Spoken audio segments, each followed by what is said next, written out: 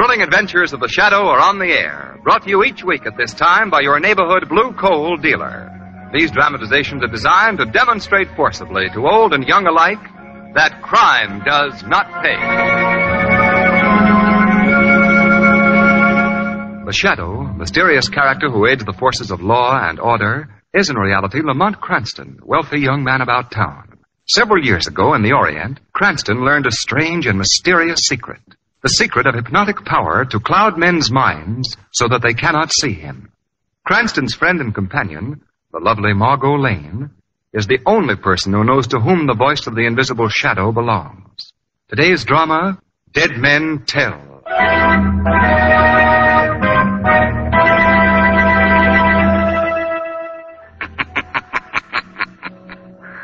That everlasting sleep, that bourne from which no traveler ever returns, that eternal rest called death. How often men have attempted to close the mouth of the accuser, seal their lips forever, and how often have they failed? For dead men, in spite of the legend, do tell. Yes, they speak and point with a bony, fleshless finger at their murderers.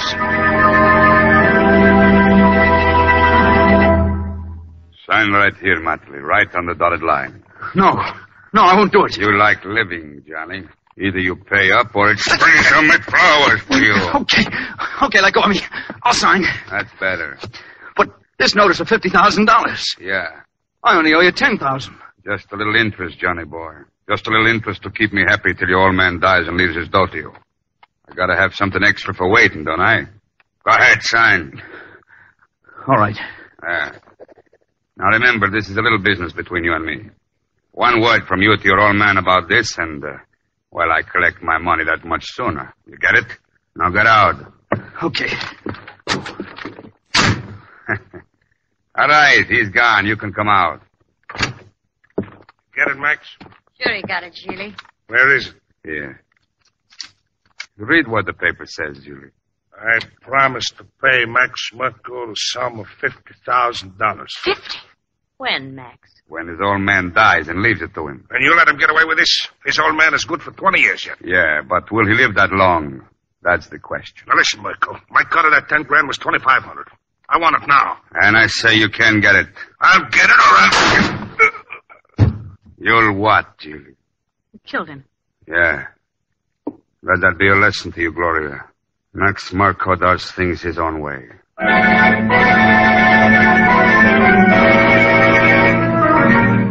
You're a fool, John. A weak, blind fool. How much longer will I have to watch over you? How much longer will I have to fight your battles for you? Last year it was that singer, Gloria Kingsley, and now... You said it'd kill me, Dad, if I didn't sign that note. $50,000. How much did you actually lose at Murko's crooked gambling house? $10,000. And you signed for 5 times that amount? Why? Well, I told him that you wouldn't give me that much money, and he said, well, you get your father's dough when he dies, don't you? And I said, yes.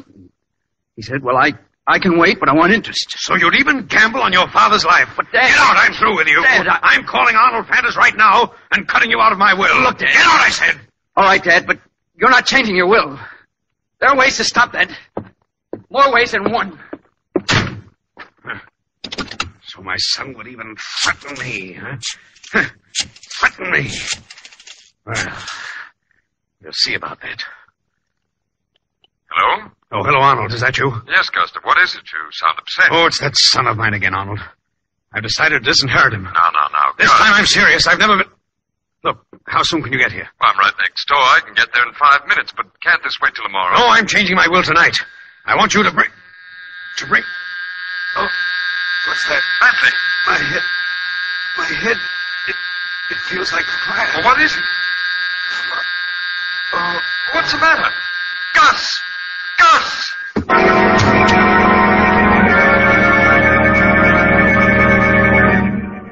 Well, you know how it is, Cranston. Here today, gone tomorrow was just one of those things. Well, who is he, Commissioner? Gustav Matley. The broker? Yeah. Well, isn't he the man whose son got so mixed up in that scandal last year, breach of promise and all that? Yes, that's right, Lamont. Nightclub singer, wasn't she? Gloria. Gloria Kingsley. That's right, Gloria Kingsley. Yes.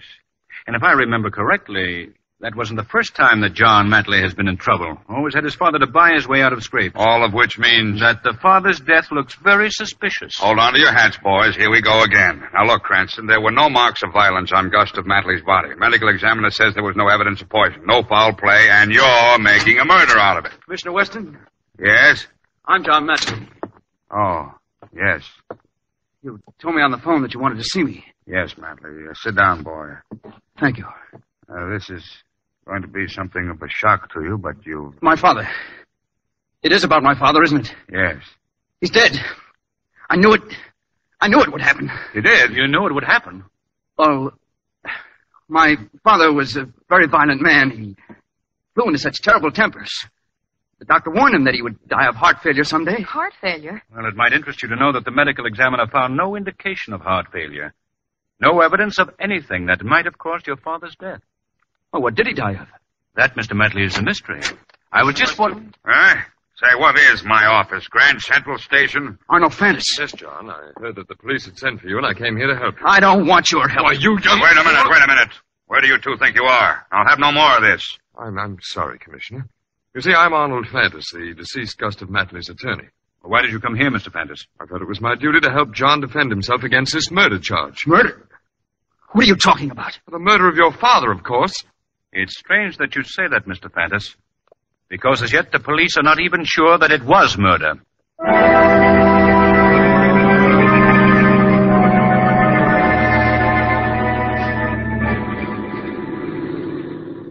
It's obvious that Matley killed his father, Lamont. Obvious, Margot. If I were Commissioner Weston, I wouldn't have let him go scot-free. Well, you're not the commissioner, Margot. Anyway, Weston's assigned a man to trail young Matley. He can't get away.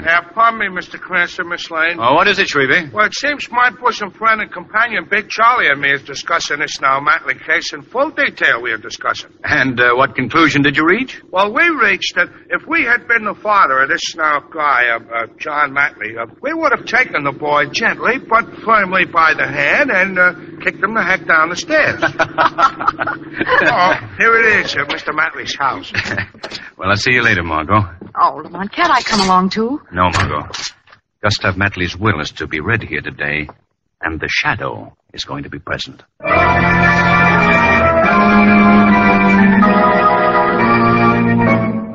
Arnold Fantis will be here any minute now to read the will.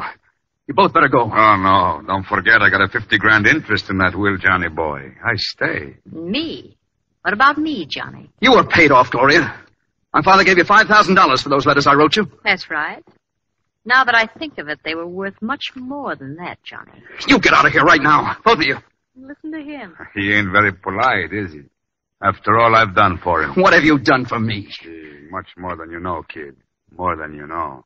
I don't understand you. Maybe he bumped off your old man for you so you could get his money. Shut up, you. Shut up. Ooh, look what little Gloria turned up. So it was you, Max. What? Well, now I'm really going to be paid off from both sides, and good. Well, now, that throws a different light on things.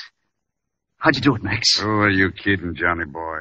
I talked you into it the other night so you could get his money. Even if I had, you can't prove it. You can't prove it. Now get out of here. Get out of here. I'm staying.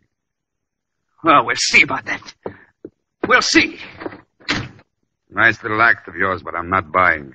You're going to cut me in, Max. I know too much. Look, you're a nice girl, but I don't like partners.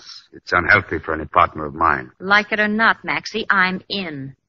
Whether you killed old Matley or not, I saw you get Sheely. Suit yourself, Miss Kingsley, but don't say I didn't warn you. So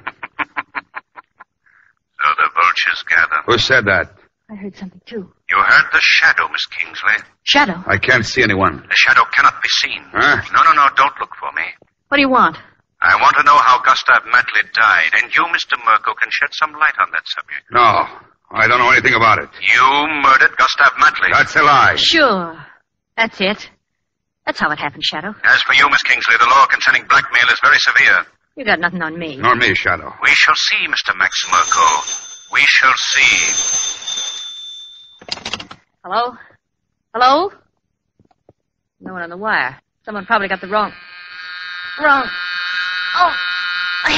Gloria. Fire. Burn. My head. Drop that receiver, Miss Kingsley. What's wrong? My head. Gloria! What's the matter with her? She's dead, Max. What? Dead, huh? I told her I didn't like partners.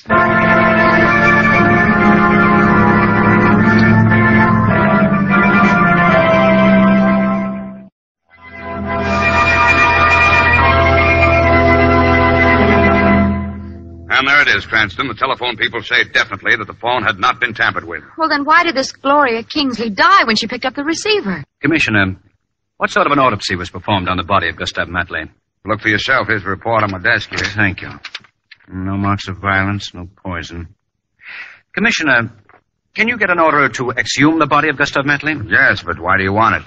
No mention is made in this report of a brain examination, and I will... Pardon me, Commissioner Weston. Mind if I come in? Not at all, Mr. Fantas. What can I do for you? Oh, hello, Miss Lane, Mr. Cranston. How do you do? How do you do? As you probably know by now, Commissioner, the DA has secured an indictment against John Matley for the murder of his father. I just heard about it an hour ago, Mr. Fantas. Well, I've decided to represent John Matley. But I thought that you and young Matley didn't get along. He didn't want your help. Mr. Cranston, I assure you that I have no respect and very little affection for the boy, but after all, he's still the son of my best friend. Mr. Fantas, do you believe him innocent? Now, is that a fair question to ask the boy's legal representative, Miss Lane? He's right. Well, then here's something that you can do. Sign an exhumation order for the body of Gustav Matley. Well, that's impossible, Mr. Cranston. Gustav Matley's body was cremated. Cremated? Who ordered that? I did. It was Gustav Matley's wish.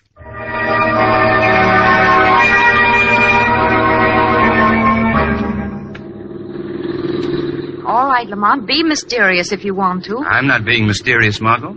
You wanted to come along, and you said you didn't care where I was going. 746 3rd Street. Yes, sir. Well, this can't be it. It can't be. But it is. What are you talking about, Shrevey? Well, you said that we was going to call on a young lady, Mr. Cranston. Young lady? At this time of night? Lamont, who is she? Not a very live number, if you should ask me. This is our undertaking parlor. A what? An undertaking parlor, Margot? The young lady happens to be Gloria Kingsley. But Lamont, she's dead. Yeah, that's what I've been saying. She's dead. What am I laughing at? Worried, Shrevey? In a word, yes. Going, Margot? Well, yes. Well, what can you find out here, Lamont? Margot, Gloria Kingsley has something that she can tell the police. Something that they've overlooked. Coming, Margot? Yes, I'll come. See you in a few minutes, Shrevey. Oh, doesn't look like there's anyone inside the undertaking parlor. That's why we came at this hour, Margot. We're going to bring Miss Kingsley's body back with us. Is that necessary? Yes. Let's try the door. It couldn't be locked. I guess undertakers are one group of people who aren't afraid of burglars. Come on. Let's go in. Lamont, I can see a light burning there in the back room. Hardly expected to run into anyone at this hour. Seems to be two men back there. Undertakers certainly keep strange hours. I don't think they're the undertakers, Margot. Oh, who are they? I can't quite... Oh, wait. The light's just gone off. They must have heard us. Yeah, they're gone. Come on, Margot. See if you can find the light switch. All right. Wait a minute. Here, I've got it. There. Oh, Lamont. Now, Margot, just the back room of an undertaking parlor, that's all. Yeah, only one coffin here. Gloria Kingsley? Weston said her body was sent here. Now, let's open this coffin lid and see what's to be seen. Lamont! It's empty. Our friends are leaving. Come on, Margot. Back to the cab. We're following that car that just pulled away. Why, Lamont? Unless I miss my guess, Gloria Kingsley's body's in it.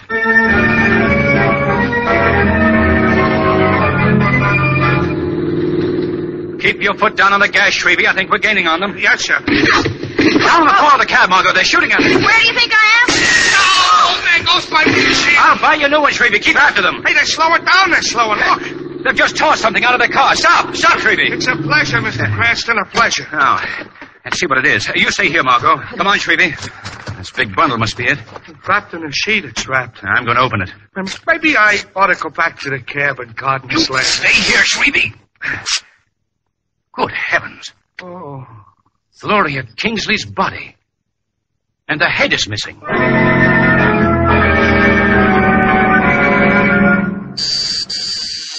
Coming. Oh, Lamont, come in. I've been trying to reach you all over town for the last half hour. You have, Margot?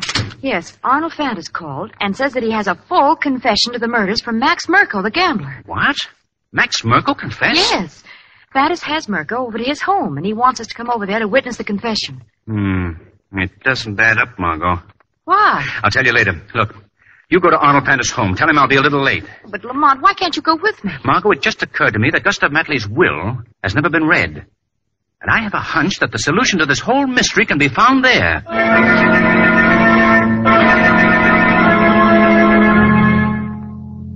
Well, let's not wait any longer for Mr. Cranston, Miss Lane. If you'll follow me, we'll have this over with in a minute. You know, Mr. Fenton, I didn't realize that your house was right next door to the Matley home until I came here tonight. Oh, yes. We've been neighbors for years. Right this way, please. Yes. Step in, Miss Lane. Yes, thank you. Well, there's nobody here. I know. I merely wanted you to see the evidence before you heard the confession to the murders. Evidence? Last night, Gloria Kingsley's body was stolen from the undertaking parlor and decapitated. The head was stolen. You know that? Yes, Miss Lane. Here. Look at this. In this box. Oh. Gloria Kingsley's head. Yes, Miss Lane. Not a very pretty thing to keep in one's house, but you see, that head can convict the murderer. How do you happen to have it?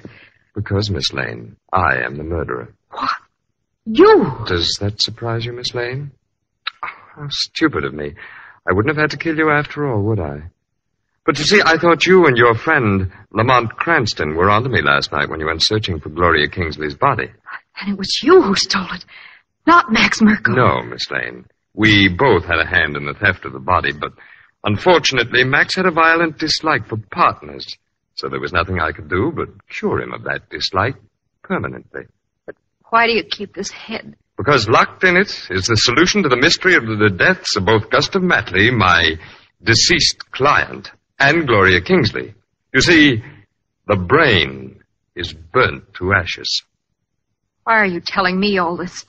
Because you're going to die too, Miss Lane. No. Oh, yes. Yes, it's quite painless. No. Just an unpleasant, burning sensation in your brain. No! No! The door locks automatically, Miss Lane. You can't escape. No. Now for my machine and my little ray of death. You see, you can't escape. My ray can penetrate brick and steel. It can kill up to a distance of 300 feet. That's how I was able to kill Gustav Matley and Gloria Kingsley from my house. My ray was trained on the desk chair in the study of Matley's home. When the phone rang, I knew that whoever answered it would then be sitting in that chair. Simple? Not simple enough for you to escape punishment for your crimes, Arnold Fantas. Shadow. Who said that? Where is that voice? Right beside you, Arnold Fantas. The voice you hear is the voice of the Shadow. The Shadow? So, you murdered your good friend Gustav Matley to keep him from discovering that you had falsified his will, so as to leave everything to you. Yes, Shadow. And in attempting to murder his son, you killed Gloria Kingsley. Yes, now you know. You couldn't have defended young Matley in a court of law, Fantas, and you know it. You were disbarred for illegal practices years ago. So, you know all my secrets, Shadow. Did you believe that you could escape paying for your crimes? Yes, Shadow, because only you and Miss Lane here know my secret, and you're both going to die. There. Now my death ray is ready. I can't see you, Shadow, but my ray can find you. It doesn't have to see. Fantas. I'm going to turn it slowly and spray the room with it. Nothing can live in its path. It burns internally. Shadow, stop! Nothing, no power can stop me now, Miss Lane. There. Now, slow, every part of the room. Shadow! It's pointing toward me! Shadow! Oh. Fainted, Miss Lane. No matter, we will come back for you later. First, I must deal with the Shadow. Why don't you speak to me, Shadow? Is it possible that you're already dead? That's it. I've killed the Shadow. Now to finish off my little job, Miss Lane must feel the deadly ray, and then I'm free. The machine, it's... Yes, Fantas, your diabolical machine is destroyed. You've reached the end of your road of crime.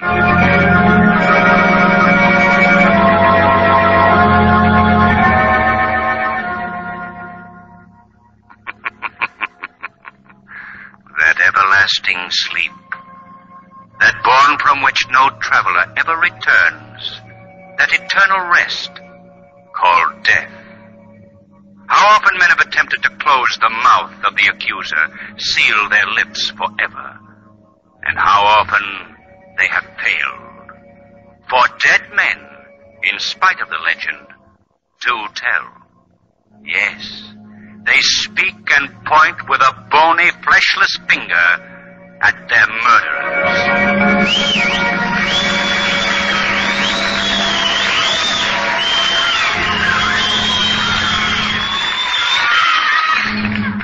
In the South Pacific today, American soldiers are fighting desperately against overwhelming odds. They're making every shot count. Picture an American sniper at work. There's one of them. Perfect. Here comes another one. You can do your bit right here at home. You can help put bullets in that gun. You can help build warships and planes and tanks and all the material of war right this minute. Buy United States bonds and stamps regularly, every week. That's how you can help show that the weed of crime bears bitter fruit. Crime does not pay. The shadow knows.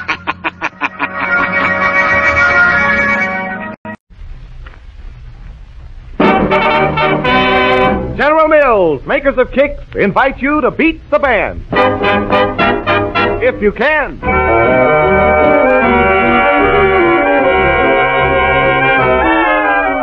General Mills, makers of Kix, that delicious, ready-to-eat breakfast cereal that comes in delicious round golden bubbles, brings you another session of that new novel radio game, Beat the Band, featuring Ted Weems and his music, Perry Como, Marvel Maxwell, Elmo Tanner, Pete Bielman, Orm Downs, Country Washburn, and Red Ingalls, who join with Gary Moore to bring you this opportunity to beat the band. And now meet the band you have to beat, Ted Weems and the Boys, in a fast-moving bit of rhythm that goes to town under the name of Who's Who in Your Heart.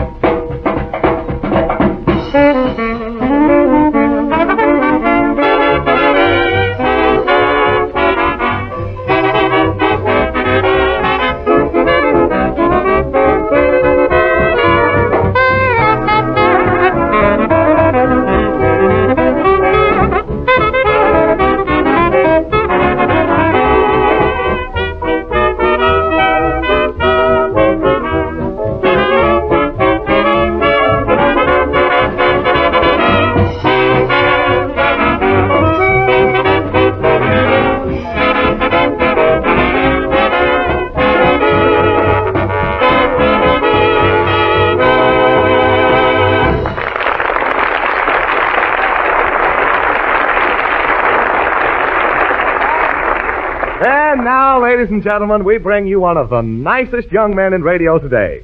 A regular fella and a fine master of ceremonies, Gary Moore.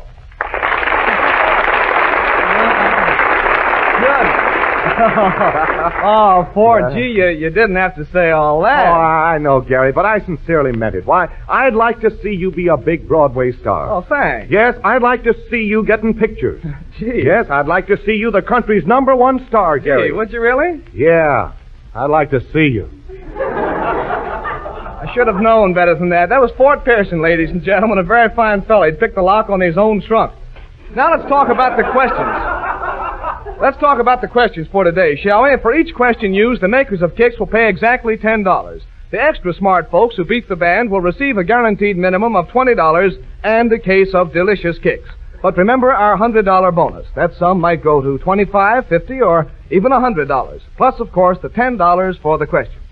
Say now, trying to beat the band might be a moneymaker for you, so why not send us a question? I'm sure you can pick up a good one. Just send it to Kix, K-I-X, Kix, Minneapolis, Minnesota.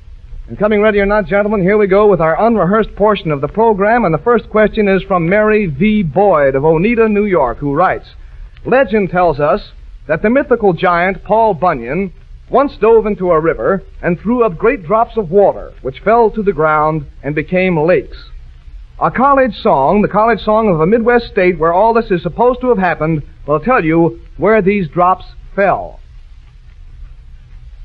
It'll be a fine start. Oh, here's Art Winter back in the trumpet section, a split second ahead of... On Wisconsin? What's that? On Wisconsin? On Wisconsin is the right answer. Sure. Artie, can you play On Wisconsin, please, sir?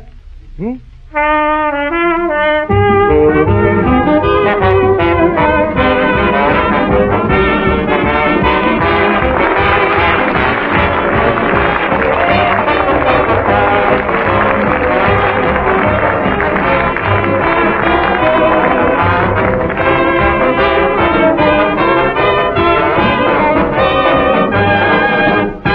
Sir, thanks very much. The applause was not only for Art Winter and the band, but for the gentlemen of Wisconsin and their entire school.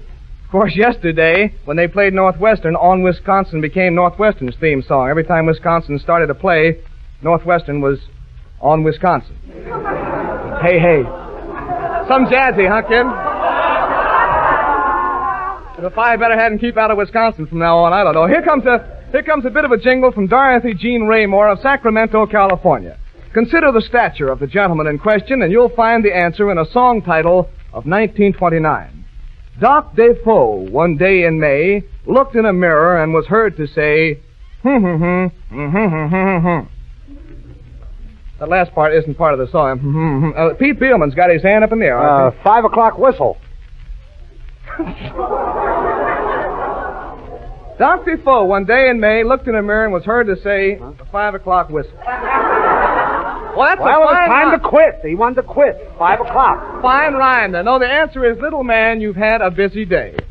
I'm sorry, Mr. Beelman. I'm sorry, and it looks like Dorothy Jean Raymore of Sacramento, California becomes the first person to beat the band, receive a full case of kicks, and a guaranteed minimum of $20. After this, when I hold up my hand, just ignore me, will you? Huh? When I hold up my hand after this, you ignore me, will you, please? Look, I want to tell you something, incidentally, about this. You know, in a few weeks, the Beat the Band program is going on the road. Meanwhile, Weems and the men are very busy playing one-nighters around the country, and last week they played in Muncie, Indiana, and a lady came up to Pete Beelman on the stand while he was sitting there between numbers and said, say, listen, will you point out Pete Beelman to me? I want to see the dumbest man in radio. Oh, kidding, they really did.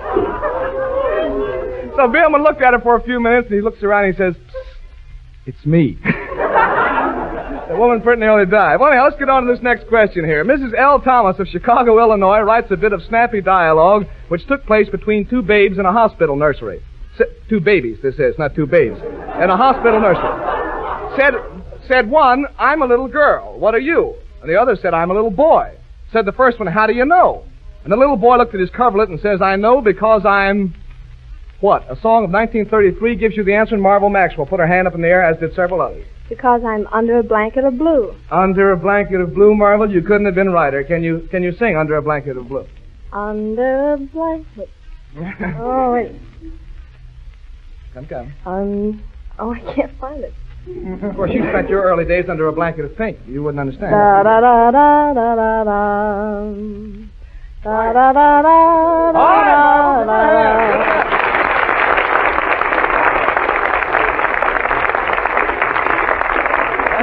Marvin, you almost didn't make it, but you did. Well, that was certainly fun, wasn't it, boys? You can all come out from in under the molding now and play a tune. What'll it be, Ted? Elmo Tanner, Whistling Moonlight. And there's dollars to no dunce. We'll hear some mighty fine stuff.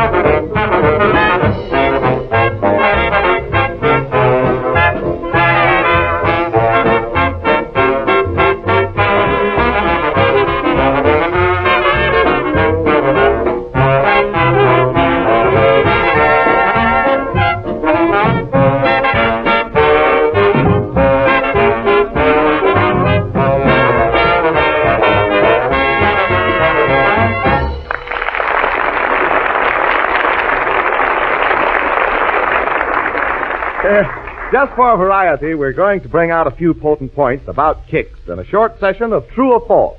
My distinguished colleague, Mr. Gary Moore, will make certain statements, whereupon the members of the band and myself will exclaim either true or false, as the case may be. Mr. Moore? Now? Yes. The new corn breakfast food, Kix, has a delicate, tempting, and absolutely different corn flavor. True or false? True as true can be. Kix has a flavor like no other corn breakfast cereal you ever tried. The new corn breakfast food, Kix, comes in a brand new form. True or false? True. Very true indeed. Kix does not come in flakes. Kix does not come in shreds. I think this whole thing's been rehearsed. Huh. Well, to go on, Kix comes in the exciting new form of tiny round golden bubbles of corn. And wait till you see how crisp Kix stays in milk or cream. In fact, General Mills has made scientific tests which prove that Kix stays far crisper in milk or cream than ordinary flake cereals. That's Kix, spelled K-I-X. Try it, won't you?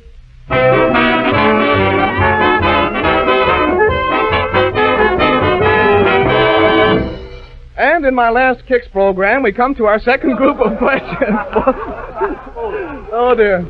For this afternoon, and Doreen Adair Kennedy of Sterling, Colorado, writes very scrumptious poetry that goes like this.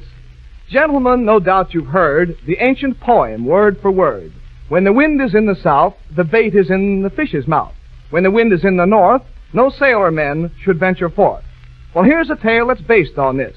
Sorry, boys, but I hope you miss. Poor Johnny sat upon the shore and wished and fished and wished some more. But not a single fish had he, for the wind was in the north, you see. While down the coast a little way, 3 sailor men did want to play. But no, their ship was sailing soon, for the wind was in the south that noon. Oh me, oh my, what a sorry crew. It's a current popular tune. Mateys? Don't make me do that again, please. That whole thing. Here it is. Well, what a sorry crew. It's a current popular tune. What could they do? What could they do? Oh, and Elmo Tanner's got his hand up in the air. All right, Elmo, finally. Trade winds. Sure, they could trade winds. That's the idea. Well, can you whistle that one for me, please? Hmm?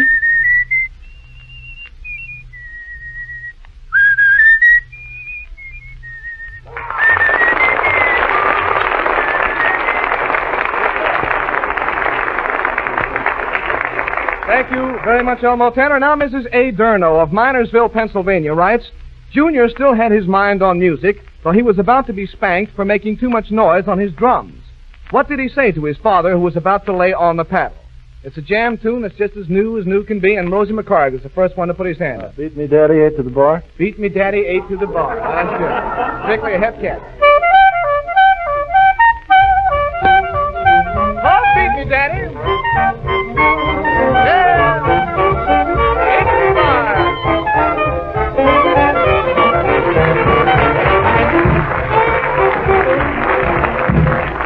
That's enough, gentlemen. Fine.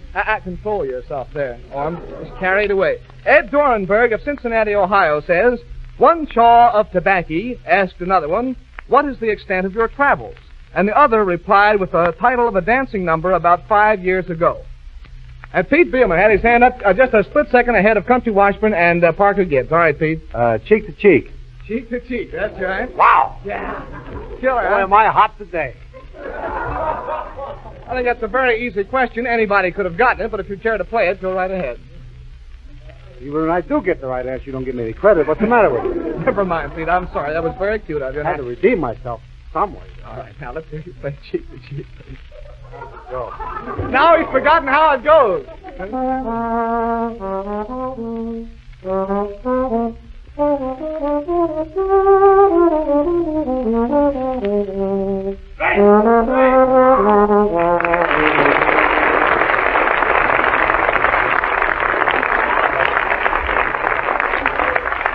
Thank you very much, Mr. Beelman, for the rendition, not for the bird that followed it immediately. Well, lads, no puns, no twits, and no terrors. Let's get right on to our tune tinkering, shall we? Ted House for music. Why, I'd say the time is right, Gary. Let's have a bit of the Call of the Canyon with Perry Como in the vocal role. Oh, that sounds like home cooking.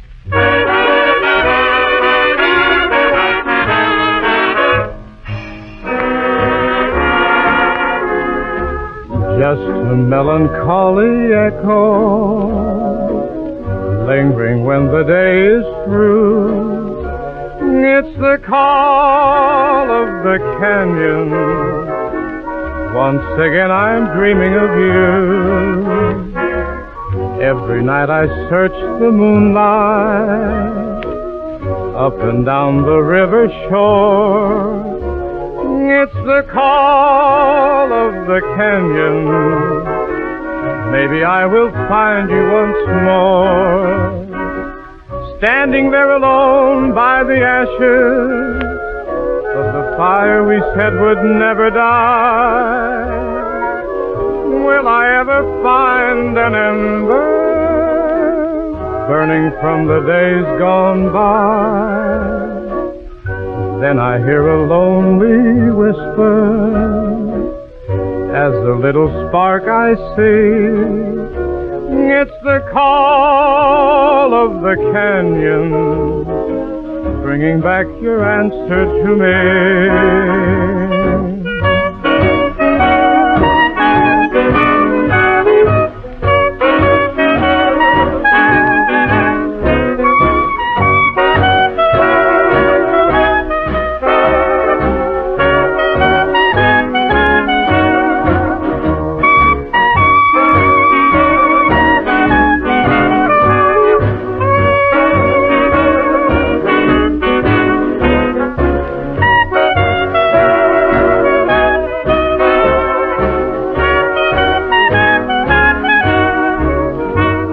Standing there alone by the ashes of the fire we said would never die.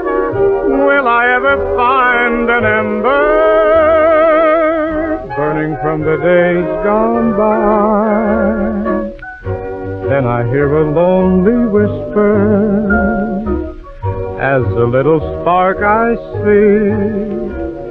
It's the call of the canyon, bringing back your answer to me.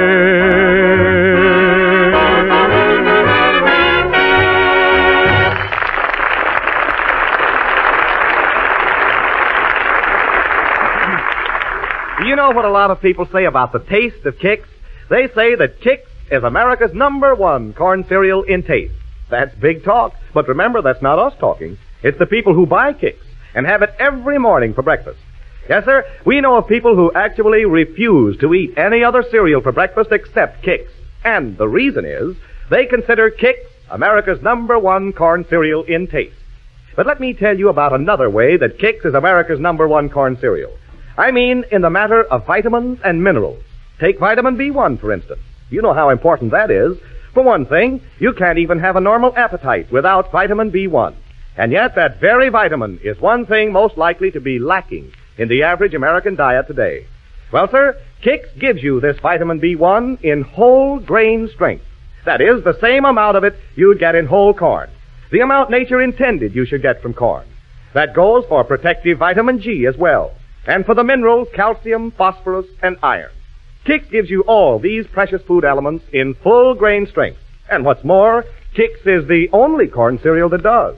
Among the dozens of corn cereals on the market, Kix is the only one that gives you full grain amounts of vitamin B1 and G, calcium, phosphorus, and iron. And that's how we can say that Kix is America's #1 corn cereal in vitamins and minerals. Just as a lot of folks from coast to coast are saying that Kix is America's #1 corn cereal in taste. That's Kix, spelled K-I-X. Have Kix for breakfast tomorrow morning. Look out, Mr. Weems has declared a musical dividend. Here they are, the Weems Diane Quintuplets with After You've Gone.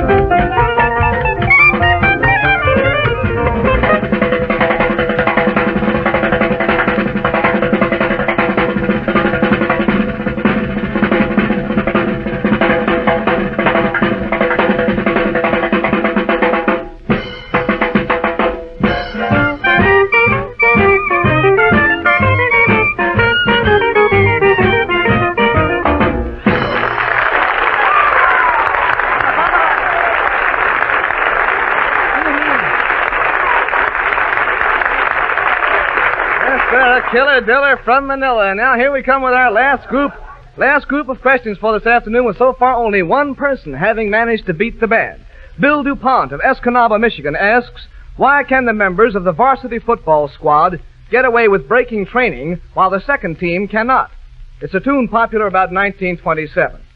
Joseph Hooven was the first one to put his hand up in the air. Varsity drag. They got the varsity drag. Why, sure. Isn't true, but it's a cute answer. Can you...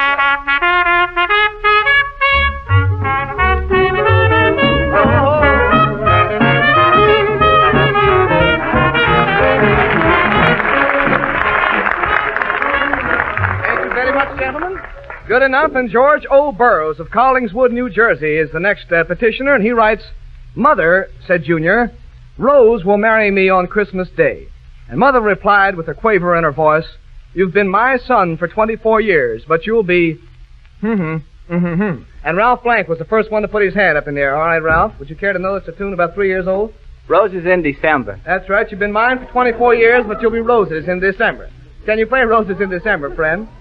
Time out while... Wait a minute, Ralph. A couple of people in the audience still haven't caught on yet. Would you care to take time? Yeah? You see? You've been mine for 24 years, but you'll be roses in December. Very good. Well, now you can play.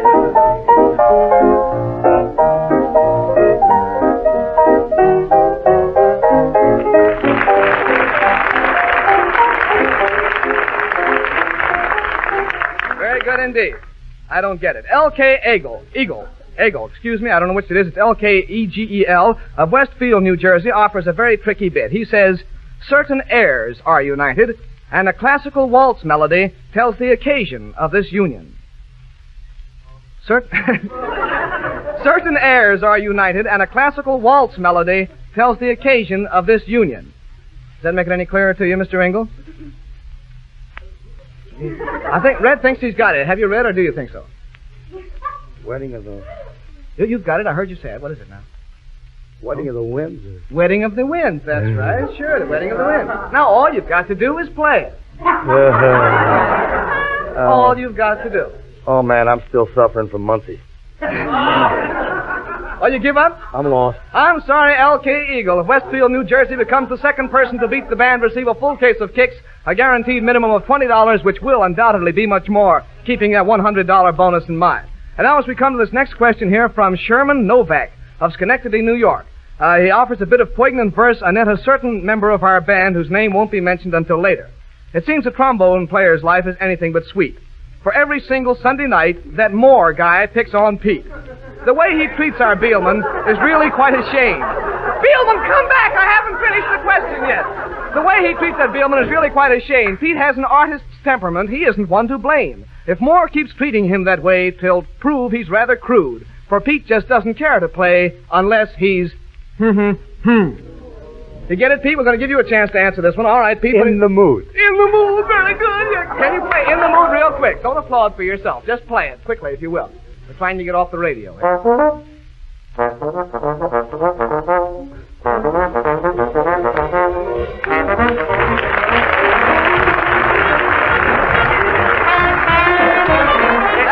Time. We're not in the mood for more, huh? Got time, Gary. Well, fancy meeting you here, friend. Yeah, sure, it's a small world, isn't it, son? But the scores say there's nothing small about that cash dividend coming up. Well, don't let my pleasure interfere with your business, Mr. Pearson. And Ted, will you carry on with you-know-what? And the name of this you-know-what is That's For Me. Sounds like just the one.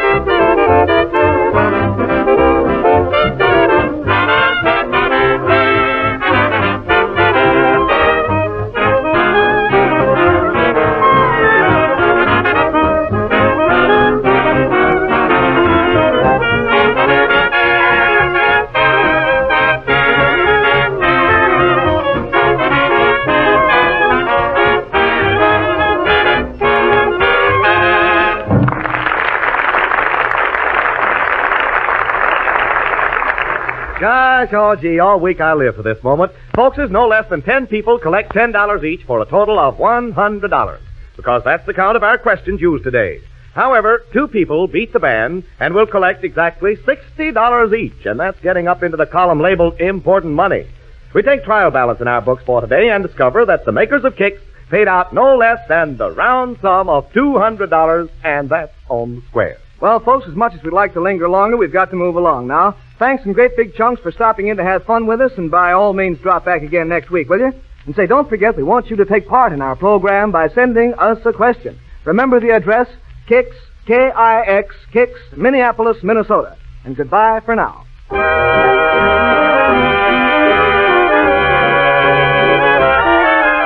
Yes, folks, Beat the Band is a game, and we want everyone to participate and have fun. There may be many similar questions with identical answers, and of course, payment will be made only to that person whose question is actually used. All questions become the property of General Mills, and any resident of the United States is eligible to send in a question. So why not? Of course, why not? Get a question to us right away to Kicks, K-I-X, Kicks, Minneapolis, Minnesota. Because you might be a band beater. One of those lucky folks who cut into that $100 bonus to the tune of $25, $50, or even the entire $100. Get in the game today. This is Fort Pearson speaking for Gary Moore, Ted Weems and the band, and General Mills inviting you to join us again next week to Beat the Band. This is National Retail Grocers Week, and today, the maker of Kicks pays tribute to 320,000 retail grocers of America for the excellent service they render to the public and for their remarkable success in supplying the nation with pure, healthful food at consistently low cost. The retail grocery trade employs more than 500,000 men and women and does an annual business of more than $6.5 billion. No other industry in the United States renders a greater service to mankind, and few industries can be credited with such remarkable success in improving the public health.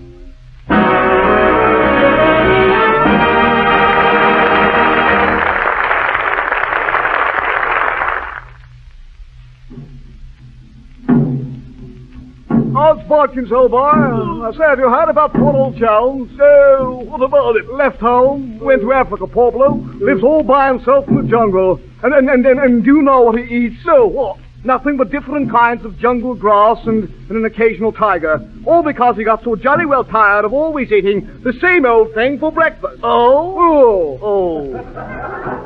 Are you tired of always eating the same old thing for breakfast? Don't leave home. Just ask the little woman to get a couple of packages of Kicks. Kicks is something new for breakfast. Remember that name? It's Kicks, spelled K-I-X. This is the National Broadcasting Company.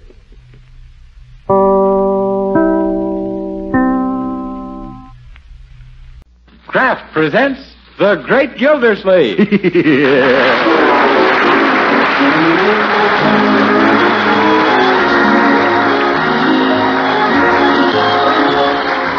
The Kraft Cheese Company, who also bring you Bing Crosby every Thursday night, present each week at this time Harold Perry as The Great Gildersleeve, written by Leonard L. Levinson.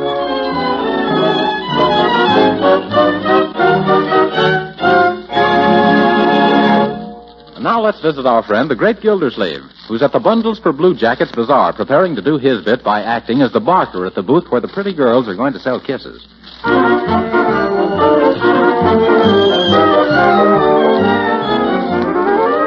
Well, so this is my booth, eh? You know, Marjorie, I think it's going to be fun selling kisses. This is the first time I've heard of it, Uncle Mort. Gee, who are you going to sell your kisses to? Uncle Mort isn't going to do the kissing, Leroy. I thought I was wrong about that. There are going to be a dozen beautiful young ladies to do the work, Leroy. Incidentally, Margie, to be a good salesman, a fellow should know about what he's talking about, you know. Now, don't you think that... No, I guess free samples are out. Yeah. Gee, why spend $1 for a wet smack when you can get just as daffy on a dime's worth of taffy? Yeah. You know, Uncle Mort, that wasn't a bad idea of Leroy's about you kissing any of the ladies. We could charge $1 apiece. No, my dear. Why not, Uncle? Because I'd pay $1 myself, not to kiss the type of woman who would pay $1 to kiss me. Oh, Miss Marge, I got your lemonade stand all fixed up for you. But if we get a big crowd, I don't think 3 lemons is going to be enough. Well, you better get some more, Bertie. They're going to open the doors in about an hour, and we're expecting a lot of people. Oh, yes. All the gentlemen in town want to patronize Mr. Gildersleeve's osculation station. Yeah, they do, huh? Yes, sir. They'll be buzzing around that kiss booth till them poor girls is all puckered out. Yeah. And all the ladies gonna line up at that Yogi man's tent to have their fortunes told. Oh, you mean Yogi Swamahandra? Oh, Penny Banks met him in New York, and he's marvelous. We're counting on him as our main attraction. Oh, there's Penny. Oh, Penny! Oh, yeah. Okay, stop now, Marge. I just had the most terrible news. I don't know what to do. Yogi Swamahandra's missed his plane connections and won't be here in time. A fine fortune teller. Why didn't he look in his crystal ball, see that he was going to miss the plane, and then see that he didn't? Well, we've depended on the Yogi as our big money maker. Well, why don't you get a substitute? Leroy, do you think that yogis grow on bushes? I don't know. What is a yogi? A yogi is a man who tells you about your past and future for a present. Penny, isn't there any other one floating around who can pinch hit for this man? No, I don't know of any. Well, why don't you get somebody to dress up and play the part? Well, Mr. Gildersleeve, that would be deceiving the people. What do you think those fortune tellers do? When they look in a crystal ball, they don't see any newsreel, you know. Sure, all you need is a smooth talker with a gift of gab, like Uncle Mort here. Yes. No, wait a minute, young man. Yes, Uncle, if you wore a costume and makeup and a beard. People would still recognize me. No, you could get away with it. It's dark in that tent. But I wouldn't know what to say. Well, we could help you by giving you the lowdown on the customers. Lowdown? But suppose they got the lowdown on me. They wouldn't if you changed your voice. Say yes, Uncle Mort. Oh, what am I getting myself into? I'm no fortune teller. And something tells me that instead of being in front of a crystal ball, I'm going to find myself behind an 8-ball.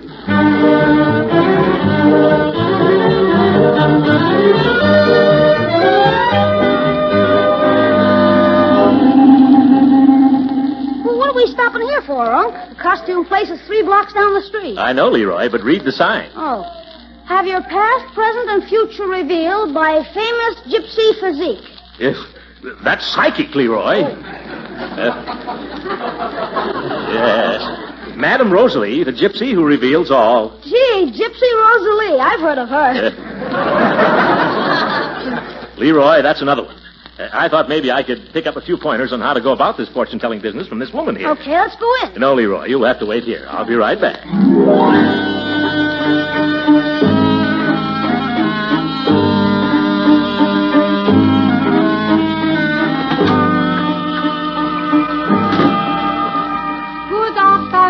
Sir, you have come to consult Madame Rosalie, the great seeress who sees everything, knows everything, and tells everybody. Why, yes. That is, if she isn't busy. I shall look in the crystal ball and see.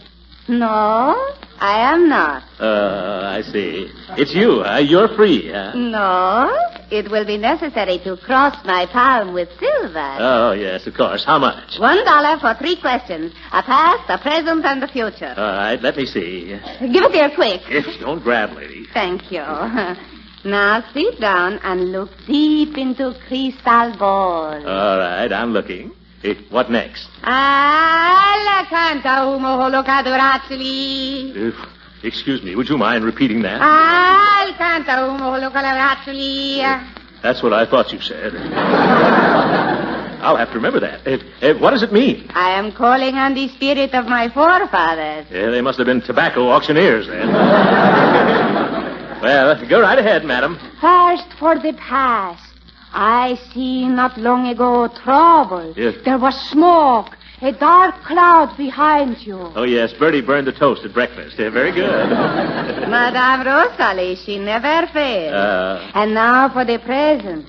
You get into trouble because of man. What kind of a man? He is dark, also heavy. Does he have a black mustache? Sure, with black mustache. He gets you in trouble. You know him? Yeah, that's me. I'm my own worst enemy. Now, what about the future? Soon you will have loss, if not careful. Loss. Crystal balls say hanye, terra o ugly dura, blasto mexor, blasto plomene. What does that mean? Watch out. Well, thank you very much. Is that all? Yes. Unless you wish to ask the $2 question. I don't think I'll have the time. Let me see how late it is. By George, what did I do with my watch? I had it All the time? Shift now? No, see here, madam. Where's my watch? How should I be knowing? I thought you knew everything. I do not bother with trifles. This wasn't a trifle. It was an $80 watch. Sir, are you accusing me? Yes. Either I get my watch back or... Say, I'll bet you put it in that drawer. No, you keep out of there. Is that so? I'm going to have a look. You stop that. It's none of your business. Well, what's this? Madam, you've got enough watches here to start a hot shop. Oh. And here's mine. Well, thank you. I guess I'll go now. You heshni malokarando sebaba ninga krami todo at New Delhi. What does that mean? No, don't answer that. So long, madam, and don't take any wooden watches. Not to you, Joe. Well, a debutante. Oh, well. Hey, come on, Leroy. Did you learn anything, Uncle Mort? I'll say I did. When a gypsy says watch out, she means you're going to be out of watch. What do you mean, Unc? Well, you see this gold timepiece of mine? Yeah? Well, that gypsy tried to... Oh, my goodness, Leroy, this isn't my timepiece at all. Oh, wait a minute, Uncle Mort. Where are you going? I'm going back to get my watch from that gypsy woman. But she hasn't got it, Unc. What do you mean? How do you know? You laid it down on the dining room table at lunchtime and left home without it. Oh, this is a fine mess.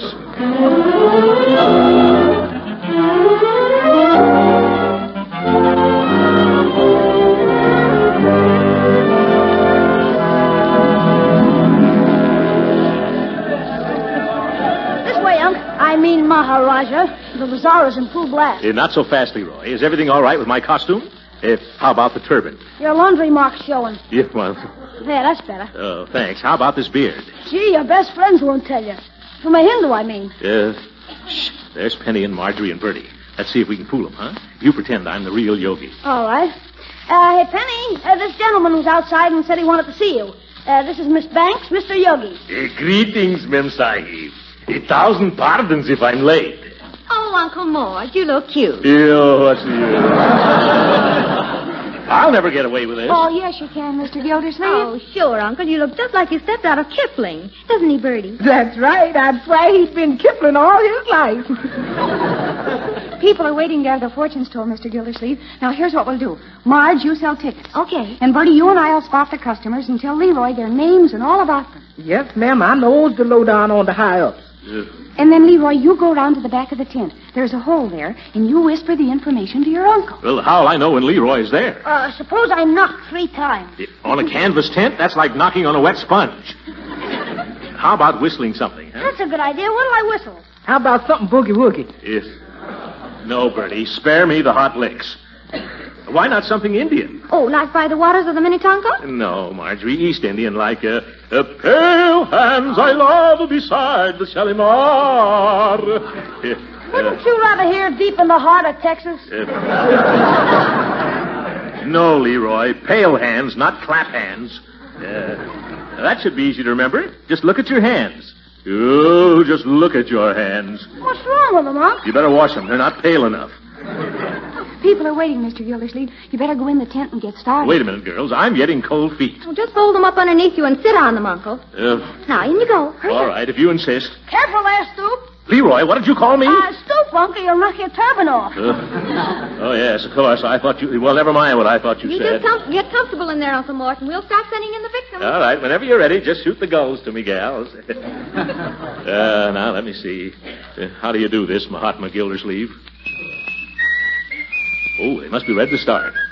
Where's that hole in the canvas? Yeah, this must be it. Is that you, Leroy? It ain't Carmen Lombardo. Get set now, Unc. You're about to tell your first fortune. Believe me, I'd give a fortune to get out of here. Who is it? It's some man that none of us knows. Oh, this is going to be one of my bad days. Can't you stall him off? They tried, but no soap. So you gotta take him first. Well, I'll do my best. How do I look? Your laundry marker's showing again. Get back there. Here he comes. I wish I had a mirror in here. Greetings and salutations, Sahib. Hello. You have come to consult Yogi Swamahandra, the king of the Hindu mystics, no? No. Oh, you didn't? You didn't? Oh, well, then why did you come here? To ask you about Alice Higgins and Mrs. Belmont DeBercy and Marie King. What about them, Sahib? As if you didn't know. As if I do. Come, sir. If you care to gaze in the crystal ball, maybe I can locate these people. They sent me to locate you, Andrews. Andrews? You are making some mistake. Yes, I am the Yogi Swamahandra. Sure. I know that. Yogi Swamahandra, alias William Andrews, alias Walter Bunker, alias Louis the Frost, alias Pete Brown. If who, me? Yes. And Detective Lieutenant Quinn from Chicago, where you wanted for jump at bail on bunco charges. If what? You're also wanted in Idaho for obtaining money under false pretenses, in Baton Rouge for running a confidence game, and in Florida for selling rubber plants guaranteed to grow white sidewall tires.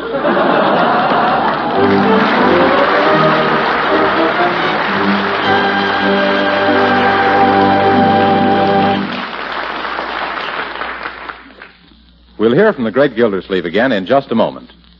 Meantime, you mothers and wives of hearty eaters, does the way your food budget is going up ever get you down? If so, have you ever thought of serving Parquet margarine, made by Kraft?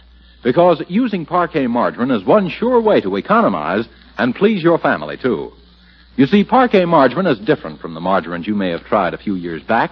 Parquet is the delicious, wholesome margarine that's made by Kraft.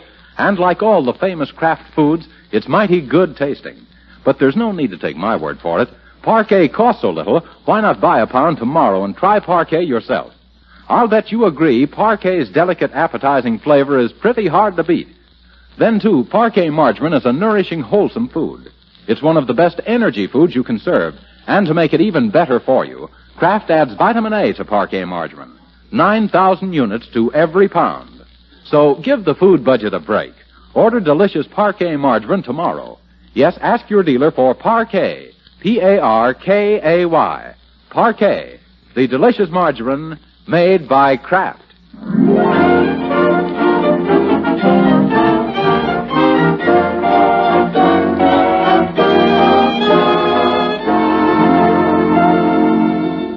Now back to the Great Gildersleeve, who suddenly found himself a much-wanted man by the police of half a dozen cities. Now, that isn't fair. Just a second. Hold it. Quiet, please. Quietly, Roy. I don't care what you people say. I came here to grab the Yo guy, and he's going back to face trial. Officer, you're making a mistake. This is my uncle, Mr. Gildersleeve. Yes, Throckmorton P. Gildersleeve. Boy, that's a phony alias if I ever heard one. See, you can see he isn't a yogi. Take your beard off again, Uncle. Yeah. Never mind. I know he's a fake Yo guy. His real name is Willie Andrews, and he's known as Willie the Tub. Yep. I am not a tub. It's just the way this coat buttons. Yeah, I knew that when I started to fool folks, I'd get into trouble. My mama done told me. But, Lieutenant Quinn, if you take him away now, bundles for Blue Jackets will lose a lot of money. Why don't you wait till we close down tonight? Well, okay, miss, okay. I'll let this grafter operate for the balance of the show, but I'll be on guard right outside the tent. Is that understood? Excuse me. Do you mind if I go home? I'm expecting a bad headache. Now, you stay right here, Uncle Mort. Don't worry. We're going to get this all straightened out before the bazaar closes, Mr. Gildersleeve. Come on, let's let the yogi get to work. Come on, Lieutenant. Come on, Marjorie. Leroy. Okay, I'm coming. Take it easy, Uncle Mort. Remember, keep a stiff upper turban. How can I? I've been in hot water ever since I put on this Turkish towel. Well, we'll get you out of this, Uncle, if it takes us years. Yeah, and it looks like it will, too. Remember, Willie, no tricks now. Oh, here we go again. Yes, Leroy. Who is it this time? The district attorney? You're getting warm, Unc. It's your old pal, Judge Hooker. What? Oh, well, that old crab wants his fortune told. This is the first pleasant thing that's happened to me all day. All right, Leroy, go on. This where you come to have your hand read? No, Sahib. The yogi, he does not work by the hand. He's the crystal ball player. Please to take a sit down, Judge. Judge? Say, how do you know I'm a judge? You're speaking to Yogi Swamahandra, queen of the Hindu mystics. The great soothsayer who sees all, knows all, and tells a little. Well, that was certainly good, guessing my profession. It's not necessary for me to guess, Judge Hooker. What? I know. Now it will be necessary to cross my palm with silver. But I paid my dollar outside. I have no contact with the outside.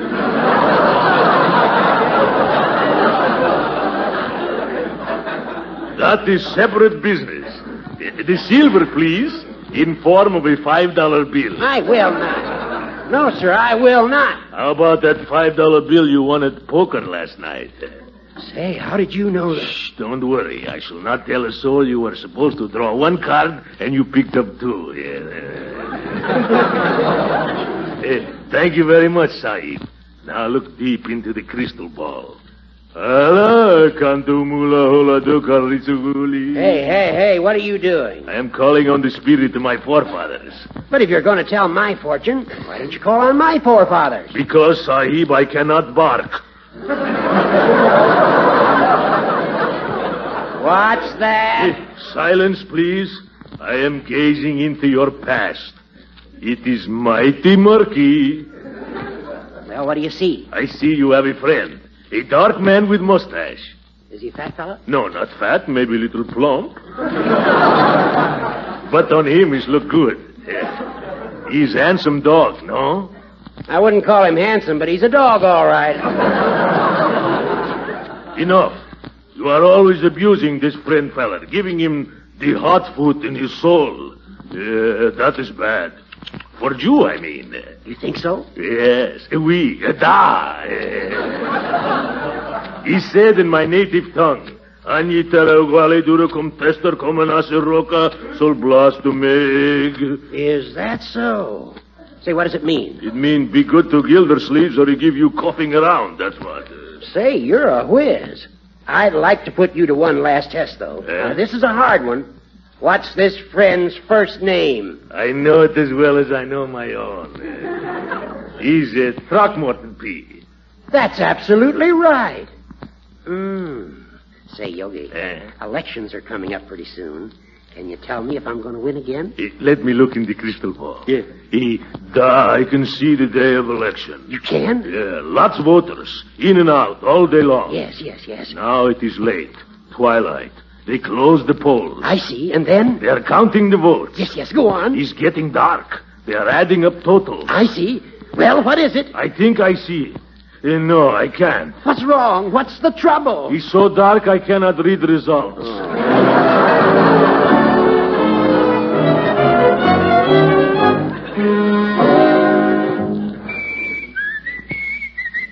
Hey, Uncle. Leroy, stop yelling Uncle. By George, I'm ready to yell Uncle myself. I've told about more fortunes this afternoon than Dunn and Bradstreet. Oh, cheer up, Uncle Mort. The next one is the last before dinner. Well, all right. Who is it now? Mrs. Salisbury Twitchell. You, that mildewed old scorpion. Yeah, you know all about her. I better duck now. Yeah, I hope I can hold out. Madam, Yogi Swamahandra welcomes you. Hello. First of all, Mr. Swami, or Yogi, or whatever you are, I want you to know that I don't believe in any of this nonsense. Why, of course not, Mrs. Salisbury Twitchell. Oh, you know my name. Who told you? I am Yogi Swamahandra. I know everything. Well, I wager that you don't know everything. What was my maiden name? Excuse me, I got to look in the crystal ball. With this ball, I can even look that far back.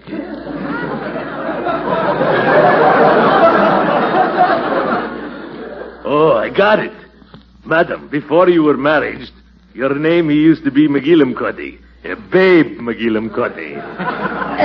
All right, that's enough. You don't need to go on. Your father, she had farm, raised turnips. Oh, now that's where you're wrong.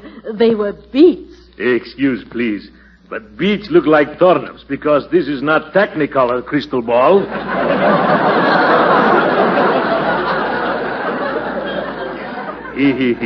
I see many interesting things in your past, madam. Shall I tell you? Oh, no. You know them, and so do I, so why bother? You have led very interesting life, madam. Would make wonderful movie. Do you think so, Yogi? Sure. With title, How Green Was My Mr. Twitchell.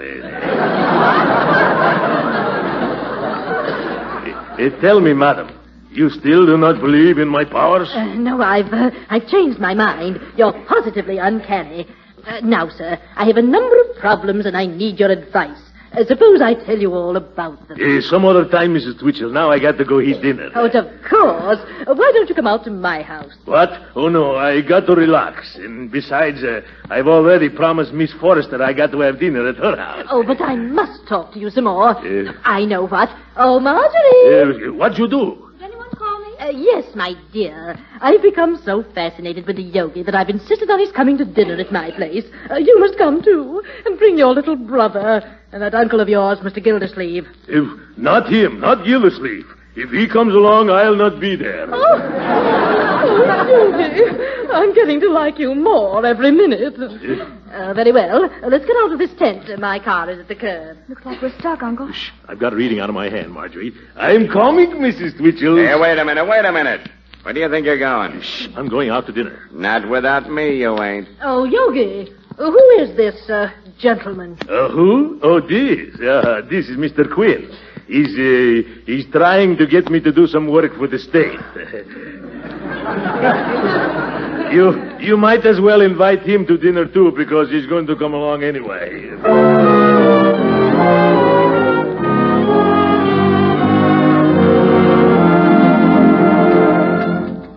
Thank you very much. Now, Yogi, tell me something about India. India? Sure, Yogi, go ahead. You're an old Indian faker. I am Indian fakir. Well, there's no difference between the two, is there? Oh, no more than between a flat foot and a flat head. Gee, that's a hot one, Uncle Mort. Yeah, that's a hot one, Uncle Mort would have said. Leroy, finish your spinach. Oh, gee, I bet they don't eat spinach in India, do they, Yogi? Where I come from, they stuff children with spinach, so they can't talk at dinner time. That reminds me, I've been meaning to ask. What part of India did you come from, Yogi? All of me. No. I mean, where were you born? Oh, born? Now I grab you. Where was I born? In my papa's house. My mama done told me.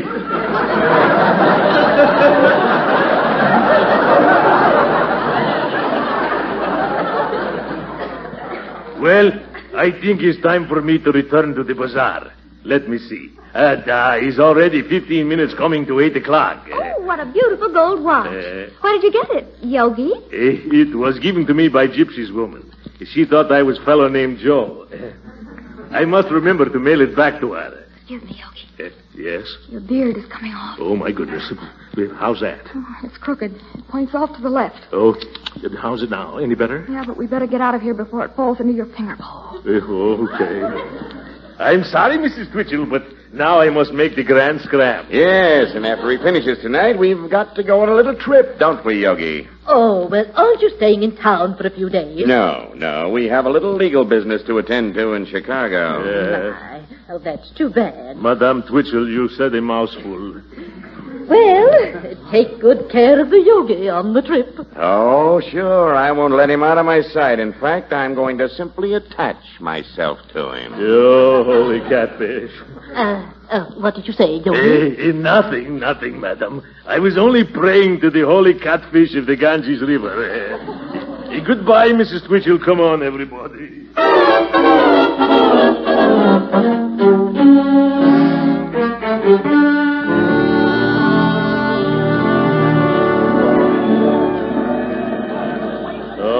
I hope this is over pretty soon.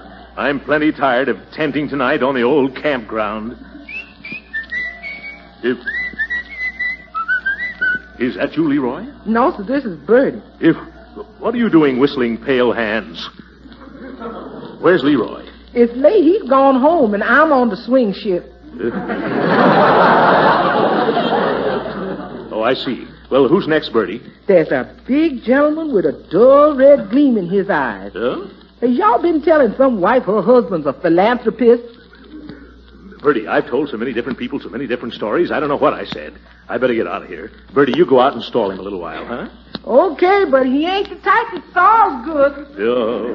Now, if I can crawl under the back of this tent and sneak out before that nosy detective from Chicago discovers that... Oh, hello, Lieutenant Quinn. What are you doing here? Get back in there, Tubby, before I take you to Chicago in a box. Yeah, Phil, I was only after a breath of fresh air. You don't have to crawl out on your hands and knees after it.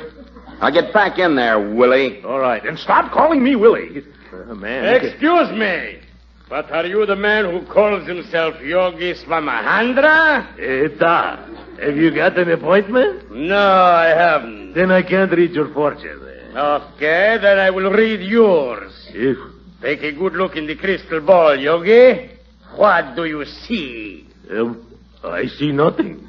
Well, I see something. I can see you tomorrow morning. You are waking up in a hospital bed. If what? Your jaw's fractured. Both of your eyes are black. Your nose is in splints. And your ribs are barbecued. Oh, my goodness. What are you talking about? And my predictions come true, my friend, and I'll make sure. Now, wait a minute. Who are you? I just got into town on a late plane, and I find my reputation is ruined, and you've done it, you faker. I am the real Yogi Swamahandra. Oh, you are. Well, I'm certainly glad to meet you. No, you won't be. I'm going to give your face a retread job. No, you don't. You keep away from me. Oh, Mr. Quinn. Oh, Mr. Quinn. Hey, what's the idea? Now, what are you up to? Grab that man. There's your real Yogi. Yeah? Do your duty, officer. Hey, come back here and fight. Nuts to you, Joseph.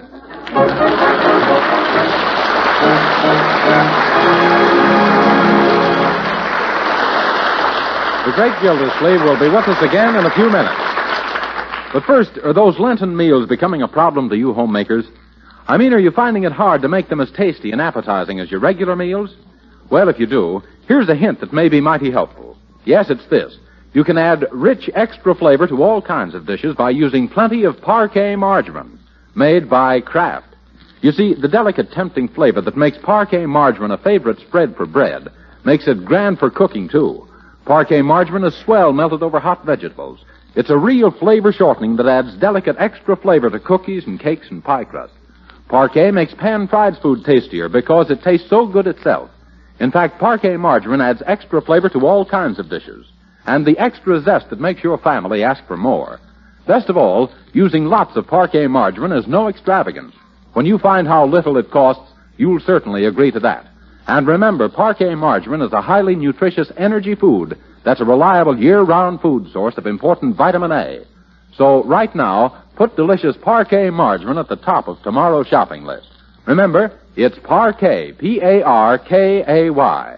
Parquet, the margarine that's made by Kraft.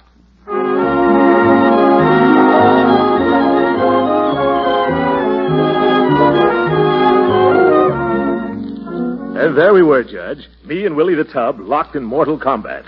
But I subdued him by sheer brute strength. Well, seeing what you've done, I guess I'll have to forgive you for tricking me, Gildersleeve. Say, I just remembered. What did you do with my $5? Oh, that. I did the best thing possible with it, Judge. I've given it to the American Red Cross. Oh. I hope everyone who's listening in will find an extra 5 spot to turn over to the Red Cross this week, like I did. Huh? If like you did, Judge. Good night.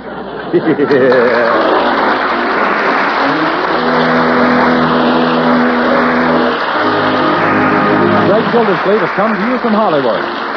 This is the National Broadcasting Company.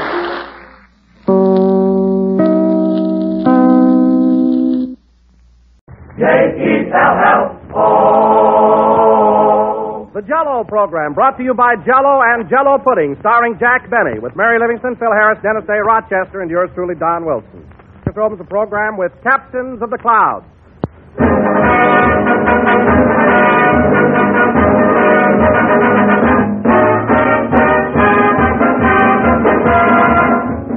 Better than ever. Yes, today, friends, Jell-O is better than ever. Richer and more delicious than it's ever tasted before. Because now Jell-O's grand flavor is locked in. It's locked right into Jell-O's tiny particles to give you extra delight and a new high in dessert enjoyment. That same Jell-O goodness is there that you've always loved. That same intriguing taste that always reminds you so delightfully of the juicy ripe fruit itself. But richer, more vivid than you've ever known it. For this new Jell-O process locks in the magic of Jell-O's marvelous flavor. Prove it for yourself. Open a package of Jell-O. Notice that there's no sweet, fruity odor, no telltale aroma to warn of escaping flavor. Then dissolve the Jell-O and notice how its tangy, tantalizing flavor comes gushing out. Deliciously rich, thrillingly good. So ask your grocer tomorrow for several packages of Jell-O. Now that Jell-O's swell flavor is actually locked in, it's better than ever.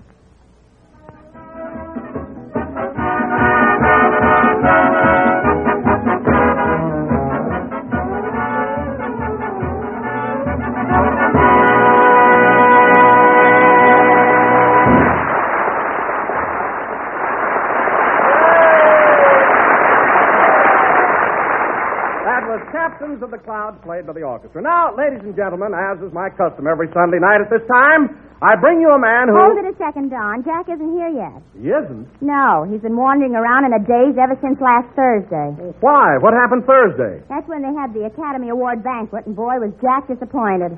You mean to say that Jack actually expected to win the award for Best Actor? Yeah. He even sold that stuffed owl on his mantle so he'd have room for the statue.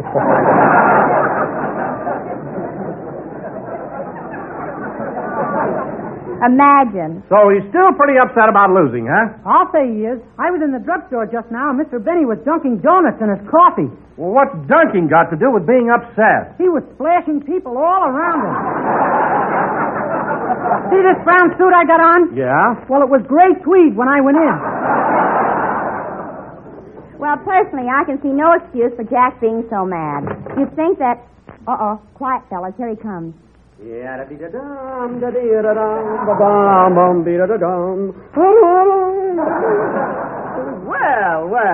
Hello, everybody. Sorry I'm late, Don. Well, for heaven's sake, why so cheerful all of a sudden? Why shouldn't I be cheerful? It's a lovely day, the sun is shining, birds are singing. Are you sure that was coffee you were drinking? I get it. So you had to tell him about the coffee I splashed on you, eh, Dennis? Well, gee whiz, my suit is all wet. Your suit will dry out. It may dry out, but it will never be gray again. All right, brown suits are coming back. Well, let's get started with the program, shall we, Donzie? Okay, Jack. But first, I'd like to say right now that you're a darn good loser. You mean about the Academy Award? Well, I will admit I was a little perturbed at first, but I've got it all figured out, Don. I didn't lose. I was merely an unfortunate victim of circumstance. I don't get it. Me neither. Well, look, kid. The picture I should have gotten the award on is Charlie's aunt. Is that right? Yes, but... Let me finish, Mary. Now, if you remember,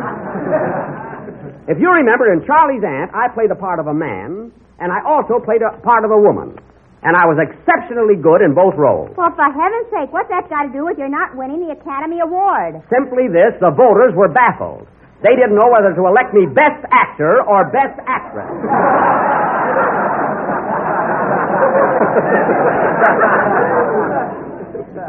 That's very logical. Then you're not jealous because Gary Cooper won. No, and I'm not jealous of Joan Fontaine either. But I must say that I had them both worried there for a while. They're very good friends of mine, too. So you're not jealous of Cooper, eh? Not a bit. Tell him what happened at the banquet Thursday night. Never mind. What was it, Mary? Well, all evening, Jack kept smiling at everybody and bowing and pointing to the speech in his pocket. Is that so? Anyhow, when they announced that Gary Cooper was the winner, Jack jumped up and yelled, "Nobody leave the room. We're going to do this over." Well, you know how excitable I am. Anyway, I was the first one to congratulate Gary Cooper. I went right over and put my arm around his shoulder. You're telling me I had to boost you up. I could have made it alone, sister. Anyhow, I'm glad he won. Gary and I are pals. Pals? After that silly rumor you started about him? What silly rumor? He's much too tall to be a Jap, and you know it.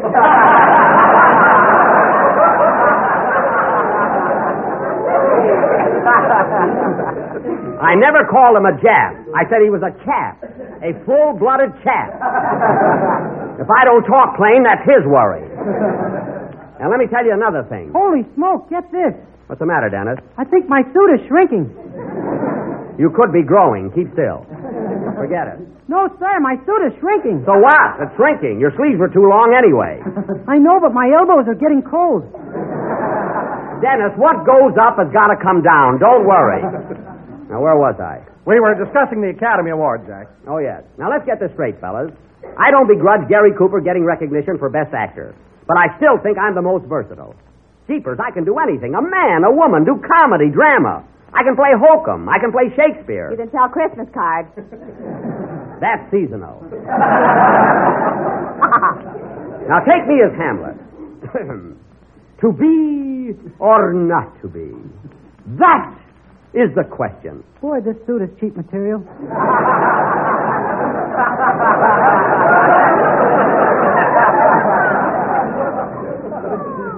Well, I can see I'm wasting my talent around here. Dennis, as long as you had to open your mouth, how about leaving it open and doing your song? Okay. Hold it a minute. Come in. Telegram for Jack Benny. Take it, Mary. Here's a tip for you, Bud. A brand new defense stamp. Here you are. Thanks. Just paste it on my head. Okay. There's an album if I ever saw one. Now, scram. Who's the wire from, Mary? It's from your father. He says, My dear son, congratulations on the Academy Award. You didn't do it before, and you didn't do it again.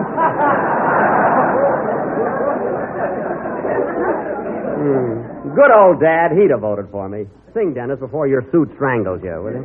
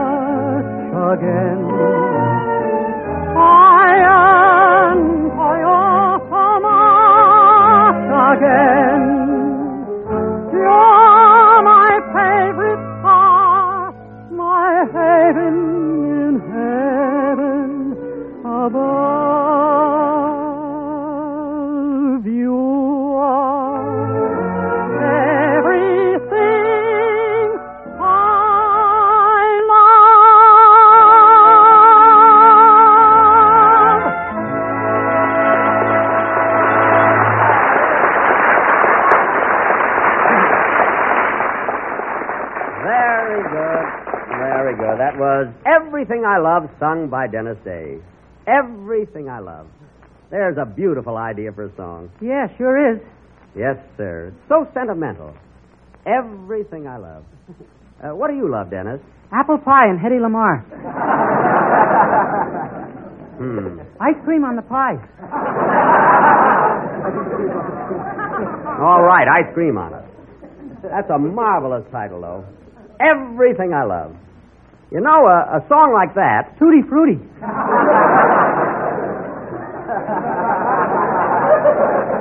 Forget the ice cream. I'm talking about sentiment. Oh, Don. Yes, Jack? Don, let me ask you something. What do you love? Well, I love my little ranch out in the valley. Just a simple, unpretentious... I know. What else do you love, Don? Well, I love the little woman. Every morning when I come downstairs, she greets me with a cheery smile and a breakfast of piping hot wheat cakes. Wheat cakes, eh? Don, what else do you love? Well, let's see. Oh, yes. It's about time. I love my St. Bernard dog. Jumbo, we call I him. don't care what you call him. Don, are you going to tell us the thing you love that made me start this whole business? Or do I have to lock you in? Oh, yes.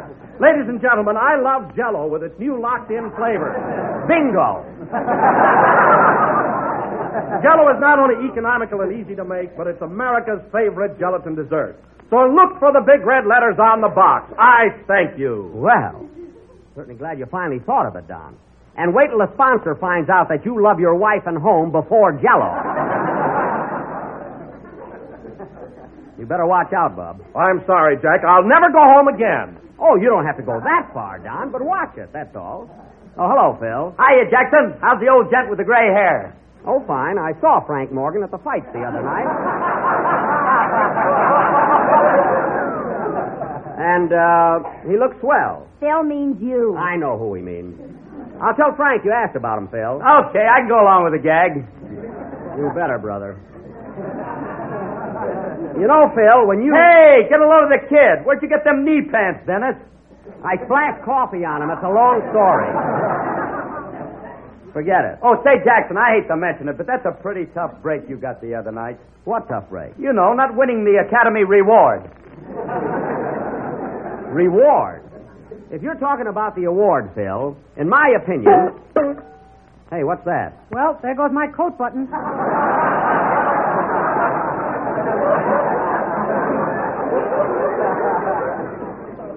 Dennis, don't worry about your suit. When you get home tonight, throw it away and I'll buy you another one. Phil, getting back to the Academy Reward, as you so quaintly put it, I am a little bit disappointed, but those things happen. I thought I had friends, but apparently they didn't vote for me. You're right, Jackson. And there's an old French proverb that fits that to a T. It goes, "En histoire qui mal y pense." Well, that proverb sounds familiar. What does it mean, Phil? Evil to him who says you stink.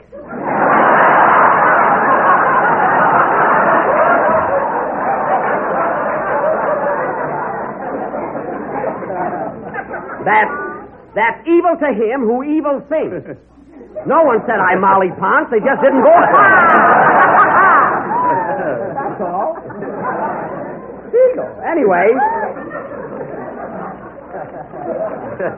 Anyway, it didn't bother me. I can take it. It didn't bother you, eh? Not a bit. Well, then why did you try to kill yourself Friday morning? I tried to kill myself. What happened, Mary? Now, listen. Jack went out in the garage, closed the doors, got in the Maxwell, put a rubber hose on the exhaust pipe, the other end in his mouth, Mary. Turned on the ignition, stepped on the starter, the car was out of gas, and here he is. Mary, that wasn't me in the garage, so don't make up things. Well, Jack, I don't blame you for being broken-hearted. After all these years of hard work, you should have won that award. Darn right I should. I'd have won it, too, if it hadn't been for Dennis. Should I get a barrel, Mr. Benny? No, pull him up. And I'll tell you something, Phil. I'd have won that award if it hadn't been for politics. I'm as good an actor as Gary Cooper any day. What? You're as good an actor as Gary Cooper. Yes, only he's taller than I am. That's why Jimmy Stewart won it the year before. They're both taller than I am. What about the time Spencer Tracy won it? He's shorter than I am.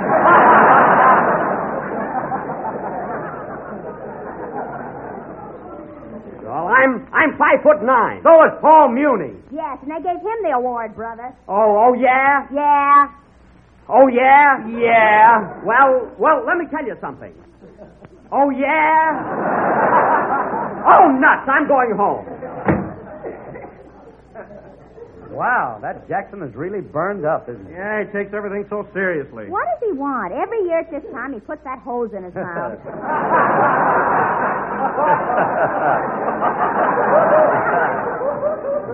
What a guy. Well, Phil, I guess you might as well play something. Okay. I forgot my streetcar transfer. Oh, here it is. So long.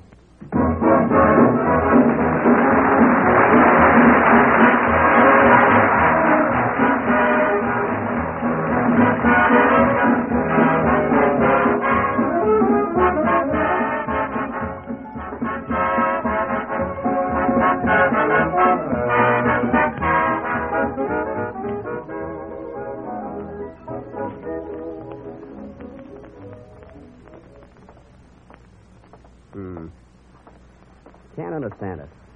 How they could overlook me for the award after that magnificent... Oh, well. I don't mind Gary Cooper winning, but... Now, where's that Rochester?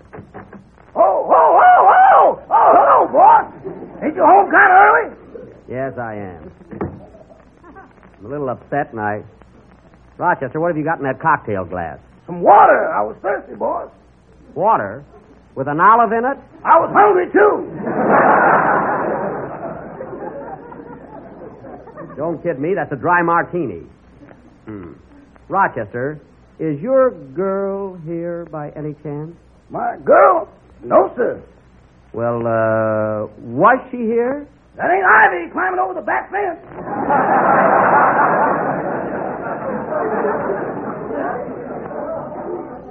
I thought so. Well, I'm not going to boil you out tonight. I'm too exhausted. I'm going upstairs to bed. I'm all in. Oh, say, boss, the man from the exterminator company was here. Oh.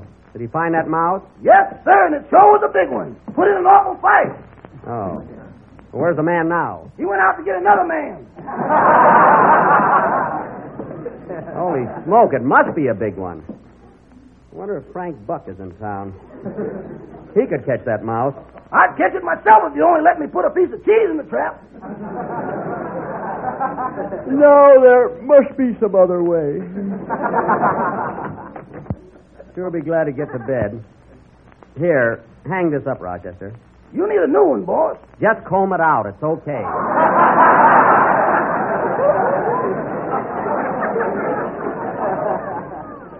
And don't part it in the middle like you did last night. Hand me my... Hey, what's that? What? There's someone under my bed. Who's that under my bed? Come on, you, speak up. Good evening, Mr. Benny. Home a little early, I see. Oh, it's Mr. Billingsley.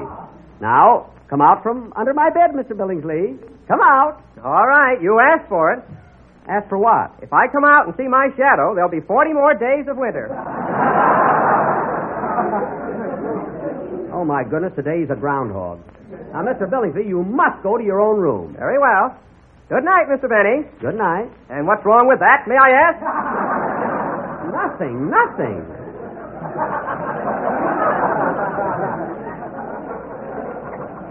Good night, that's all. Gosh, he's so sensitive. I think I'll lie down and relax for a while, Rochester. The Academy Award has got me all worked up. Gary Cooper, a better actor than I am. That's justice for you. Oh, say, boss. Yeah? I put gas in the Maxwell and the hose is still there. Do you want to have a go at it again tomorrow?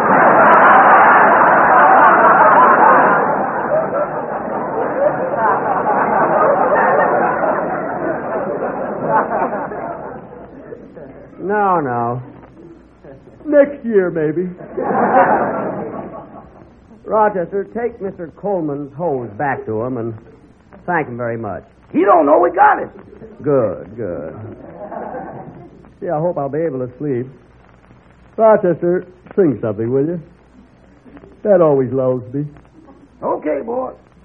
Gee, I'm just a bundle of nerves tonight. My mama done told me when I was in knee pants. My mama done told me, son. Gary Cooper. A woman sweet talk and give you the big eye, but when the sweet talking's done, those tall guys get all the praise. A woman's a two-faced, a worrisome thing who leave you to sing the blues in the night. I think I'll get out of pictures. I didn't even get one vote. I know I sent it in.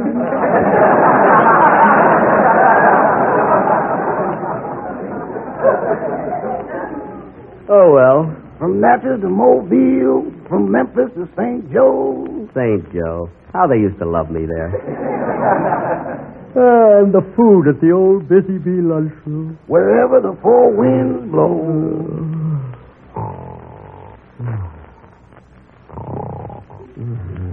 A woman's a two-faced, a worrisome thing who leave you to sing the blues in the night.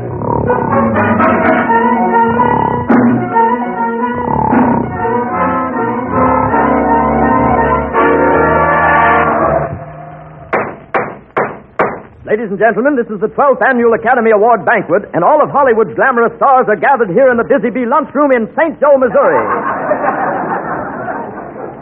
St. Joe. Gee, they love me here. I can't miss that award. I'm sure to win.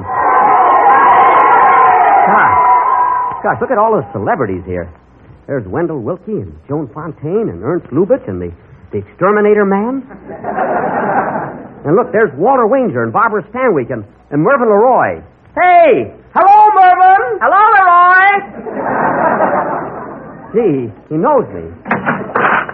Here's the old Busy Bee. What do you have, sir? A hot roast beef sandwich with Tutti Frutti ice cream on it. Hurry, Miss Lamar. I can't hurry. I'm caught in a mousetrap. Gee, you're a big one. Gosh. Ladies and gentlemen, the votes are all in for the best actor of the year, and I'll have the results in just a second.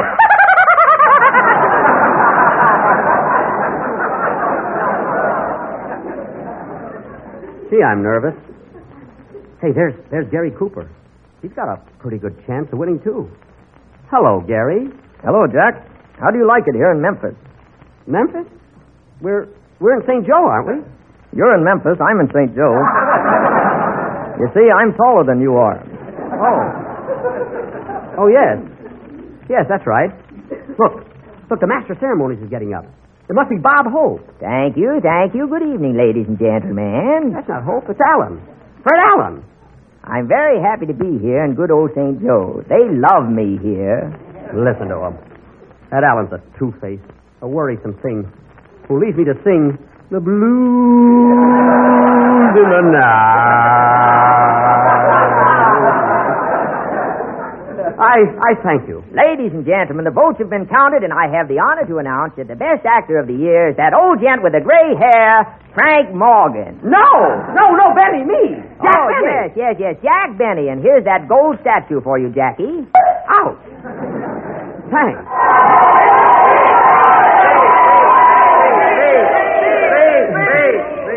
How can I speak with this rubber hose in my mouth? But I'll try. To be or not to be? That is the question. Here's your hot beef sandwich, mister. Make it a steak. I just won the award. Whether 'tis nobler in the mind to sever the slings and arrows of outrageous fortune, or to take arms against the sea of... Who's that coming? Who are you guys? Who are you? We're the Warner Brothers, shouting like the others. Benny, our mama does no love. The Warner Brothers? And who are you? I am Darryl Zanuck. Jack, you are a panic. Benny, my horsey done told me. Gee, Mr. Zanuck, all the studios want me. All of them. From Metro to Goldwyn, from Goldwyn to Mayor, from Mayor to Paramount. Paramount? They love me there. Ladies and gentlemen, I can't tell you how happy I am to receive this award. It is the most thrilling night I've ever had. And the most exciting...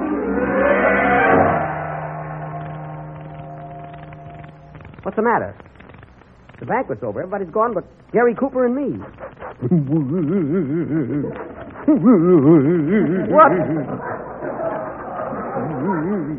What are you crying for, Gary? I had my heart set on winning that award. It's not your fault, Gary. I won it because I'm taller than you are. Look, I'm 8 feet tall. Not only that, you're still growing. Still growing?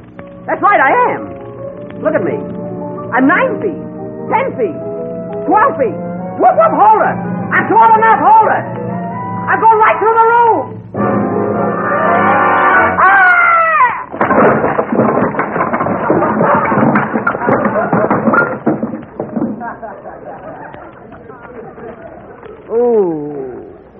Ooh, my head. Boss, wake up!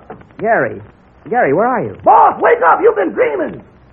Dreaming? Yeah, you got your head right through the foot of the bed. Oh, yes. Well, pull me out. Thanks. It was a tough dream, Rochester, but I won it. Do you need me anymore, boss? No. Good night, Rochester. Good night. What a man.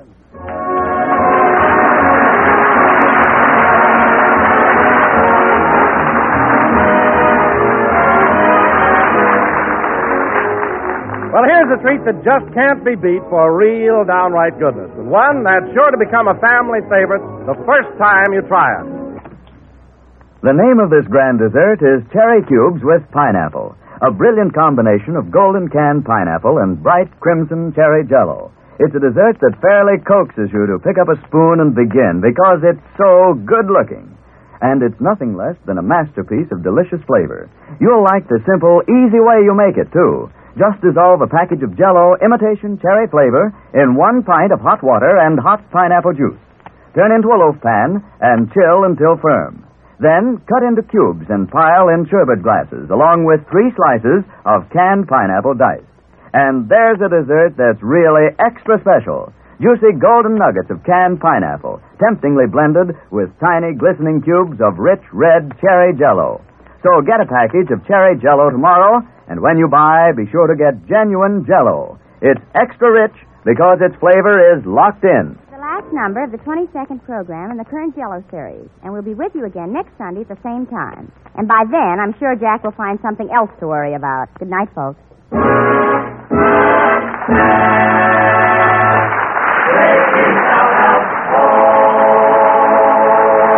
parts of Fred Allen and Gary Cooper were interpreted by Peter Lind Hayes, appearing through courtesy of RKO Studios. The tune Captain of the Clouds is from the picture of the same name.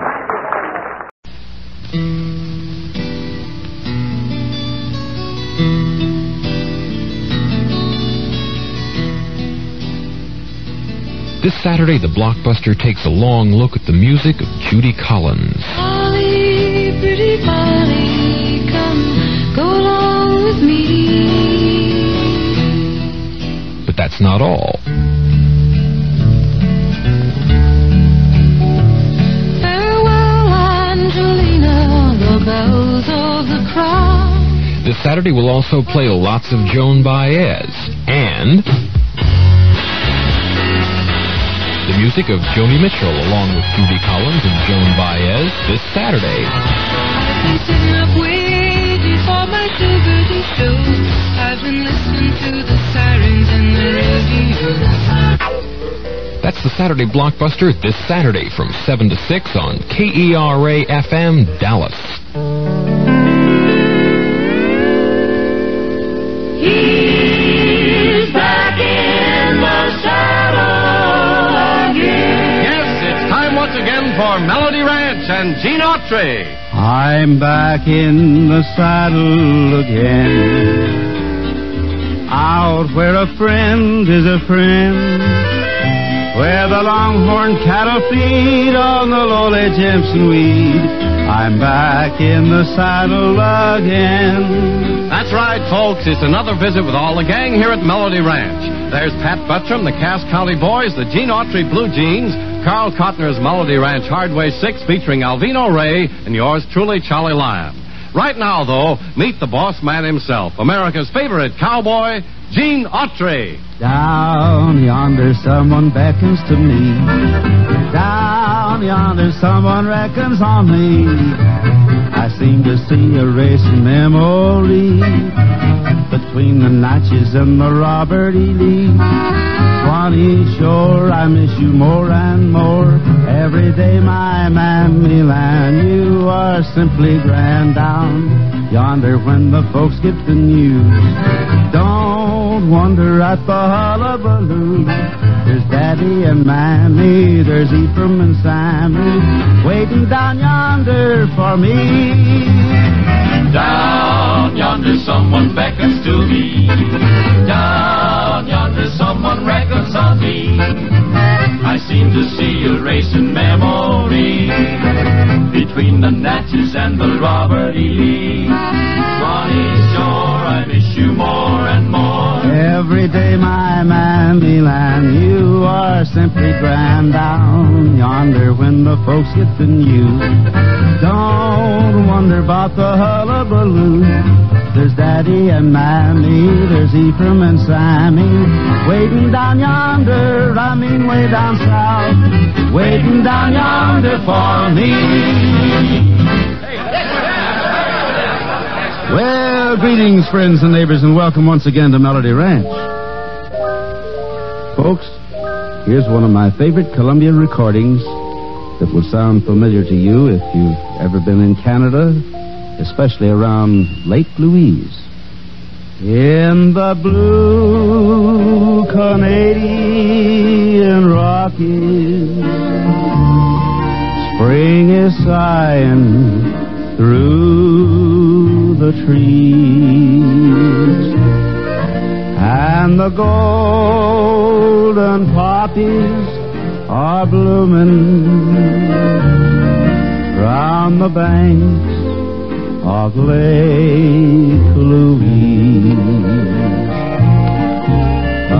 Across the sea they call me, and I'm lonesome and so blue. For the blue Canadian Rockies and the girl I love so true. Across the sea they call me, and I'm lonesome and so blue. For the blue Canadian Rockies and the one I love so true.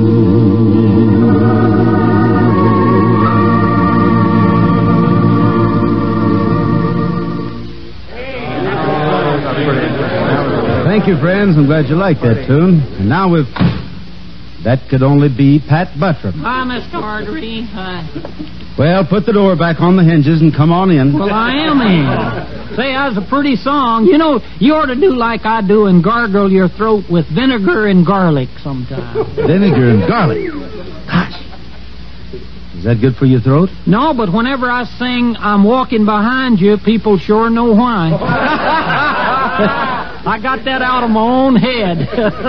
Well, you ought to put it back before somebody steps on it. Somebody steps on it. Insults and work. That's all I ever get around this place, and I'm getting mighty tired of it. Well, I'd like to know what you're tired from. Oh, lots of things. Cooking for everybody around here, for instance. Like this morning. Did you ever try to stuff a turkey? Makes you so mad you want to kill it. I'm telling you. And then it's milking the cows. Now, wait a minute. We've got all kinds of modern milking machines around here at Melody Ranch. That's just it. Nowadays, everything's complicated. You got milk that's mechanized, and it's homogenized, and vitaminized, and calorized. Back in the old days, it was different. How's that? The cow just give you what she happened to have on tap at the time. But that ain't the thing. I got too much to do around here, Mr. Autry, and I just gotta have some help. Now, won't you please let me send for my Uncle Charlie? He's just dying to come out here to Melody Ranch. Well, I don't know if your Uncle Charlie is handy enough for ranch life, Pat. Oh, he's handy, all right. Is that so? Yeah. I remember the time that he took the wheels from a covered wagon, the body from a spring buggy, the motor and tires from a tractor, and the top from a Surrey. What did he get? 30 days. Pat, do you really think that your Uncle Charlie would fit in here at the ranch? Like a flea at a dog show, Mr. Autry. Especially at these parties on a Sunday. Oh. He can tell more interesting stories. He's even written one story for the movies. It's entitled, The Howling Coyote Meets the Riders of the Purple Sage on the Lone Prairie Under a Texas Moon. What's it about? 2 medical students in Vienna. I'm still not convinced about your Uncle Charlie. Mr. Autry, he also could help you entertain around here. He's a one-man band. What do you mean, a one-man band? Well, he sits there with a bass drum attached to each foot, cymbals on both knees, tambourines on both elbows, a saxophone, clarinet, and trumpet in his mouth, and castanets on his head.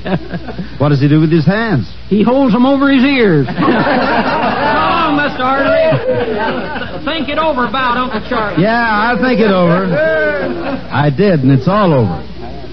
Oh, that Buttram. Someday I'm going to give him a free pass to a leaky submarine. Well, let's get to something good now. Let's listen to the Cass County Boys. And looks like that they've got the blues.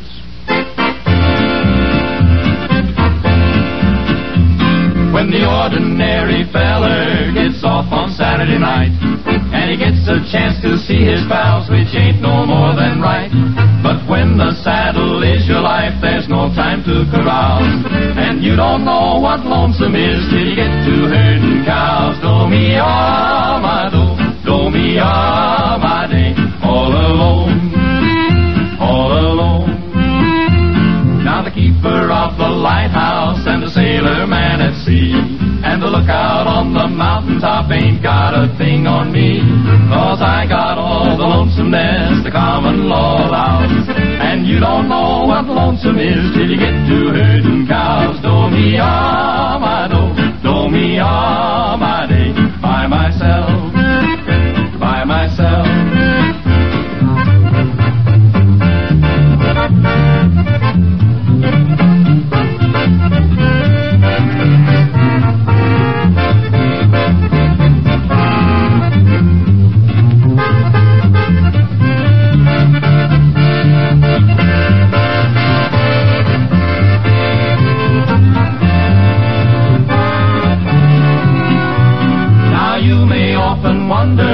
Cowfolk sing so sad.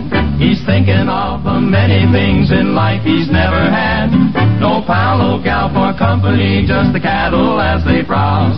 Man, you don't know what lonesome is till you get to herding cows. Do me my do me my day, all alone by myself, doggone cows. Cowboy blues. Well, Cass County boys, and don't give us a fast brush now. We'll want to hear from you again a little later.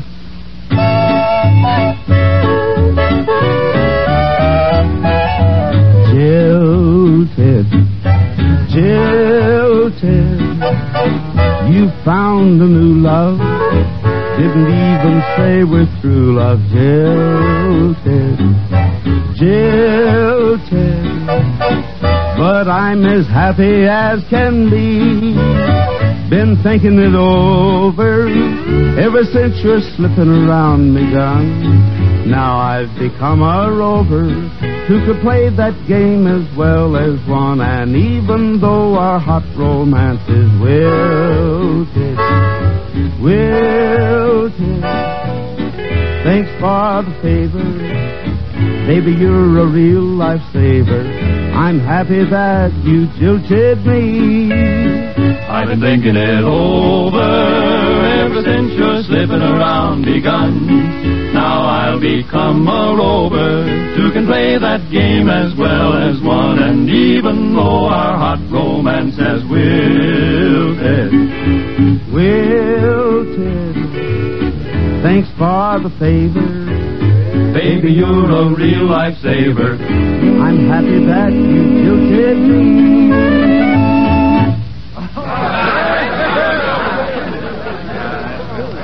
Oh, thank you very, very much, folks. I'm glad you liked it. Say, how about telling us a story along about now? I've got one already, Pat, and I hope it's one that all of the folks will enjoy. A few years ago, I was on my way by train from Rimrock to Ranger Headquarters over in Red Man's Valley to report for a special assignment. The train had stopped at a small station on the west side of the Black Sky Range, and while they were unloading the mail and taking on a few passengers, the conductor came up and handed me a telegram. You're Mr. Autry, aren't you? Well, that's right.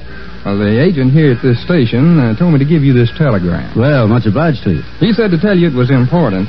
Well, in that case, I'd better read it. I hope it isn't bad news for you.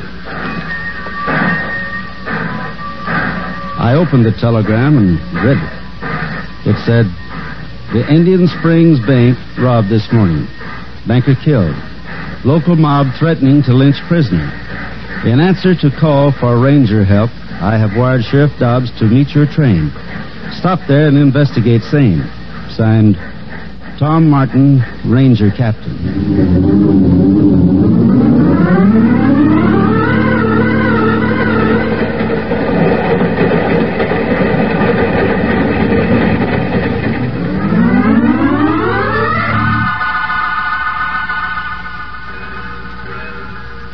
Pardon me, stranger, but are you Gene Autry? That's right. You must be Sheriff Dobbs. Right, and I'm sure glad to see you. We gotta act fast, Autry. Right now, there's a lynching mob forming at the jail. Well, that's what I heard. Well, let's get going. Yeah, but I don't know, where are the other men? What other men? You mean to tell me they sent just one ranger? Well, you got just one mob, haven't you? Let's go.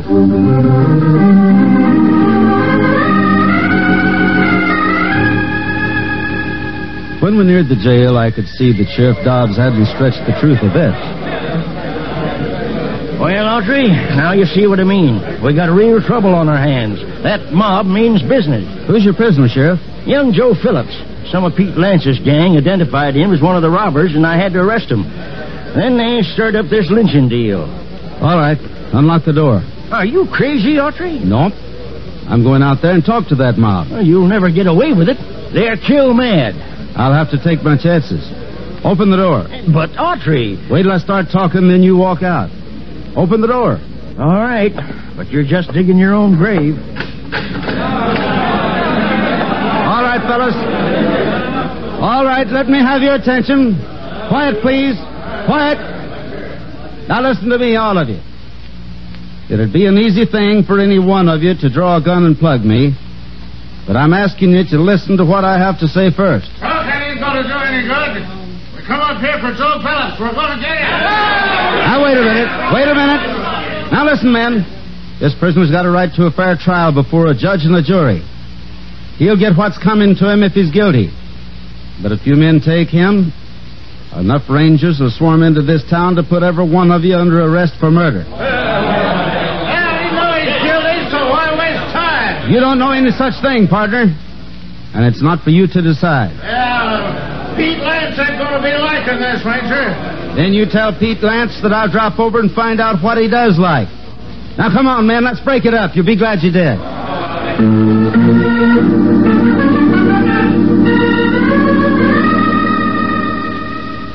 When I stepped back inside the sheriff's office, the sweat had begun to break out all over me. I'd taken the big chance, and I knew it. You're lucky to be alive, Autry. Get Joe Phillips out of town to another jail as quick as you can. That mob might change their mind. In the meantime, I'll do a little investigating on my own.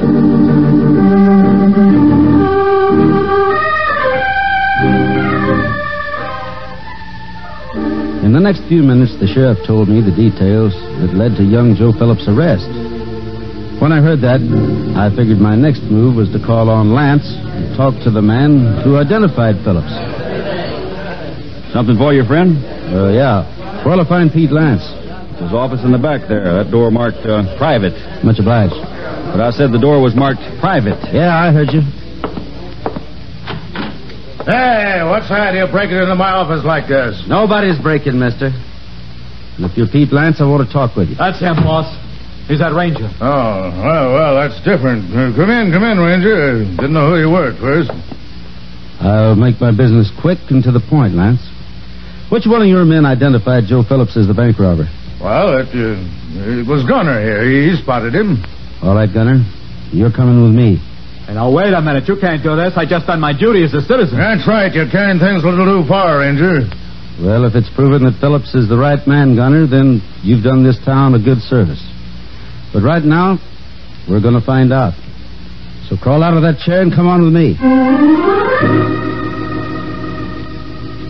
Gunner was getting mighty worried by the time we got back to the sheriff's office. And it was plain to see that he was a gun-slinging phony from the very beginning. Pete Lance ain't going to like you doing this to me, Autry. Yeah, he had his chance to stop me back at his office. Now listen, Gunner. You identified Joe Phillips as the man who stuck up the bank. That's right. What was he wearing? Levi's and a blue shirt, just like he always does. There's 100 men in this town wearing the same thing. Well, it was him, I tell you. Who put you up to identifying Phillips as the robber? Nobody. It was my duty as a citizen. And it's my duty as a ranger to lock you up. As a material witness, if not for anything else. You can't do this. I think I can. Open the cell door, Sheriff. Let's show Gunner how it's done.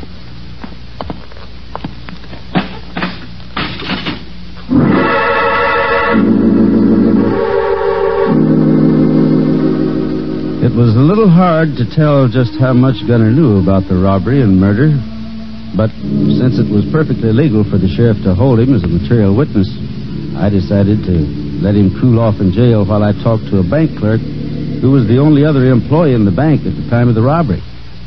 It was like this, Mr. Autry. Mr. Morris, the bank manager, and myself had just opened the bank when the bandit stepped in and drew a gun on us. The bandit then ordered Mr. Morris to place all our currency in a sack.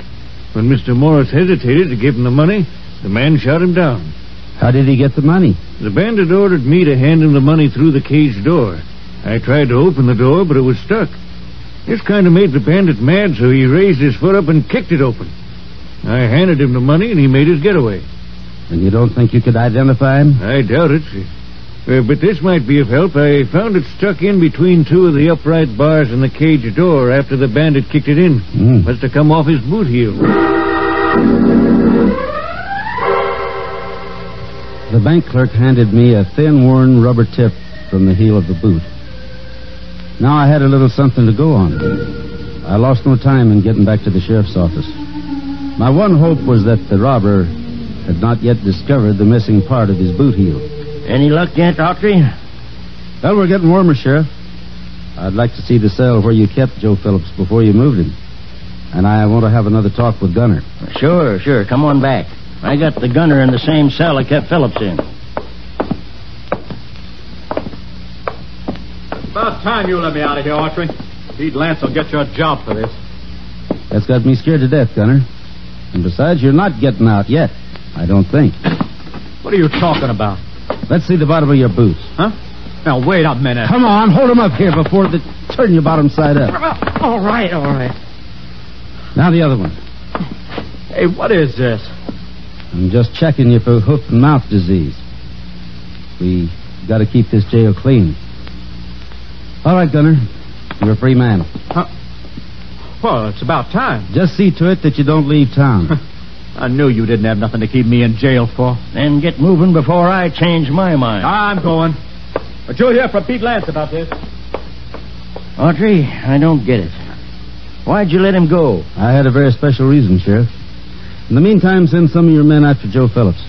I think he's the one man who can help us solve this whole case in short order.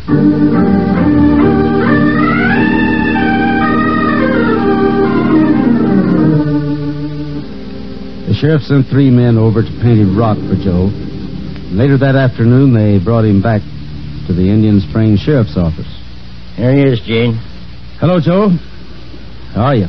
Feel a lot better than I did when you first hit town, Mr. Autry. That was a mighty close call for me. Well, ordinarily we could let you go, Joe. But under the circumstances, I guess we'll have to hold you. For what? For bank robbery and murder. Gene, are you serious? What is this, a frame-up? You've had the guilty man all along, Sheriff. Come on, Joe. Show the sheriff your boot heels. You can't prove anything on me. Give me that boot. All right, Sheriff. Here's all the proof you need. Joe, when you kicked the teller's cage door in, you had a slight accident. You lost this from your right boot heel.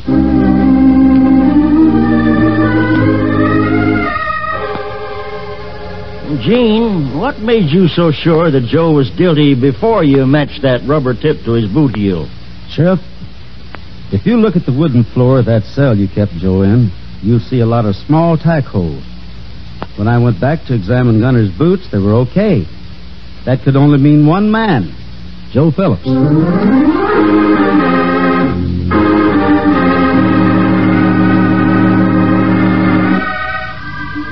Hey, that is a swell story, Mr. Autry. Then Gunner was right when he identified Joe. Well, Gunner knew that Joe was going to bust into that bank before it ever took place. He was supposed to be in on the deal. But Joe double-crossed him and pulled the job ahead of time. Gunner identified him and stirred up the lynching mob to get revenge. Then Gunner was in it just as much as Joe, but he got away? Oh, no, he didn't. He got the cell right next to Joe Phillips.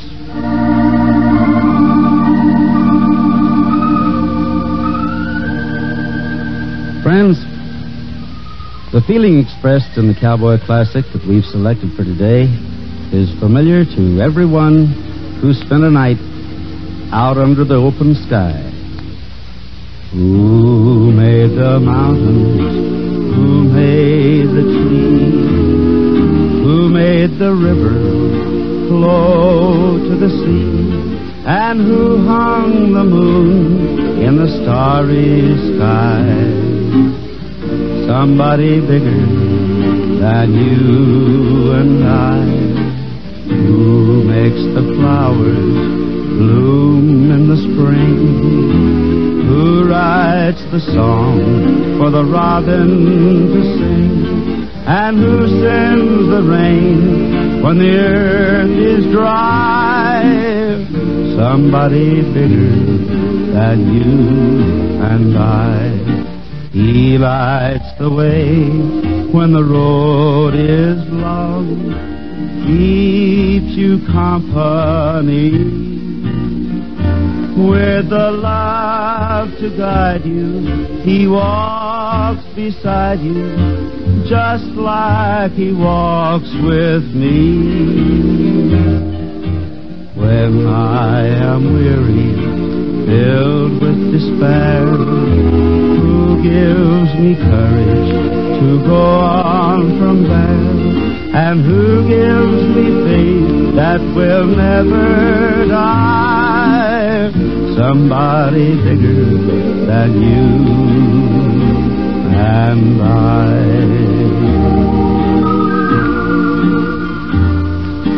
He lights the way when the road is long, keeps you company.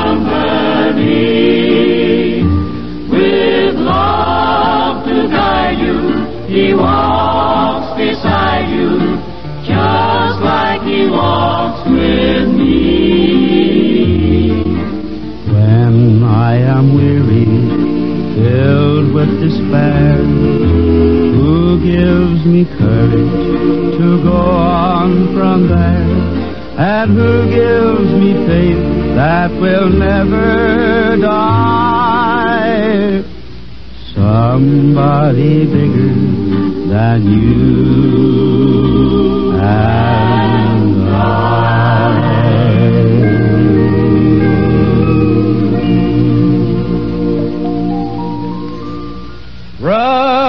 Brother, when you get to heaven, you will sing and shout, Jubilee, oh glory, Jubilee. For there won't be anybody there to put you out.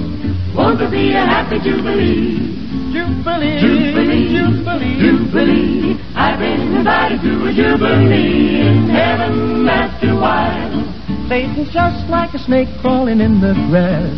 Jubilee, Jubilee. Always hiding close by when the Christians pass. Trying to make them miss the Jubilee. Jubilee, Jubilee, Jubilee, Jubilee. I've been invited to a Jubilee in heaven after a while. What's the matter with the church that we don't hear a shout? Jubilee, oh glory, Jubilee. Sinners in that evening corner ought to be turned out. Then we'd have a happy Jubilee. Jubilee, Jubilee, Jubilee, Jubilee. I've been invited to a Jubilee in heaven after a while. Jubilee, Jubilee, Jubilee, Jubilee. Oh, glory, Jubilee. I've been invited to a Jubilee in heaven after a while. Oh, that was great, kids. Really, really great. But now I think it's time for a little song. A song that's darn near perfect to end not only this day, but any day. I'm sure that you'll all agree as we sing for you. When day is done and shadows fall, I dream of you. When day is done, I think of all the joys we knew, that yearning returning to hold you in my arms. Won't go, love, I know, love, without you night has lost its charms. When day is done and grass is wet with twilight's dew, my lonely heart is sinking with the sun. Although I miss your tender kiss the whole day through, I miss you most of all when day is done.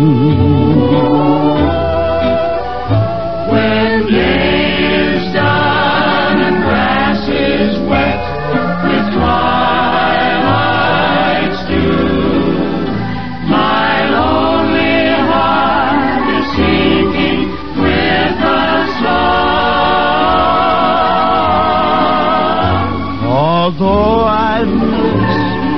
a tender kiss the whole day through. I miss you most of all when day is done.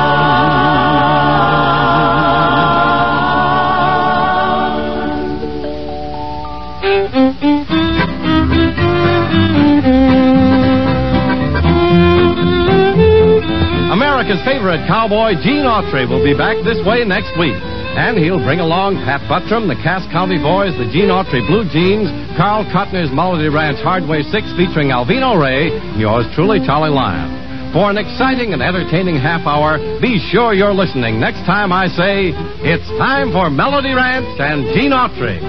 This is the United States Armed Forces Radio and Television Service.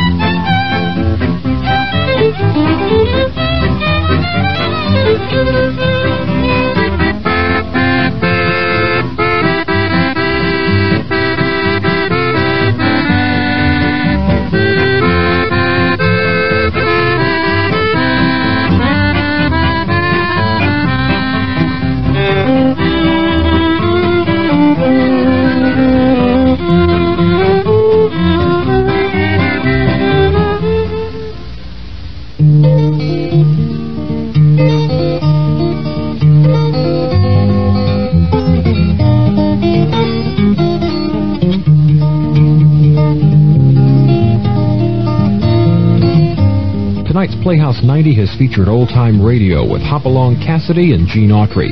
Join us tomorrow and Friday night for a special performance of The Front Page from KERA-FM, Dallas.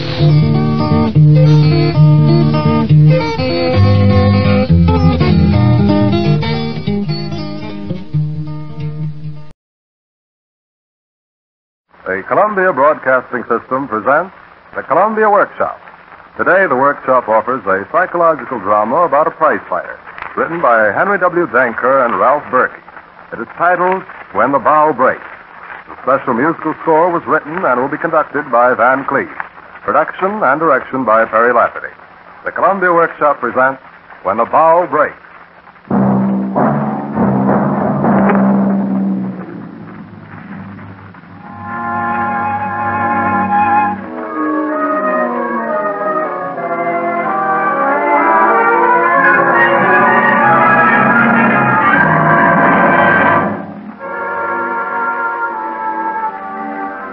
My name's Shorty Williams, and I got a story to tell.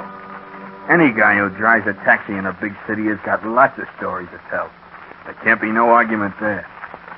Well, this particular story is about Sharpshooter Smith. You remember, he was light heavyweight champ 7-8 years back. There was a sharpshooter and his manager, Fibber, and his trainer, the Whistler. Fibber is what they call on Broadway quite a character, but with a heart as big as your hand. The Whistler's quite a character, too. He don't say much, he just whistles. Well, getting back to Sharpshooter, the first time I see the Sharp, that's what we get to call him, was one day up in Stillwell's gym. There was a lot of stuff.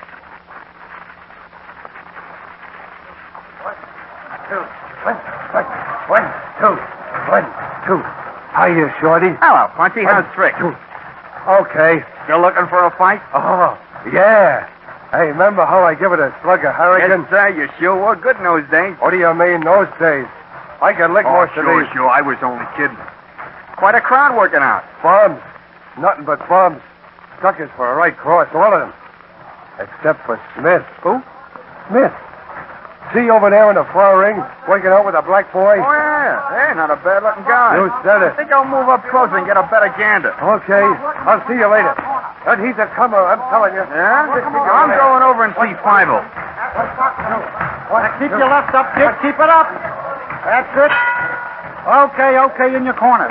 Come on, kid. Show me the old pepper. I'll have a heart, Fibber. I haven't got it today. Now, snap out of it, kid. Five will get you 10 to misses is okay. I hope so. You know how it is, Fibber. Yeah, you ain't the first. I got 3 kids myself. But we got work to do. If you put Mulligan away on Friday, I'll get you a semi in the garden. Yeah, I feel a lot better once it's over, for. Oh, quit worrying. You'll be a papa before you know it. Well, I still think I ought to be with him. I told you the slugger's over at the hospital now. He'll call you the second it's over, so relax. Now, come on, kid. Keep your left high and go to it. Okay. Oh, that a boy sharp. Hey, looks like the real thing there, Fibber. Yeah, you think so, Shorty? I keep that left up, kid. Up. Boy, that boy's headed for the big time. If he learns to keep his left up, he is. Every time he looks over this way, he drops his mitt. He's acting kind of nervous, if you ask me. Yeah, well, who's asking? Answer it, Mike. Okay. Hello? Yeah. Yes, Lux? Yeah. Okay, I'll tell him. It's a boy, Doctor. Hey, Doctor, it's a boy. See that? Now, what did I tell you? Boy. It's a boy.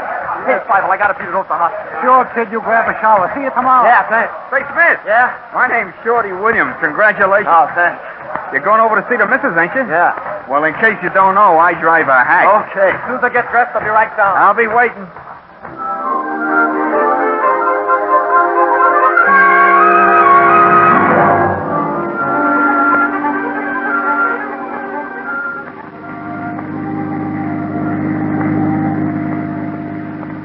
Exciting, ain't it, Sean? You said it, Shorty. How many you got? None. I ain't married. How do you know? Well, my old man, he used to tell me. Gonna be all right for Carol now. Carol? Yeah, my wife. Just what she's been needing. A kid. Yeah, there's nothing better. You know, you don't look like a pug. Just a clean and everything. How long you been in the professional fight game, Shop? Oh, about 6 months. I've been boxing around though ever since I was a kid. You know, just for the fun of it. But now it ain't fun anymore, huh, Shop? No. No, it isn't fun anymore.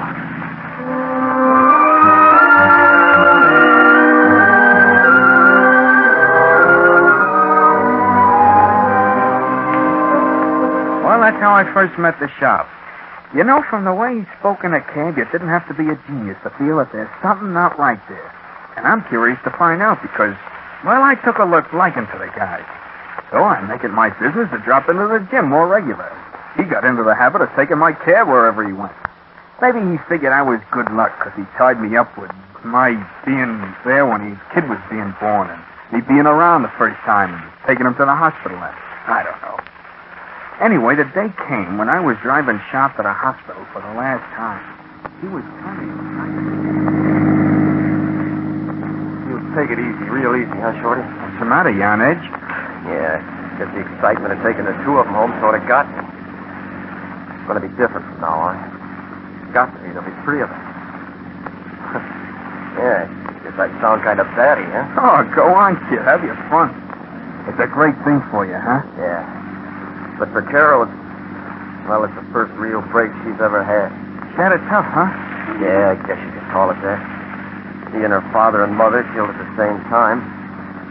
Pretty awful. Oh. She took it real hard. She was in a daze for months. Got so she couldn't stand the old town. Being reminded, you know.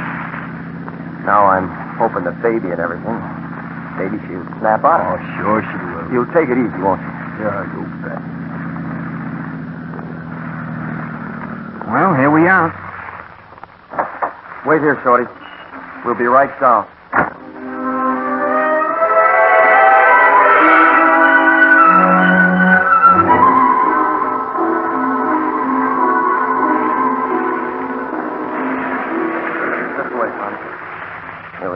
You watch your step. Thanks, George. Yeah, up now. There, how's that? You comfortable, honey? Yes, dear. Honey, this is Shorty Williams. Swell guy. How do you do? Pleased to meet you, Mrs. Smith. And that goes for the little one, too. Hey, he's cute. Hey, watch out, honey. You're holding too tight. Here, you better let me. I'll take it. No, I want to hold him. Don't, Stanley. All right. It was just that you were holding him so tight.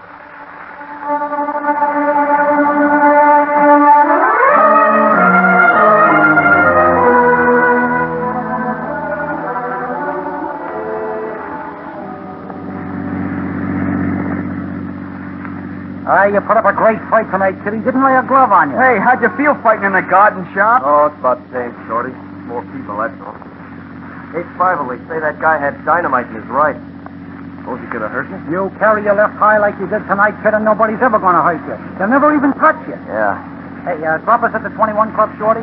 You too, Shop? Well, Fibber, I don't know. Certainly, this ain't no time to start hiding. I want people to see you, to start talking about you. Yeah, but I don't Now, look, if you're worried about the missus, why didn't you bring her along? I told you. She won't leave the baby out of her sight for a second. Fibber, I don't like it, but there's nothing I can do. Well, that's only natural, especially the first kid. I know. But I still don't like it. Well, here's 21. So long, Shorty. So long. Thanks, Shop. What do you say, kid? Coming? Go ahead, Fibber. I'll be right along. Okay. Good night, Shorty. Good night. Hey, look, Shorty, we're hitting the road. Fibber's got me booked for a string of fights from here to the coast. Yeah? Well, Shorty, I'd like to ask you to do me a favor while I'm gone. Oh, sure. Look in on Carol once in a while, will you? Oh, sure I will. But, well, how come Carol ain't going with you? She doesn't want to travel with the baby. Oh, I see. Say, Shop, tell me, how's it going? You and the wife, I mean. Gosh, Shorty, I don't know. I guess it's okay. She seems to have forgot about what happened to her folks being killed in that accident, all right. Anyway, she doesn't talk about it anymore. She doesn't talk about anything, in fact, except the kid. Nothing but the baby. Seems like she's her whole life now. Funny, isn't it?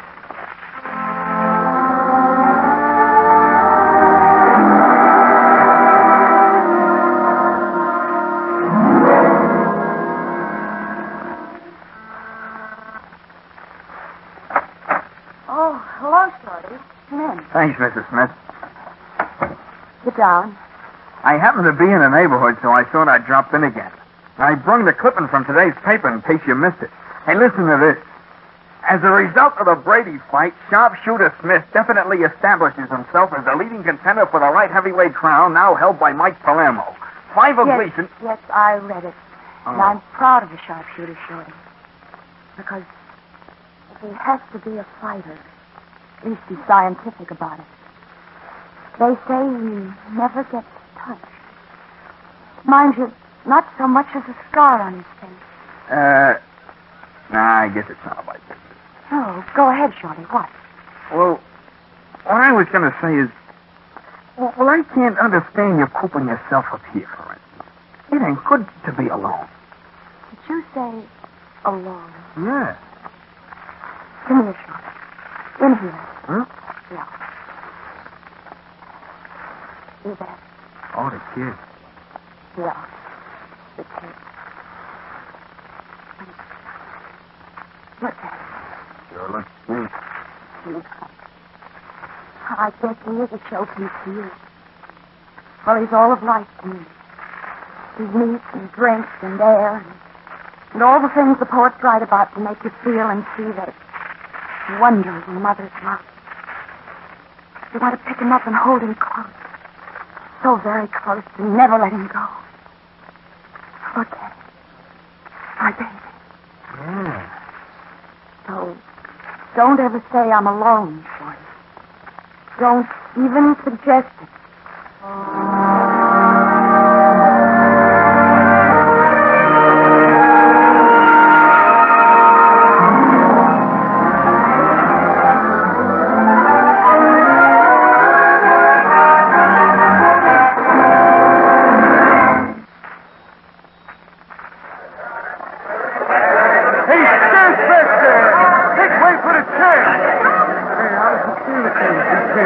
Come on, let's get out of here before they make souvenirs of the Sharp Smith. Come on.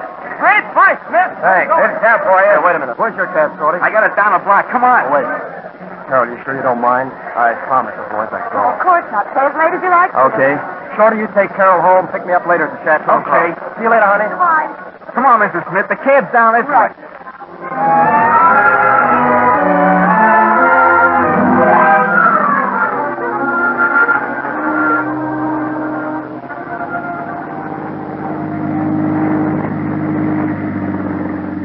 I'll have you home in a jiffy, Mrs. Smith, so relax. I can't understand it. The maid should have answered the telephone when I called. Maybe you got the wrong number. Might as well leave the baby alone. Ah, you worry too much, Mrs. Smith. Look, you ought to be the happiest woman in the world tonight. Shop just won the light heavyweight title. You're in the big dough. So what do? You leave this shop and run back home. What good was getting a maid if you can't enjoy yourself? I don't know, Shorty. I just can't help it. Yeah, I understand. I guess you just came to the fight to please Sharp, didn't you? Well, he was so anxious for me to come this time, I couldn't refuse. Shorty, where's that fire engine going? I don't know. Shorty, look. It's turning into our block. Oh, God, no!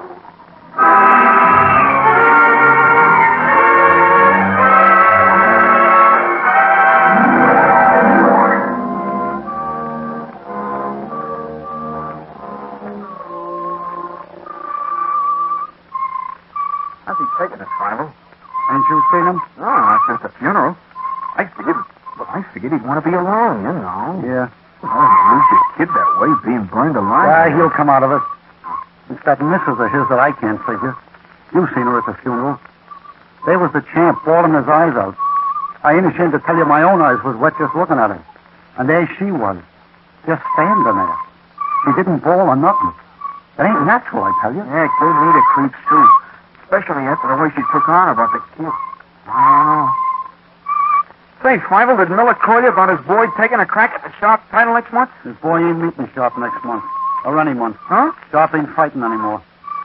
Oh, honest, I don't know what I'm living for. I nurse the guy, watch him like a baby, feed him the right fights, bring him along just right. Inside a year, I make a champ out of him. We're all set. And then it's over. Ah, what a break. I didn't think he'd take it so hard. Hi, fellas. Sharp, Hiya, Look, gee, I'm glad to see you. We were just talking about Sharp, wasn't we? Yeah, we were just talking about you. Yeah, have a seat, kid. No cover charge, you know. You know, I've been wondering, Fievel, why don't you get yourself a big office?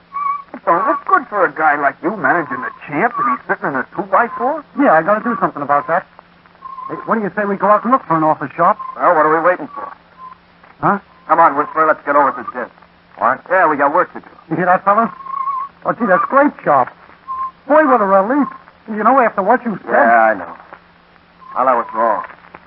She wants me to fight. What do you think of that? Tara wants me to fight.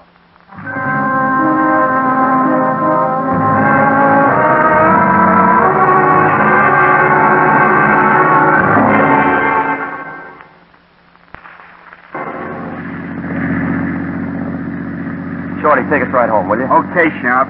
Gee, still the world's light heavyweight champ. Well, Miller asked for it, so his boy got it. Yeah, it was pretty easy. Well, honey, how'd you like the fight? You were wonderful. Wonderful. Ah, listen to that, Shorty. She's turned into a regular fight fan. Yeah. Can't keep her away from the ring now. What is it, honey? Funny. What? What's the matter? Why? I don't know, the way you're staring at me. Anything wrong? Your face. My face? There isn't a scratch on it. Well, sure. You know I never get cut up. Gee, honey, you act like... My big boy.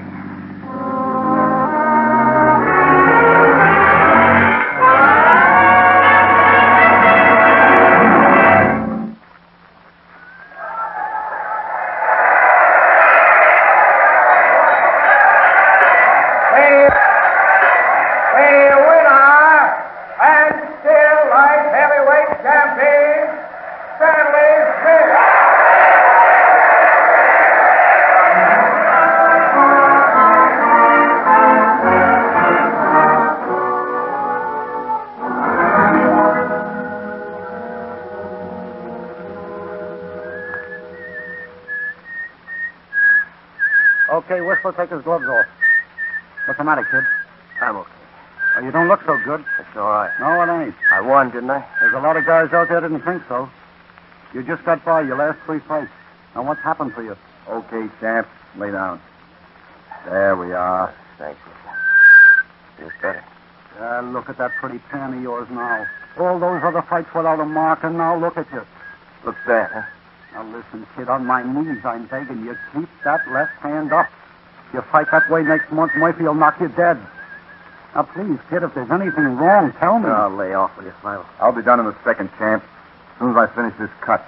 Don't touch that cut, Whistler. What's the matter with you, Sharp? You want to get blood poison? Leave it alone. But, Sharp... Leave it alone. I gotta take this one home.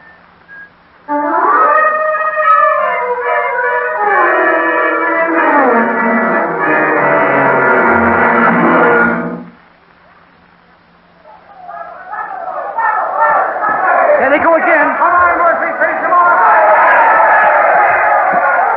Hey, what's holding him up? Oh, why don't this cover up? What is your racket he's getting? Wow, look at that! Mrs. Smith, make Fibber stop the fight. Look at him, Shorty. He's covered with blood. It can't go on. The kid's wide open. Look at him. Come on, Mrs. Smith. This ain't no place for you. Let's get out of here. No, I've got it. It's my family. Look at him. He's bleeding all over. Hey, stop this. It's about time. Oh, Smith would have got killed. The winner and new champion, Johnny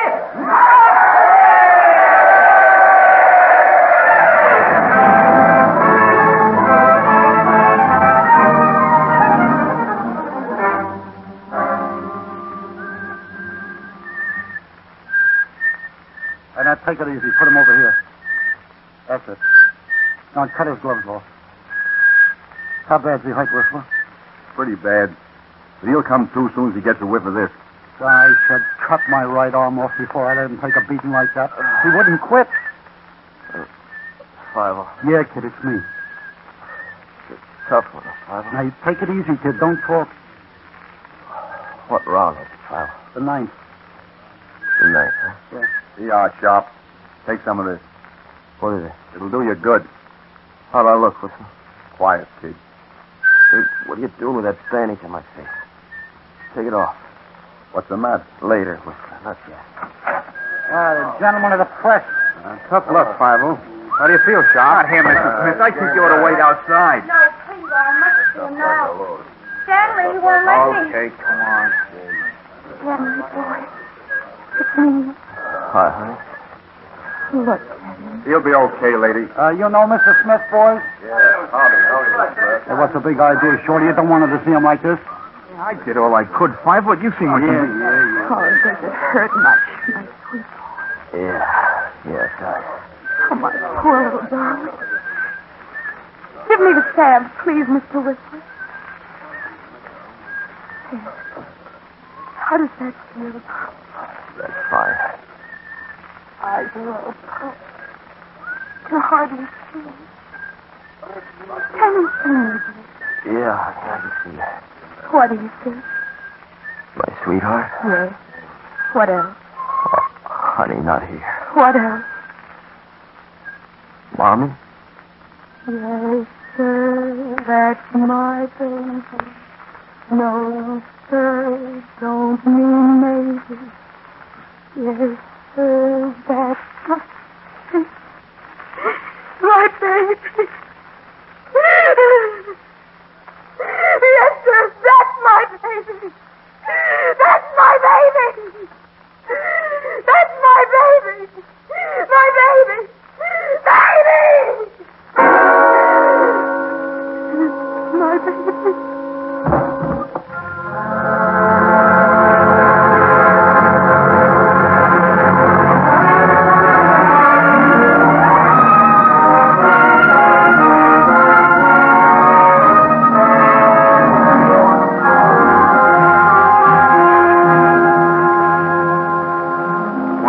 The beginning of the end for Sharp. He fights a couple of more times on the Fibber, but that's all. It was the same. He gets cut to pieces.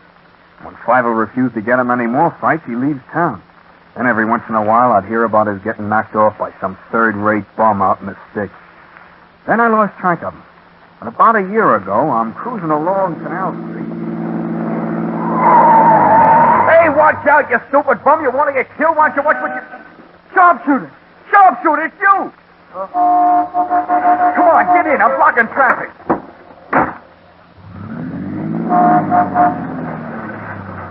Don't you recognize me, Sharp? You? Yeah, Shorty. Shorty, the cab driver. Don't you remember? Shorty? Yeah. Good old Shorty.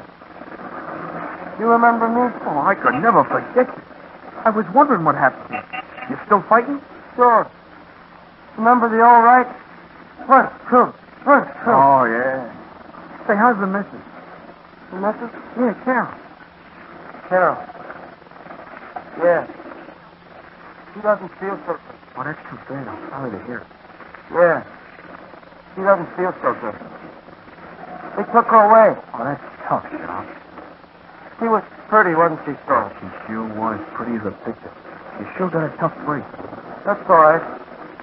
I'm going to see her tomorrow. Yeah. Tomorrow. Oh, do they let you see her often? No. But I'm going to see her tomorrow. Hey, Shorty. Yeah? Do me a favor, will you? Oh, sure. You need a couple of bucks of car fare, maybe? No. Well, what is it, Shop? Say the word. I'll do anything for you. Now let me have one on the chin. What? Yeah, come on, Shorty. Hit me harder, right in the chin. Hey, Please, Shop. Shorty, please. Just one right in the chin. Otherwise you'll be disappointed. Come on, Shorty. Just one hard to the face. For the missus.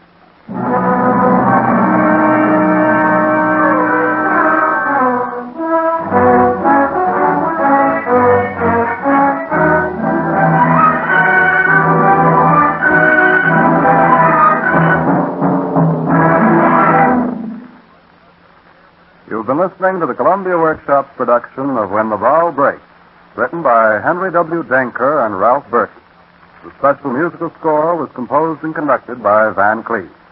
Fran Carden played Carol, Richard Widmark the sharpshooter, and Charles Mendick Shorty. Harry Lafferty directed. Next week at this time, the Workshop will present The Test, written by Joseph Rusko.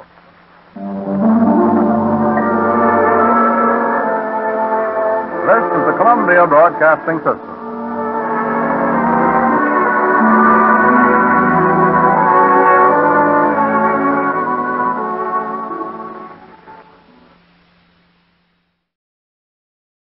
Presenting the transcription feature, Superman.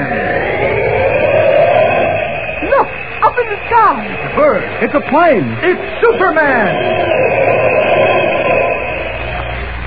Yes, it's Superman, strange visitor from the planet Krypton, who came to Earth with powers and abilities far beyond those of mortal men.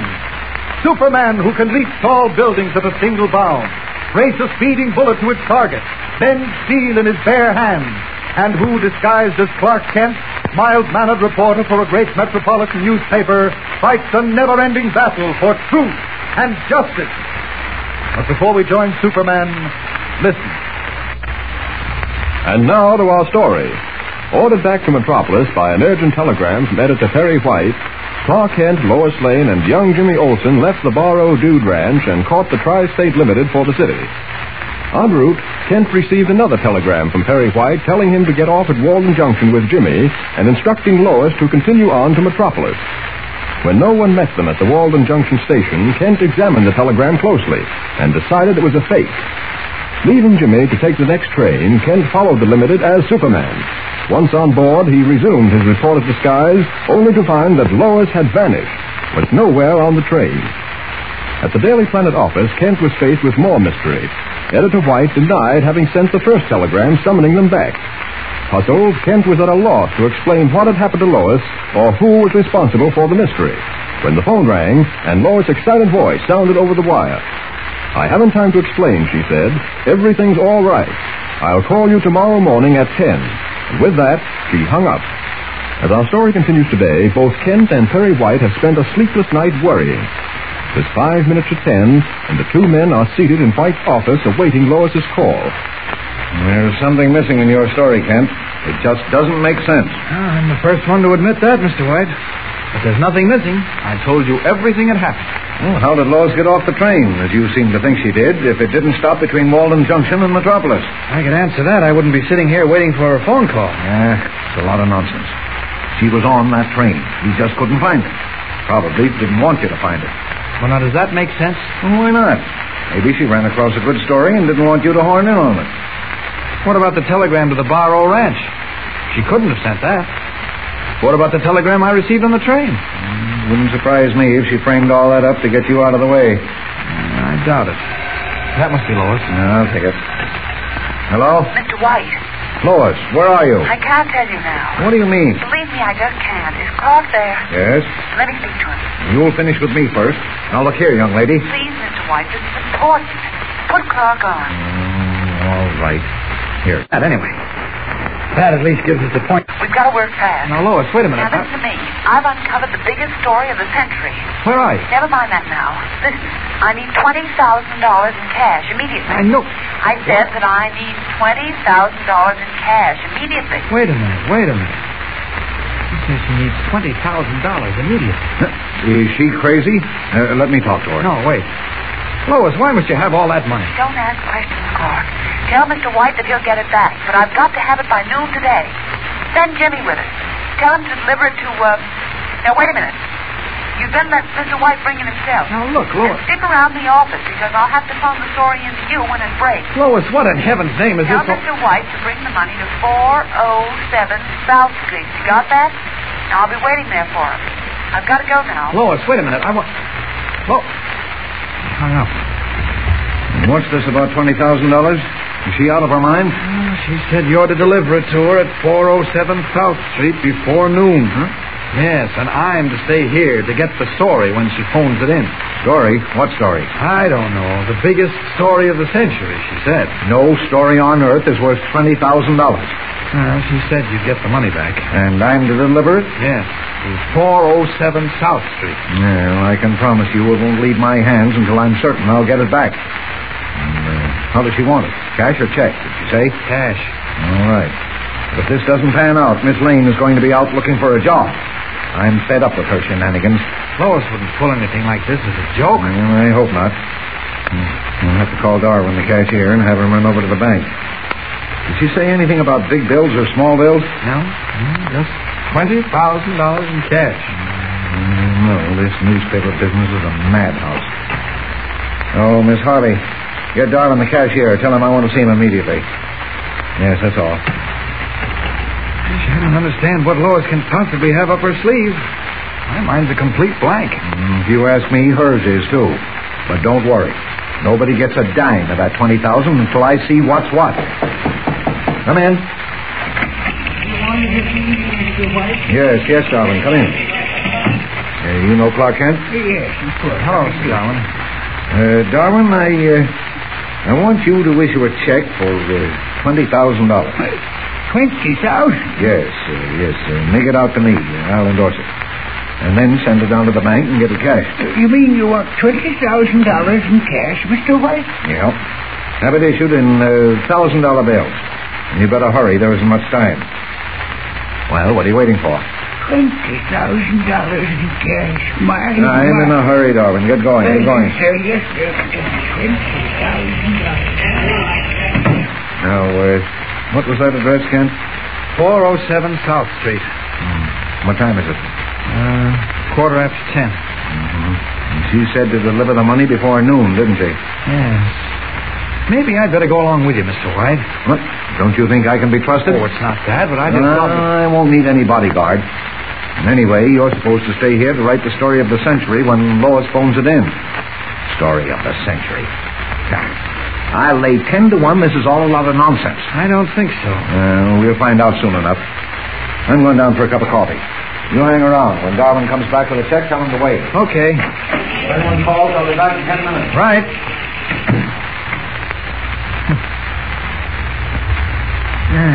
What in heaven's name would Lois need with $20,000? Oh, sir, there's something wrong somewhere. Now I'm going to check just for fun. Operator, get me information, please, will you? Thank you. If I only knew how and where she got off that train, I might be able to... This is information. Oh, information. I'd like the telephone number of a house at 407 South Street. What is the name of the party? I'm sorry, I don't have the name, just the address. 407 South Street. One moment. Thank you. Come in. Oh, yes, Mr. Darwin. Here's the check for Mr. White to enjoy. Yes, come in and sit down, will you? Mr. White will be up in a moment. I'm sorry, sir, but we have no number listed for 407 South Street. Are you sure? Yes, sir. Thank you.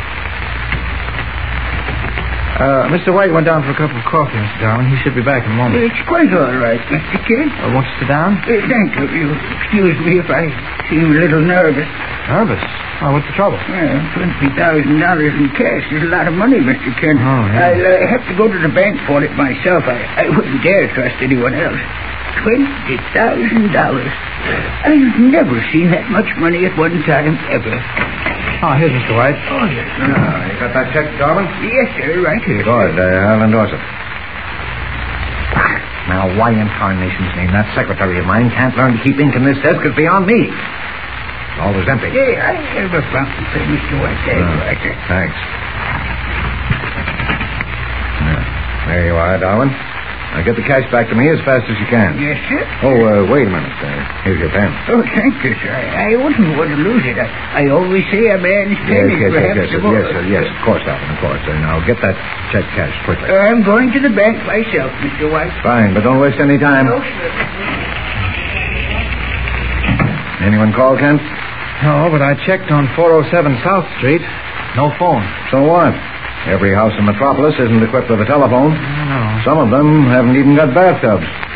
Does that surprise you? You don't seem to be taking this seriously, Mr. White. Well, what do you want me to do? Call out the state militia? Well, hardly, but I do wish you'd let me go along with you. After all, $20,000 is a lot of money to be carrying around with you. Anything might happen. Well, now, don't worry. Nothing's going to happen.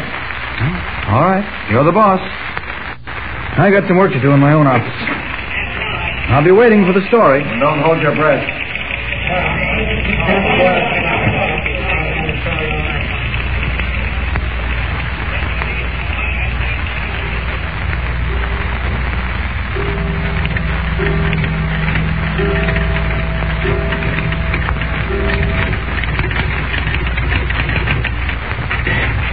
Well, it's 12 noon. I should have heard from Mr. White or Lois by this time. Wonder whether... Oh, maybe that's the call.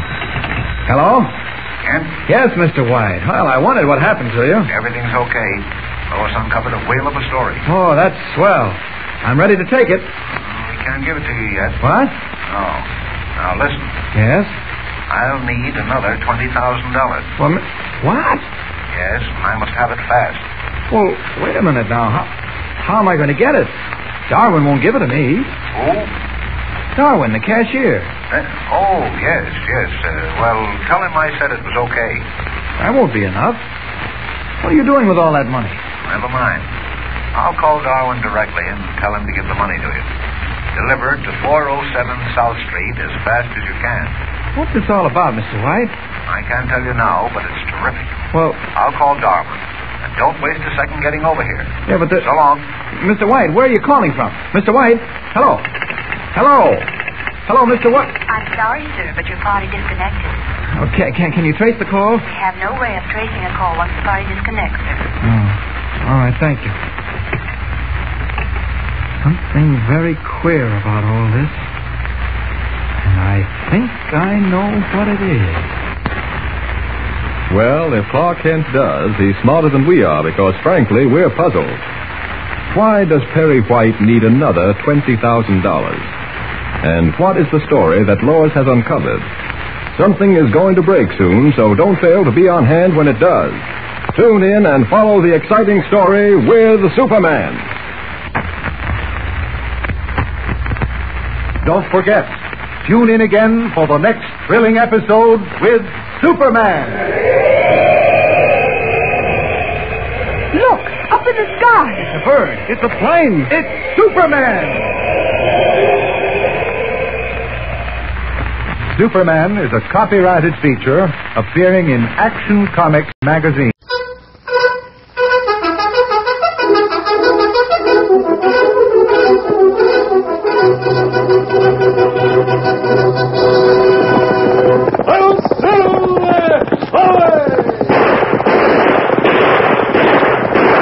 Fiery horse with the speed of light, the cloud of dust, and a hearty hi-yo, Silver, the Lone Ranger.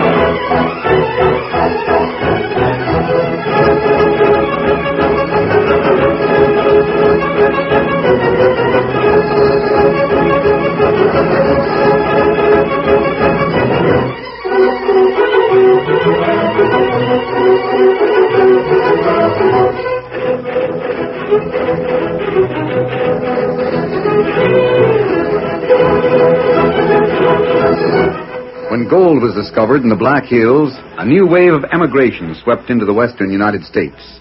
Along with the honest settlers came gamblers, criminals, and confidence men, and the mining towns ran wide open. It was in the hills that the Lone Ranger led the fight against the powerful and ruthless Drexel Syndicate, and it was only his strength and courage that made possible the victory of right over might. Return with us now to those thrilling days when the West was young. From out of the past come the thundering hoofbeats of a great horse, Silver. The Lone Ranger rides again. On, Silver! We're heading for Deadwood! Hail, Silver! Hoy!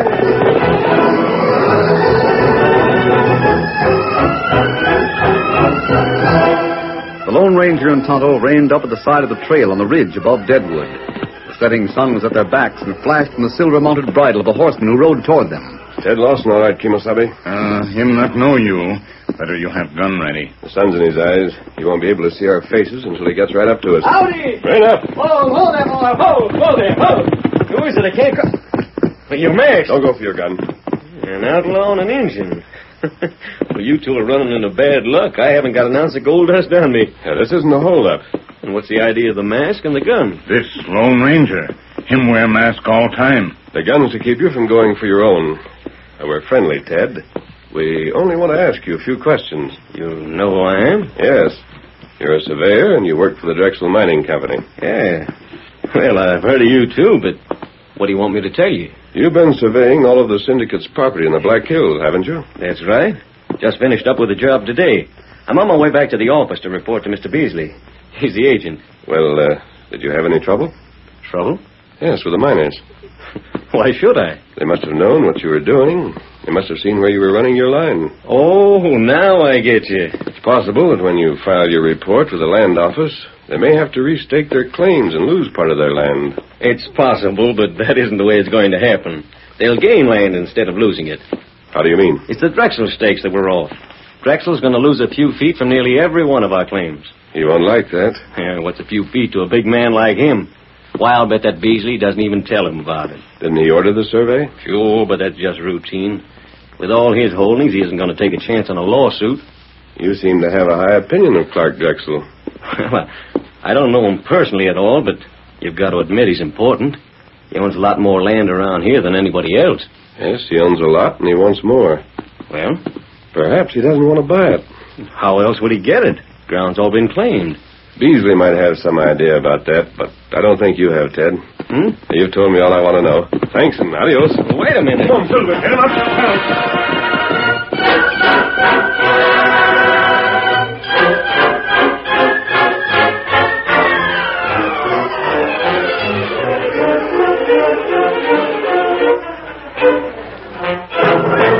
That's fine, Ted. I'll file the report for the land office tomorrow. Well, this means the boys and I are out of a job, doesn't it? Well, there's no more surveying to do around here.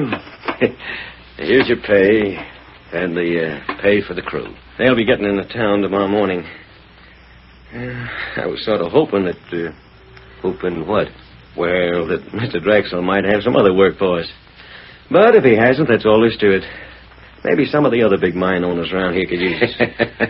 Well, sooner or later, they've got to get... Ted, you don't suppose that when Mr. Drexel finds a good man, he lets him get away so easy, do you? What's that? But there's no more work around here. No, but we have other property. You're heading for Virginia City, Ted. Virginia City? Yep. I got the order straight from Drexel himself. Report to Collins just as soon as you can make it. Well, what about the boys? Yeah, they go with you if you want them. Well, I sure do. Here's some more money to cover your pay while you travel. Oh, you don't have to pay us when we aren't working? When you work for Drexel, you work for him all the time. But I got my orders, and I'm carrying them out. Well, it's certainly fine of Mr. Drexel. You won't regret tying up with us. Now, what do you say we ramble over to the cafe and have a drink to Mr. Drexel and the Drexel Mining Syndicate? Well, I'll walk that far with you, but I'm going on to the barber shop and have a bath. They sure named this country right when they called it the Black Hills. Hello, Dan. Yeah. Was that Breed across the street saying hello to you? No, my name isn't Dan. Well, neither's mine. He must have mistaken me for somebody. No. He mistook you. He did? You can't blame him either. Dirtied up the way you are, you're the image of Dan Carradine. Who's he? He's one tough hombre. Yes, sir. The more I look at you, the more alike you seem. You got plenty of identification, Ted? Well, I got papers, sure. Don't leave them home. Some sheriff's liable to take one look at you and slap you in jail.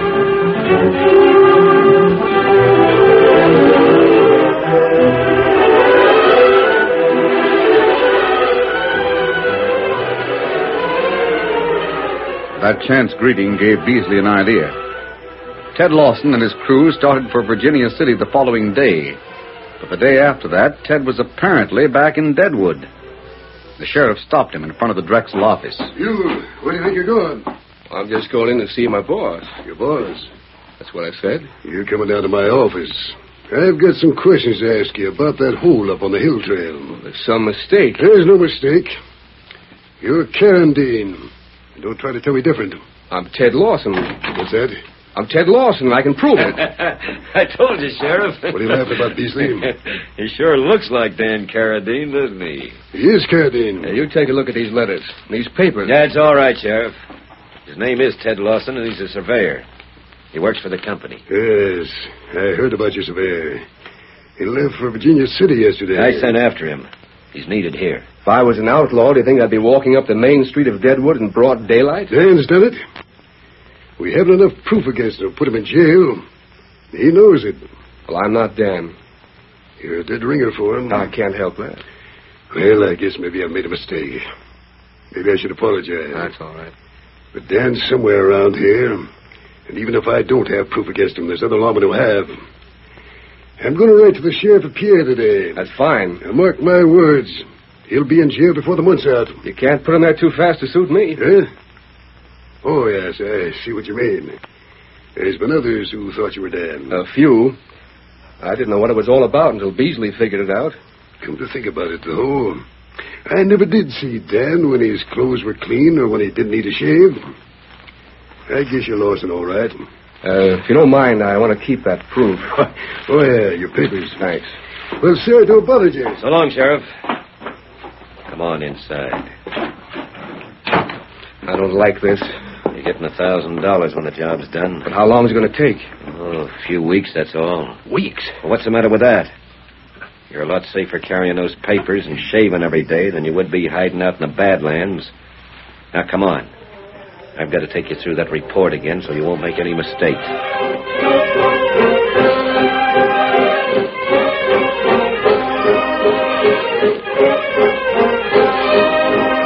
Hank Oliver's claim was next to the Drexel holdings on Windy Ridge. And when he came home that night after buying some supplies in town, his wife knew at once that something was wrong.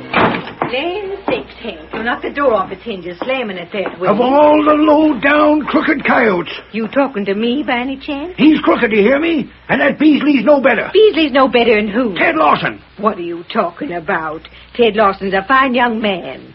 I swear to goodness I enjoyed his company a whole lot when he was up here. He's a crook. He's a polecat. He's a now no-good... you just calm down and tell me what this is all about. Half my claim they want. They're going to take the best half of my claim away from me and hand me 200 yards to the west that hasn't got an ounce of pay dirt on it. You're talking wild. I'm telling you the truth. That's what they're trying to do. Ted Lawson? Lawson and Beasley. But they can't. Well, they're going to law about it and they'll win. How can I fight them? I can't pull up stakes and go into Pierre and hire a lawyer. Where'd the money come from? How can they lay claim to your land? That survey Lawson was making.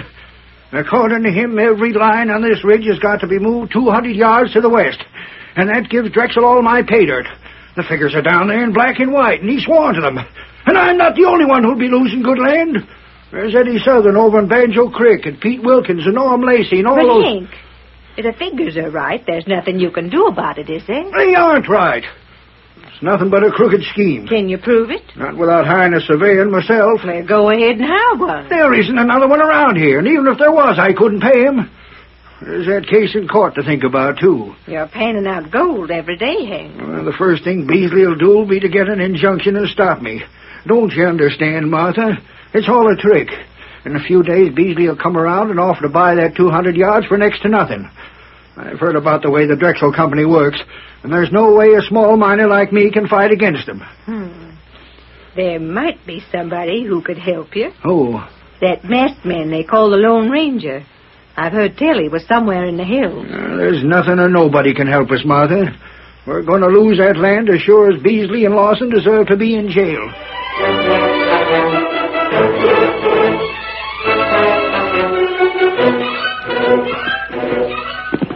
It doesn't seem possible, Tonto. But me hear plenty talk in cafe. Beasley go to court. I believe that all right. It's Ted Lawson.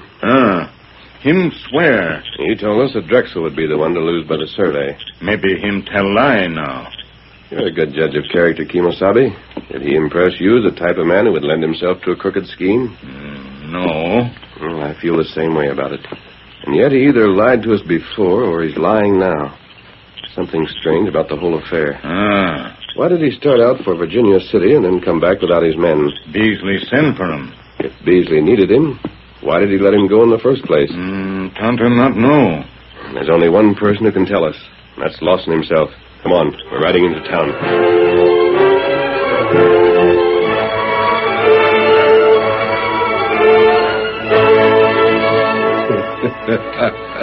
I gotta hand it to you, Beasley. You're a smart hombre. Hey, you'd better lay off that stuff. We gotta celebrate, don't we? It isn't over yet. No hitches so far. I didn't make any mistakes, did I? Yeah, you will if you don't keep away from that bottle. We gotta celebrate. Hey, what the... Hello, Beasley. A masked man. There's an engine in the doorway. Well, friends of yours, Beasley? What do you want? You sure got a lot of outlaw friends. Shut up. Don't you remember me, Lawson? Never saw you before in my life. But if you're a friend of Beasley's, you're a friend of mine. Sit down and have a drink. That's all we have to hear, Tonto. The rest is simple.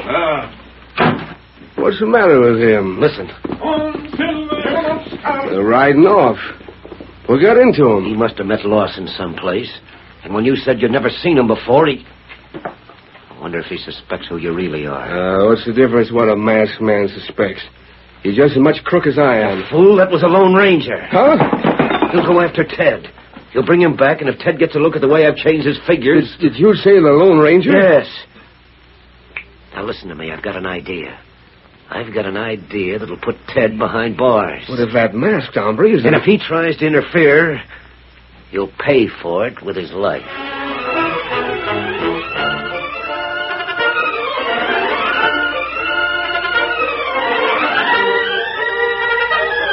The curtain falls on the first act of our Lone Ranger story. Before the next exciting scenes, please permit us to pause for just a few moments.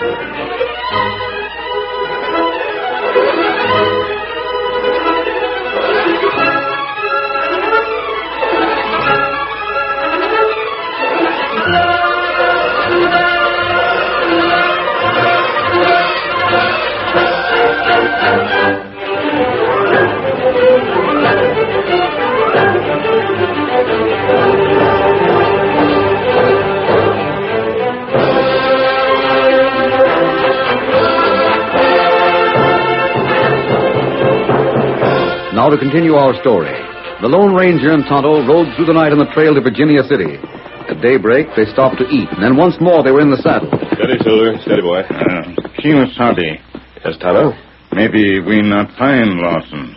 You still think it was Lawson we saw last night, don't you?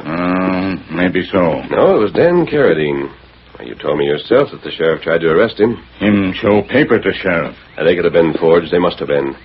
Ted Lawson is honest. So Beasley got him out of the way by sending him to Virginia City. Then he took advantage of Dan Carradine's resemblance and brought him in to take Lawson's place. If we ride fast, we'll catch up with him either tonight or tomorrow. Come on, Silver. Get him up. Down.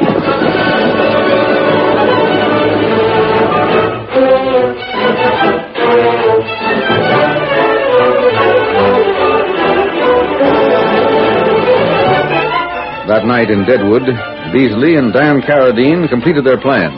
You got everything straight? I guess so. But I didn't like it when I started out on this job. I don't like it any more now. It's getting worse instead of better. You'll be through after tonight. If I get out of town alive. I'll make sure the sheriff don't start after you too soon. That's easy to say. And once you're out of town, you're Dan Carradine again. The posse won't be looking for you. I still look like Lawson, and they'll shoot on sight. You're an old hand. You've made getaways before. You might double-cross me. Not a chance. That'd spoil everything for me if you were caught. Yeah, I guess so. And remember, all the gold you take tonight is yours. How much you got in the safe? Oh, there's over $1,000 worth. Well, add up to the ante some. After I make my getaway, You're out of the country. Go to California, New Orleans, get as far away as you can. That must be the sheriff now. Start yelling. You're only the manager here. It was Drexel who hired me, and he's the only one who can fire me. Get out! That's enough. I'll let him in. You'll pay for this, Beasley. Evening, Sheriff. I'm glad you got here so quick. What's wrong? Oh, so you're getting protection from the law, huh? My advice to you is to get out of here and get out of town. You don't scare me. Good night, Sheriff. What's the row about? You remember how you took him for Dan Carradine yesterday? Yeah. He might just as well be. He's a crook. You mean that? I caught him trying to lift some gold dust from the safe. Then I'll arrest him. No, I don't want you to do that.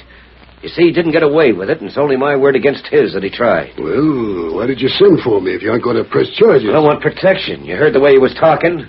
You fired him, huh? Yeah, I fired him. Drexel will back me up no matter what he says. He sure ought to. Ted may try to get even, though, and, well, I don't want to stop lead. You think there's a chance he might go that far? I sure do. I'll have a word with him. Good. All you have to do is... Sheriff, he's back. Yeah, and I got you both covered. Reach. It's a holdup. I'll just take your gun, Sheriff. You'll let in jail for this? You'll have to catch me first. Don't worry about that. You, Beasley, clean out the safe pronto. Don't shoot. And hurry up. And don't try to hold anything back. You want the papers, too? Don't be a fool. I want gold dust, and I want all of it. I'm counting on you to give yourself up, Lawson. The minute you go out that door, I'll be after you. There'll be a posse on your trail before you get a mile from town. And maybe I better put a bullet through you to slow you up. A killer, huh? I'm taking that gold, and nothing's going to stop me. Here you are. Now, don't make a move, either of you. Try to follow me, Sheriff, and you'll stop lead. I told you I'd get even, Beasley. Why are you... Don't move. Come on. Sheriff. What's the matter? I'm sick. It's my heart. Thought he was going to shoot. Quick, get me a glass of water. Pull yourself together, man. He's getting away. Water. Look out, you're going to fall. Here, sit down. Take it easy. Water. Whiskey's better. Here, drink this. How's that? I'm some better, I guess. You sure picked a fine time to get sick. You'll make it out of town. And you might even make the Badlands before I get the posse together. Go on. I am. My orders are going to be shoot on sight.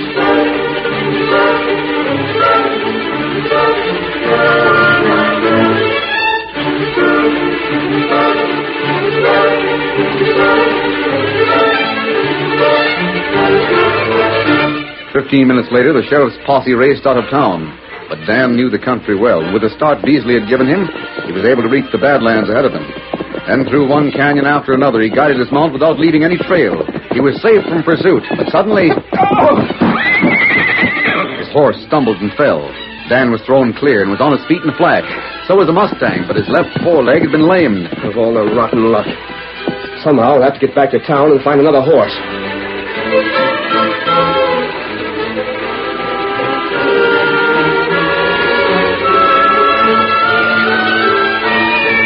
The sheriff's posse returned to Deadwood at dawn, And meanwhile, miles to the west, the Lone Ranger, Tonto, and Ted Lawson were heading in the same direction. There's only one thing I can't believe. What's that, Ted? Drexel had anything to do with this. We can't prove it. But your testimony will send Beasley to jail. That's certain. How long before we get there? Not before sunset. Come on, Silver. Get him up, Scout. Get up, boys.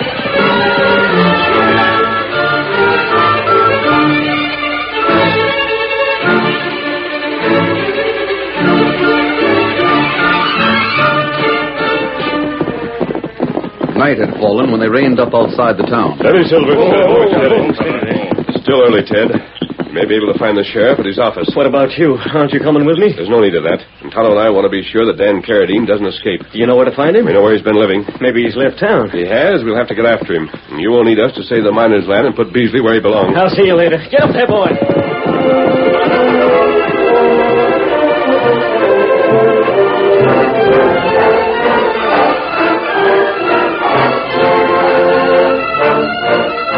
At that moment in Beasley's office. What did you come back here for? You've got to get me a horse. Mine's gone lame. Anyone sees you? I know. That's why I haven't tried to get one myself. You've got to do it. You sure nobody's seen you already? I'm sure. Hurry up. Don't move outside this office. I'll put out the lamp. I'll be back in 5 minutes.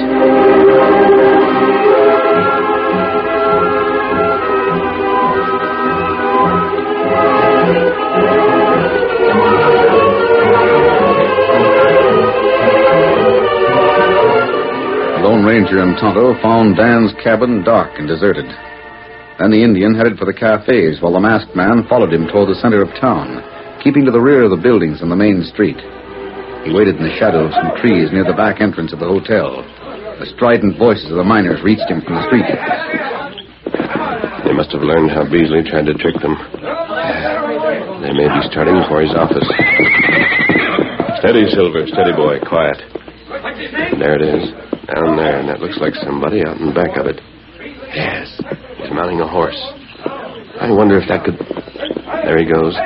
Same size and build as Dan. Perhaps I'd better... It's all right, Silver. Steady. Steady, boy. Here comes Tonto now. Aye. What's all the excitement about? Sheriff, arrest Ted. Wasabi, what's that? Him say Ted hold up Beasley last night. It's a frame-up. Well, we're the only alibi he has. That's right. You go to Sheriff and tell him? No, we can't, Tonto. Let me see. That fourth building. No, the fifth one to the west. It extends back a little farther than the rest. Look, isn't that Beasley's office? Well, I just saw a man right away from there a moment ago. In the moonlight, he looked like Dan. The fellas say Dan ride out of town last night with posse after him. He may have come back again. You can pick up the trail, Tonto, and we've got to make sure. Come on, Silver, get him up, Scout.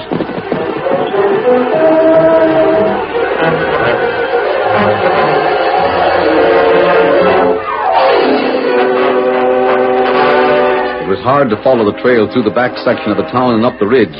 But once the open country beyond was reached, the Lone Ranger and Tonto called on Silver and Scout for their greatest speed. Ahead of them, they could see a single rider. Go on, Silver! Can ride to Badlands! Faster, boy! Faster!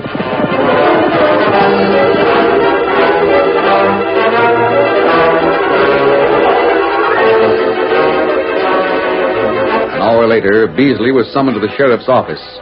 There he met Ted Lawson face to face. What's the matter, Sheriff? Why isn't that man in a cell? He has been. And he'll be going back there before long. Oh, why'd you send for me? You know I wasn't in Deadwood last night, Beasley. So that's your story. Won't do him any good. I saw you with my own eyes, mister. I swear it. I was 70 miles from here. Never mind. What about your other story? I haven't been here for 4 days. You can skip that part of it. After I left town, Beasley changed the figures on my survey. He's trying to cheat the miners out of their land. What have you got to say to that, Beasley? It's nothing but a lie. Just trying to get even some more. That's what I figured. I handed in his report the way he gave it to me. If there's anything wrong with it, he's been up to some more crooked business, that's all. Won't you listen to me, Sheriff? I haven't been here for the past 4 days. It was Dan Carradine who was taking my place. Come on. You're going back to your cell. Not so fast, Sheriff. You're covered. A masked man. That's the Lone Ranger. He's the one who brought me back. Will he believe you, Ted? No. Did you tell him about Carradine? That didn't do any good. And suppose you listen for a few minutes, Sheriff. Beasley and I are going to have a talk. You want to talk to me? Yes. There was a man who rode away from the back of your office about an hour ago. Was there? Tonto and I followed him. We found his camp in the Badlands. We saw the gold that was stolen from you last night. Well, that's fine. Must have been some hombre who was working with Ted. Did you capture him? We're going to let Beasley have a hand in that. He'll ride with your posse when we lead you back to the camp. Let's go. No, not me. Why not? I'm not much of a hand with a gun. One thing I should tell you. The man we saw was Dan Carradine. Was it? If you haven't had any dealings with him lately... I haven't. Then you've got nothing to be afraid of. But if Ted's story is true... No. If you hired Dan to take his place and arrange that hold-up last night to get Ted in bad with the law... No. Then you showed up with a posse, Dan would think you double-crossed him. He'd aim for you first. And Dan's a good shot, Beasley. I don't know anything about him. I never saw him in my life. The only way you can prove that is to ride with us. No, I can't. You better. I've been taking your word for too much. You won't be hurt if Dan doesn't know you. All right. All right, then he does know me. And you're the one who's been lying. And Ted here is innocent. All right, only don't make me ride out there with you. He'd kill me. You admit you hired him. I'll admit everything, but I haven't broken any law. You can't arrest me. How about that, Sheriff? You can get 6 months for fraud. And that don't seem half enough. He will to Beasley when he meets his cellmate. Bring him in now, Tonto. You move along. Oh, you had him outside all the time. You tricked me. You had him prisoner already. Now you're a prisoner, too. Take good care of him, Sheriff. I sure will. Come along, Tonto. So long. You sure fix things up. Steady, big boy. Adios. Come on, Silver. Get him out strong. Get him out. Silver. Boy!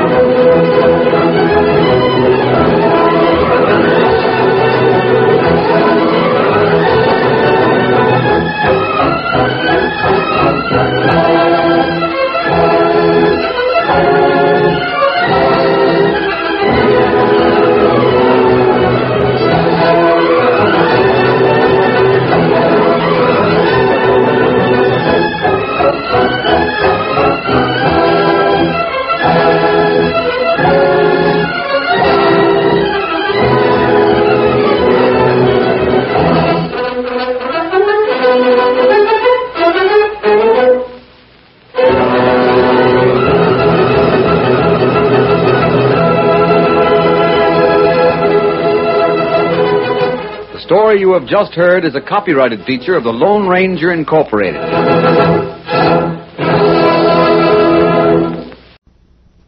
Lux presents Hollywood.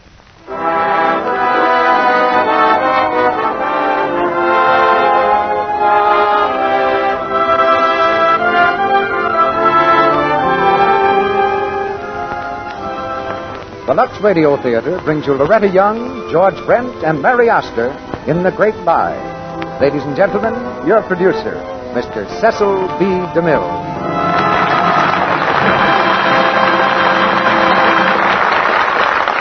Greetings from Hollywood, ladies and gentlemen. Great stars are born, not made. But like the mechanic and the carpenter, they too must learn their trade. Loretta Young played her first part when she was 4 years old. George Brent started to learn about acting at 18. Mary Astor began her picture career at the mature age of 14. And a few days ago, while our play was in rehearsal, Miss Astor won the Academy Award for the finest performance by a supporting actress during the past year. That winning performance on the screen was in the same part she plays tonight on the air. I like to work with people who have records like that. I like to produce radio plays and make pictures with them. Just give a trio of stars like these three a play like The Great Lie, and it's a joy to watch the finished production take form and assume reality. Tonight's drama is adapted from the Warner Brothers picture, a story that cuts to the heart of a very human situation. Two women in love with the same man. Disaster hangs over the head of one woman. The other holds the strings that can bring it down upon her rival with a crash. It's the eternal triangle, but a brand new design. One that brought picture audiences trooping to the theaters to see The Great Lie. You know, there's something more to making pictures than the artistic side. There's also the all-important business side. And I think one of the finest compliments ever paid to Lux Flakes is that it plays the same role for leading Hollywood studios as it does for you in your home. I was one of Lux's best customers when we were filming Reap the Wild Wind, which involved hundreds of picturesque old Southern costumes. Any wardrobe man can tell you how much money our product saves him annually in prolonging the life and color values of washable costumes, especially when the picture is in Technicolor. And in these exciting days, a housewife must be a combination purchasing agent, cost accountant, and office manager. So it's not surprising that these domestic executives reach the same conclusion as our studio executives. In two well-chosen words, Lux Flakes. And one word curtain begins our play. Here's the first act of The Great Lie, starring Loretta Young as Maggie, George Brent as Pete, and Mary Astor as Sandra.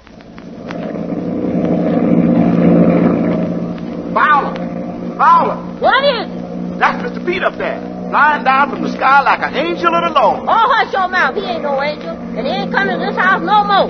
That Mr. Pete devil's on his honeymoon.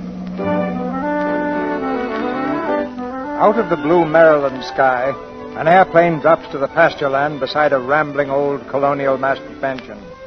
A man vaults quickly from the cockpit and strides across the field toward the house. He swings over the garden fence and stands looking up toward a window on the second floor. Maggie! Ain't no use whistling around here, Mr. Pete. That sound belongs in the day that is gone. Hello, Violet. Miss Maggie in her room? Mr. Pete, if you take my advice, you'll get right back in that airplane and fly away like a bird, right back where you come from. Go tell her I'm here, will you? Also, Mr. Pete, she ain't wanting to see you no more. We done read the newspapers about you running off and getting married. Now, Violet, you know you can't read. Well, Miss Maggie can. Violet! Maggie, I'm coming up. Your name ain't Violet, Mr. Pete. You stay right down here where you belong. I'm coming, Miss Maggie. Come in, Violet. Is that Mr. Pete down there? Yes, ma'am. Is he drinking? Well, what do you care if he's drinking or if he ain't? Well, tell him I'm busy and I've got a cold. Hey, did you take your medicine? Yes, and I'm much better. I don't want to see him anyway. Well, that's what I told him. But I'll tell him again. Now, you go down and be nice and polite and tell him I've got a cold and that I'm busy and that I... Oh, I can't see him, can't I, Violet? No, Miss Maggie, you sure can't. Why not, Maggie? Pete. Mr. Pete, you get yourself downstairs. Don't let him in here, Miss Maggie. It's all right, Violet. Leave us alone. Yeah. But it ain't good, Miss Maggie. Well, what's the matter with you? What's the matter with me? Oh, you've got a cold. Yes. What are you taking for it? None of your business. Well, how'd you get it? I got wet. Mm-hmm. I always said you didn't have sense enough to come in out of the rain. If I had any sense, if I'd had any sense I at wouldn't all... be in your life. No, you wouldn't. Just like this cold. A sneeze or two and you'd be gone. Your nose is pink and your eyes are red. And violets are blue and sugar is sweet, and I wish you'd go. What are you doing down here anyway? I want to talk to you. You want to talk to me? You act as if nothing had happened. You haven't forgotten you're married, have you? No. Well, I'm sure Sandra hasn't. Well, it was very sudden, the whole thing. Yeah, so the paper said. Peter Van Allen marries famous concert pianist. Couple fly from New York to South Carolina. Well, you must have passed right over the house here, Pete. Why didn't you drop me a note? Well, Maggie, that's what I want to talk about. I think I want to hear about it. Oh, Maggie. Now, please. All right. Was there anything else? Well, among other things, I'm thinking about going back into aviation. There's a lot doing now. Hemisphere defense, you know, and all that sort of thing. Whose idea is this? Yours, don't you remember? The day after New Year's. There was snow, and we skated. And I proposed. And I refused. Yeah. Oh, Pete, let's not go into this thing all over again. I'm not whining, but it's been like this for 4 years. On and off and off and on, and... Well, there was only one thing I ever asked you. One thing I begged you to do. To be a sober, solid citizen. Well, sober anyway. But I guess the prospect was too dull for you. Well, it's all over now, and I feel just the way I did when they took the bands off my teeth.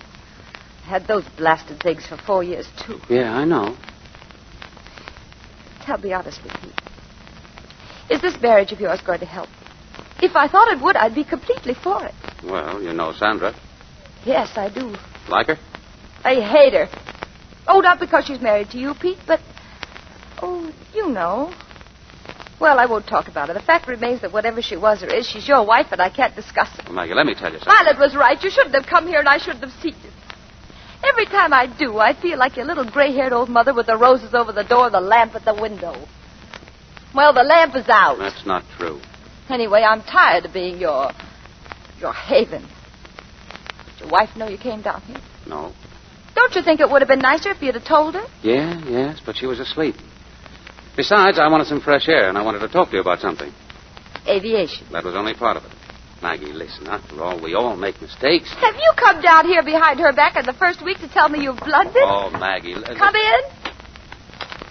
Excuse me, but it's time for your medicine, Miss Maggie. Now, Violet, please. Mr. Pete, ain't it time you's gone? Your lady wife must be waiting for you by now. Well, Violet, I'm sure your intentions are of the best, but this is a very personal matter. There ain't nothing personal between Miss Maggie that ain't personal with me. Since she's that big, I done took care of her. Now, Violet. Pete, you better go. Maybe I'd better. Goodbye. Goodbye. Sorry, Violet. Why, Violet. I'm sorry, Miss Maggie. I'm sorry for him. And I'm sorry for you. And Oh, Violet, please don't. Please don't, Violet.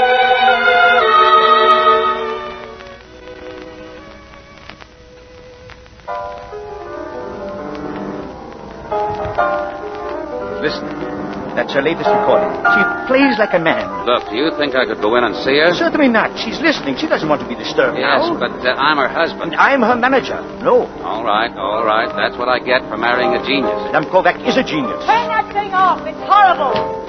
Josh, that record's horrible. Sandra. We'll have to do it over again. That second side is the worst thing I've ever listened to. Hello, darling. Hello. But Sandra, it sounded wonderful. Don't argue, Josh. Now run along. Do I get a kiss, darling, or don't I? Sandra, I've got to speak to you. What about the concert Tuesday? Are you going to do it? Of course I am. Now get out. Good. I'll call Hamilton Philadelphia. Hello, Pete. You've said that. Where were you all day? You didn't even call. Oh, I went down to see my good lawyer, Jock, and then I flew down to Maryland. Maryland? Whatever for? Fresh air. Did you get it? What? The air. Oh, Pete, you've got to be patient with me. I've been a bachelor so long. You know, one of the most attractive things about you to me has always been that you understood women. Now you're going to try to understand me, aren't you? Look, Sandra, I wonder if you could ease up on this hectic life of yours. You know, come away someplace quietly. Some golf and some walks and some fresh air. Me? Oh, Pete, this is a side of you I've never seen. And by the way, I haven't told you. We'll have to do it again. What? Get married. Are you kidding? No, I'll have to propose, and you'll have to say yes, and then we can be married again. That's what my lawyer wanted to see me about today. But I don't see what was wrong. Well, it seems your divorce from Mr. Stokes won't be final until next Tuesday. Oh, that's ridiculous. It was final when I married you. I'm afraid you're wrong. The decree can't be entered until next Tuesday. You had your dates mixed. Dates bore me. Oh, then we're not actually married. That's it. Did you tell someone in Maryland all this? She must have been very amused. And if there's one thing I adore, it's being laughed at. And by a woman. Of course I haven't told anyone. Well, are you going to propose to me again? Well, I think we should sit down and talk this thing out and see where we're going. Then we can be married again next Tuesday. I'll be playing in Philadelphia Tuesday. Put it off. Pete, is there a doubt in your mind that we could make a go of this? Well, I'm asking you to marry me again. You were much more amusing the first time. I'm sober now.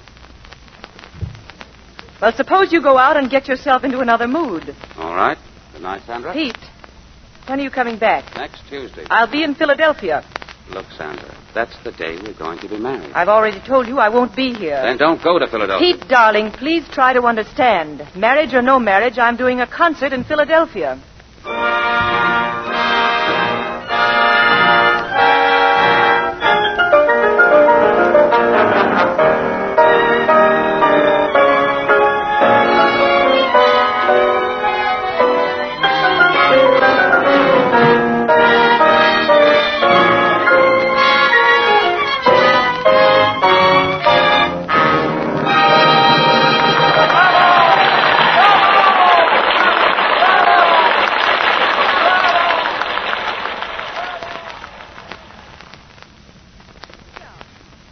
Nice of you to come back and see me, Maggie. Were you out front? No, I just got in at 10:15. Where's Pete, Sandra? In New York. Oh, did you come to see him? I came to see you both. I thought he'd be here naturally. How did you know I was playing here? I called your apartment in New York. Was Pete there? No. Oh. Cigarette? No, thanks. Phew, I'm hot. Well, don't catch cold. I'm just over one. Pete left the window open the other morning while I was still in bed, and I caught cold in my shoulder. I'm sure he did it on purpose. One thing, there's never a dull moment with Pete. Tell me, did you find him stubborn? When? Well, you were engaged to him twice, weren't you? Yes. You're looking very well under the circumstances. What circumstances? You said you had a cold. Oh, yes. But I said I was over it. The cold? Definitely. Good for you. Now, what do you want me to tell Pete? Well, it's an idea I've had for him for a long time. Well, if you want to write it, I promise not to open the letter if you'll mark it personal from Maggie. I went to Washington to see my Uncle Ted after Pete told me he was going to offer himself to the government. Whatever for? Income tax? Aviation. Didn't he tell you his plan? Not about flying for the government, no. I'm going to keep Pete on the ground. Pete's an expert of maps and navigation. And that, coupled with his flying, makes him just the kind of man the government's going to need. Uncle Ted said all he'd have to do would be to apply for a job. Well, it's very kind of you, Maggie. But I like Pete where he is and as he is. Well, he's your husband. Yes. Now, suppose you go. It was just a thought, Sandra. Oh, and a very sweet one. If I didn't think you meant so well, I'd feel like slapping your face. On that one point, Sandra, we deeply understand each other. Well, I guess I can go home now. Yes. Don't miss your little train, Maggie. Good night.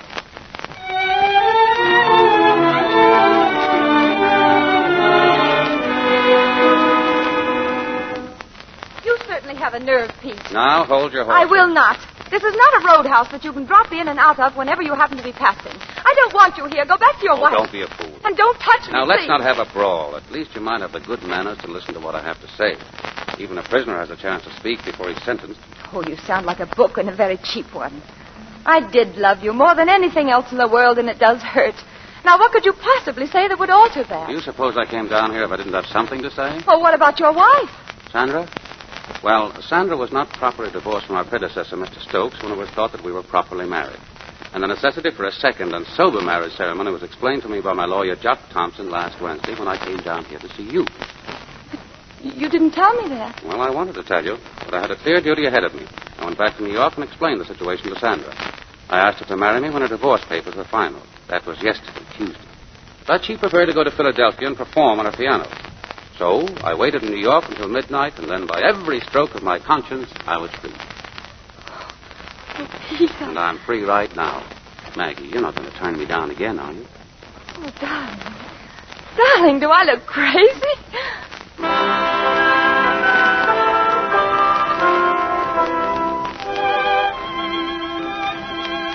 Nice music. Oh, yes. Yes, there must be something very special going on around here. Yes, a wedding. Oh, today? Uh-huh. Where, friends of yours? Uh-huh. Pete and Maggie, you remember them. Oh, yes. And naturally, I'm glad the suspense is over. They've been messing about at getting married ever since I can remember. Ah, the fool. Yes. Was it a nice wedding? Oh, the usual thing. Do you, I do, kiss the bride, have some cake. That's a good idea. What? Kiss the bride. Darling.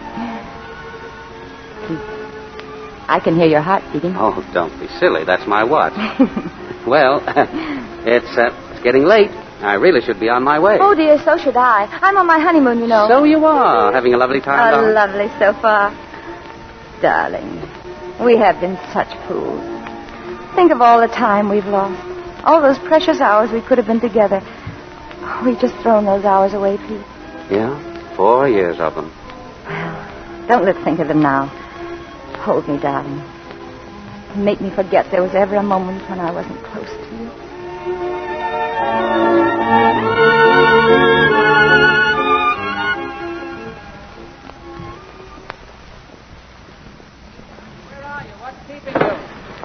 Down there. Listen, are you coming for a ride or aren't you? I've been holding these horses for an hour. 10 minutes. You've still got 50 to go. Are you coming down or do I have to come up there and drag you down bodily? Bodily, my love. Bodily. Right, you asked for it.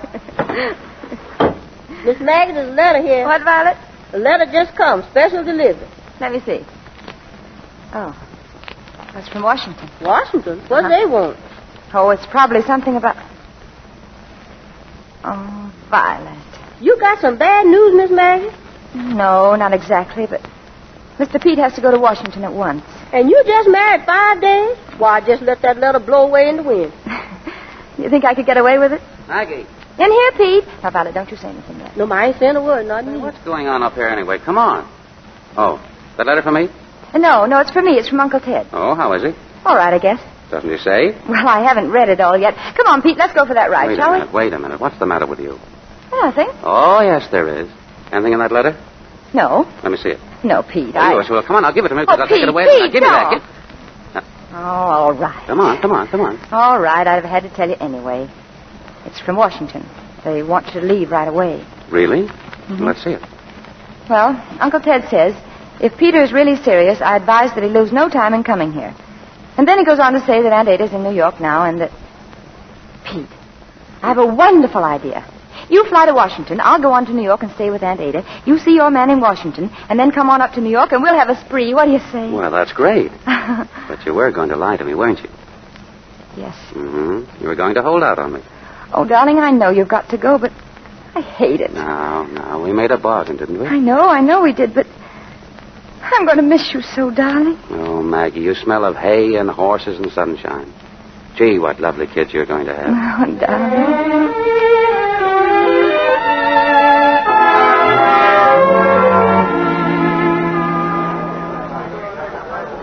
Hello, operator. This is Mrs. Van Allen speaking. If that long-distance call comes through for me, I'm in the Palm Lounge. Hello, Maggie. Oh, hello, Sandra. Yes, operator, I'll be here for some time. Thank you. I didn't know you were in New York, Maggie. I want to congratulate you. Thanks. Where's Pete? In Washington. Oh, so you did get him into the air. Yes, I did. Maggie, I'm giving you fair warning. I'm going to get Pete back. Well, Pete's married to me now, Sandra. Yes, and there wasn't any flaw in that ceremony, was there? You'd see to that, wouldn't you? Look, do we have to go on with this? I've canceled my tour, Maggie. Really? Yes. You see, I'm going to have a baby. Pete? Yes. Oh, but you wouldn't. You couldn't. You're wrong, Maggie. I can and I will. Mrs. Van Allen. Yes, what is it? It's your long-distance man. Oh, thank you. Hello? Hello, darling. I'm talking to you from your Uncle Ted's house. Hello, darling. Hold on, will you? I'll go upstairs. No, there isn't time, Maggie. I'm leaving on a trip immediately. Immediately? But where are you going? I don't know. They haven't told me yet. Oh, well, for how long, dear? Darling, I don't even know that. A couple of months at least. Oh, Pete. Well, it's awfully quick notice, I know. Well, will you be flying? Of course. That's what I'm here for. Oh, yes, Well, darling, then I won't see you before you leave. Well, I'll write you as soon as I can. Goodbye, darling. Tell him I'm with you. I said goodbye. Goodbye, dear. Take good care of yourself. You too. Oh, yes, of course, dear. Goodbye. Bye, sweet. Is Pete going away? Yes. Too bad. You're going to lose him, Maggie. I'm going to get him back.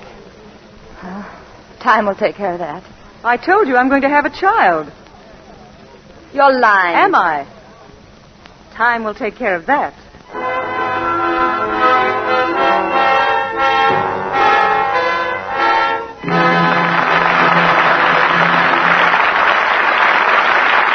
Mr. DeMille presents Act Two of The Great Lie, starring Loretta Young, George Brent, and Mary Astor, in just a moment.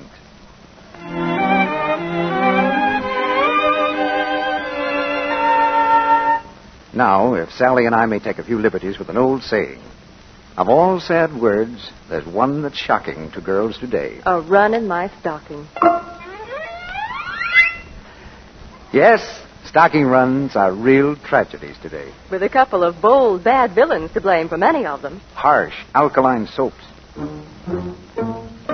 Cake soap rubbing. These are two villains that are to blame for many costly, heartbreaking stocking runs. Two villains that rob stockings of their elasticity, that weaken the threads so they break easily into runs. But they're two villains that haven't a chance to ruin your stockings if you stick to new, quick Lux. Lux is very gentle. It guards that vital quality of elasticity because it contains no harmful alkali to injure delicate stocking threads.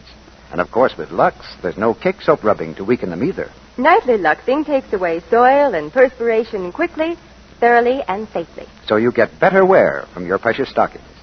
Over 90% of the makers of stockings advise Lux Flakes, makers of rayon, cotton, and wool stockings, as well as of silk and nylon. Keep those two villains, harsh soaps and cake soap rubbing, away from your stockings. Save your stockings with gentle Lux care every night.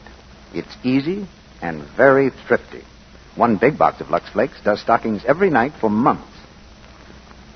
Now, our producer, Mr. DeMille. Act 2 of The Great Lie, starring Loretta Young as Maggie, George Brent as Pete, and Mary Astor as Sandra.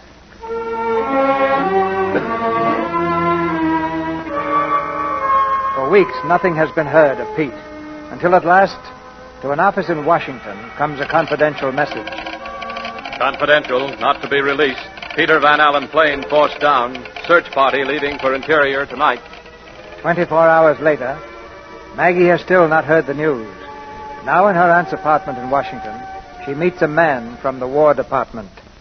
Come in, Maggie. This is Colonel Harrison. Not the Colonel Harrison. How do you do? How do you do, Mrs. Van Allen? Aunt Ada's told me so much about you. Sit down, won't you, please? Maggie. Yes? Colonel Harrison has news about Pete. Oh, really? Is he coming back soon? Mrs. Van Allen, I'm afraid it's not very good news. Why? What do you mean? It's not altogether hopeless yet, but your husband and his party have been missing for 24 hours over the Brazilian jungle. Missing? Well, you see, the terrain is very difficult. It takes time to get a search party and their planes back over there. None of them have been able to make a landing yet. So far as we know, the only point they could land is 40 miles from where they last heard from the plane. The country's very thick. It may take a little time. Pete. It's not hopeless, Maggie. Colonel, you'll let me know, won't you? Right away. Of course. I mean, even if it's bad news, you'll tell me. Please. We'll let you know as soon as we do. But you mustn't give up hope, Mrs. Van Allen. Not yet, anyway. But it doesn't look good, does it? I mean, even right now. Frankly, it looks very bad. Oh, thank you, Colonel.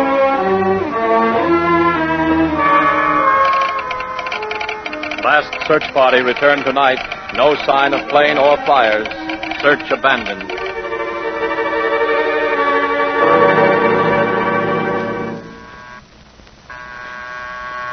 That's Miss Maggie ringing. You go up, Jefferson. I just can't look at her face no more. I just can't. I'll go. Who is that gentleman up there? That gentleman's from New York. That's Mr. Peter's lawyer. So long now, Jefferson. Don't keep her waiting. But it's so hard to believe. It's so hard to understand, Jock. I know, Maggie. But you've got to think of yourself. Sleep and food Oh, what and... for? I don't care. You know, all those weeks he was missing, I kept hearing him come across in that silly little plane of his. I really heard him this morning. Maggie. Oh, of course, it was only Jefferson with his lawnmower. There was no one else like Pete in the whole world. Remember those silly little sketches and that crazy old whistle and... Oh, but you knew him very well, didn't you, Jack? Oh, yes. School, college. I knew Pete. Oh, Jack, you'll have to forgive me. Of course. Yes? Oh, yes, Jefferson. I wanted to tell you that Mr. Thompson is staying for lunch. Yeah, so. And Jefferson, don't you and Violet go around looking like that. Mr. Pete is just gone, that's all. Just gone. Yeah, so. Poor Jefferson. He and Violet loved Pete very much, and... Everyone did, Maggie. There must be some satisfaction in knowing Pete was doing something worthwhile. I know. I've thought of that. But don't you see, I made him do it, Doc. He was a very happy man, Maggie, and he wanted to go on that trip. He called me from Washington the day he left. He called himself the big family man. He wanted children. That would have been something, wouldn't it? What? Something of his to live on. Pete's child. Oh, yes. If I could only scream or something, Maggie!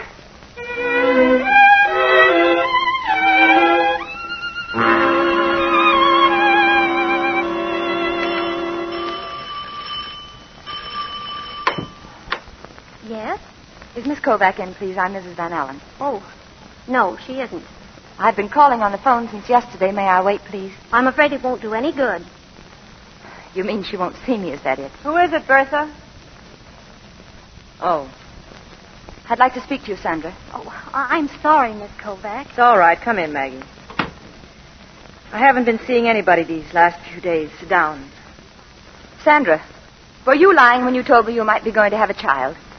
Pete's child. Oh, does that matter now? If it's true, it does. Sandra, do you remember telling me in Philadelphia that if I wished to leave Pete a letter marked a personal, he'd receive it unopened? Well, here's a letter from you to Pete marked personal, and it is unopened. In that letter, you told him you were going to have a child, didn't you? Yes, I did. Sandra, be honest with yourself. You only wanted that child when you thought you could get Pete back. Well, now Pete's dead. Sandra, I came here to ask you for that child. What? I was married to Pete. I could give him Pete's name. I could give him everything that Pete could have given him had he lived. Get out of here. Get out! Oh, I know you hate me. Why shouldn't you? We both love the same man. So you do believe I loved him? Oh, yes. I believe that was the one decent thing about you, Sandra. Your feeling for Pete. I can't think of him as gone. He loved life so much. He left us two things in this world. I have his money, and you might have his child. You're extravagant. You're a woman of the world, a public figure. Your piano and your success, they won't go on forever. And after all, none of us gets younger. Let me ensure your future, and you ensure mine. Your future? His child. That could be my future. And I'd make you secure financially. Money? Yes. Oh, it's so completely mad. Think, Sandra. Oh, no, think. I couldn't do it now. It's different. I'd be alone. I'd be afraid. Oh, but you needn't be. I won't leave you for an instant. You? Sandra, let's call a truce. Oh, what? A truce until it's over. Now, you haven't told anyone else. Oh, no, of course not. We'll go away together secretly, out to Arizona. You can have your baby there. No one will know. Sandra, they'll never know.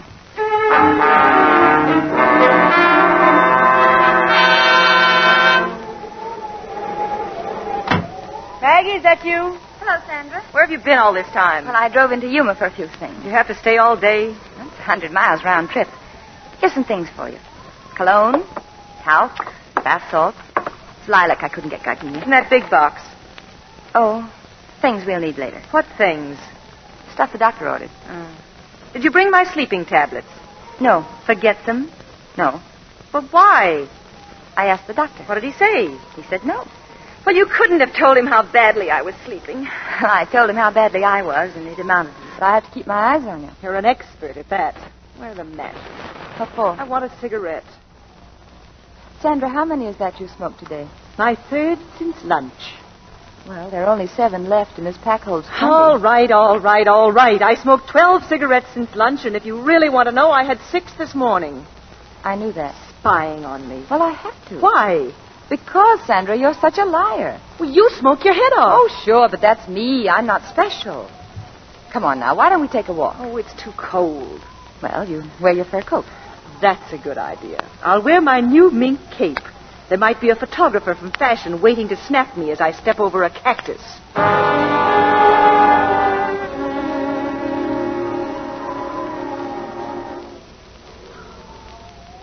It's your place, Sandra. Oh, I'm sick of cards. Listen to that wind. Sandra. This will probably turn into a cyclone. One of those tornadoes you read about in the newspapers and blow us all away.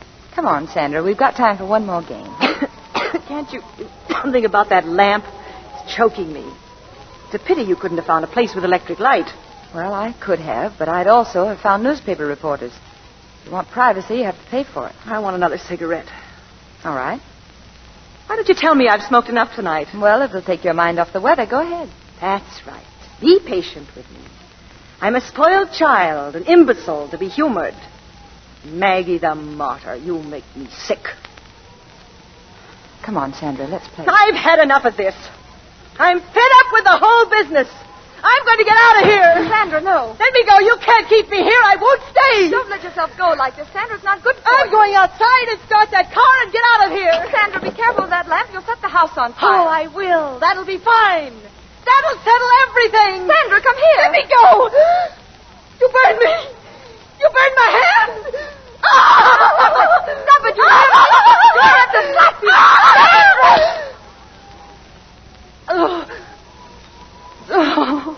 Well, that's better. I'm sorry, Sandra. Come on now. Let's go on with the game, huh?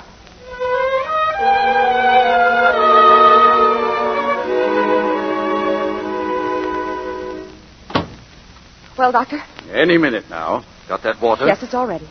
Is Sandra all right? She'll come through this fine. She's as healthy as a horse, that woman. You seem more worried about this baby than she is. I think I am. Ever have a child of your own? No. A pity. Just the sort of woman who should have them.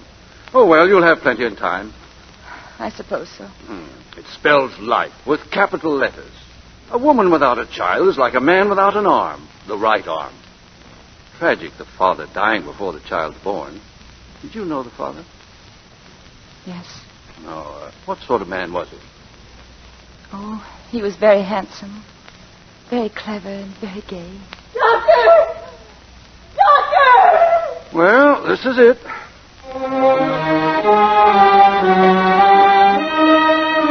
There he is, safe and sound. A fine boy, Miss Maggie.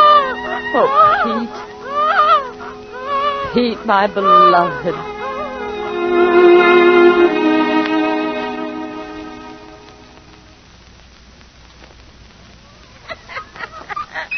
Come on now, young Pete. Up he goes. Have you got his lunch ready, Violet? Oh, yes, I'm all ready, Miss Maggie. And don't he know it? You know, we've had a long conversation about that. Violet, I was thinking. Yes.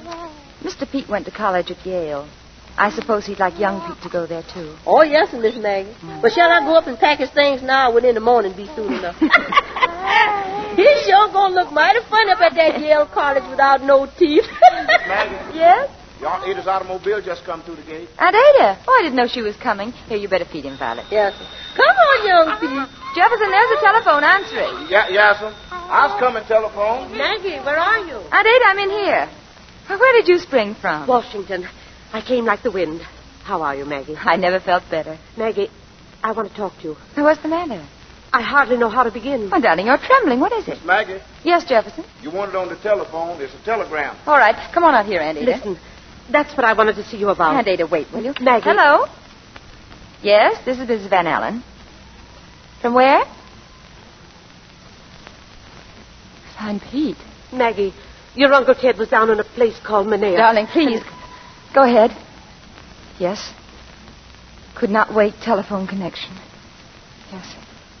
On my way. Your uncle telephoned me early this morning. He Aunt said Ada, I can't hear. Go ahead. Yes, arrive Cartersville about 10 Thursday. Love, Pete. Thank you. Arrive Cartersville about 10 Thursday. Pete and another man are being found. Why didn't you tell me? When did you first hear this? Well, Colonel Harrison came down to your uncle and said... Arrive Cartersville about 10 Thursday. Why, that's today. It's today.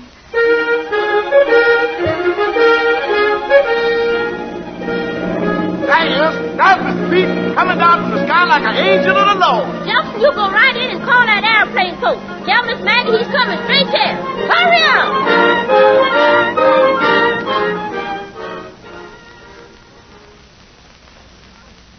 Violet, where's Mr. Pete? He's in the baby's room, Miss Maggie. All right. Watch out, the baby's sleeping. Yes. Pete? Oh, Pete! Maggie. Oh, darling. Darling, I went to the airport. No, I came right here. I couldn't wait. Oh, Pete. Did you see him? Yes, I've just been getting acquainted. Oh, he's asleep. I wanted you to see him when he was awake. What's his name, Maggie? We call him Young Pete. Do you like him? Oh, he's lovely. Darling, you look ill. Oh, no. I'm all right. Are you really? Of course. Oh, do you think I've changed? Oh, it's the gray hair. A sober, solid citizen, remember? Yes. Maggie, you haven't changed at all. Haven't I? Oh, darling, nothing was the same without you, Pete. Nothing. You know, this young fella here, he's like me. Yes, he is. How old is he? Well, he's 3 months and 4 days exactly. Our son. He was all I had of you, Pete. Except so often I had the feeling you were here, laughing at me and chasing me and running around in that silly little plane. I'm really here now, darling. Yes. Here with you and our son. You know, I always said you'd have beautiful children. Darling, I... Yes, Maggie. What's the matter? No, nothing. You're home. That's all I want to think about, darling. You've come home.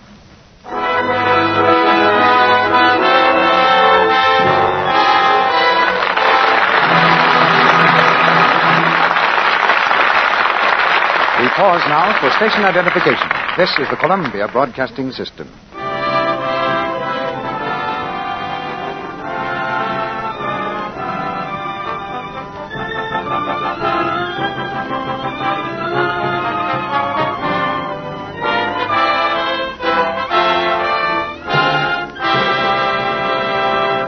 After a brief intermission, Mr. DeMille will bring us Act 3 of The Great Lie, starring Loretta Young, George Brent, and Mary Astor.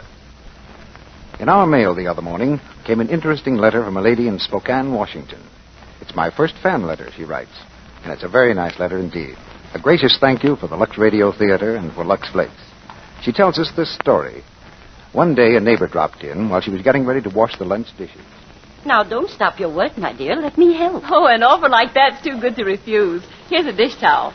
Goodness, Ruth. Do you use Lux for the dishes? Wish I could afford to. Afford to? Don't you know how thrifty Lux is? Look how those suds bubble up. And I only use a few flakes. There's nothing kinder to your hands than Lux, I know. And a little goes so far. Why, I use Lux for most of my washing as well as the dishes. And this box has lasted a long time, too. Well, maybe I'll try it out myself. The letter continues. The other day I was at my neighbor's house when she gave her grocery order. At the top of her list was Lux Flakes. Most women do know how gentle and pure Lux Flakes are. Perhaps some of you don't realize how economical it is to use new Quick Lux for the dishes. You know, it's the suds that count.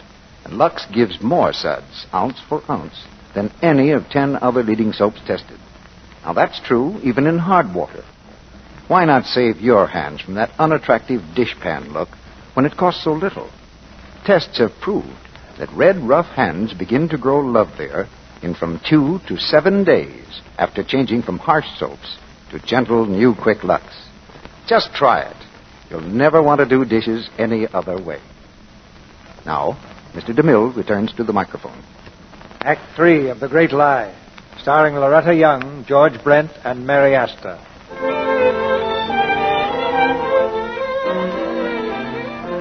Several months have gone by, and Pete still doesn't know that Sandra is the mother of his young son. Now Pete and Maggie are in New York in a hotel dining room with Colonel Harrison. Pete, the proud father, has just brought out the latest snapshots of the baby. I have dozens of these, Colonel, and if you really enjoy looking at them, I could send you about 50 to Washington. He'll send you 150 if you want. A fine boy, Pete. Fine. Pete, darling. Sandra, well, hello. Oh, it's good to see you. Hello, Maggie. Well, what does one say to a ghost? Just hello, I guess. I couldn't believe it when I heard you were alive. It was in Australia just before a concert. I drank a bottle of champagne and played Chopin's funeral march in swing time. Have a drink? No, thanks. Oh, I'm sorry. Colonel Harrison, Miss Kovac. How do you do? How do you do? Staying in town long? No, we're going home tomorrow. Oh, running away so soon? Well, we've been here a week, and I miss the country. That's what she says, but don't believe her. She's going back to her boy. Oh, I've got something to show you. Yes, Sandra? Oh, pictures. That's the son and heir. What do you think of him? Why, he's so big. He's 31 inches tall, weighs 29 pounds, has 8 teeth, and he bites. Oh, he's lovely. And here's one taken with his mother. I think he looks like Maggie, but she will have it that he looks like me. He is like you. Don't you think so, Maggie? Yes, I do. Oh, but he has Maggie's smile. Perhaps. I don't know much about babies. Maggie, that must have been quite a moment when you told Pete about the baby. I'd like to have been there. Pete, we better run. We're catching the early train tomorrow. You have to go so soon. Well, anyway, it was wonderful to see you, Pete, and I think your son is grand. Only Maggie could have a baby like that. Of course. I think he'd be a perfect baby, no matter who his mother was. Good night, Sandra. Good night.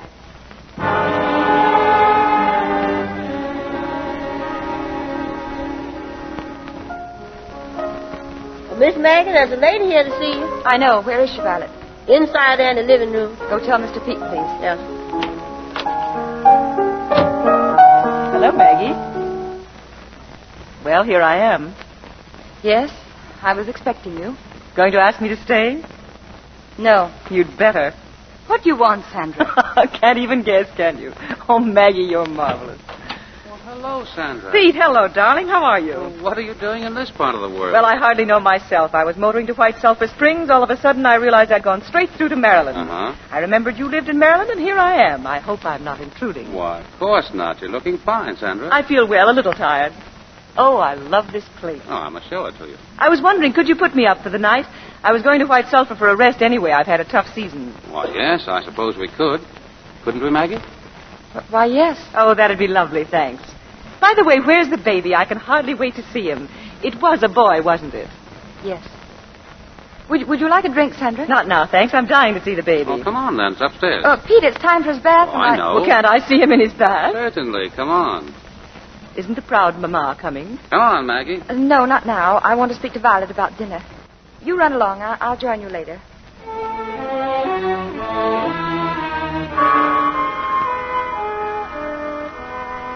Maggie, it's almost 7 o'clock. I'm coming. She'll be right down, Sandra. What's the matter? Headache? Didn't say anything about it. Here she is. Hello, Maggie.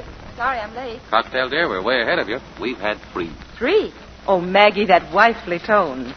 Do you count his cigarettes, too? Doctor's orders. Doctor's orders. How familiar that sounds. Would you believe it? Once I was under doctor's orders. You? Yes, I had to count my cigarettes, my drinks, and my calories. And what's more, I had a little dragon watching over me every minute to see that I did it. Didn't seem to do you any harm. No, I've never seen you look better. Come on, have another one. Oh, I shouldn't. But how I love to do things I shouldn't. To my hostess, Maggie, my dear, may you always be as happy as you are now. Thank you. Dinner served, Miss Maggie. Good. Come on, Sandra. Dinner. Oh, the air down here has really given me an appetite. You always were a great traveler, Sandra. You'd love Australia, Pete. It's a great man's country. Earthy and exciting. Reminds me of our own West. You know, Arizona. Arizona? Why, that's where young Pete was born. Oh, really, Maggie? Yes, on a little ranch. Not here in the ancestral home? No. Well, that's when I was missing. Pretty grim for Maggie.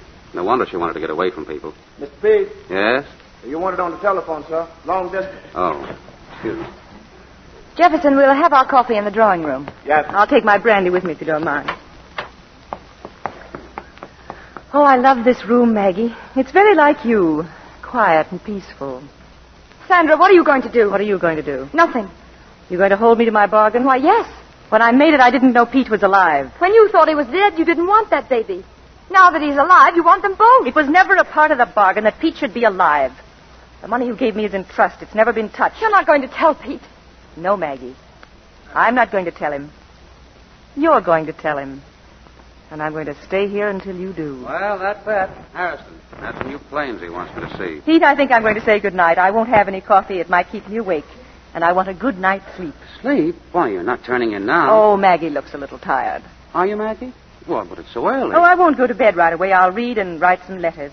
Besides, you've got luncheon guests tomorrow, haven't you? Yes. Well, then I think you've had quite enough for one evening.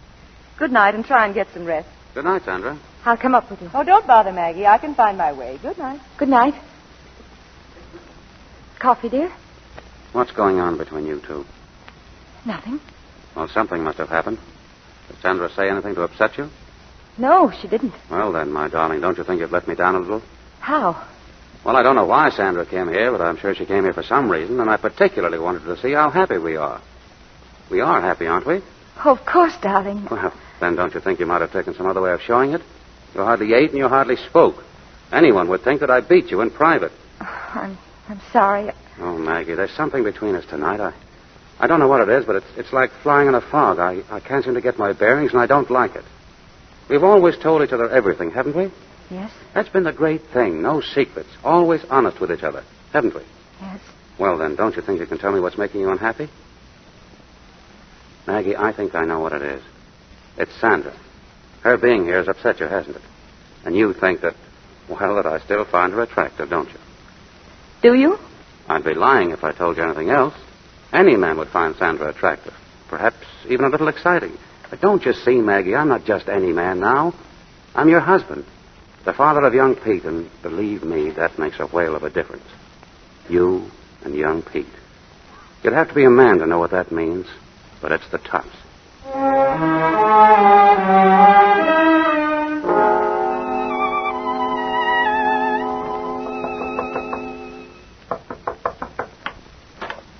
Are you awake, Miss Maggie? Yes. What time is it, Violet? I didn't get to sleep till early this morning. Why, it's 10 o'clock.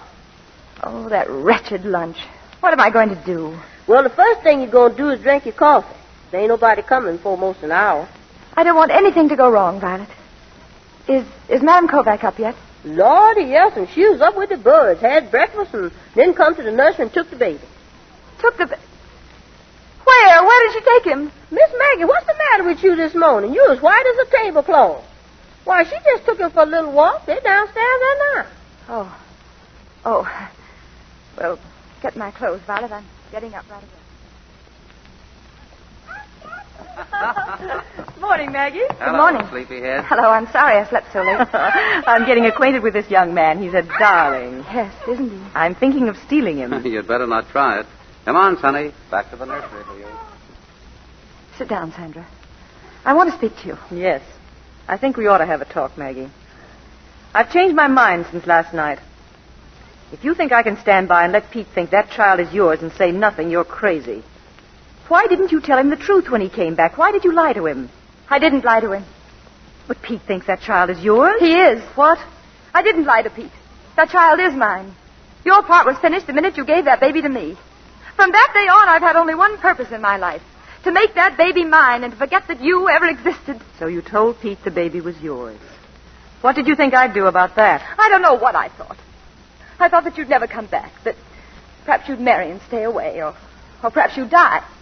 I hoped you would die. But I didn't die, and I haven't stayed away, and I want that child. Sandra, you walked away from that baby without one backward look. But I've seen him now. But you could have at any time. We made no rule about that. I was in Australia.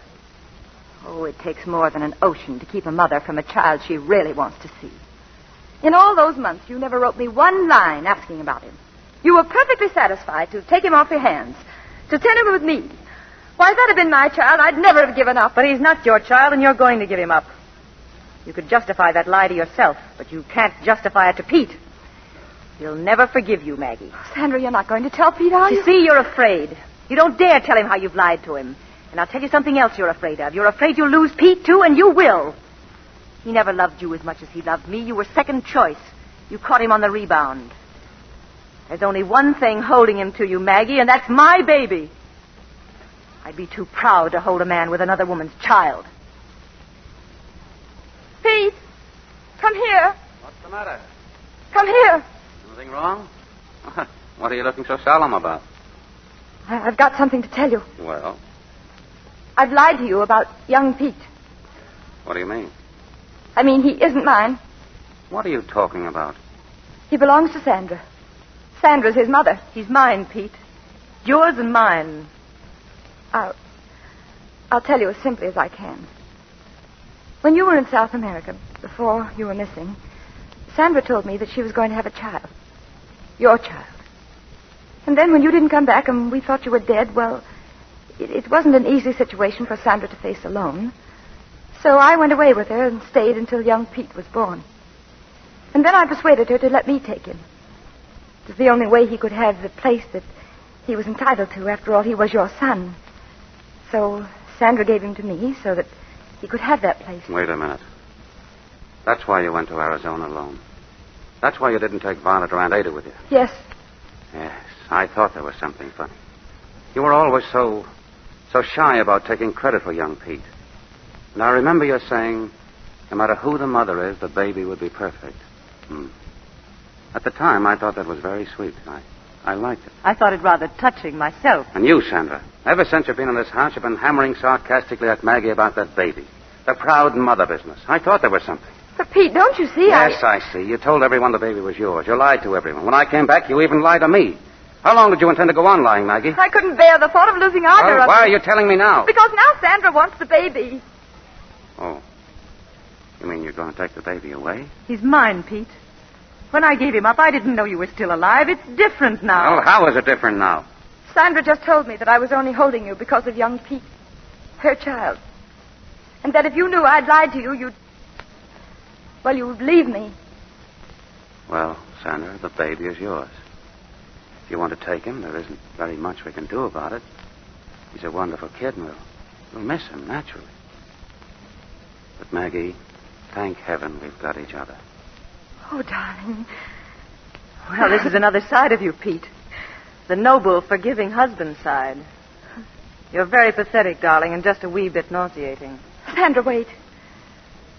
Young Pete's not ready. I have to get him dressed, and could you give me just a little while to say goodbye to him? Don't be a fool, Maggie. What would I do with a baby without a man around to bring him up? Pete, you're not forgiving me. I know that. You hate me, don't you? You can tell the truth now. She's gone. You hate me. Mommy. She's coming, young Pete. Don't you worry. Oh, Pete, please say something. Don't just stand there looking at me like that. Say what you're thinking. We'd better go upstairs, darling. I think young Pete wants to see his mother. Oh, darling. Come on, Maggie. Yes, darling. Mommy's coming.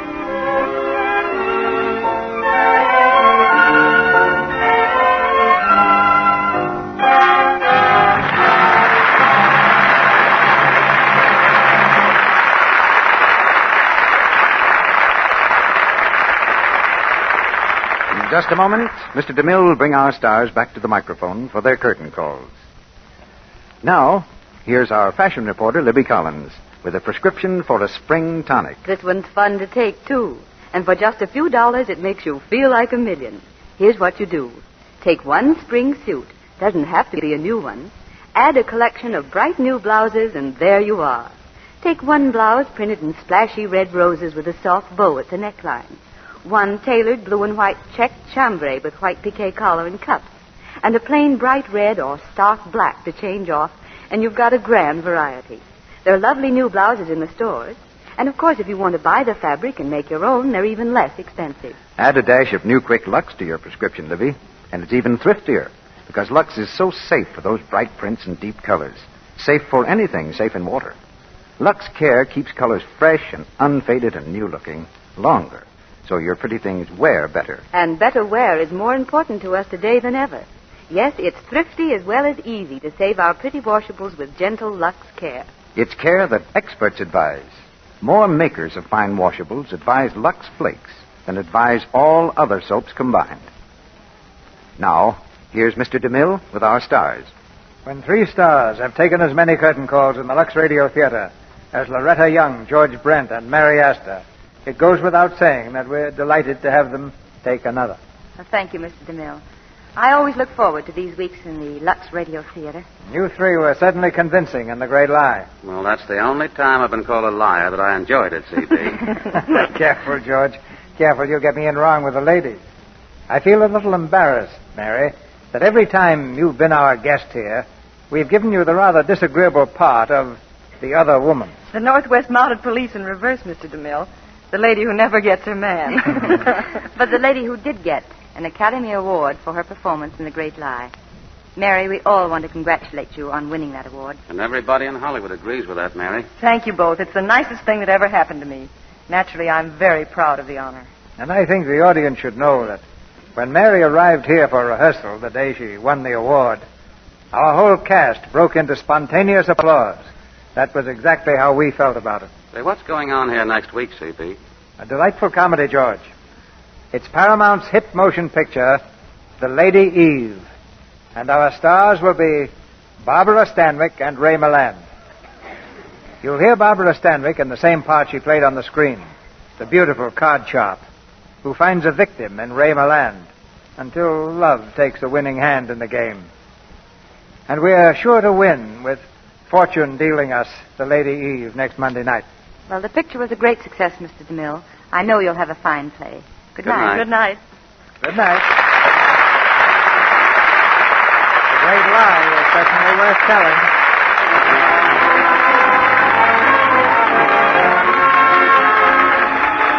Our sponsors, the makers of Lux Flakes, join me in inviting you to be with us again next Monday night when the Lux Radio Theater presents Barbara Stanwyck and Ray Milland in The Lady Eve. This is Cecil B. DeMille saying good night to you from Hollywood.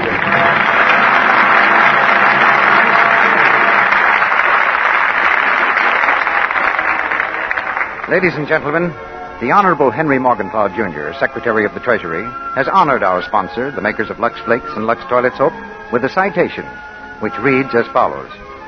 For distinguished service rendered in behalf of the National Defense Savings Program, this citation is awarded to Lever Brothers for radio promotion.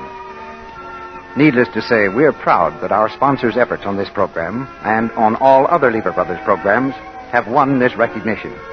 You can be sure that Lever Brothers Company will continue to do all in its power to promote the sale of defense bonds and to further every other effort to win the war. The picture, The Great Lie, was directed by Edward Goulding. Loretta Young is currently seen on the screen in the Columbia picture Bedtime Story. George Brent appeared tonight through the courtesy of Warner Brothers Studio and will soon be seen in their production of In This Our Life, in which he co-stars with Betty Davis. Mary Astor's current picture is the Warner Brothers production, The Maltese Falcon. Heard in tonight's play were Ruby Dandridge as Violet, Griff Barnett as Colonel Harriston, Verna Felton as Aunt Ada, Buck Woods as Jefferson, and Charles Seal, Boyd Davis, Arthur Gilmore, Leon Ledoux, and Leo Cleary. Tune in next Monday night to hear Barbara Stanwyck and Ray Milland in The Lady Eve.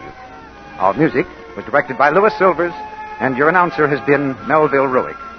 This is the Columbia Broadcasting System.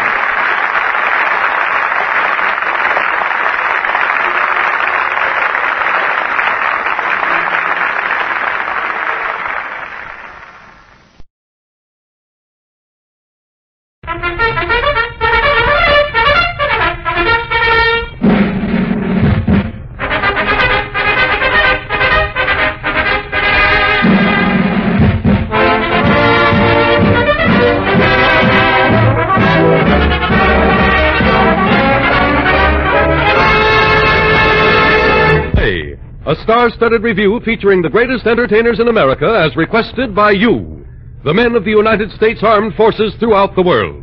Command Performance! Presented this week and every week till it's over there.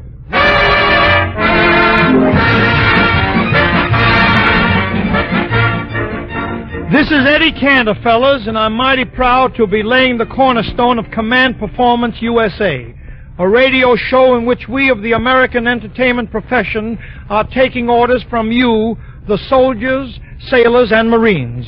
Whatever you want from American radio, stage, and screen, you name it, buddy, we'll get it.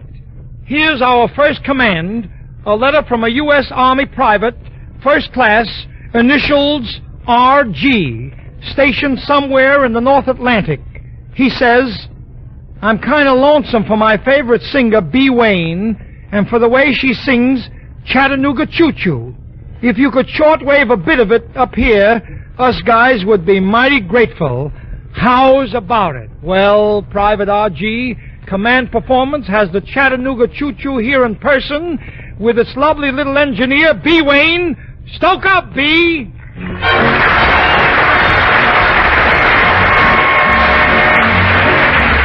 Chattanooga choo-choo, woo-woo. Chattanooga choo-choo, woo-woo. Chattanooga choo-choo, woo-woo. Da-da-da-da-da-da-ho, won't you pardon me, boy? Is that the Chattanooga choo-choo? Track 29. Boy, you can give me a shine. I can afford to board a Chattanooga choo-choo. I've got my fare and just a trifle to spare. You leave the Pennsylvania station about 3:45. Read a magazine and then you're in Baltimore.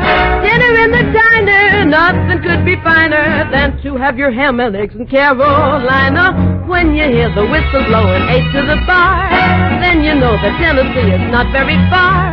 Shovel all the coal in, gotta keep it rolling. Woo woo Chattanooga, woo woo Chattanooga, woo woo Chattanooga, woo. There you are, ho ho ho. There's gonna be a certain party at the station, dressed in satin and lace. I used to call Paige. She's gonna cry until I tell her that I'll never roam. So Chattanooga choo-choo, won't you choo-choo me home? Chattanooga choo-choo, Chattanooga choo-choo, won't you choo-choo me home?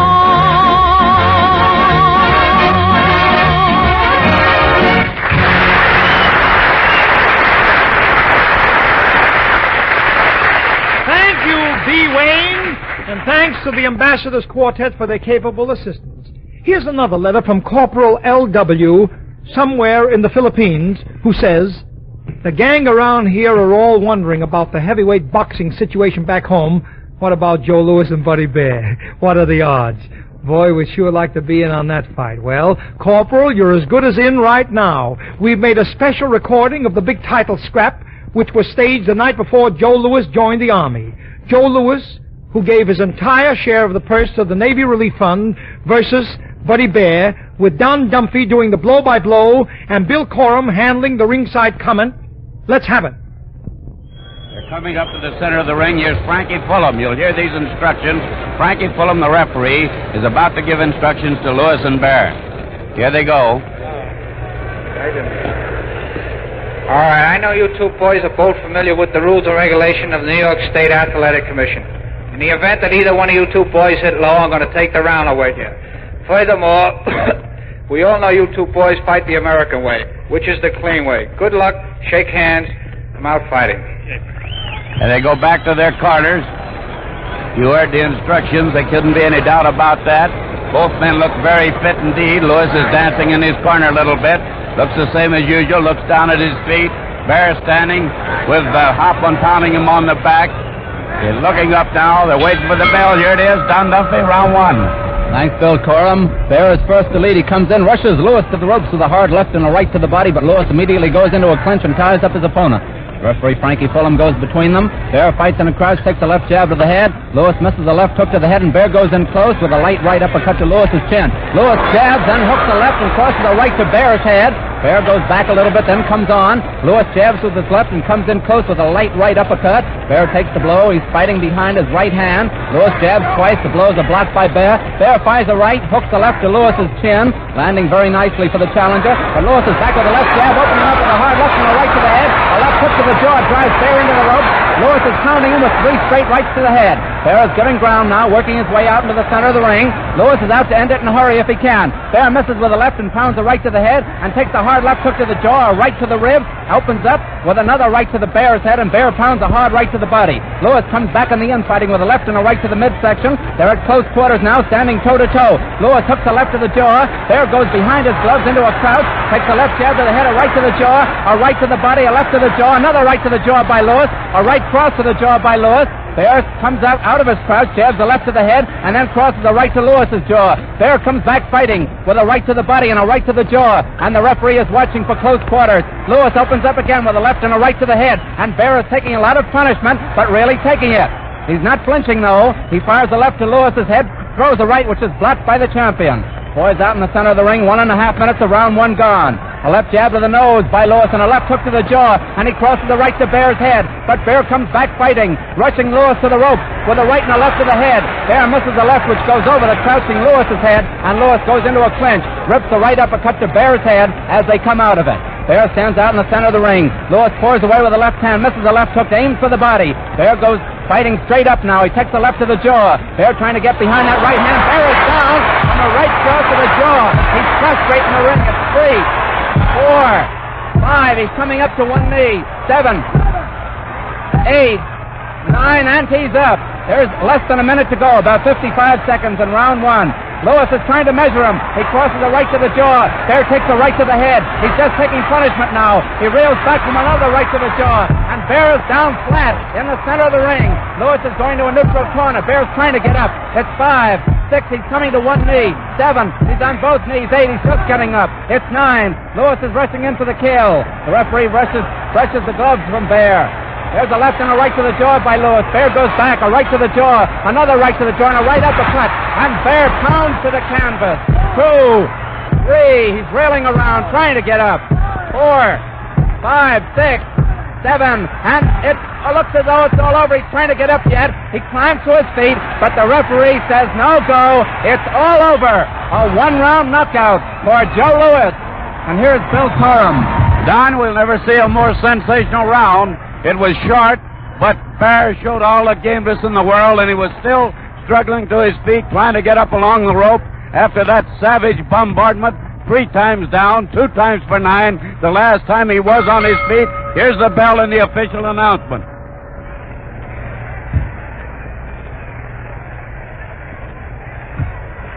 The time, 2 minutes, 56 seconds of the first round.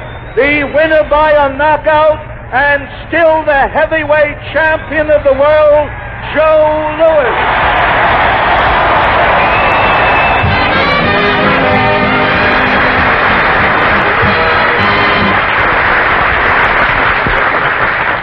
Well, Joe Louis knocked out Maxie Bear first, then Buddy Bear.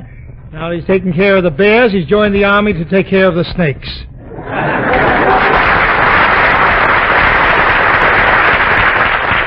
Snakes, spelled A-X-I-S. The army doctors, spend 2 hours to find out if Joe is physically okay. Buddy Bear found it out in less than 3 minutes. Joe was on my program the day after his big fight. I said, Joe, how come you donated your money from the fight to the Navy and then joined the Army? And he said, Mr. Kennedy, when I go overseas, I want a boat under me. I just miss being in Class A myself, Yeah, I'm in Class 48Z. I go in right after May Robeson. I didn't get a chance to see the fight myself, but I went to the newsreels the following day and saw the motion pictures. What do I mean motion picture? It was a snapshot. It's too bad about Buddy Bear, though, because he's really a swell guy and a terrific fighter. He only made one little mistake. Before the fight, he shook hands with Joe. He never should have let go. Boy, I want to punch that Louis has. Of course, there wasn't much to see in the newsreels. Just a right cross, a left cross, red cross. But getting back to command performance, here's a letter from Sergeant J.K. who says, I'm from Brooklyn, and I was nuts about a guy named Danny Kaye. Saw him in the New York night spot a couple of times, and he was funnier than Donald Duck and Stuffy Smith put together. Put Danny Kaye on, please. Well, command performance never says no to the armed forces, so here he is, directly from the stage of the Imperial Theater in New York, where he's the star of the smash hit, let's face it, Danny Kaye.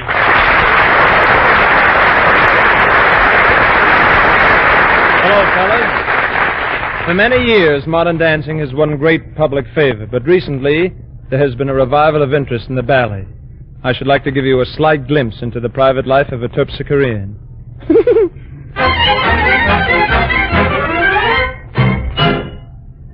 I was born to be a dancer, and when the music plays, the ants in my pants do tour jetés.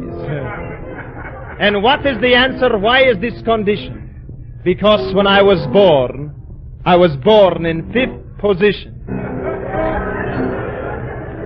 I entered the world with an oop, L.A. Age 2 months, 3 weeks, I was scrawling on my ballet. Other children say dada, goo, and mother. When I opened my mouth, came out Pavlova. And right away, tour jeté, chasse, crasse, pirouette, rondejam, plondejam, entrebasse, pirouette, pirouette, pirouette, entrejet, entrejet, alouette, alouette, alouette, gentil alouette. So I chassed the chassis and I plied the plié till I was the corpse of the corpse de ballet. 'Twas then I met Pavlova. Ah, Pavlova. What an elevation and such an extension. She was dancing in big circus ballet with her partner, the famous Sergeyevsky. Nice fella, Sergeyevsky, but no mind of his own. In this ballet, he is walking on tightrope 100 feet in the air, when suddenly somebody yelled, "Swing it!" Nice fella, Sergeyevsky, but too impulsive. There was Pavlova without a partner right in the middle of her adagio. Everybody's in great confusion, but not me. I am unconscious. Greatly sympathetic Pavlova told me what to do to rise from corpse de ballet to public dancer number 2. It's a very simple method. There is really nothing to it. Whatever everyone else is doing, you don't do it. They are up, you are down. They are down, you are up. They are leaping, you are creeping. They are waking, you are sleeping. They are laughing, you are crying. They are living, you are dying. They go east, you go west. That is where the sun shines best. Pavlova. This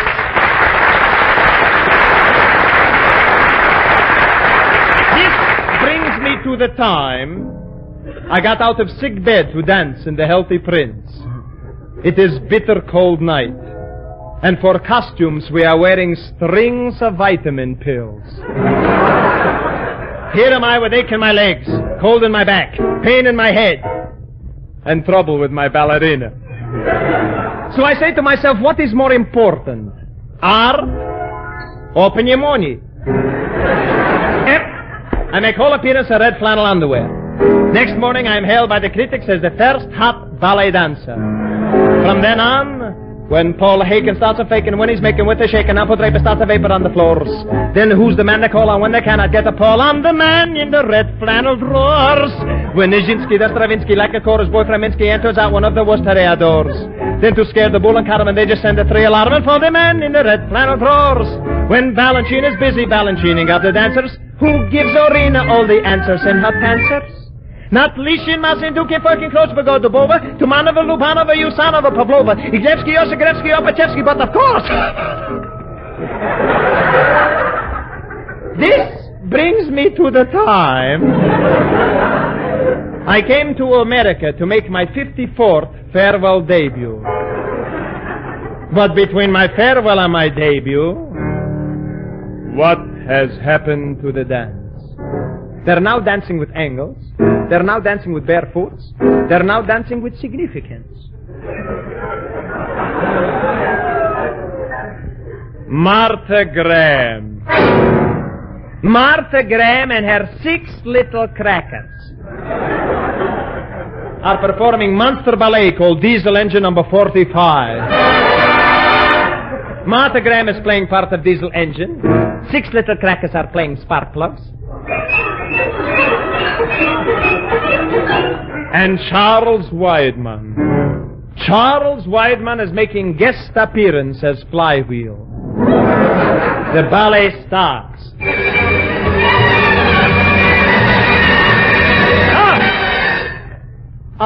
Pavlova. The wonderful things we used to do. I could do them again if I only had you. But how can you do when you ain't got with who? Thank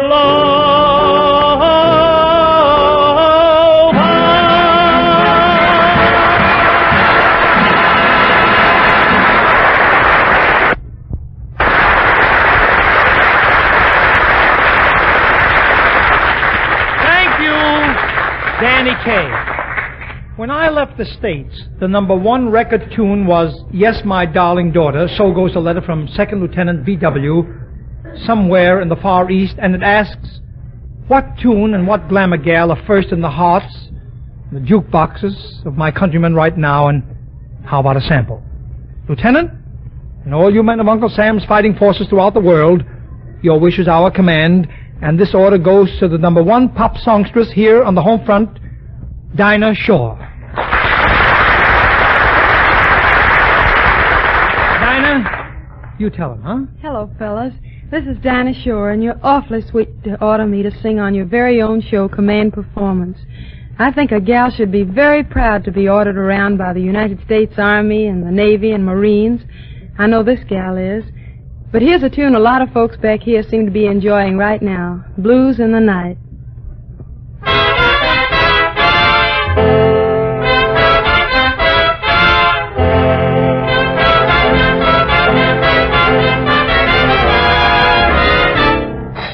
My mama done told me when I was in pigtails. My mama done told me, hon, now a man's gonna sweet talk and he'll give you the glad eye. But when that sweet talking done, a man is a two-faced, a worrisome thing who'll leave you to sing the blues in the night. Now the rains are falling, hear the trains are calling, hoo-wee. My mama done told me, hear that lonesome whistle blowing across the trestle, hoo-wee. My mama done told me, ah-hoo-wee-da-hoo-wee, oh, clickety-clack, the echoing back, the blues in the night. The evening breeze will start the trees to crying, and the moon will dim its light. When you hear the blues in the night,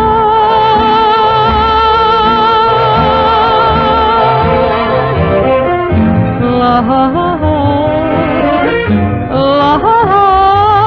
from Natchez to Mobile, from Memphis to St. George, wherever the four winds blow. Well, I've been to some big towns, I've heard me some big talk, but there is one thing I know. A man is a two-faced, a worrisome thing who'll leave you to sing the blues in the night.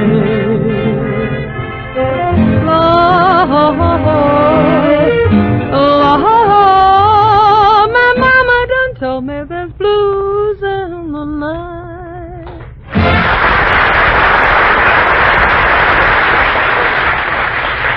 To Command Performance USA, just address your request that way, fellas. To Command Performance USA from somewhere in North Ireland. Our top sergeant, O'Blankiarity, has a birthday coming up. And since he's such a right guy, how about short-waving something just for him? Well, Sergeant O'Blankiarity, this order goes to Western Union. Here are 4 of their uniformed messenger boys to deliver your birthday greeting in person. Give them the pitch, Cookie Fairchild. Happy birthday to you. Happy birthday to you. Happy birthday, dear Sergeant. Happy birthday to you.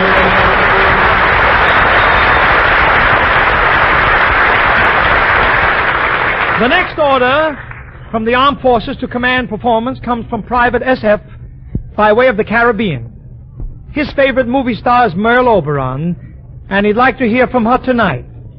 It just so happens that I've been expecting Merle Oberon to arrive here in New York tonight. Just listen to this letter that I received this afternoon. It says, Dear Eddie, because of the great success of your Broadway hit Banjo Eyes, we want you to make a picture for us. We have signed Merle Oberon as your leading lady, and we are sending her over to see you tonight so that you can tell her. I don't like that, you can tell her. We have managed to keep the fact that you are going to be her leading man a secret so far. It is up to you to break the news to her. Please don't blame it on us. Have courage. Don't involve us. Remind her that we gave you a contract. Please destroy this evidence when through reading it. We're with you. Leave us out of it. Sign a Warner brother. Guess which one? I wonder which it could be. Groucho, Chico, Hop. Gee, Miss Oberon is very fussy. I'd like to make a good impression on her. There she is now, I can tell by her knock. Come in. It is Merle Oberon.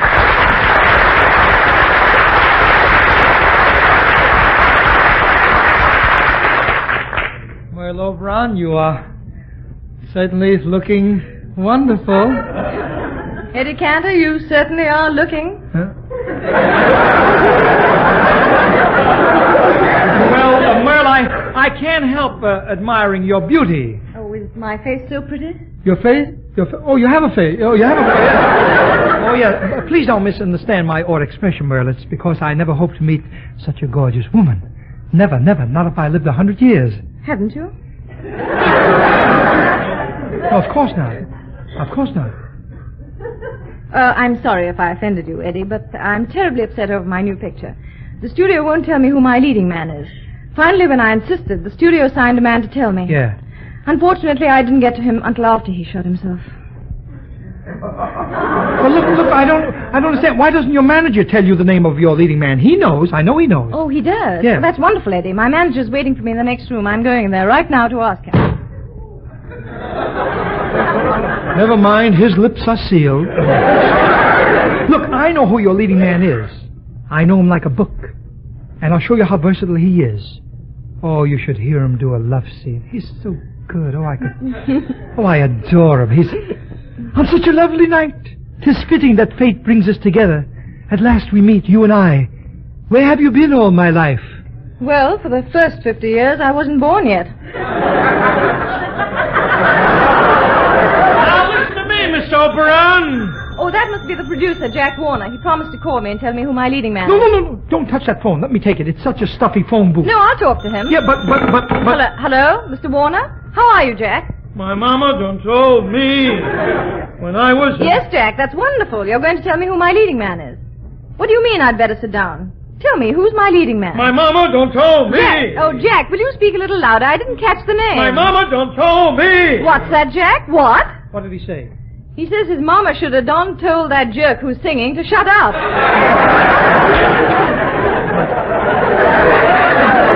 How did he know it was me? What am I saying? Go ahead, Jack. Who's my leading man? Who? What's wrong, Merle? There must be something wrong with the connection. All I keep hearing him say is Eddie Cantor.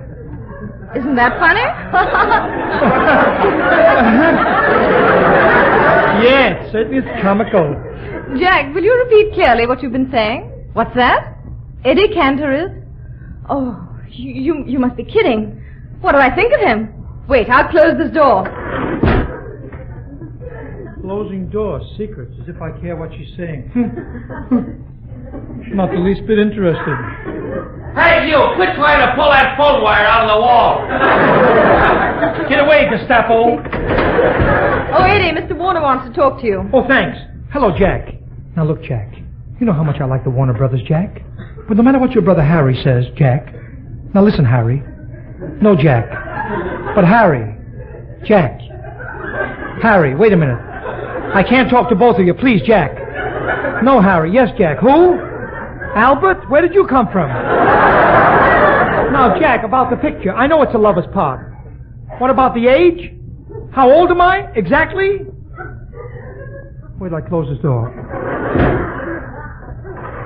And that's the truth, so help me God.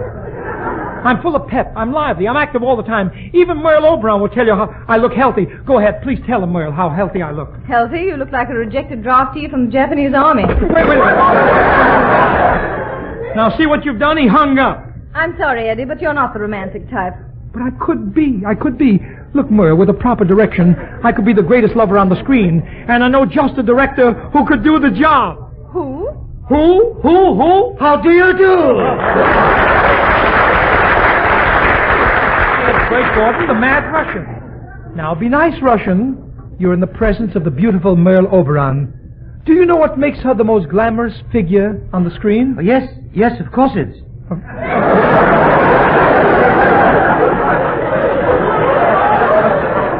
Miss Obranovich. No. Oberon. I saw you in that picture, Washington Heights. Wuthering Heights. No. Wuthering Heights. Oh, she moved, huh? No.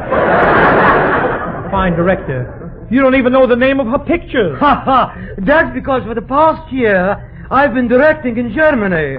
I had a very heavy schedule. What were you shooting? Germans. That's fine. Yeah. Not enough. But, what picture did you direct there? The general died at midnight. General died at dawn. In Germany, the generals are dying all the time.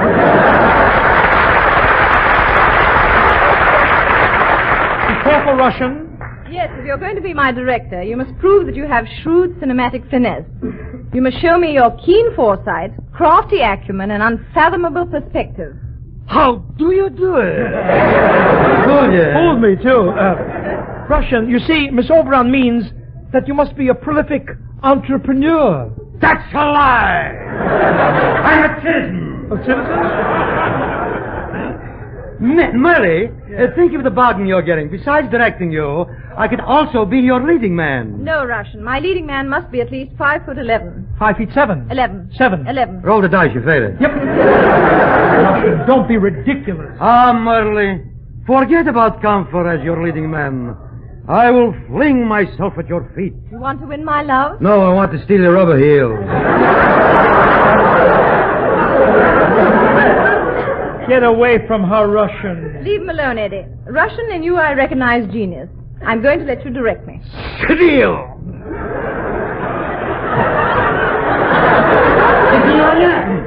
But remember, for me you got to put in long hours. You got to be at the studio 24 hours a day. That's how I made Shakespeare famous. Russian! Shakespeare is dead! Oh, I worked him too hard. Get up!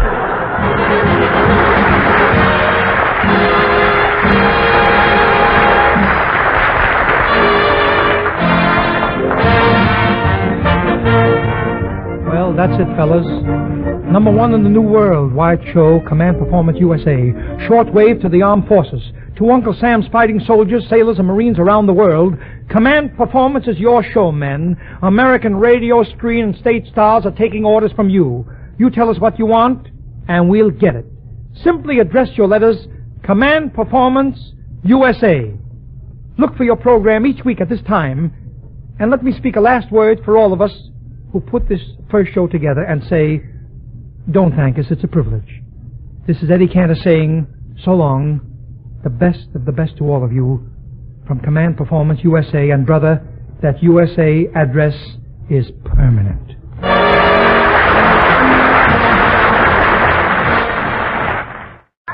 The Johnson Wax Program with Fibber, McGee, and Molly.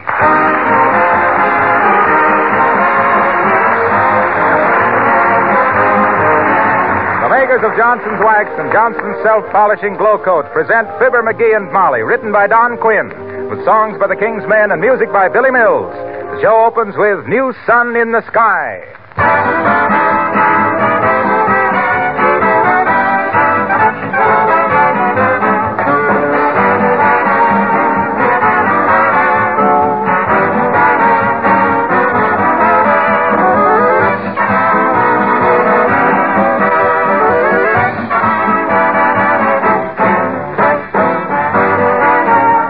One thing about this war, it's bringing people in all communities closer together. It offers more and more of us, men, women, and children, opportunities to be of service.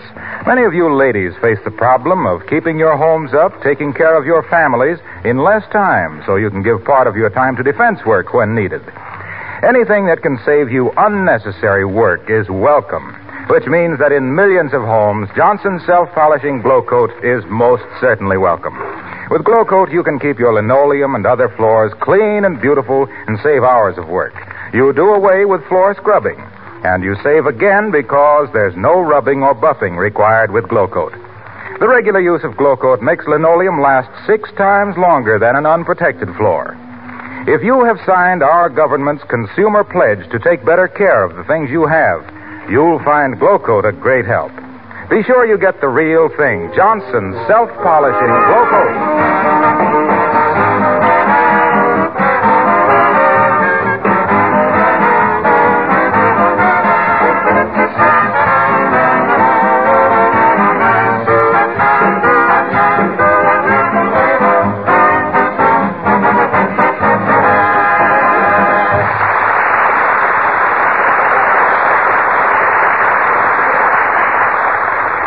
We indignantly deny that Wistful Vista is a one-horse town. But we cheerfully admit that the McGees are a one-horse family. And here with Lillian, that's the horse, in the garage, and her co-owners in the living room, one lying on the sofa and the other knitting, we find Fibber McGee and Molly.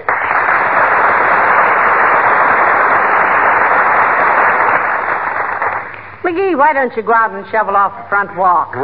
You'll get fat lying down like that right after a hearty lunch. Hey, maybe I better at that. I won't be available very much till after March 15th, you know. Where'll you be until March 15th? Oh, you know, deep in the heart of Texas. Wow. The way our outgo eats up our income. Hey, that reminds me. Did you feed the horse? Yes, I fed her while you were snoring here on the sofa. I was not snoring. I'm merely a baritone breather.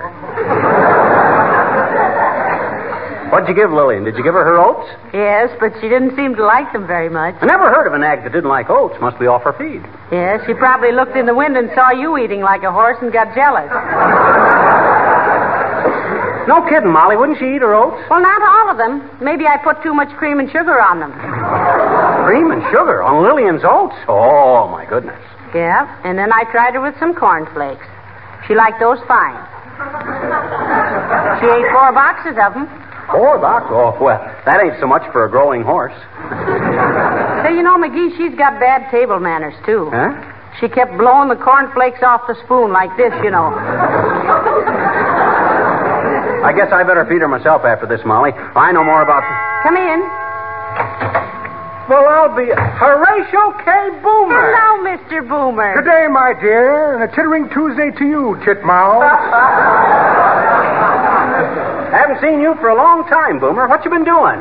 Frankly, my pestiferous young pickle puss, I've been working for the government for the past 90 days as an Arkansas geologist. Well, what on earth is an Arkansas geologist, Mr. Boomer? Very interesting profession. We take big rocks and make little rocks.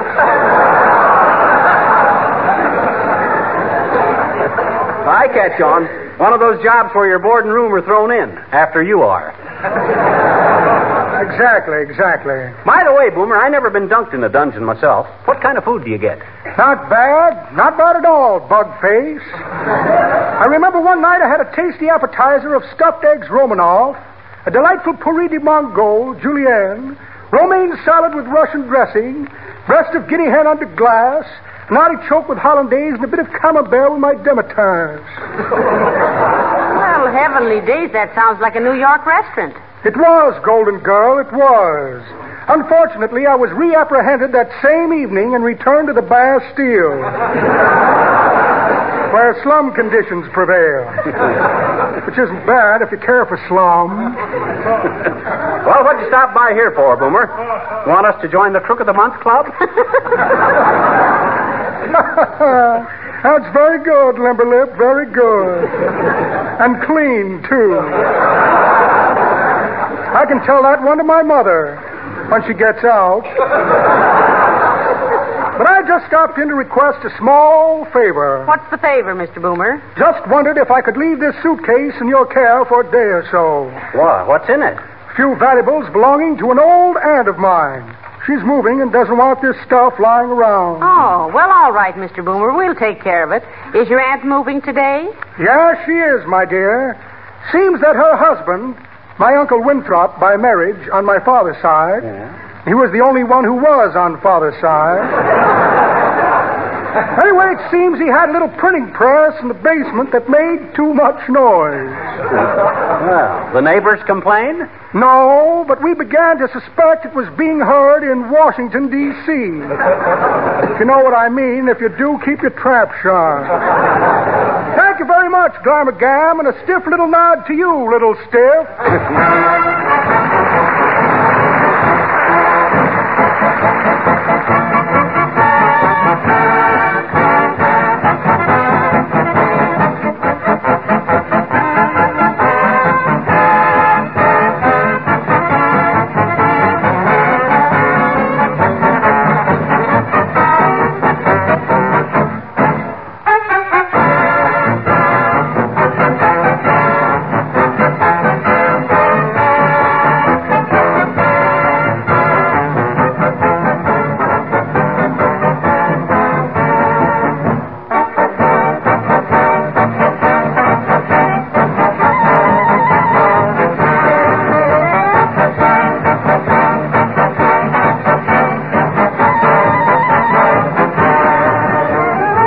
gentlemen, we ask you again not to let up in your purchase of United States defense bonds. And we are proud to announce a new bond between this country and its gallant defenders.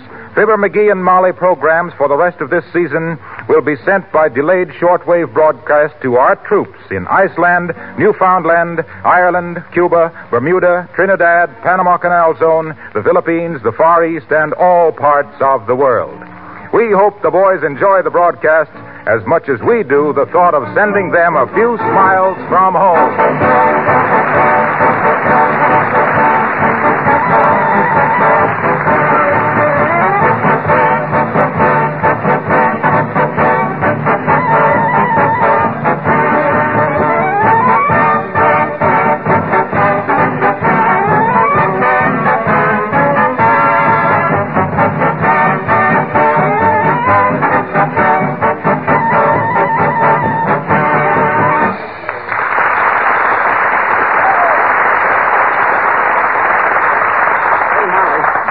We did right by keeping this suitcase for Boomer? Well, I don't know why not, McGee. Though that was a ridiculous excuse, his dear old aunt moving. Yeah. I suppose it's full of counterfeit dough or stolen goods or hot inner tubes or something. I got a good notion to open it. McGee, you'll do no such a thing. Huh? It wouldn't be right or decent. What's in that suitcase is absolutely none of our business. Well. The idea of betraying a trust like that. For shame. Oh, well, gee. Anyway, you can't open it. It's locked.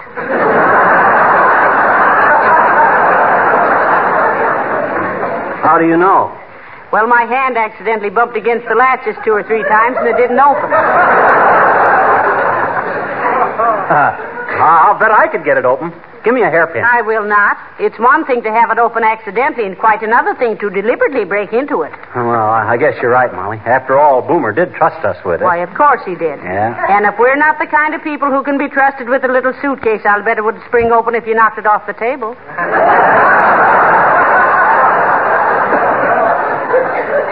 I'll bet it would, too, but, gee, I'd feel awful cheap doing it. Oh, I would, too. Is the table high enough? No, the bookcase would be better. It's higher. Okay. Now, if I leave it up here on the bookcase. That's it. Now, if somebody should slam the door hard and it jarred off onto the floor and sprung open, nobody could blame us. That'd be an act of Providence. See who that is, Providence. Come in. Oh, hello, Abigail. How do you do, my dear? And Mr. McGee? Hi, sis. What's amiss? Why, nothing at all, Mr. McGee, really. I merely wish to make some inquiries regarding the horse you purchased last week. Oh, why, certainly, Abigail. Well, you tell her, Molly. You braided Lillian's hair this morning, so you'll know the main facts.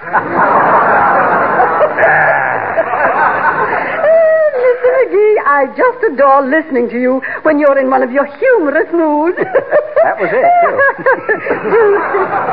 Do tell some jokes. Okay. Well, it seems there was a traveling salesman. McGee. Just what was it you wanted to know about Abigail Lillian? Lillian Abigail. Natural mistake. Well, first, my dear, first of all, is she well broken to the saddle? Oh, she's a riding horse, all right, Uppy. What kind of saddle do you like? Kentucky, McClellan, English, or Western? Well, I personally prefer a modified English type, Mr. McGee. I have jodhpurs, you see. Oh, you poor thing.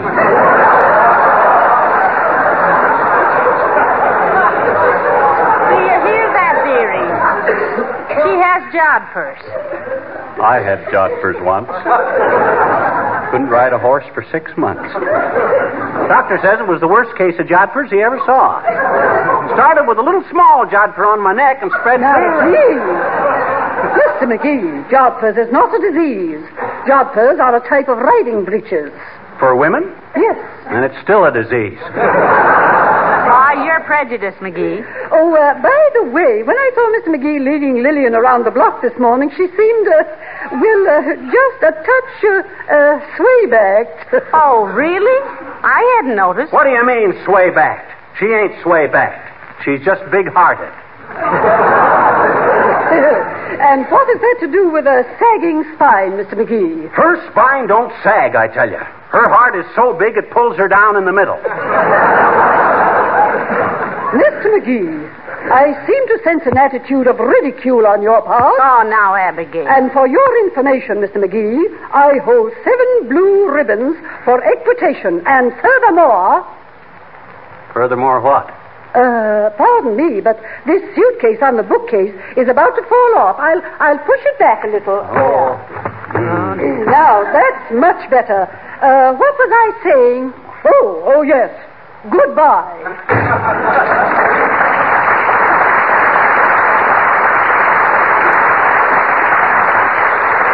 Equitation, my eye. Suppose she is a good swimmer.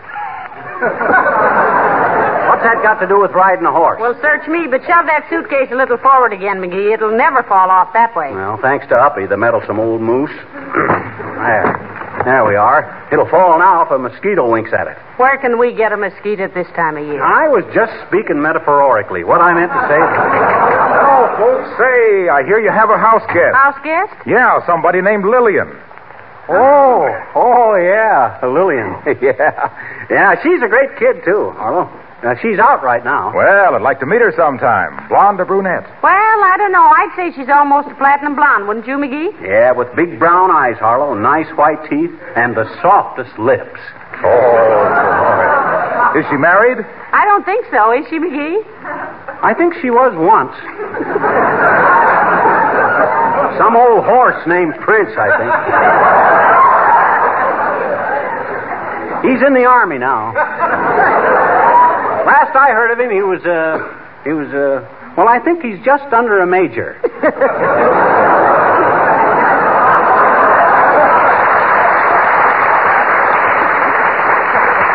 Say, why'd you ask, Mr. Wilcox? You're married, you know. Oh, I haven't got any romantic interest in this Lillian. She merely interests me as a prospect for Johnson products. I'd like to have a heart-to-heart talk with her one of these days. How old is she? Oh, I'd say about 18 or 19. Oh, great. Just the right age. She'll be getting hitched one of these days.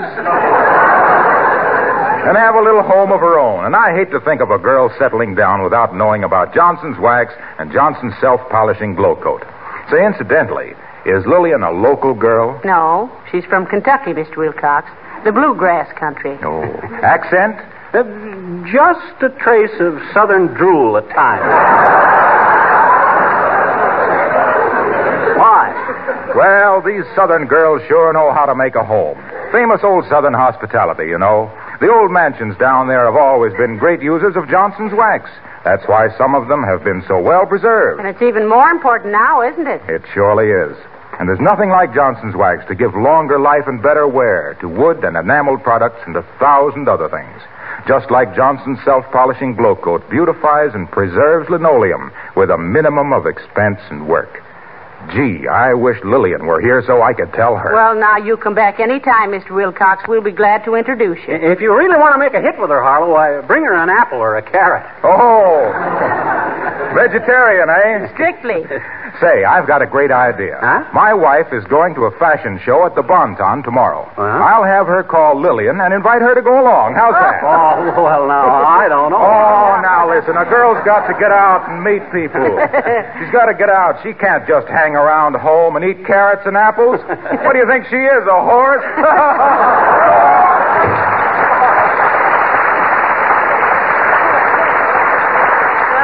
I can just see Lillian at the Bonton, McGee, giving the new spring hats the horse laugh. Wait till Harlow tries to call her. She'll give him the old stall. Hey. What? That suitcase didn't fall down when he slammed the door. Well, maybe he didn't close it tight, McGee. Close it again. Okay. There. Oh. McGee, look. Oh. Look what came out of that suitcase. Oh, get a load of that silverware. It's stolen, that's what it is. Look at the box. And the knickknacks. And the jewelry. And the money. Look at that wad of dough. Hey, this is a case for the cops. Why, Molly. certainly it is. Call them up quick, Okay. dearie. I don't want this stuff in the house any longer than necessary. Give me the phone. Thanks. Hello, operator. Give me the police. Oh, is that you, Mert? Oh, dear. How's every little thing, Mert? Says, eh? What's say, Mert? Your sister, Gypsy Ruth, the fan dancer, huh? Wants me to see if she's taken off too much. Oh, heavenly days, McGee. That's indecent. No, it ain't. She's making out her income tax. What say, Mert? Okay, thanks anyway, Mert.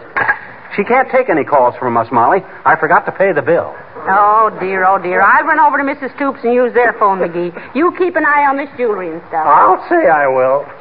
Boy, what a load of loot. What silver. I never realized Boomer was such a sterling character. Why, there's enough of this stuff in... better get this junk inside. Come in. Hi, mister. Oh, hello, little girl. Go away, will you? I'm busy. I got some important business to tend to. Go on, beat it. Go. Oh, you're always too busy to talk to me, I bet you. I just want to go out in the garage and see your horse. Okay. Go ahead. Gee, thanks, mister. Can I feed her a lump of sugar? Can I, please? Well, you better just talk to her, sis. Give me the lump of sugar. Here you are. Thanks. Horses don't appreciate the value of this stuff nowadays. Now, don't let Lillian kick you, sis. Oh, I'm not afraid of horses, I bet you. No? I go down to a farm every summer. Oh, you do? I says, oh, you do? Do what? Go down to a farm every summer. Gee, so do I. That's what I... Oh, all right.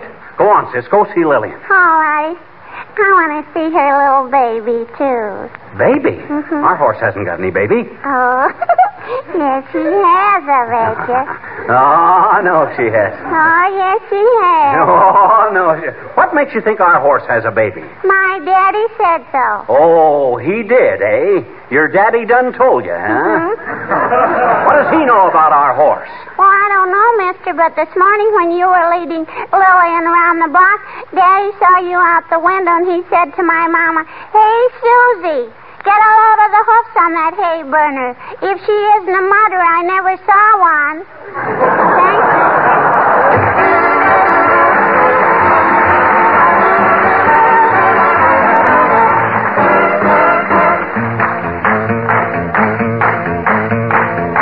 King's Men and deep in the heart of Texas. Yippee, yippee, yippee, yeah. The stars at night are big and bright.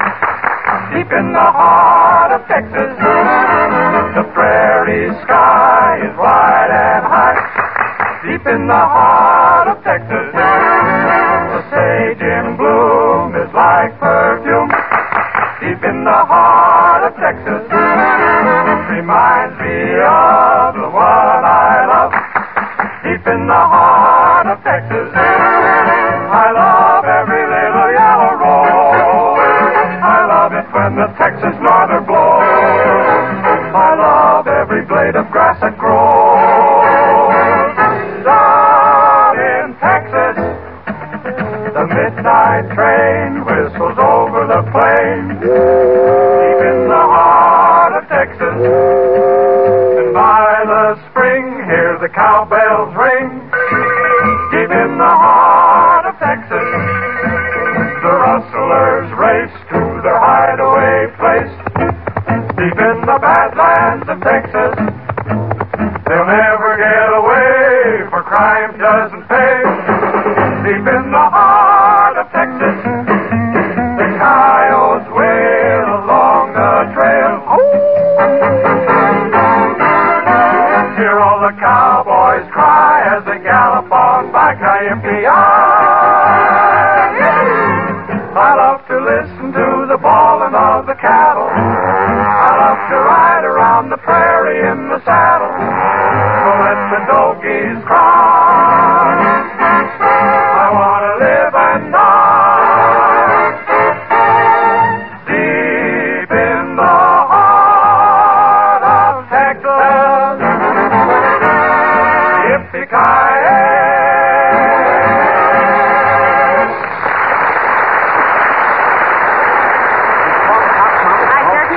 I told them to arrest Mr. Boomer and come and get this suitcase full of stuff. I won't have it in the house. Me either. I no offense, even if I am always around the house. You get 'em, Molly? Stolen goods, fence around the house? It ain't funny, McGee. I got a big laugh with that in a high school play once. I wrote it myself, too.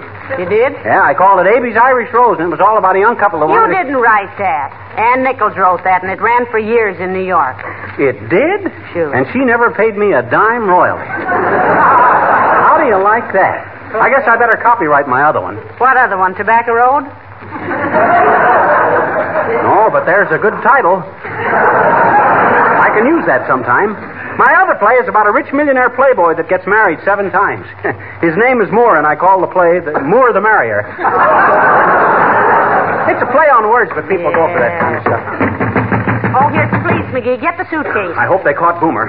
That guy's as slippery as a plate of watermelon when you're wearing your best white pants. Who? Me. Oh. Come in.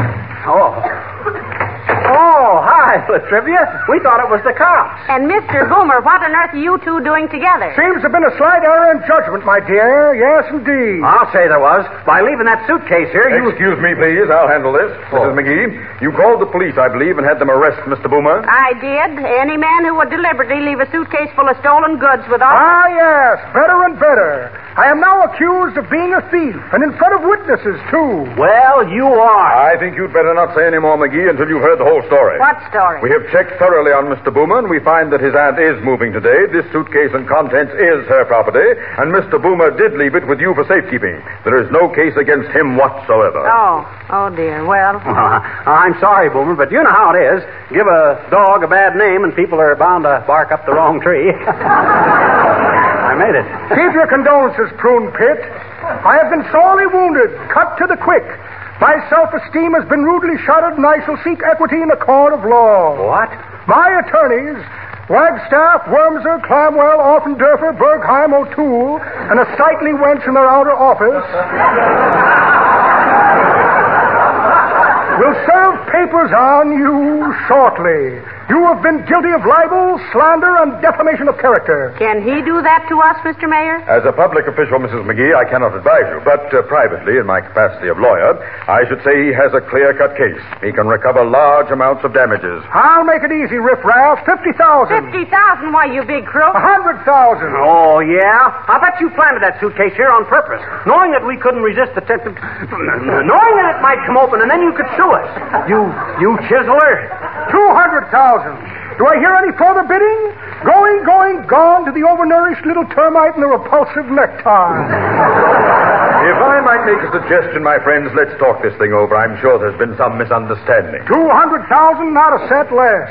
The honor of the Boomers is at stake, and if there's anything I like, it's a good steak. Yes, indeed. I'm quite sure that if a proper apology was made to Mr. Boomer... I won't apologize. That guy's as crooked as a hotel coat hanger. And he won't get a nickel out of me. Pardon me a minute. Now, isn't there something in the law, Mr. Mayor, about a complainant coming into court with clean hands? Yes, there is, Mrs. McGee, now that you speak of it. If a complainant wishes to sue and his past record has been such... I'll come down to 50,000.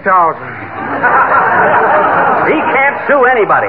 He's been in more courts than Helen Wills. And if he thinks for 1 minute... 10,000. Why, he's got a prison record as long as my arm, and if the government were asked about him... 500. Just a moment, Mr. Boomer. I think it might be wise to drop the case right here. If it's true that you have a criminal record... Nothing of the sort. Merely because I have frequently been the unfortunate victim of legal persecution, never let it be said that Horatio K. Boomer would not seek to vindicate his integrity. How about $100, Pipsqueak? Say, how about it, Mr. Mayor? Under the circumstances, Mrs. McGee, I don't like to see you do it, but if he really starts suit, it would cost you more than that to defend yourself. All right.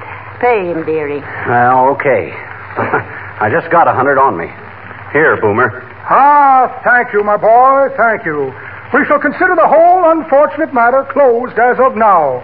Come, Mr. Mayor, let us not intrude further upon the time of these good peasants. My suitcase, please, Varlet. Thank you. Well, of all the dirty load... McGee, look out the window. Where? On the porch. Boomer is giving the mayor some money. He's dividing up the $100 with him. Why, those dirty crooks. It was a frame-up. Let me at it. 40, 45, 50. There you are, Mr. Mayor, and I hope that in the future All right, just a minute there. I caught you in the act, didn't I? What do you mean, McGee? Oh, we saw you divvying up the swag, didn't we, dearie? I'll say we did. Working together, huh? Just a couple of shakedown artists. Bunko boys. A fine mayor. Yes, helping a crook like Boomer to shake down innocent citizens. Why, of all the... Excuse me, Mrs. McGee. Mr. Boomer's aunt is moving into a house owned by me. The first month's rent in advance is $50. This is the $50. Oh, I'm sorry. Excuse me, Latrivia. I guess I... My lawyers will call on you tomorrow, McGee, to start suit for defamation of character. And I have no prison record. Good day. Oh, dear. Oh, sure. Oh, taxi.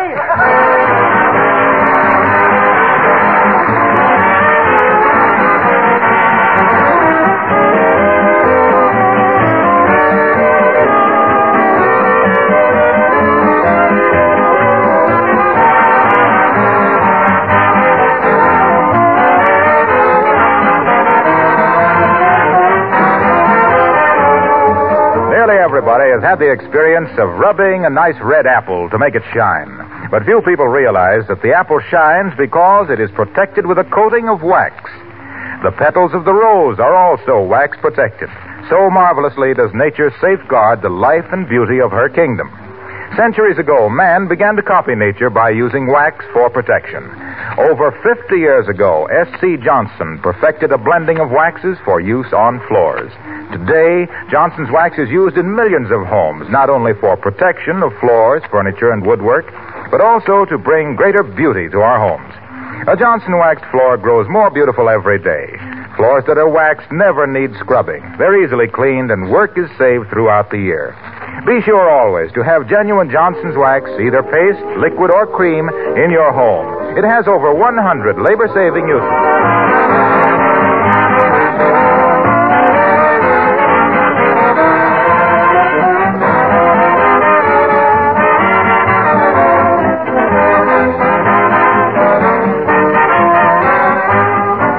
Hey, Molly, Latrivia just called up. Well, what does he want now? He isn't going to sue. Oh. He was just scaring us.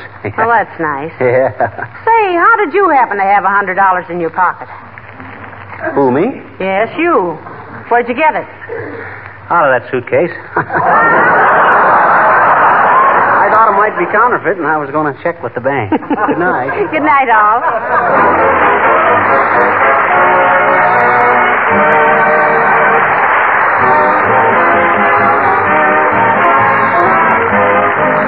This is Harlow Wilcox, speaking for the makers of Johnson's Wax Finishes for home and industry, inviting you all to be with us again next Tuesday night.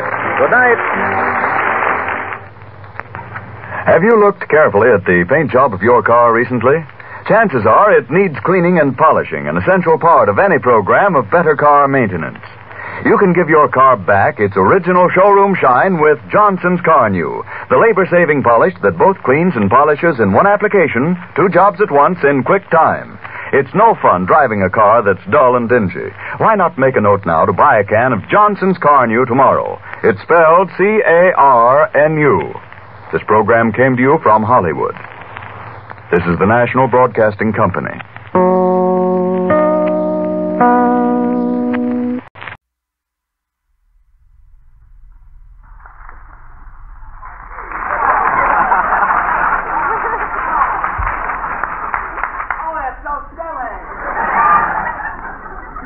The Pepsodent Show, starring Bob Hope.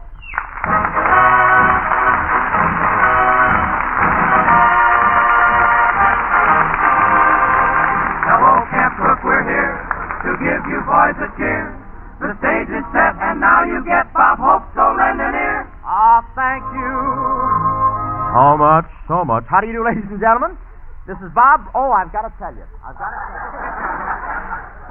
this, but, tomorrow night, we're broadcasting from Camp Cook up in Mount Hope, California.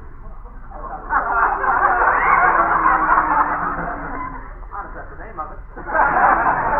You'll find it, too, tomorrow. I know how to get there. It's a military secret. Nobody knows it. Pogo stick half the way. It's way back.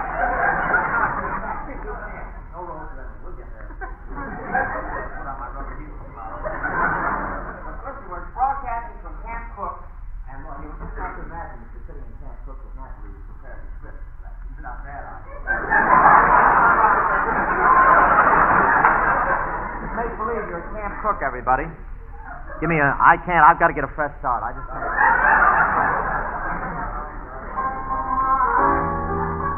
Oh, Kenny, if you don't. Start the beginning.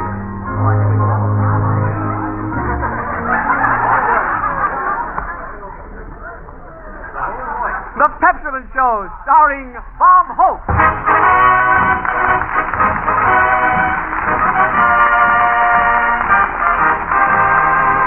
Hello, Camp Cook, we're here to give you boys a cheer. The stage is set, and now you get Bob Hope, so lend an ear.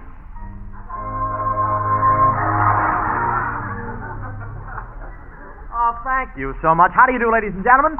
This is Bob broadcasting from Camp Cook Hope, telling all you soldiers to use Pepsodent, and the girls will always give you eyes right because you'll always have teeth left.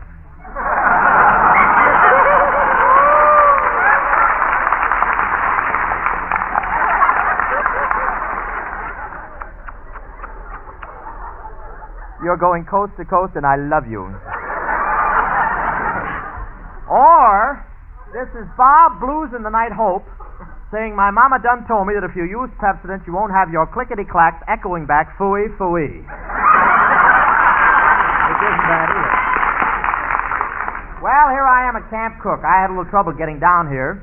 To save rubber, I stopped to change my tires from one wheel to the other, but the cops thought I should have stuck to my own wheels.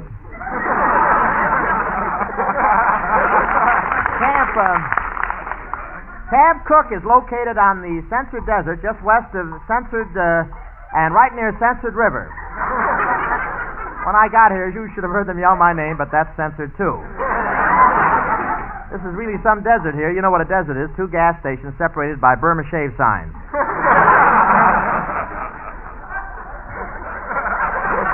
W.C. Fields was once lost for 3 days in the middle of this desert. Poor W.C. almost went crazy. All he could find were water holes. But it's really very nice here at the camp. The parade grounds and the target range and the practice are all so smooth and level. The boys really love it. You never saw a dice roll more evenly. I arrived at 6 in the morning. Just in time to sneak into the bugler's tent and put ketchup in his bugle. Between reveille and assembly, Camp Cook had to register as an Indian reservation.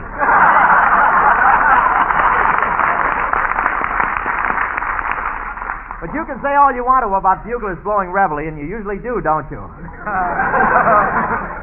Some of the fellas don't have a bit of trouble about getting out of bed at 6 a.m. They put on their clothes, wash, brush their teeth, shave, and then they open their eyes.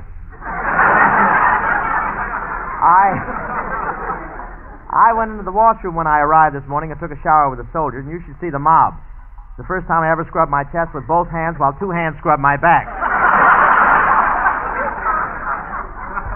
I needed a shave, so I shaved with the soldiers. You know, it's pretty tough shaving in such a crowded room with such bad light, the doctor told me, as he stitched my nose back on. And boy, are these soldiers tough. Some of them don't even use razors. One big guy from Texas just took out his pivot tooth and scraped.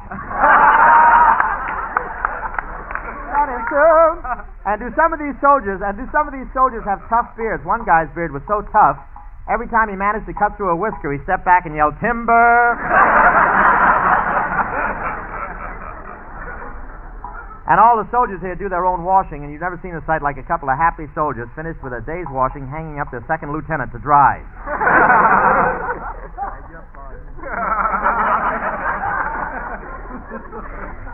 Expected a bigger laugh from that fellas. Well, they must like him.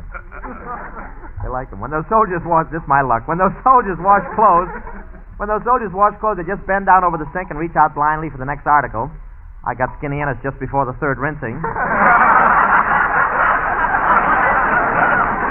And are these soldiers healthy down here? They're all in the pink until the Saturday night crap game, then they're all in the red.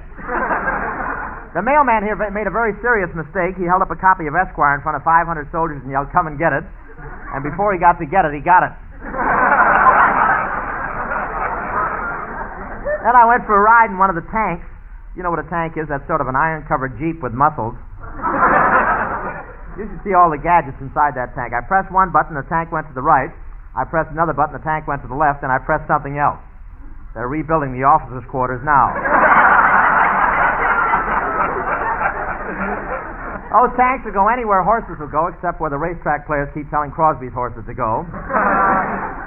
The general told me to put one of those big put on one of those crisp. The general done told me I'll be back.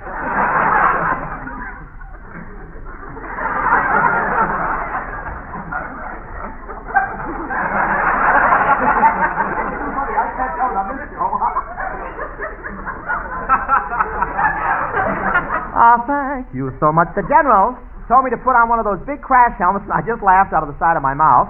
Just then we hit a bump, and the next thing I knew, I didn't have any more side of my mouth. What did I fool around with that for? Took up 3 minutes to learn how to lay an egg. What was that? The fellow who was riding with me told me to get my mind off the bouncing of the tank, so I began singing Deep in the Heart of Texas, but it was no use. After a while, I had a callus somewhere near San Antonio.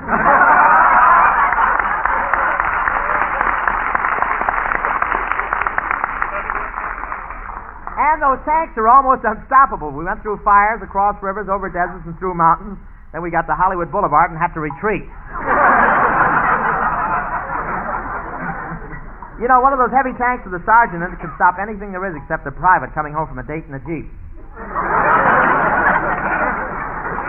I know. Last week when I was at Camp Roberts, I went out on a date with 4 soldiers.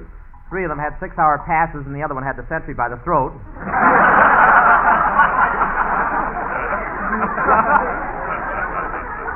In fact, right on the pass it said, "This pass only good for 6 hours, but for heaven's sakes, fellas, get back for the 4th of July." We called for the girls and took them dancing. We were kind of late getting to dance because we had to wait till my girl finished work. She works at the Great Gildersleeve Theater. She stokes the furnace. And we took them to a nice little place. On one side they had parking for civilian automobiles, and the other side they had a landing field for jeeps. It was a ritzy joint. They had a doorman to raise the manhole cover for you. And you should see the girl they got from me. Boy, was she fat. She was so fat you couldn't dance with her. When the music started, you just did sentry duty.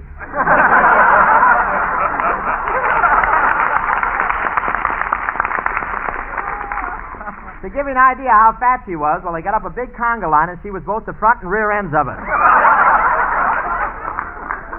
She had false teeth, Jimmy Durante's nose, a complexion like a stale oyster, and she wore a wig. But the other 2 girls, they were Uggs.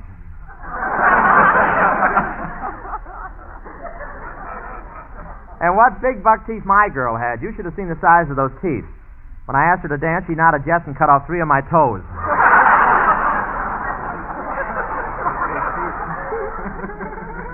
One soldier turned to me and said, "Well, at least your girl doesn't wear glasses." How could she? She didn't have ears.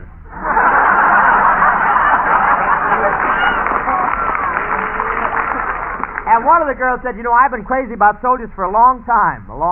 When Washington crossed the Delaware, the boat he used was made out of her wheelchair."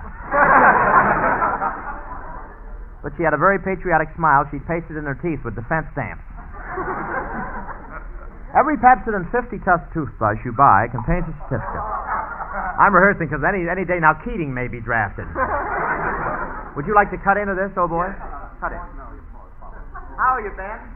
Every Pepsodent 50-tusk toothbrush you buy contains a certificate. A cash certificate that gives you an extra 10 cents to spend for...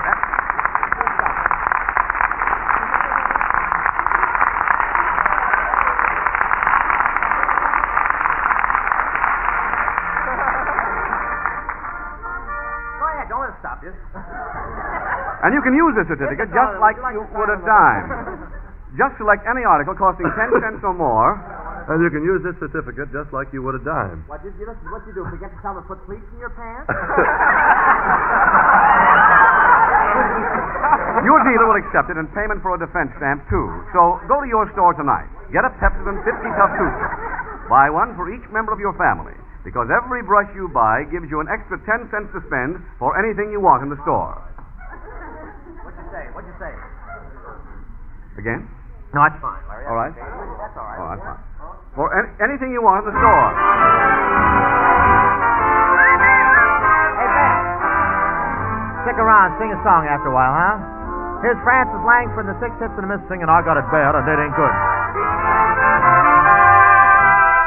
Never treat me sweet and gentle the way he should. I got it bad and that ain't good. My poor heart is sentimental, not made of wood. I got it bad and that ain't good. But when the weekend's over and Monday rolls around, I end up like I start out, just crying my heart out. He don't love me like I love him. Nobody could. Nobody could. I got it bad and that ain't good.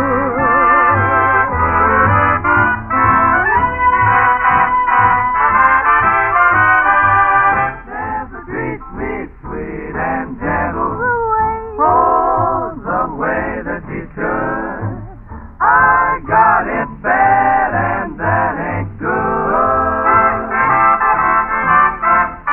My poor heart is sentimental, not made of wood. Baby, I've got it bad, and that ain't good for nothing. Baby, that's bad. But when the weekend's over and Monday rolls around, I end up like I start out, just crying my heart out.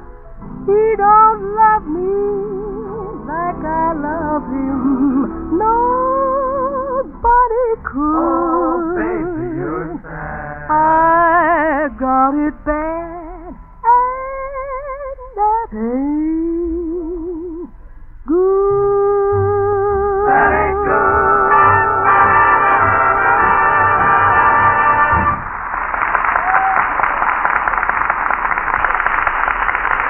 Wonderful, Francis, you are wonderful. Yes, sir? That was our Francis Langford and the 6 hits and a miss thing. I've got it bad, and that ain't good. Well, Francis, how do you like it here at Camp Cook? Wonderful, Bob. And not out kidding about that name, Camp Cook, are they? What do you mean? Well, when that bunch of soldiers got hold of you, you just got out of that barbecue pit in time. Why, Francis, they were only kidding. There wasn't any fire in that barbecue pit. Well, I don't know, Bob. When you walked by, the general pointed to the seat of your pants and said to his men, "See, that's what I mean by the scorched earth policy." Does Skinny Ennis like it up here, Bob? Yeah, he loves it down here. As soon as Skinny arrived, he took a deep breath of that hot desert air, and one of his lungs said to the other, "What's cooking besides us?"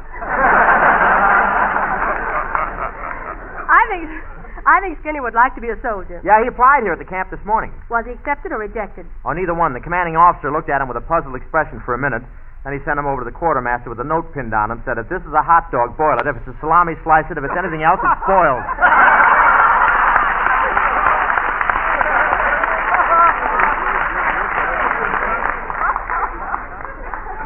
Hello, Willie. You in yet? They got Ben. You're about next. Oh. What does he mean? What does he mean? What does he mean? Will you send somebody over to explain that later? Say, by the way, Bob, I want to thank you for taking me to the Academy Award dinner the other night. Yeah, that was some affair. You know, you really have to be important to get a table at the Academy Award dinner. Yes, I know. I didn't mind sitting on the floor. Well, tables were $50, and that's too much for any girl to spend on me. Say, did you notice... Did you notice, Francis, whenever there's a big affair like that, isn't it disgusting the way these Hollywood celebrities try to make a big entrance so everybody will notice them? They all made as much noise as they could coming in. Yeah, but I'll have to hand it to you, Bob. You were the only one that thought of crashing through the wall in a Jeep. You know, this year they couldn't make up their minds whether the dinner was to be formal or informal. They kept changing their minds. It almost drove me crazy. Well, Bob, why were you so upset? Well, it was terrible. I didn't know whether or not to starch my sweatshirt. But I had a wonderful time, Francis. Did you see the way every eye was on me when I walked into the room? Yeah, Bob. You certainly made a hit in that neon leopard skin. Yeah, that was my own idea, all the spots lighting up and spelling Pepsodent. You know, Bob, at a dinner like that, you should really watch your etiquette. Well, Francis, what was wrong with me mopping up the gravy with my bread? Yeah, but going from table to table and doing it.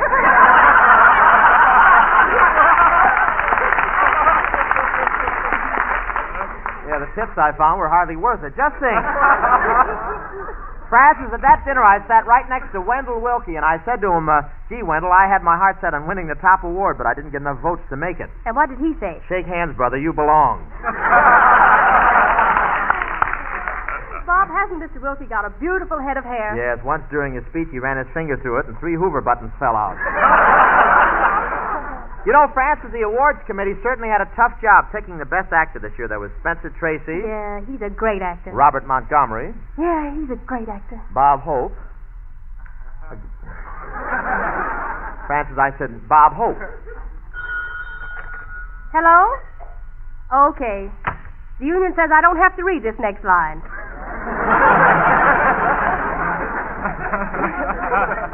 But really, Bob, I can't understand why you didn't get an acting award. You're easily the finest actor in Hollywood. Oh, Francis, do you have to keep saying that? I certainly do until you stop twisting my arm. Bob, I thought you were a little corny at the dinner. You must never show that you're angry, even if you didn't get an award. Well, gee, do you think anybody noticed that I was angry about it? Yes, quite a few people looked around when you jumped up on the table and yelled, "Give me an Oscar, I'll heave this bomb." Well, do you think I did wrong when I yelled I'm being gypped here tonight? You certainly did, Bob. They had their minds made up to give the award to Gary Cooper. Didn't do you a bit of good to get up on the stage, stop the proceedings, and start acting out your scenes from Louisiana Purchase. But seriously, Francis, I almost did win an Oscar. In fact, they let me hold one for a few minutes. No kidding. Yeah, friend, I picked up an Oscar and held it for a few seconds, and the Oscar looked at me and said, "Buddy, I don't mind when I'm won by actors with great talent, but great Scott, this is ridiculous." Well, don't worry, Bob. Maybe you haven't won an Oscar yet, but lots of people think you're the screen's best actor, the funniest comedian, and the handsomest leading man. See, Bob, I told you I could read that line without laughing in your face. Thank you. And now, Francis and ladies and gentlemen, it is my pleasure to introduce one of the outstanding and most beloved athletes of all time, Babe Ruth.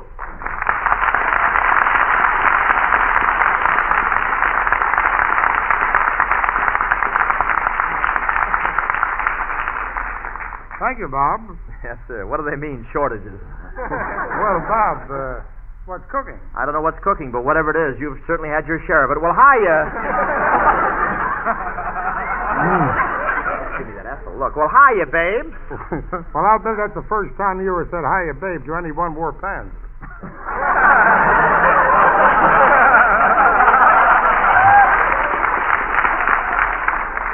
It's nice to see you. Don't move. Just let me look at you. Bob, why do you keep staring at me like that? It's nice to see a babe in California who isn't wearing slacks. Bob, you know that Babe isn't my real name. My real name is George Herman Ruth, but everybody calls me Babe. Well, my real name is Lester Towns Hope, but you know what everyone calls me. Oh, yes, Bob. But you ought to stop them from that. Well, Babe, how do you like broadcasting in front of all these thousands of soldiers? Fine, Bob. It reminds me of a crowd we used to get when I played at the Yankee Stadium. Well, Babe, now all these fellas are playing for the Yankees. Oh, yeah?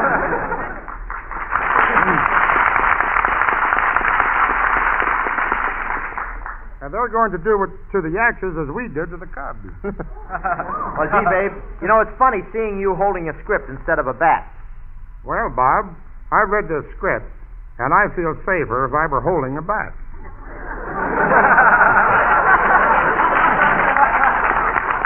Oh, you're perfectly safe behind this machine gun. Oh, I'm not nervous. This isn't so different from baseball. It isn't? Well, no, only a little. In baseball, after 4 bad ones, it is the batter that walks. In this program, it's the audience. Babe, my audience never walks out on me. The ushers have machine guns, too. But, Babe, I want to tell you it's an honor to meet a really great athlete. Well, it's an honor to meet really a great comedian. Well, you sound like you mean it. Well, I should after all this rehearsal. Anyway, Babe, I want to welcome you to the Pepsodent Show. Well, I'm glad to be here, Bob. I didn't even think you knew I was in town. Oh, yes. Remember when you were jitterbugging the other night at the Palladium? Yes. Well, I was one of the guys helping hold up the walls. But I'm certainly glad you could appear. You know, I made a nice impression today showing up here with you. Yeah. As we were walking along arm in arm, one chap pointed to us and says, "Gee, I never thought I'd see the king of SWAT wind up with a foul ball."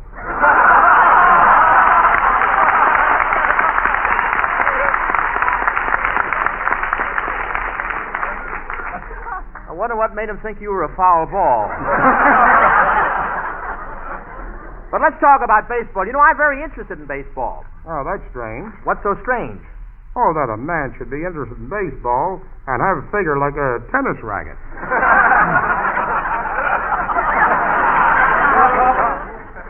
Get a load of who's talking about my figure.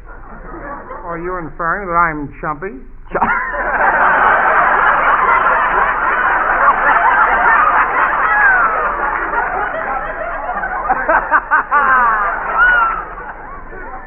Chumpy, Chubby, Chubby. Well, it's the same difference. No, it isn't. Not the next line. Chubby.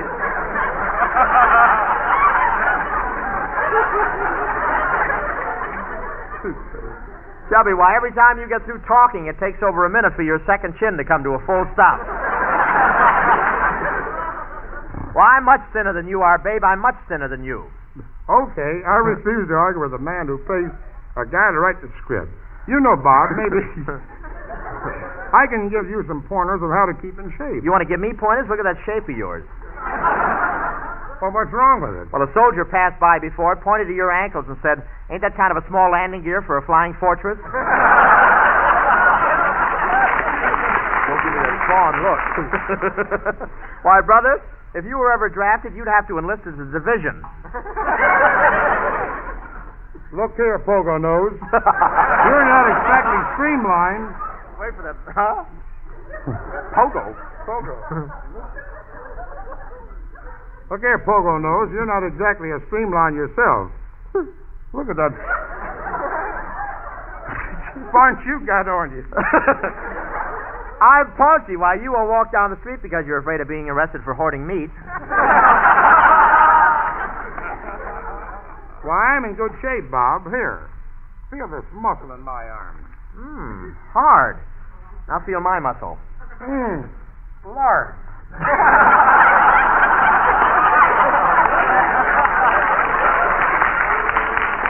Wait a minute. Feel the muscle in my other arm.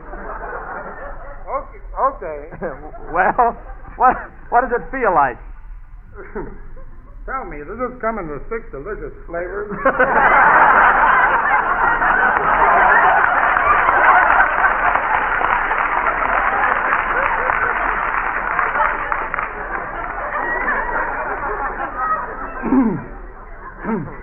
The difference between us, Bob, is that mine is solid muscle. What do you think mine is, chopped liver? But looking at those big shoulders, babe, I can see why you're the king of the 4 baggers. Thanks, Bob. And looking at those big eyes, I can see why you're the king of the 2 baggers.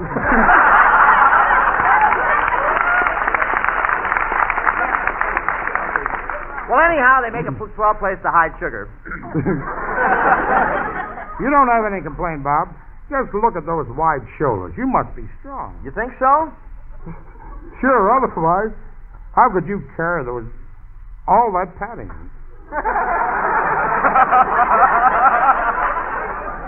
Well, this suit is the P-48 model. It has got quite a wingspread. But, babe, don't you think I have a good physique for baseball? Perfect, boy. You could be trapped between first and second while your nose was stealing third.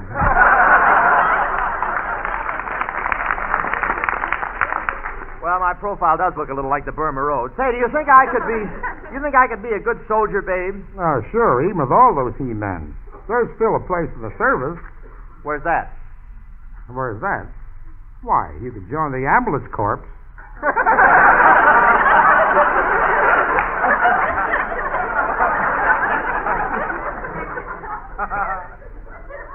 Babe, stop spacing your words and look at your script. That's corps.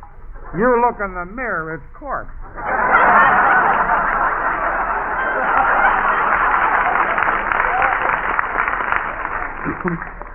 You may not think I'm very strong, babe, but I'll bet there's some forms of athletics in which I'm better than you. Really? Did you ever hit a baseball 450 feet? Well, no. Did you ever pitch 14-inning games? No. Did you ever drive a golf ball 280 yards? No. But what's your high score on a yo-yo?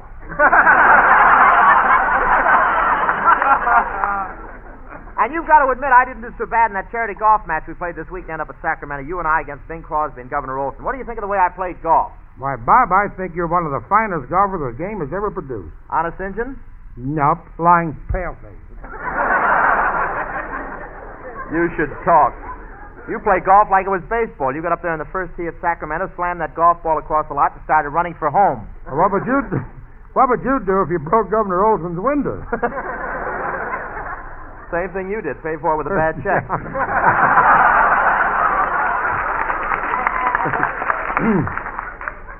Why, you didn't play a bad game, Bob. But you ought to try a new golf ball to replace that old one. Those pieces of elastic were coming out.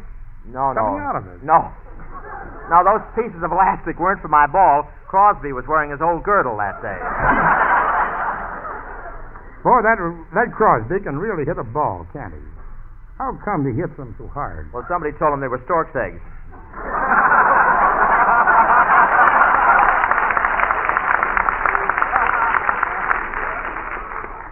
When did you take up golf, Bob? Oh, I've always liked it. Ever since the first time I saw anyone use a golf club. One fellow walked up and took a terrific swing with a club. Then another fellow came up and took a terrific swing with a club. One after another, they did it. Mm-hmm. Where was that? Second hole golf tournament? No, Pepsodent office, stockholders meeting. Say, babe. My line isn't yes, I know. Say, babe, you're out here making a picture, aren't you? Yes, it's the pride of the Yankees. It's for Sam Goldwyn. Well, what part do you play in the picture? Well, I have a very difficult role. I play the part of Babe Ruth. Well, you ought to do pretty well playing the part of yourself. After all, Ruth is stranger than fiction.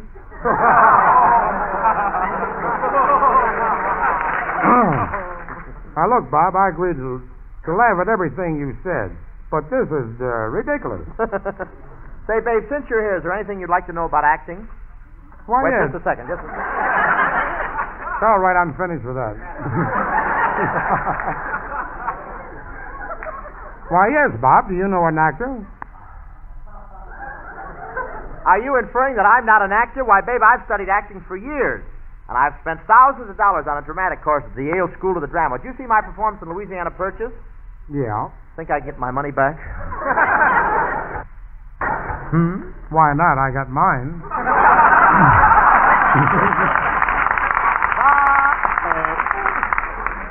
Babe, I'll have you know that for the past 5 years I've been at the Paramount Studios acting.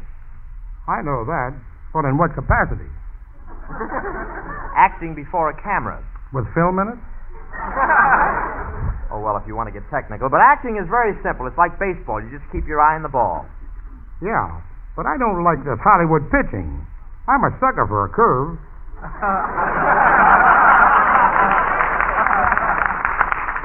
Need another sucker. Boy, I'm acting rough.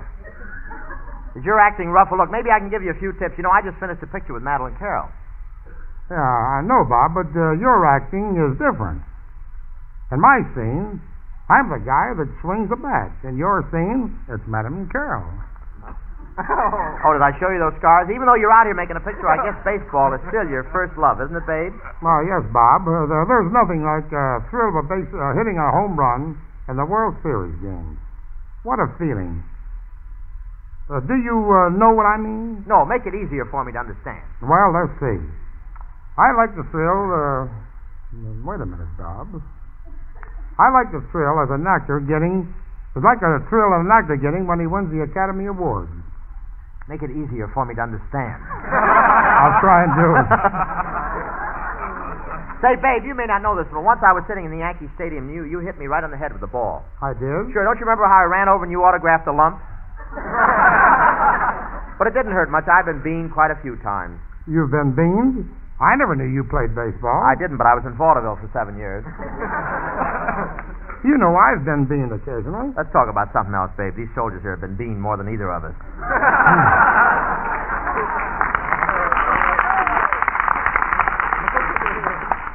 So you've seen me play at the Yankee Stadium. Yeah, and you gave me one of my biggest thrills. During the game, you pointed to a corner of the stadium and slammed a homer right there.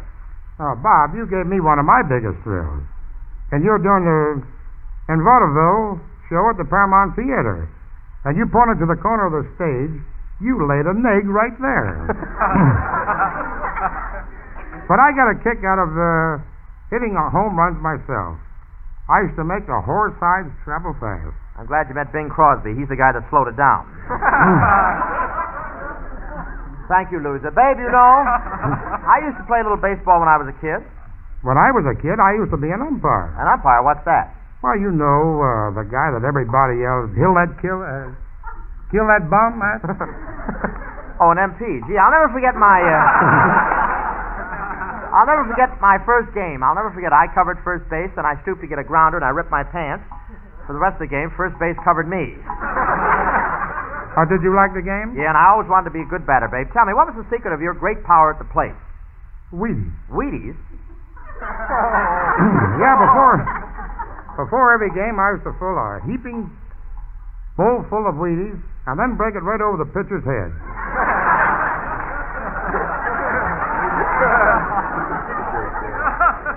And I did it all right, too.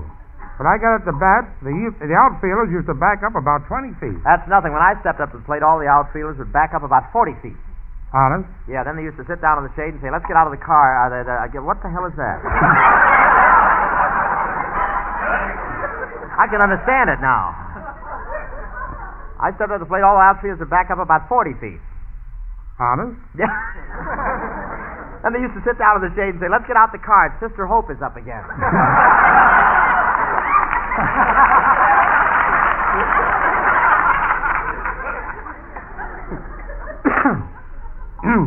You know, Bob, I didn't start out in baseball as a home run hitter. I used to be a pitcher.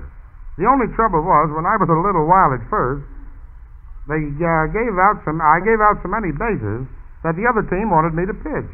Yeah, I heard about that. They came to the plate singing, I don't want to walk without you, babe.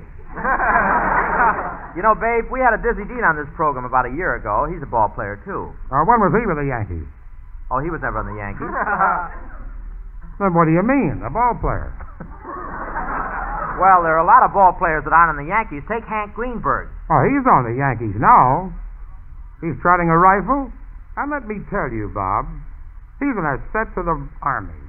Yeah, maybe you're right, baby. They tell me that last week, when the submarine was firing on those oil wells, Hank Greenberg was on shore batting the shells back. But, babe, I want to thank you very much for coming down here and appearing with us tonight. I've enjoyed it, Bob.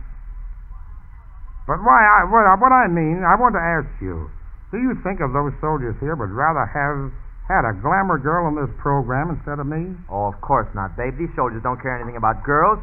Why, these fellas wouldn't be interested if Madeline Carroll and Lana Turner walked in right now and sat in their lap. What was that? 2,000 men drooling.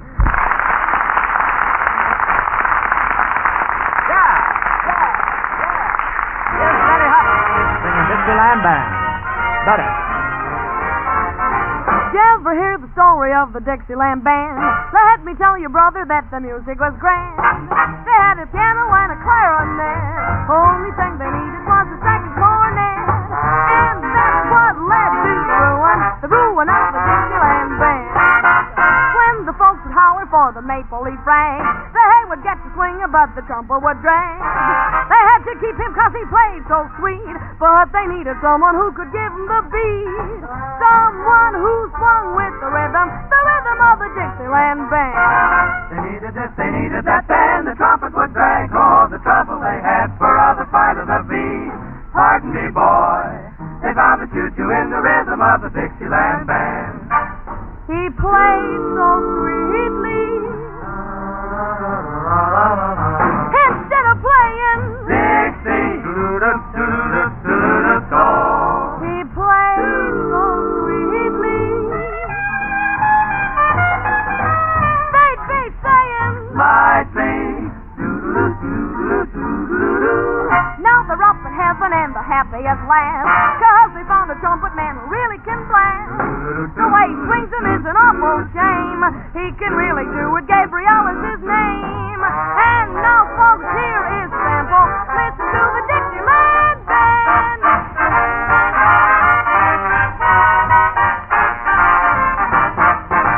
If you hear a trumpet start to play, don't you be afraid it's the Judgment Day, 'cause it's just Mr. Gabriel's sound in his day.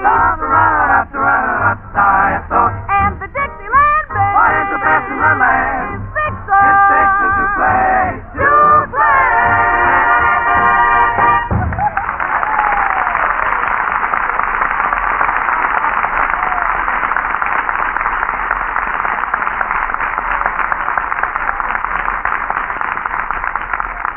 That was Betty Hutton and 6 hits and a miss singing Dixieland Band. That is.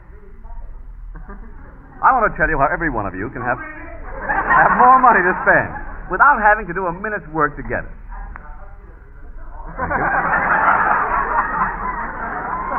Thank you.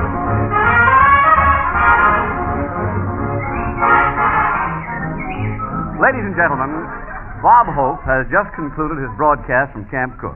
And as we look in now on our happy little character, he has agreed to comply with the thousands of requests from the soldiers in his audience to leave for Hollywood at once, so they can have the joint deloused. He starts to leave, and as he reaches the camp's exit, our hero, fun-loving Bob, decides to play a joke on the sentry on guard and pretends he's an enemy.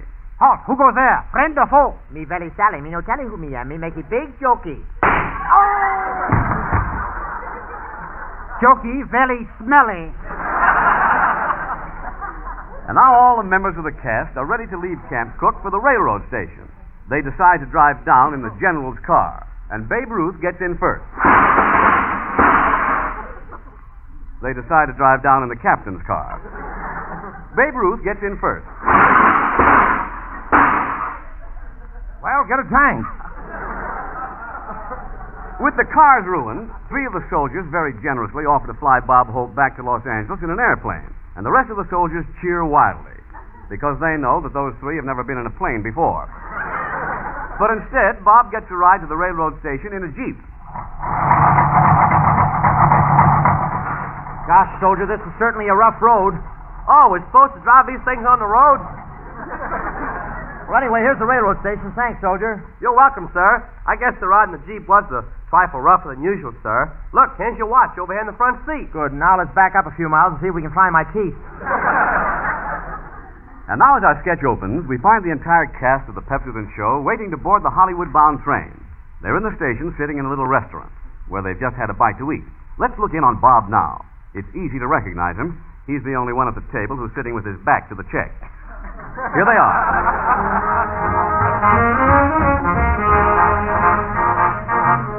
Well, gang, here we are leaving Camp Cook. You see, Skin, that general was going to have me escorted right to the train? Yeah, he was at first. But then you gave your word of honor that you'd be on it. Is everybody here? Sure, we're all here, Bob. But what are we doing at this railroad station? I thought we were going back the same way we came. Well, we couldn't, Betty. The pedal came off. Darn it, and you look so cute sitting in that basket. Well, we certainly had a good time at Camp Cook, didn't we? Oh, Bob, I had a lot of fun on that trip. I looked over the camp, and I even crawled into one of those pop tents. You crawled into a pup tent. What happened? Well, it popped and went pop.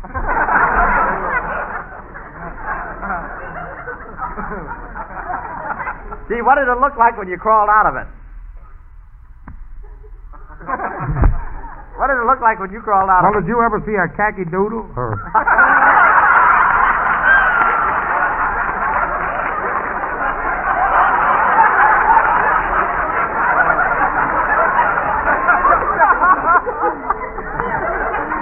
Ethel put that in. I didn't do it. Well, Ethel didn't I didn't do it, old boy. I did not. Well, Let's try it khaki again. doll. Let's try it again. See, what did it look like when you crawled out of it? Well, did you ever see a khaki doddle? That's better.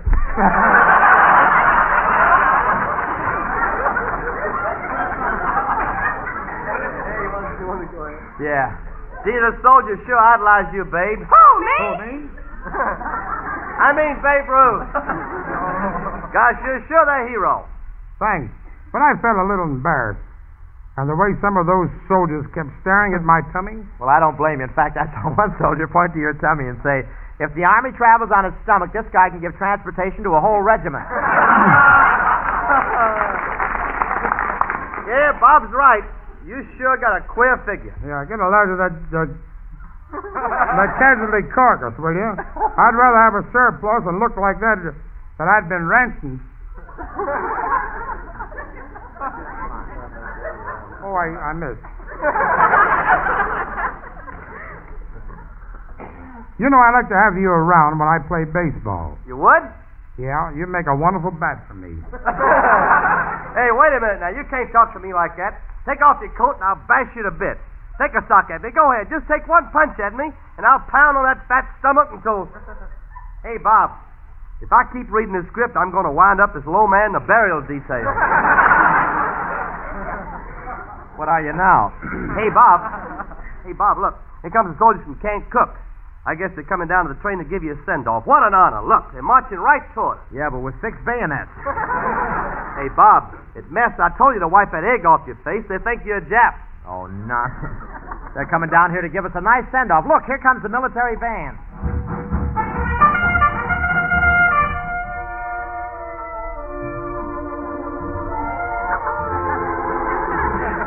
Well, what do you know? Guy Lombardo must have been drafted.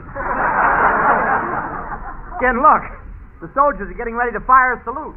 Yeah, but Bob, ain't you supposed to point those guns up in the air? Look, Bob, here comes the general. Bob Hope, on behalf of the units of the United States Army stationed at Camp Cook, it is my privilege to present you with this medal. Turn around.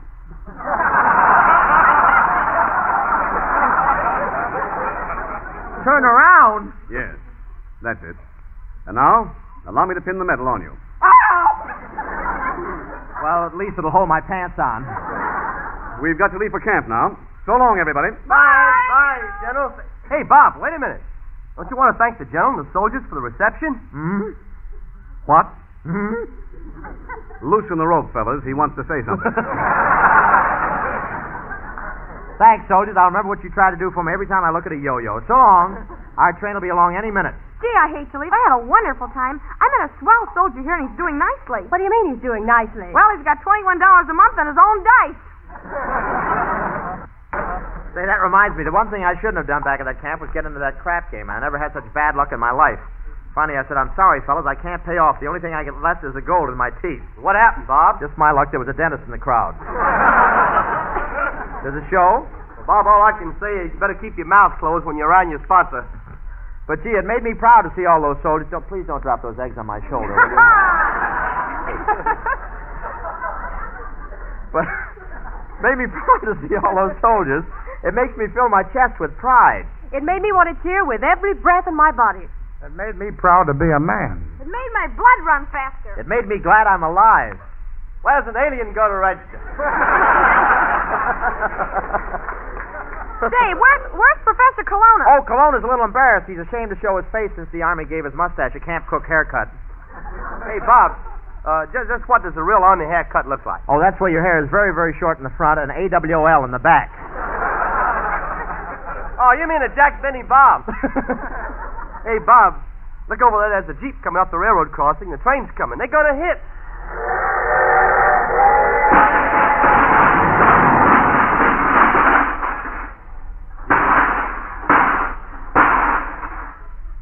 Gee, the train's all wrecked. I wish that Jeep would quit punching it. Say, you know, I had a little trouble at camp. I went over to the hospital and feeling patriotic, I offered him some of my blood. What happened? Well, the doctor stuck the tube into his arm. Then after 3 hours, he looked at Skin and said, "Look, bud, I don't mind waiting, but great Scott, this is ridiculous." Gee, I'm mad at these soldiers down here, Bob. Why, Skin, what makes you so mad at the soldiers? Well, at the dance last night, one of them came up to me and gave me his fraternity pin. Well, why didn't you say something, Skin? He kept me waltzing. I didn't have a chance.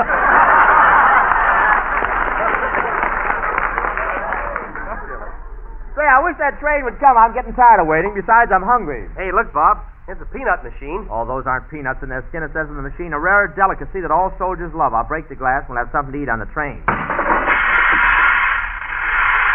What do you know? Beans. Okay, everybody, get ready. Look, here comes our train.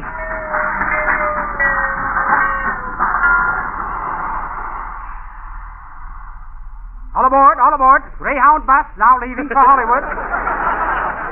Kelowna, Greyhound buses. That's a Greyhound bus. Why do you have to drive it on the railroad tracks? No tires. Say, are you the engineer of this train? That's right. I am Professor Casey Kelowna, engineer, conductor, upright railroad man, guardian of transportation, and strict observer of interstate law. Crap game now going on in baggage car. Well, are you ready to leave? Yes. All aboard, all aboard. This train now leaving for Los Angeles, Pasadena, Las Vegas, and Albuquerque. Professor, you mean Albuquerque. Jerky. Kirky. Jerky. Kirky. All right, jerky. It's Kirky.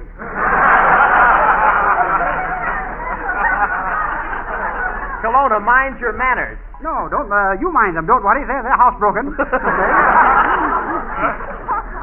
Professor Cologne, I demand to know what makes you act this way. Well, once I was talking to a soldier, and I was hit over the head by a PM.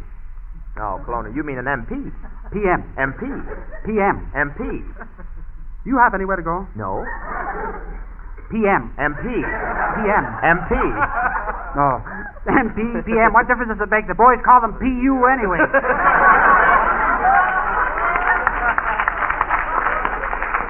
I don't think we get out of camp after this. You know, Cologne, you're plumb crazy. Ah, yes, and I'm a little bit wild about bananas, too.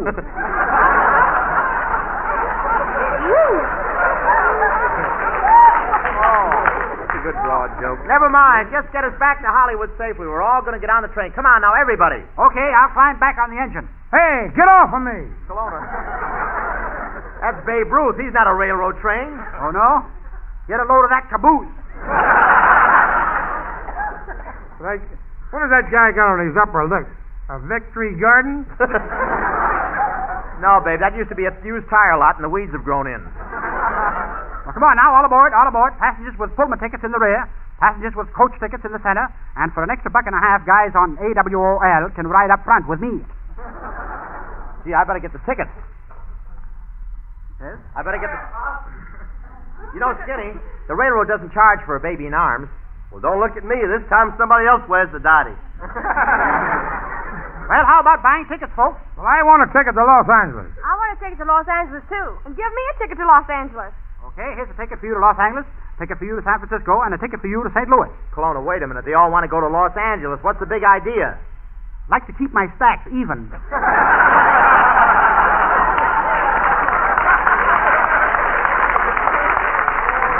Beautiful joke. Well, tell me, how much do the tickets cost? Well, it's half price for everyone under 5. Well, Skinny Ennis is under 5. Listen, Hope, I don't mean pounds, I mean years. Okay, give me the tickets. Now I've got to see about our luggage. Hey, Porter, put these bags on the train for us. Yeah, sir. What compartment? I'm Bob Hope. Yes, sir. What brake rod? All right, everybody, it's time to get on the train. Where's Babe Ruth? Hey, he's over here in the phone booth, Bob. Babe Ruth is in the phone booth? Yeah, come quick, Bob, and bring a shoehorn. Bob, here's the red cap that carried all our bags on the train. Yes, sir. Yes, sir. Well, that's fine. Stick out your hand, son. There you are. Gee, Bob, you ought to pay him something, not just autograph his wrist. You're right, Betty. Here, boy, here's a half for you. Gee, thank you. Now, if I can find the other half, I'll have a whole box top to send in. Board! Everybody! Everybody up the gangplank! Everybody up the gangplank! But, Kelowna, this is a train. Why should a train have a gangplank? It's your first trip to California, Bud? Everybody on board. All right, Hope. Watch out for the first step. Okay. Oh! Forgot to tell you about the second step. Well, here we go. All right, come on. I'll tell you where you sleep, folks. Francis, lower 5, Betty, lower 6, Babe Ruth, upper 8, and Ennis. Yeah, Bob? I've arranged for the railroad. You have a Beauty Rest Dixie cup. Hey, nothing doing, Bob. I ain't going to sleep in no Dixie cup. Why not, Skin? Man, the last time I slept in a Dixie cup, somebody used it, and for 2 hours I treaded Coca-Cola. Well, to show you how I feel about you, Skin, you get into that upper berth with Babe Ruth. Oh, I ain't going to sleep with Babe Ruth. He snores. So what? Man, when I was sleeping with him last night, he took a deep breath and pinned me against the ceiling. Say, Bob, I want to get to bed. How do you work these upper berths? Oh, very easy. You just pull down the compartment this way. Gee, what a place to hide 3 top sergeants. Well, how am I going to get into that upper berth? Oh, simple, babe. I'll give you a lift. Just hop on my back. Okay. Think anybody believes this?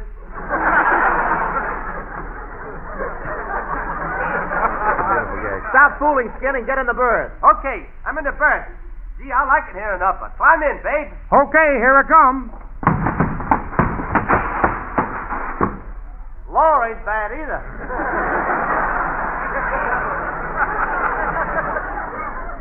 No wonder your upper berth caved in. You didn't fix it right there. Now it'll stay up. You two hop into it. Okay, Bob. We're in it now. Say, you two comfortable up there? No, there's no room for me. Babe Ruth fills up the entire berth. Well, why don't you sleep in that little hammock there? That's why he keeps his stomach. Well, there won't be any room for me at all with his big tummy. Oh, I know what I'll do. I'll hit it and push it over on the right side. Well, I'll hit his tummy and push it over on the left side. Well, I'll hit his tummy and flatten it down the center. Well built, old place. This...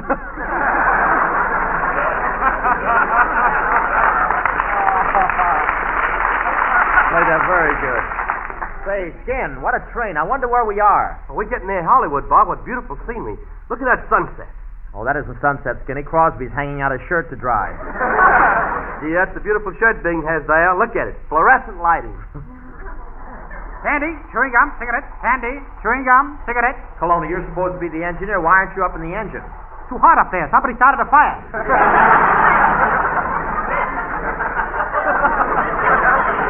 You fool, that's what makes the train go. That's the fire to heat the boiler. It is? Yes. Yeah, I'd better take those marshmallows out. Come on, why aren't you in your engine at the throttle? Can you keep a secret? Yes. I can't stand the noise. Look, Colonna, will you please hurry this car up? It's going too slow. Well, I think it's going fast enough, considering it has no wheels. Colonna, if the train has no wheels, what's it rolling on? Underneath, large Wilkie buttons. Now, please let me get back to my work. This is no time to shilly-shilly. Colonna, you don't mean shilly-shilly. You mean shilly-shally. Shilly. Shally. Shilly-shally. Maybe shally to you, but it sounds awful chilly to me.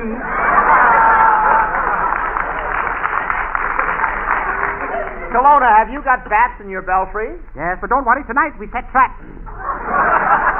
Now, stop annoying me, or my boss will come and he'll have your head for this. What? You mean you'll have my hide? Head. Hide. Head. Hide. Listen, brother, if I had your head, I'd hide too.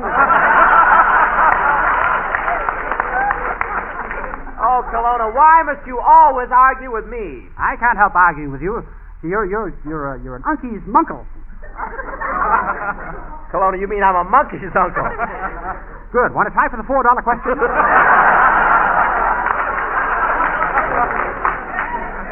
Say, listen, Colonna, let's stop kidding around. There's no blankets in my berth. Don't you furnish blankets in this train? No, Hope. You don't need blankets. At midnight, the porter comes through and fluffs up the hair on your chest.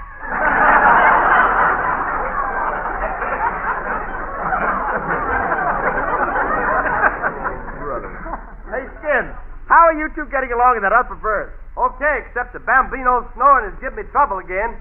Man, every time he inhales, I come in on the beam. It's kind of crowded, two of us sleeping in this berth. I'd like to turn over on my left side. Go ahead, roll over if you want. Need I say unroll? Hey, careful, babe. Don't get on my hot water bottle. Don't tell me you sleep with a hot water bottle. With it? Man, I sleep in it. Hey, gosh, look at all that desert out there. Hey, Bob, would you run fill my hot water bottle? Why, sure, Skin. Be glad to. Here you are, Skin. Where do you want it? Just squirt it out the window. I hate to see them little cactus plants dying of thirst.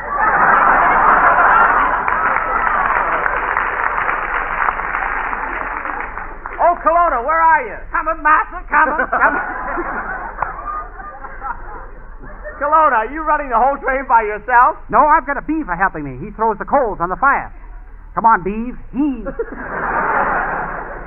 By the way, Colonna, what are you throwing in the engine? Copies of Esquire. Colonna, how can you get any steam up with copies of Esquire? Well, want to take it back? Colonna, we must be going 100 miles an hour. How do you get this train to go so fast? In front, electric rabbit. Professor, what makes you act this way? Well, Hope, I never told this to anyone before, but you see, 20 years ago I was killed in an automobile accident.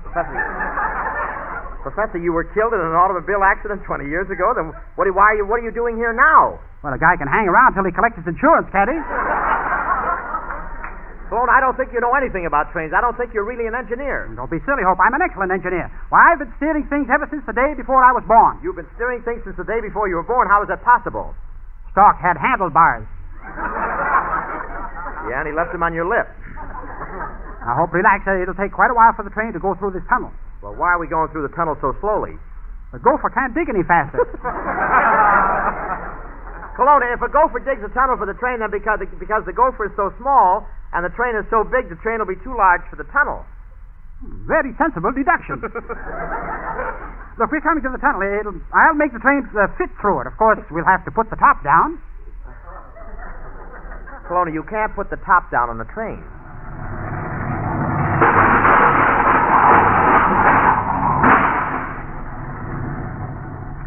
Any bets?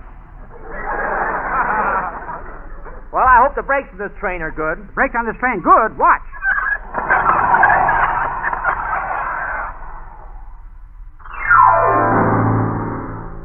Sometimes it plays Roseau Day.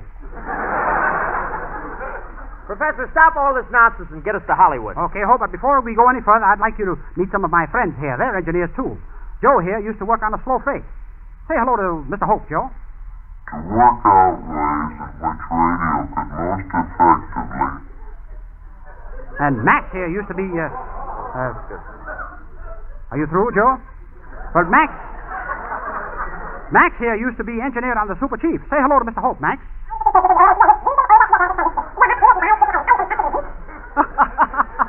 I love that southern drawl.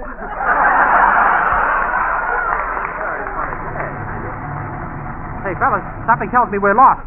Remember that song, The Last Time I Saw Paris? Yeah? Well, here we are again. Colonna, look, there's a train coming right at us. Quick, switch the train off on the side. No, sir, I'm going to steer this train straight ahead. I've got the right of way. But, Colonna, that train is coming right at us. Listen, Hope, when I say something, I stick to it. I'm a one-track person.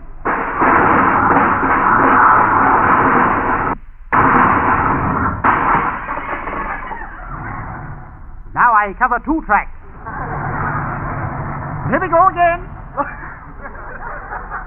Look, Colonna, there's Hollywood straight ahead. Slow down. We're coming into Hollywood. You're going too fast. Nonsense, Hope. Slow down, Colonna. Slow down.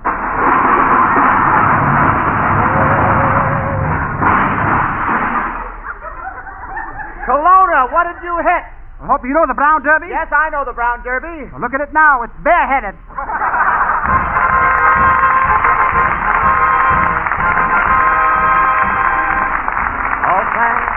For the memories, you fellows of Camp Cook, all wear that victory look, as you're the Yanks with guns and tanks who give the Japs the hook. We thank you so much, and thanks for the memories, and should the future years bring blood and sweat and tears, it's men like you who see it through and win the nation's cheers. And thank you so much. Folks, production must climb a steep stairway. Bonds buy tanks, guns, and planes for our airways. Help the boys fight our battle in their way. Keep pitching in. Begin to win. This year, more than ever before, the Salvation Army must rely upon every possible friend and supporter. It is our sincere hope that each and every one of you find it possible to aid this great organization and support its work in your own community. On behalf of the entire cast, I want to say thanks to Captain Reams and all the other officers and men who've helped to make our broadcast success. Next week, we'll broadcast from the Marine Base, San Diego, California. And with us as a special guest will be His Honor the Mayor of Van Nuys, Andy Devine, and of course all the regular gang. Good night, everybody. Okay, Larry. Good night, Bob. Don't forget, friends, there's a cash certificate worth 10 cents with every Pepsodent 50-stuff toothbrush you buy. Our broadcast tonight comes from Camp Cook, for the entertainment of the Army personnel, and does not constitute a commercial endorsement of our products by the War Department. The program originated from Camp Cook, California. This is the National Broadcasting Company.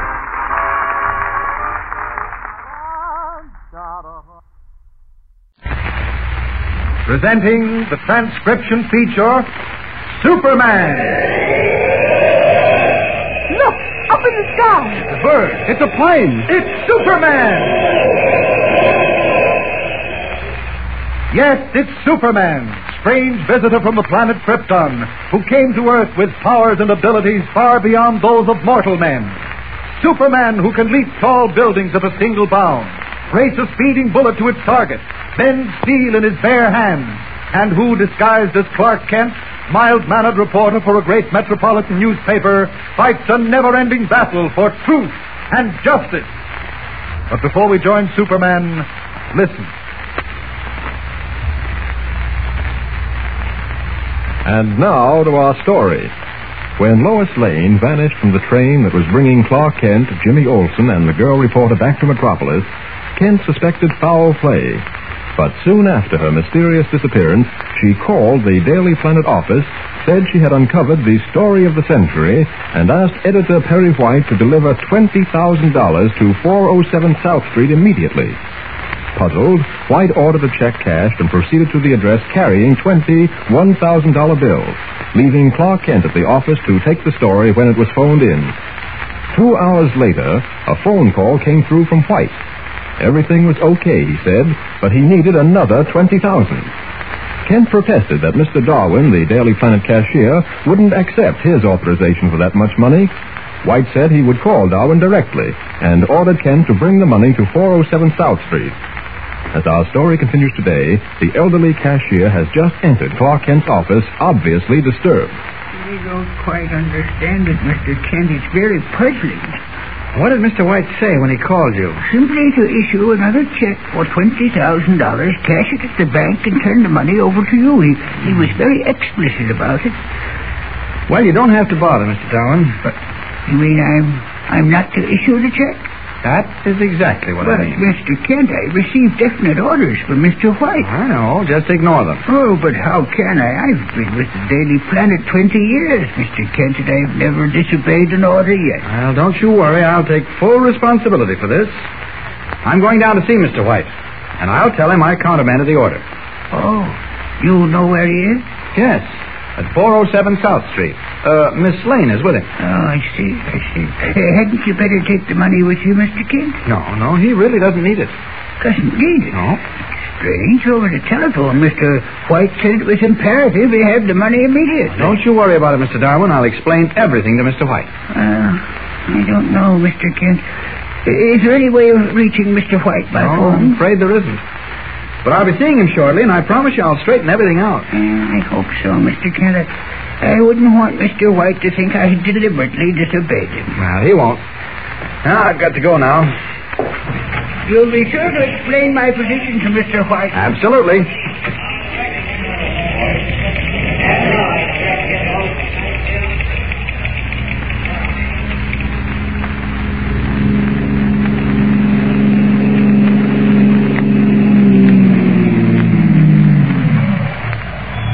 Yeah, that's 407, mister, over there, the house with the rooming sign. Oh, good. What do I owe you? 65. Okay, wait a minute. Here you are. Yeah, thanks.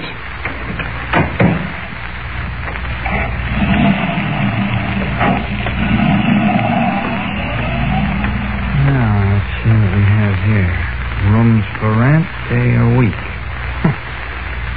That's a strange place to uncover the story of the century. Well, let's see. No name on the bell. Probably doesn't even ring. Surprise, it does ring. And someone's coming to answer it. A woman.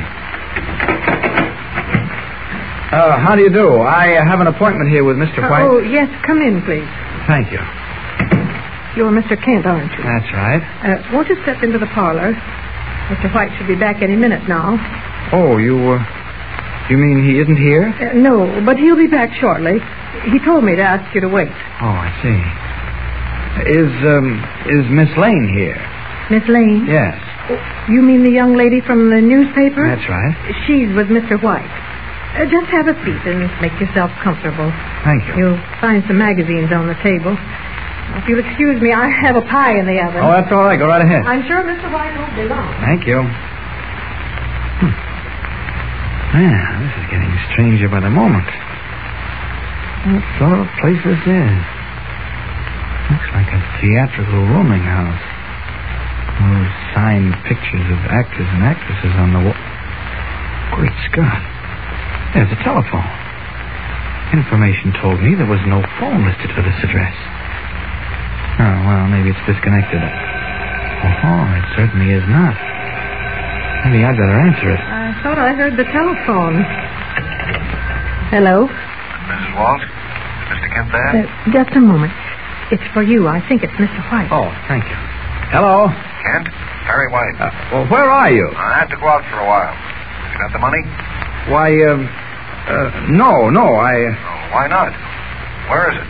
Well, you see, Mr. White, I thought... No, wait a minute. Look here, Kent. I give an order, I expect it to be carried out. Yes, I know, but... I called Darwin, and I told him... I know, Mr. White. Darwin wanted to give me the money, but I thought Now, wait a minute. I'll do all the thinking. I need that money, and I need it immediately. Well, I just thought... I'll get back to the office. Tell Darwin to cash the check and send it over. All right, I'll bring it myself. No, you won't. You stay at the office. But... This is going to break soon. Well, who'll I send it with? Jimmy Olsen. Oh, now, wait a minute, Mr. White. I don't want Jimmy carrying $20,000 in cash. Well, all right. Tell Darwin to bring it over. If I'm not there when he arrives, instruct him to give it to Mrs. Walt.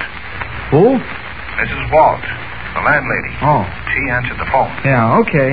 Now, Kent, don't you waste any time. All right, I won't. Oh, Mr. White, is Lois with you? Yes, she is. Oh, well, may I speak with her? No, not now. Yeah, but She's busy. Now, get going, Kent. Get going. All right. Oh, Mrs. Walsh. Yes? May I see you a moment? Oh, are you leaving, Mr. Kent? Yes, it won't be necessary for me to wait for Mr. White. I see. An elderly gentleman will be delivering a package here within the hour. If Mr. White hasn't returned, will you please accept it? Yes, of course. Thank you very much.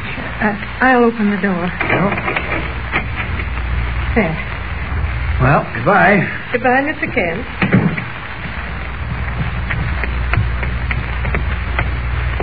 Oh, good. This taxi's just what I'm looking for. Yes, sir? The Daily Planet building. Right. And, you'd better step on it.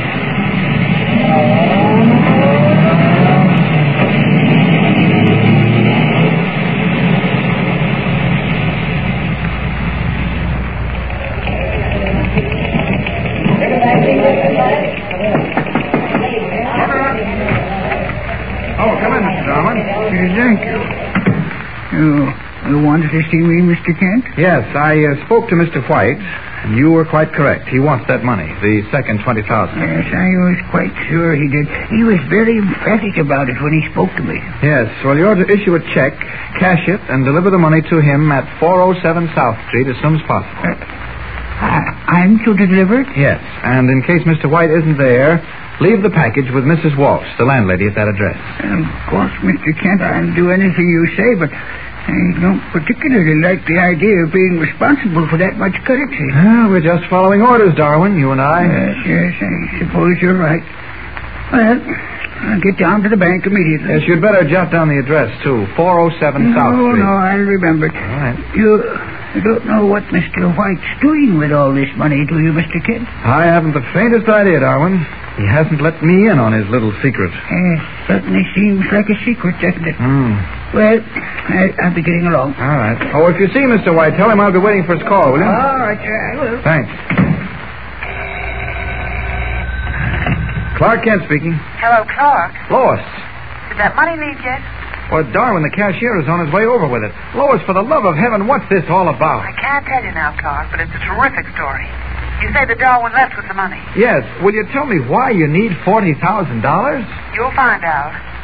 Incidentally, Mrs. Walsh said that you were a very handsome young man. Yes, that's another thing. Who's Mrs. Walsh? And what are you and Mr. White doing at a rooming house? Getting the biggest story of the century? I think you're just jealous because you're not in on it. Oh, don't be ridiculous. Lois, are you sure all this is on the level? It looks suspicious to me. Suspicious? Yes. What do you mean? Oh, I don't know. I just don't like the looks of it. Well, you will when we're ready to phone the story in. I've got to go now. Just sit tight, Clark.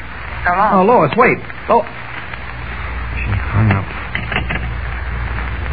Well, orders or no orders, I'm going down to 407 South Street and sit there until either Lois or White shows up.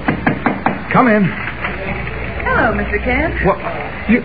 I don't blame you for staring at me, but really, I'm not a ghost. Lois. I wanted to speak to you before seeing Mr. White. Now, wait a minute. I just talked to you over the phone just a second ago. You what? I talked to you over the phone. No, not me. I haven't been near a phone for 24 hours. You mean to say you didn't call this morning and ask for $20,000? Are you crazy? Oh, I'm beginning to think so. Yeah. Where have you been all this time? Well, it's a long, strange story. Oh, now, wait, before you tell it to me, let's get a few things straightened out. Did you or didn't you call here last night, this morning, and less than a minute ago? I told you, Clark, I haven't been near a phone. Yeah, all right. Weren't you at 407 South Street? Where? 407 South Street, a rooming house. Never heard of the place. Weren't you with Mr. White? Of course not. Hey, Clark, have you lost your mind? Oh, yes, I think I have. I think I'm stark raving mad. Well, we can't blame Clark Kent very much for thinking he's lost his mind. Strange things are happening in this baffling mystery. Why do Lois and Mr. White want $40,000? And what is the answer to this very strange puzzle? Don't miss the next revealing episode. Tune in and follow the baffling story with Superman. Don't forget, tune in again for the next thrilling episode with Superman. Look, up in the sky. It's a bird. It's a plane. It's Superman. Superman is a copyrighted feature appearing in Action Comics magazine. Mr. District Attorney, champion of the people, defender of truth, guardian of our fundamental rights to life, liberty, and the pursuit of happiness.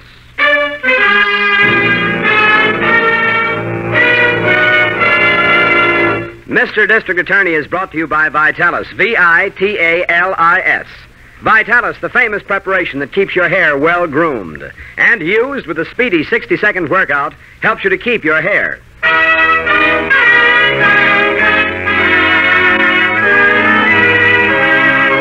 And it shall be my duty as District Attorney not only to prosecute to the limit of the law all persons accused of crimes perpetrated within this county, but to defend with equal vigor the rights and privileges of all its citizens.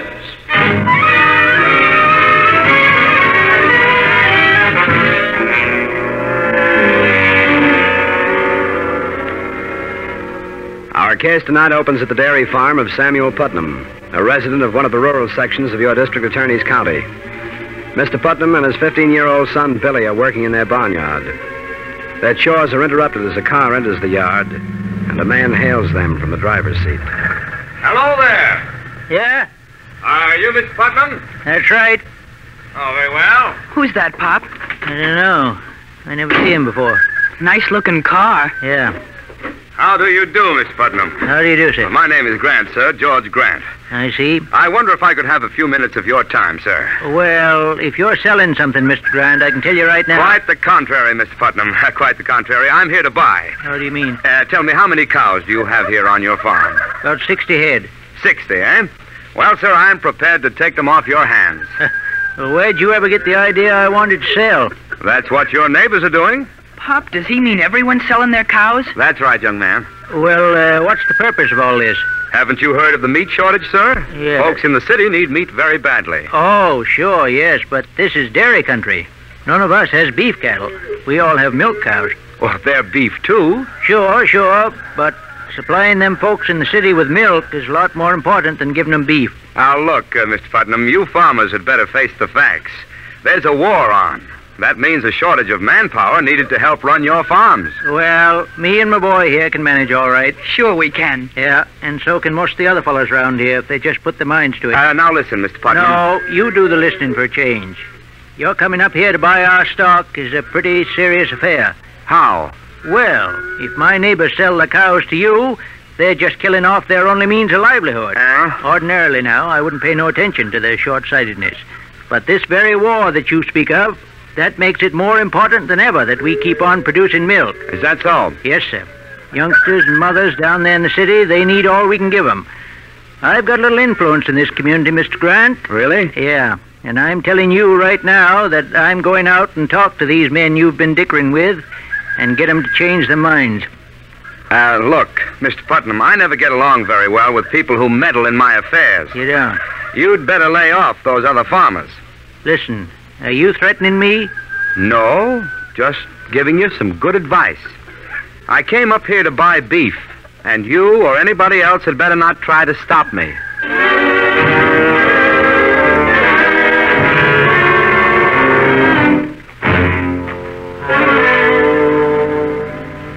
Oh, Chief. Yes, Miss Do Lynn. you know where Harrington could be? I haven't had any word from him all day. Well, I can explain that. He is doing a special job for the mayor's office. Oh, I see. Yes, His Honor is trying to put a check on some of the black market activities that have been overrunning our town. Oh, how? Well, he has men stationed on all roads leading into the city. What for? They're stopping trucks to see if they're carrying any meat that hasn't been tagged with a government-inspected stamp. Oh. And if this stamp is missing, the men have orders to confiscate the meat. Well, that's a good idea. Yes. Now, if we can only enforce... Excuse me, Chief. Yes, come in, Harrington. Thanks. How are things on the black market? Very good, Miss Miller. In fact, almost too good. Yes, what happened? Well, I was checking trucks that came off the ferry, and believe me, Chief, business was terrific. You found a lot of illegal meat? About 6 truckloads. Hey. And don't forget, that was only my score. There are half a dozen other inspectors working today, too. Yes, I know. And, Chief, wait till I tell you this. Yes? That job was just like old home week. What do you mean? Well, you'd have thought I was spending the day down at the police lineup. The guys who were driving those trucks took me right back to Prohibition days. They were old acquaintances of ours. Every one of them. The only switch was they were driving meat instead of beer. Who were they, Harrington? Well, everyone I pegged used to work for Mike Sutter's old mob. Mike Sutter? Yeah. I asked some of them if Mike was operating this racket, and they all claimed on me. Well, it's pretty safe to guess that he is. Well, here's one angle I did get out of him, Chief. Yes, what's that? Well, all of the trucks came from in and around Centerville. Centerville? Yeah. Well, that's dairy country. Sure. Yeah, I don't like the sound of that. It means this beef must come from slaughtered milk cows.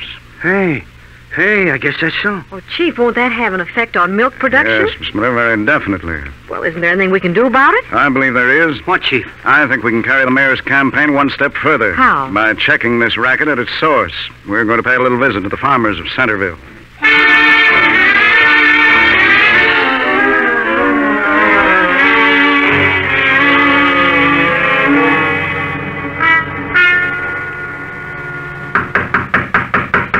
Who is it? It's me, Grant. Oh, come in. Hello, Mike. What are you doing in town? I came in to see you. Yeah? Yeah. Looks like we're in a little trouble. You mean the trucks? Well, that's just the mayor trying to grab a headline. I put a mouthpiece to work. We'll get the meat back. Think so? Sure. Same thing happened out west. The operators got their meat back before the headlines even got cold. Oh. There's things going up in the country. Well, that's what I come here to the office to talk to you about. What's the matter? Something wrong? To be truthful with you, yes. Well, what? What is it? Well, a lot of the farmers have canceled out on me. Well, how do you mean? They changed their minds about selling their cows. Well, how come? There's one man who's responsible for the whole thing. Oh, yeah? He's called several meetings and influenced them to hold on to their stock. Who is this guy? Man named Putnam. What's his angle? Is he moving in on us? No. Just some stupid patriotic motive. Patriotic? He feels that milk is more important than beef. He's got the others thinking the same way now. Did you talk to him? Sure, but he just won't listen to reason. Reason? Now listen, Grant. You never get nothing with that stuff. I know, but... this guy has really jammed up the works, Sam. Yeah. Well, it looks like maybe it's time for me to take over. What do you mean? Now listen. I put you in the front for this thing because you're the white-collar guy with the smart approach. I figured that would work a lot better than muscle. Yes? But the collar's no good on a deal like this. Your Putnam guy needs a different treatment. Oh, now look, you're not going to use any violence. Remember, you promised me when I came into work for you there'd be no rough stuff. Who said anything about rough stuff? But you... This old farmer just needs a lesson, that's all. And we can give it to him without our ever seeing the guy.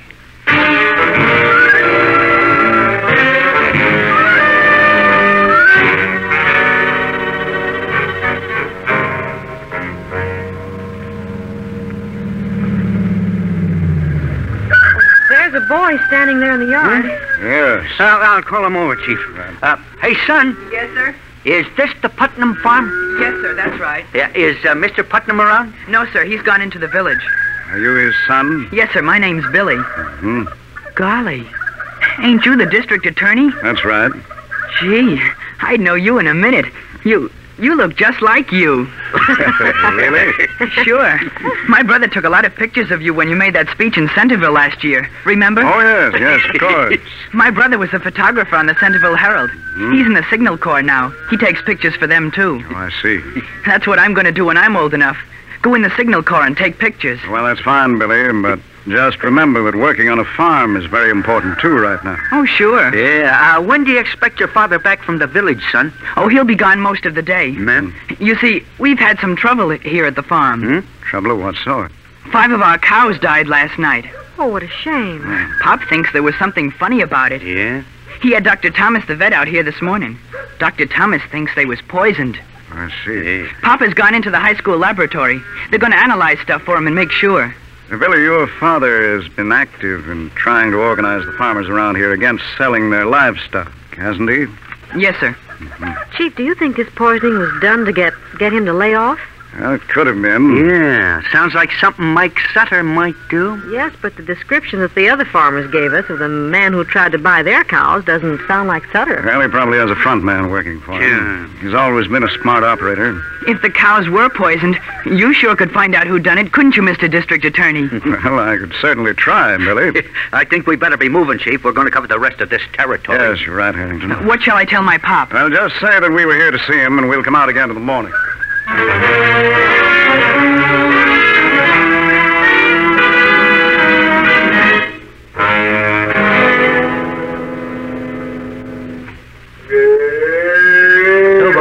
So, boss. So. That's the girl. That you, Billy? I got a pail of water once this evening, son, but if you want to... Good evening, Mr. Putnam. Huh? Remember me? Grant is the name. Oh, yeah. Yes, I'd like you to meet an associate of mine, Mr. Sutter. Hi. What'd you come here for? Just dropped in to see you. Yeah? I wondered if you'd change your mind about selling your cows. No, sir. We heard down in the village that you'd had a little tough luck up here last night, Putnam. Yes, we understand you lost some of your livestock. That's right. Too bad. What happened to him? I was just wondering whether you fellas couldn't answer that. Why? Them cows was poisoned. Is that a fact? Now, why should anyone want to do a thing like that to you, Mr. Putnam? Well, I sort of have an idea. Really? Yeah. I got to thinking that if somebody wanted to show the other farmers hereabouts that it didn't pay to interfere with certain transactions, why, killing off my cows might be a good way of doing it. Oh, now, Mr. Putnam, surely you aren't implying that we had anything to do with your misfortune? I am. Well, you make us sound like very desperate characters. I imagine that's what you think you are. Well, that's hardly the attitude. Grant. Quit kicking the words around. The old guy knows what goes on. You mean to say that you're admitting that you did poison my cows? Sure. And that's only the beginning, mister. Is that so? Yeah. We got a nice touch working here. And we ain't gonna let you jam it up for us. How do you intend to stop me? We'll kill every cow you got in this barn if we have to. I wouldn't advise that. Now, listen. We're running this show. You do as we tell you. Do what? Get to them other farmers. Tell them you was wrong about not selling their beef. Not a chance, mister. Hey. You can't pull any of your cheap gangster stuff on me. Them farmers are keeping the cows. Yeah? Yeah. And furthermore, I'm having you both arrested for what you've already done to me. You talk real big. This is more than talk. Yeah? I happen to know that the district attorney is in Centerville right now. I'm going to call him up. Wait a minute. You stay right here. Let go of my arm. Now, take it easy, Mike. This guy ain't calling no district attorney. Oh, ain't I, though? Come back here. Oh, no, sir. Mike. Mike, why did you do that? The old bum had it coming to him. Hey, he's bleeding badly. So what? Mike, I think he's dead. Ain't that a shame? Pop! Pop! That's his kid. Yeah. He may have someone with him. We better get out of here, quick. Pop, what's the matter? Yeah, that door. There may be another way out. Come on, Mike. Okay. Pop! Yeah, this is okay. The car's right outside. Come on. Right. The kid didn't get in there in time to see us, huh? All right. Quit worrying. Yeah. All right, get in quick. You better drive, Mike. I'm too jittery. Sure. That's the way out. Around the front of the barn. Okay. Mike, I never thought you'd... Stop that car, you! The kid. Yeah. He's running for the car. I know. Stop! Hey, look out, Mike. He's running right in front of us. You'll hit him.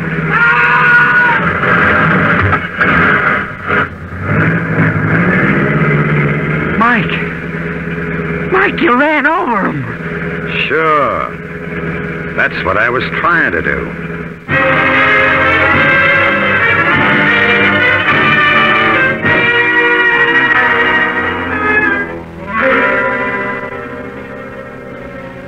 Our case tonight makes very clear one reason we should all help stamp out black markets. Your district attorney has an idea of what's behind this brutal crime. But securing proof is another matter, as we'll learn in just a moment. Right now, a word to the men. Do you know that you can have a smooth, close shave and, at the same time, have the cool, refreshed feeling on your face that every man likes to have when he's through shaving? Yes, you can have both benefits with Ingram's. INGRAMS. Ingram's Shaving Cream. You get a close, smooth shave with Ingram's because Ingram's helps condition your face for the razor. Gives you an abundance of velvet, smooth lather that helps wilt the toughest beard. And in addition, you get a cool shave with Ingram's because Ingram's is made to be cool. Made to leave your face feeling delightfully fresh and invigorated when shaving is over. So remember, for a face that feels fine after a shave that makes you look your best, it's Ingram's. Ingram's Shaving Cream. Now back to Mr. District Attorney.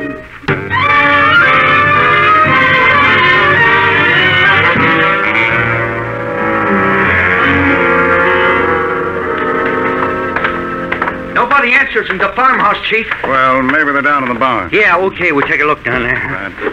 Oh, you know, it's mornings like this that make you wish you lived in the country. Yeah, this is swell. I'll say. Say, Harrington, Yeah? have you any idea where Mike Sutter makes his headquarters? Sure I have, Chief. I think I can put my hands on him any time we want him. Good. Say, Chief, I wonder where he ever got the idea. Hey, wait a minute. Yes, what is it? Hey, look right there beside the road. That grass is covered with blood. Yes. Well, what in the world? Yeah, trails on up the road. You see? Yes, in the direction of the barn. Yeah. Do you suppose it could be some animal? Well, I don't know. I think we should find out. It's easy to follow, all right. Wait. Huh? Whoever or whatever it was seemed to have fallen down right here, and then got up again. Yeah, that's right. And then the trail leads right into the barn. I don't like the looks of this. Neither do I, Harrington. Come on, let's go into the barn. Right. Go ahead, Miss Smith. Yes, sir. Hey, look, the lights are still on in the place. Yes, so is. Oh, look! Holy... It's the boy! Yes. There's another body, Chief. Yeah, don't come any closer, Miss Miller. How are they, Chief? And the old man is dead. Huh? Hey, that must be the kid's father. Two bullet wounds in the head. What about the boy? I'm just looking. I'm afraid, though, that... Hold on. I seem to feel a faint pulse beat. Here? Yes, the boy is definitely alive. Chief, is there anything I can do? There's something we've all got to do. Get this boy to a hospital at once. And there's none in Centerville. We'll have to take him into town. Here, give me a hand, Harrington. Right. Miss Miller, bring the car down here. Sure, Chief, right away. We want to save this youngster. We've really got to make time.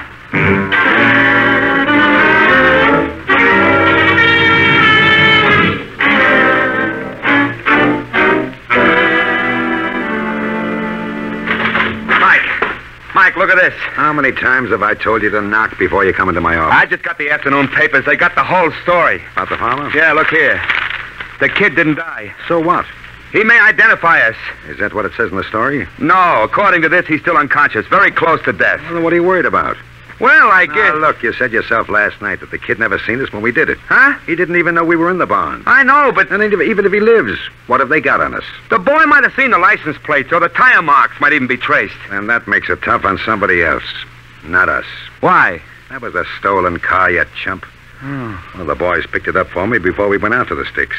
Oh, I see. Now, listen, Grant. I'm going to get awful fed up on this crybaby routine of yours. Well, I can't help being concerned. Let that be my department. Oh.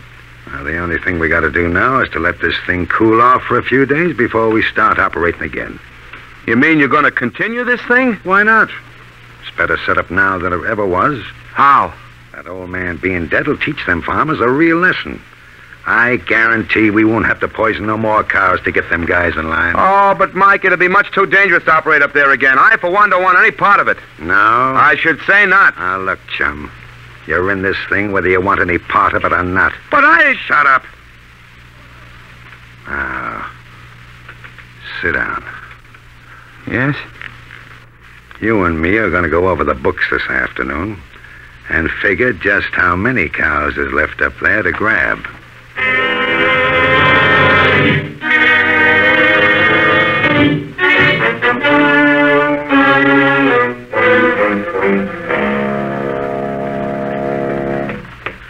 I'm over here, Miss Miller. Oh. Did you call the office? Yep. No messages. Is the boy still in the operating room? Yeah, the chief's in there with him. Oh, I do hope they can save him. It's going to be a tough fight. That kid took plenty. He's been in there over 2 hours now. Yeah, I know. If it was my own kid, I couldn't feel any worse. Yes, I know. Harrington, do you think Sutter was behind this thing? Sure he was, the dirty punk. But how are we ever going to be able to prove it? We got to, Miss Miller. But there wasn't a clue even. I know. Our only hope is this kid. If he pulls through and can talk, we may get some. Oh, I wish that... Here's the chief. Oh, how is he? Oh, he's still alive. Oh, good. Has he got a chance? We don't know yet. Is there anything I can do? Yes, Miss Miller, they're taking the boy up to one of the hospital rooms. Yes. I want you to go up there and stay with him. I'll join you up there as soon as I talk to Harrington. Yes, sir. He's on the 5th floor. Right, I'll find him. What have you got for me, Chief? I want you to pick up Mike Sutter and take him to my office, Harrington. Oh, Chief, believe me, this'll be a pleasure.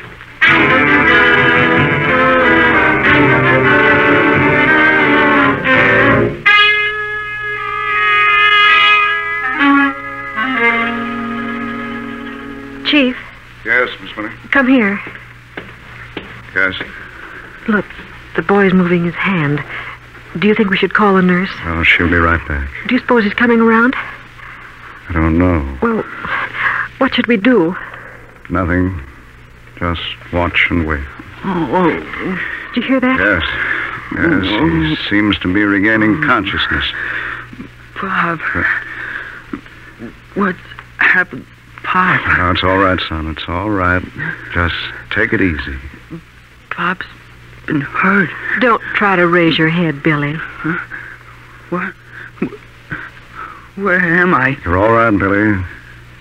And just try not to talk too much. Yeah. Billy, you recognize me?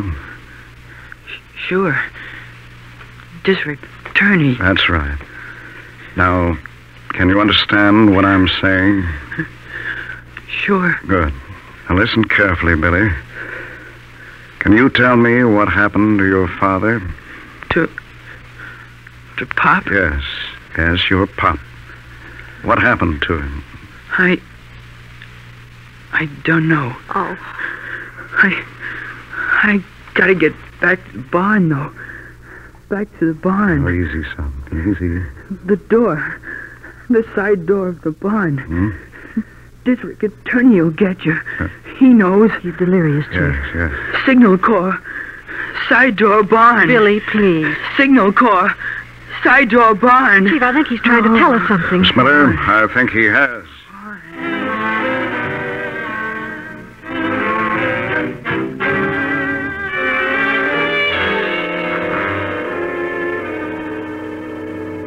You know, Chief, this is all a great mystery to me. Why, how's that, Miss Miller? Well, in the first place, we come all the way out here to Putnam's barn just because of a little boy's delirious talk. Yes, that's quite true. Then the first thing you do when we get here is pick up a broken piece of string and wander around with it. Well, I'll admit that.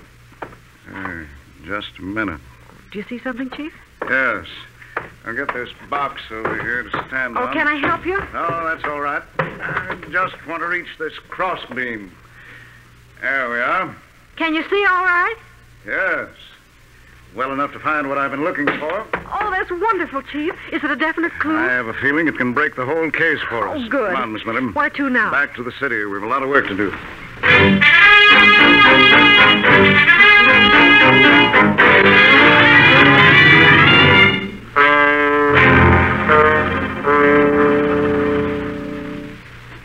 Listen, copper. Yeah? How much longer do we have to hang around this mousetrap? Until the district attorney gets here, and, brother, that may be a long time. I hope you know that you're violating our rights as citizens by detaining us here. No kidding. What about the rights you violated, Mr. Grant, when you guys knocked off that old man? Now, listen, are you digging that one up again? Sure, Sutter. I'm just keeping in practice for the time when I really go to work on you. You ain't never going to get a chance to work on me. Don't be too sure. Look, we don't know nothing about that old farmer. Oh, hi, Chief. Hello, Harrington. Did Miss Miller get here yet? No, but I got some customers for you. Good. This here is Mike Sutter. He knows me. And this added attraction is Sutter's front man, the one he used on the farmers. I see. He was in Sutter's office, so I brought him along. I demand to know why we're being held here, sir. Hasn't Mr. Harrington explained that to you? I did, Chief. But we know absolutely nothing about the death of that man in the country. I'm inclined to think otherwise. Now, look, DA, I can tell you right now. You're wasting your time on this thing. I don't think so. What does he mean? What happened to that old man and his son was one of the most vicious crimes I've ever encountered. Listen, save the speeches, DA. What evidence have you got? Excuse me, Chief. Yes, come in, Miss Miller.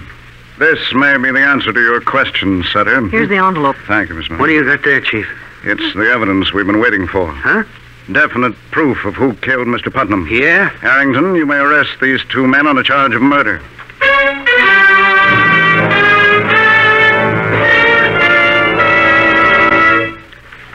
Your district attorney will be back in just a moment to explain what he learned from Billy Putnam's delirious cries that led him back to the farm and clinched his case. First, though, here's a fact about Vitalis you'll be glad to know. While wartime Vitalis is manufactured under government restrictions that affect most products during these times of war, Vitalis and the 60-second workout gives you the same three benefits that you and thousands of other men have always enjoyed with Vitalis. And here they are. First, Vitalis gives you really well-groomed hair. Keeps your hair in place in a natural, masculine way. With Vitalis, your hair doesn't have that obnoxious, plastered-down, patent leather shine. Second, Vitalis and the 60-second workout helps rout unsightly and often embarrassing loose dandruff. Third, and very important, Vitalis and massage helps prevent excessive falling hair. It stimulates circulation, you see. Loosens up your tight, dry scalp. So Vitalis and massage helps you keep your hair. And since wartime restrictions affect the amount of Vitalis we can make, please be patient if your druggist doesn't always have it. We will continue to keep him as well supplied as possible. And please remember, wartime Vitalis gives you the same three benefits you've always enjoyed. Used with a 60-second workout, it gives you well-groomed hair, helps rout loose dandruff, and helps you keep your hair. That's Vitalis. Vitalis.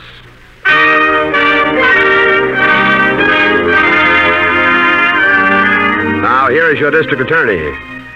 Well, ladies and gentlemen, the evidence that solved tonight's case was given to us by a very alert and courageous young man, Billy Putnam. It was his timely thinking that enabled us to try and convict Mike Sutter and his accomplice Grant on the charge of first-degree murder. And they paid for their crime with their life. Chief, don't you think you ought to tell the folks just what that evidence was? Well, yes, Miss Miller. I learned about it in young Billy's hospital room. In his delirious ravings, Billy repeated two important things: side door of the barn and signal corps. I remember the side door in the barn, but the signal corps reference eluded me until I suddenly recalled our first conversation with the boy. You mean about his brother being a photographer in the signal corps? Well, yes, Harrington. I took the chance that this meant he had some camera arrangement hooked to that side door. Which he did. Yes, the boy had rigged it up the day after the cows were poisoned. He hoped to get a picture of anyone who might attempt it again. And he sure got a mighty important one. Grant and Sutter leaving the place with the old man dead on the floor. Chief, I'm sure that everyone will be glad to know that Billy has fully recovered from his ordeal. Yes, Miss Miller, and we're seeing to it personally that he gets a good home until he's old enough to realize his ambition to join his brother in the Army Signal Corps. Good. Now, what about next week, Chief? Well, it's a case I believe every one of our listeners will find very interesting and exciting. The case of the weekend murders. And so, friends, join us again next Wednesday, and until then, thank you and good night.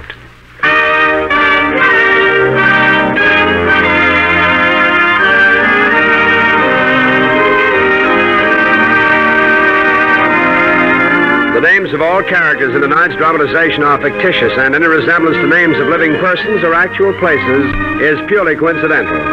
Jay Jostin was featured in the title role, Len Doyle as Harrington, Vicky Vola as Miss Miller. The music was under the direction of Peter Van Steeden, and the author was Jerry Devine.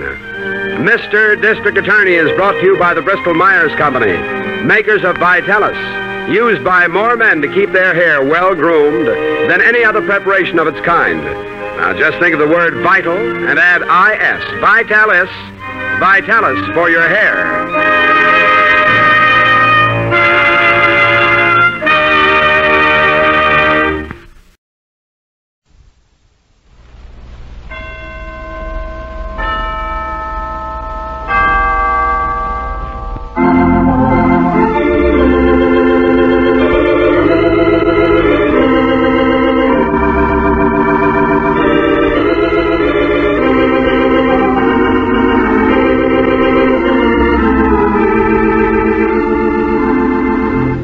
From Hollywood, California, we bring you Gene Herschel in a new Dr. Christian drama called Have a Heart, presented for your enjoyment by the Cheesebro Manufacturing Company, owners of the trademark Vaseline, and producers of Vaseline Petroleum Jelly, Vaseline Hair Tonic, and other Vaseline specialties. It's probably a safe guess that there is not a woman listening tonight whose hair would not be benefited through the use of Vaseline Hair Tonic. Waves take better and last longer. The hair grows softer and more lustrous with regular Vaseline Hair Tonic care. Check this statement for yourself. Get a bottle of Vaseline Hair Tonic before you next shampoo your hair. A few minutes before the shampoo, massage Vaseline Hair Tonic generously on your scalp, following the simple directions enclosed with each bottle. Then, with your scalp well stimulated, steam the head for 10 minutes in towels wrung out in good hot water. Then shampoo and see for yourself what Vaseline Hair Tonic has done for your hair by the time you've dried and combed it. How much softer and how much more lustrous it looks. Remember, Vaseline Hair Tonic is different.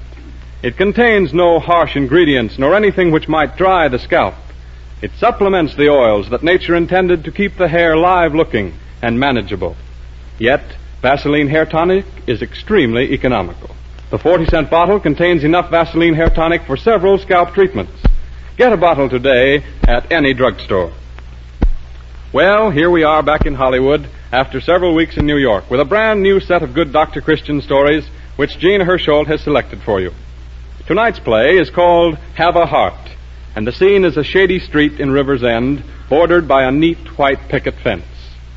Old Will Grannis is leaning over the gate, peering excitedly down the street.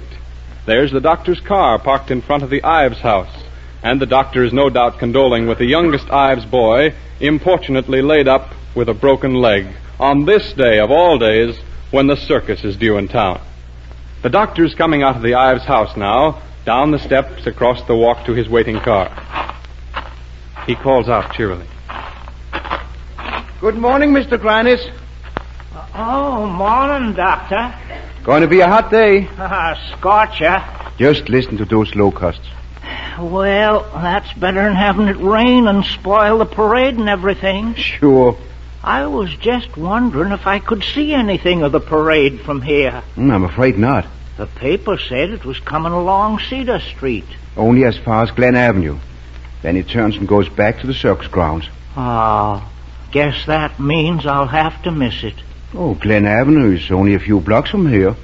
It's uphill, though, and I can't climb hills. I'll give you a lift. Thanks, but well, it ain't just getting there. It'd mean standing around in the crowd. I wouldn't dare. Well, of course, you know what's best for you. If the wind's in the right direction, I might be able to hear the band, even if I can't see nothing. That's what I told young Tommy Ives, but he didn't seem to comfort him much. How is he? Oh, he's getting along, but the cast on his leg is very uncomfortable. Poor kid. Yes, it's a shame. Last year he had mumps, just as this time. I remember, both sides. Pretty heartbreaking to miss the circus 2 years in succession when you're only 10. I was 12 the last time I went. The last time? Yes. I wanted to get a job helping water the elephants, like the other boys. My sister Hetty wouldn't let me. She bossed me even in them days. I wish now I had, 'cause the next winter I come down with inflammatory rheumatism. And that was the end of circuses and everything else for me. You mean that you have... It left me with a bad heart. What kind of bad heart? Oh, I don't know exactly. It leaked or skipped or murmured or done something it shouldn't. You never got no word? Never. Well, those heart conditions in adolescence sometimes clears up in time, with rest and good care. Well, nobody could have had better care than I've had, that's certain. Hetty's given up her whole life to looking out for me, seeing I don't overdo or nothing. You've been examined, of course, from time to time. What's the use of spending money to be told what you already know? But you...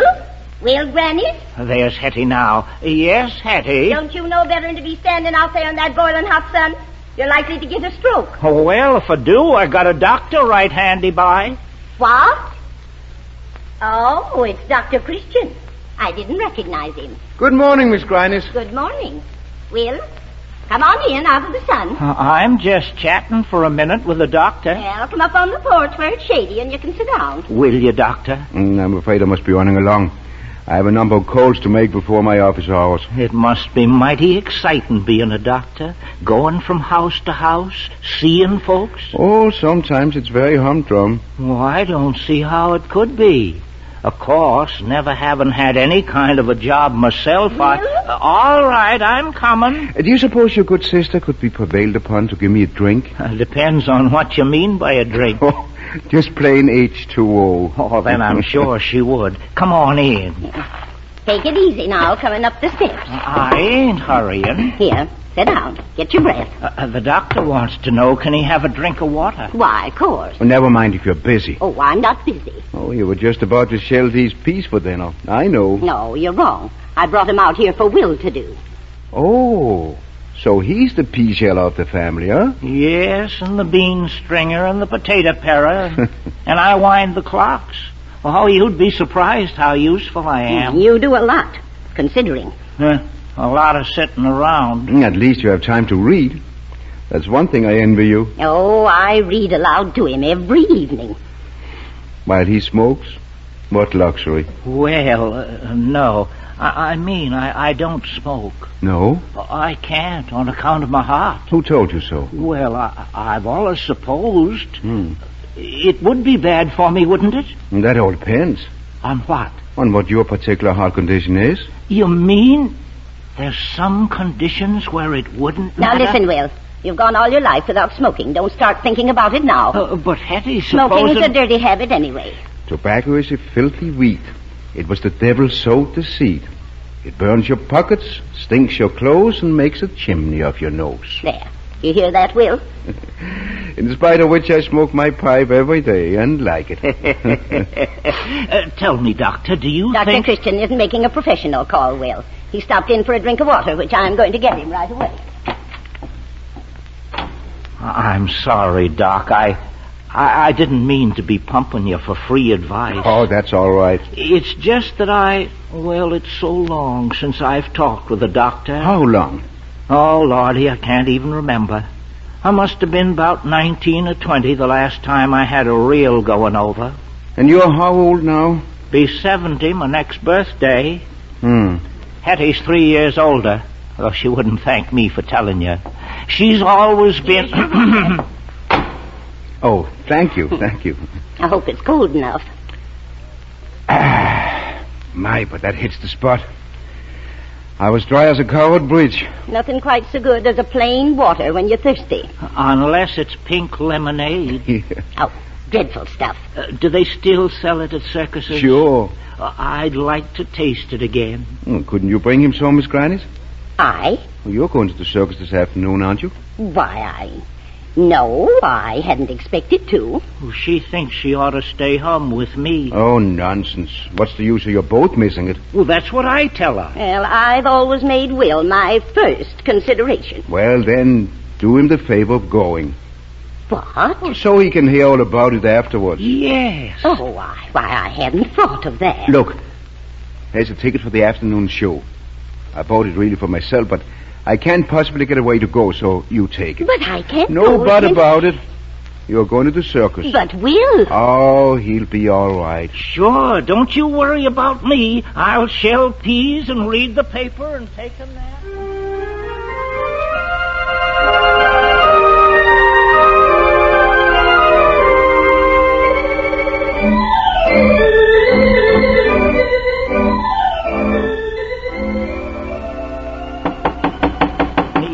Yes? Who is it? Peanuts, popcorn, lemonade. Well, Dr. Christian. Good afternoon. Well, I didn't expect to see you back here again today. Oh, I brought you something. You did? What is it? Peanuts. No. Yes, sir. Fresh roasted peanuts. 5 cents a bag, straight from the circus ground. Oh, I was driving by and I couldn't resist buying some.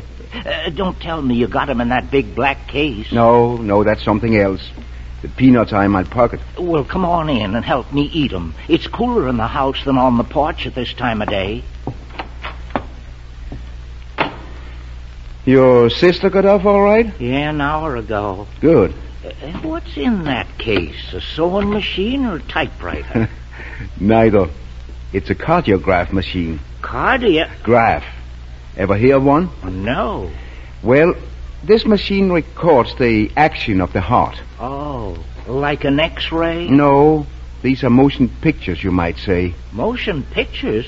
Why, I don't quite see... Well, wait a minute, just to show you here. Here's some pictures I made yesterday of a patient's heart. Huh. They look like these charts showing how the prices move in the stock market. Yeah, breaks and all. Why, there are breaks in the line, ain't there? At regular intervals. Is that where the heart misses a beat? Something like that. You see, in this particular case, the patient is suffering from a ventricular block.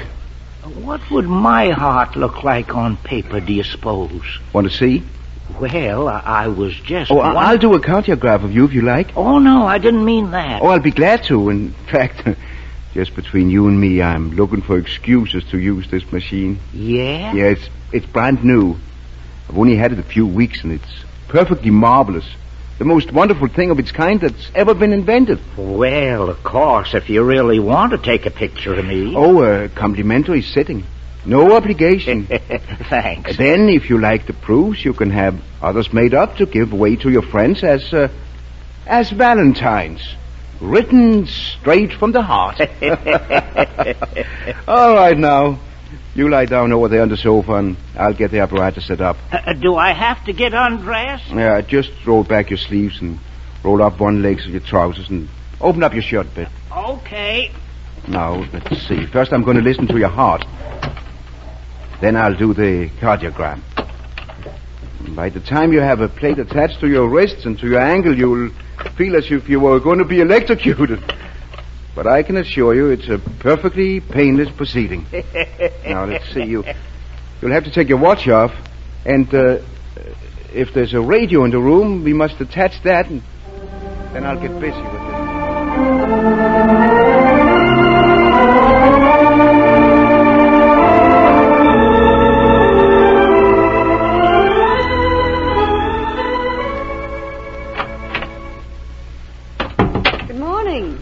Oh, hello, Judy. Well, did you get to the circus last night? No. Oh, Dr. Christian. I came back to the office to read some cardiograms I made in the afternoon. Oh. Now that I've read them, I don't know what to do. Call in a heart specialist. Oh, there's nothing the matter with the man. What? And you missed the circus for that? Yes, his heart is as good as yours and mine. Ah. Who is this patient? It's old Will Grannis, Judy. Oh, Miss Hetty's brother? Yes. You know him? Oh, well, no, not really. I've seen him, of course, lots of times. Sitting on the porch or in the window. Where he spent the last 57 years. 57 years? No. Yes. Ever since he was 12 years old, Will Grannis has hardly stirred from that house. Oh, but why? He's never been able to work or play or go places. Or do any of the things that other men do. His whole life has been spent sitting around, being waited upon hand and foot. He's never even dared smoke or take a drink. He thinks his heart is bad, you see. And there's really nothing the matter with it, huh? No, not a thing. Ah. Oh, there was once, no doubt, but whatever the trouble was, he's outgrown it long since. How awful not to have known. I mean... Yes. Well, think of all he's missed. The best things in life. That's why I can't bear to tell him. Whose fault is this? It's hard to say. But Well, you described it just now as Miss Hetty's brother. I guess that's partly the answer. You mean that she's made him believe that... Oh, it hasn't been deliberate, of course, on her part, but she's the kind who enjoys doing things for others, and she's had nobody else. Oh, the whole thing's tragic. Oh, if he was younger, he could still make some kind of a life for himself, but at his age... How old is he? Almost 70. Why do you tell him? Well... Must you? I mean, is it your professional duty, or... No. No, he didn't ask me for an opinion.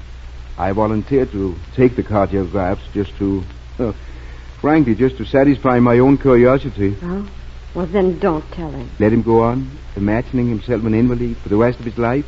He's only got a few more years to live. Yes, it might be 10 or 15. Oh. 10 more years, sitting in a rocking chair, helping his sister shell peas. His greatest exertion, winding the clock. No, that wouldn't be fair. Of course, he's used to it. Even so, that's and no reason. He's not unhappy. Not actively unhappy. Oh, but... Not nearly as unhappy as I'm afraid he'll be when he learns the truth. Then you are going to tell him, huh? Of course. When? Right now. I'm glad. Well, there's nothing else I can do. Oh, put the pictures in my bag, will you, Judy? All right. I'll take them along. I'd like to be there to see his face when you tell him. It's Miss Hetty's face I'm thinking of. Yeah. I just wonder... What? Whether I'd better take that cardiograph machine along to record the shock.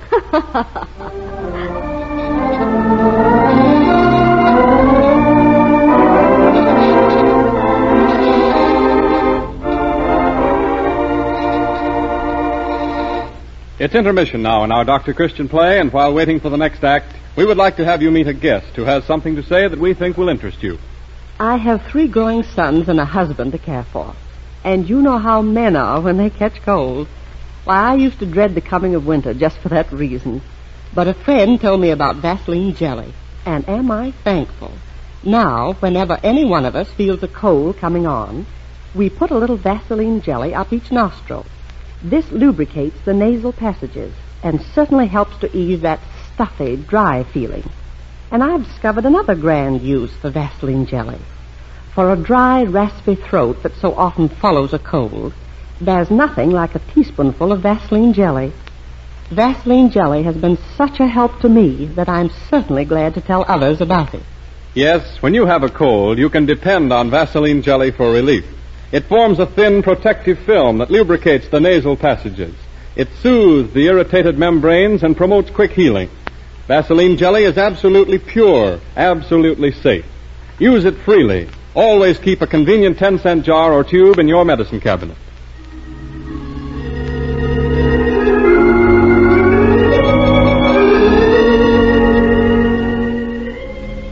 The next scene of Jean Hersholt's Dr. Christian drama, Have a Heart, is laid in the Grannis sitting room. Miss Hetty is there talking to the doctor, and she seems upset. I don't believe it. But, my dear Miss Grannis, We had the best possible medical opinion for my brother. No doubt, but that was 50 years ago, remember? 57 years. The conditions changed in that length of time. Why, to this day, Will can't go up a flight of steps without getting short of breath. He knows that himself. It might be partly mental. Yes. You've always scared me so about stairs, Hetty. I scared you? Well, in any case, the cardiograph tells the story. Oh, that wavy line could mean anything. It means just one thing, Miss Grannis, that your brother's heart is normal. Normal?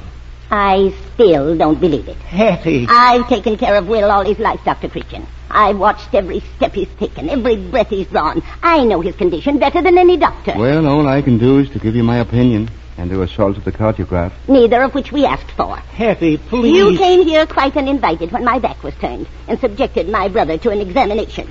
Well, he was entirely willing. Will's always done whatever he was told to. Not anymore, I ain't. Will? From now on, I'm doing as I please, as I gosh darn please. Will? I'm free. Well? It's not true. It is true. The doctor says so. Dr. Pritchard's not a heart specialist. Well, what of it? I'd be only too glad to have you consult a heart specialist if you'd be better satisfied. It's the only thing that would satisfy me. All right, then. We'll send for one. I'll go to one. I'll go see that big heart man in Chicago. What's his name? Egbert.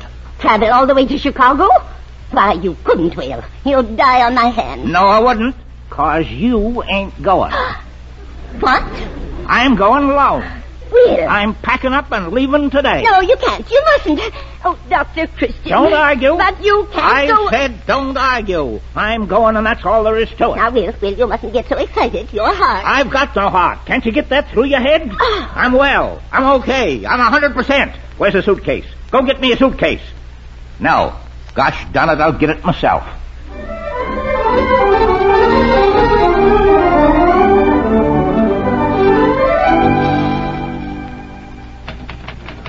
I'm afraid I'll have to ask you to do this letter over again, Judy. There are several mistakes in it. Oh, I'm sorry. My mind was miles away. Thinking of some man? Yes, old Will Grannis. The worm that turned. Into a fire-breathing dragon. What do you suppose he's doing now? Well, I spoke last night and had an appointment with Dr. Egbert at 10 o'clock this morning. Dr. Christian's office? Yes. Who? Oh, Miss Grannis. Yes. The doctor's right here. It's Hetty. Oh, all right. Hello?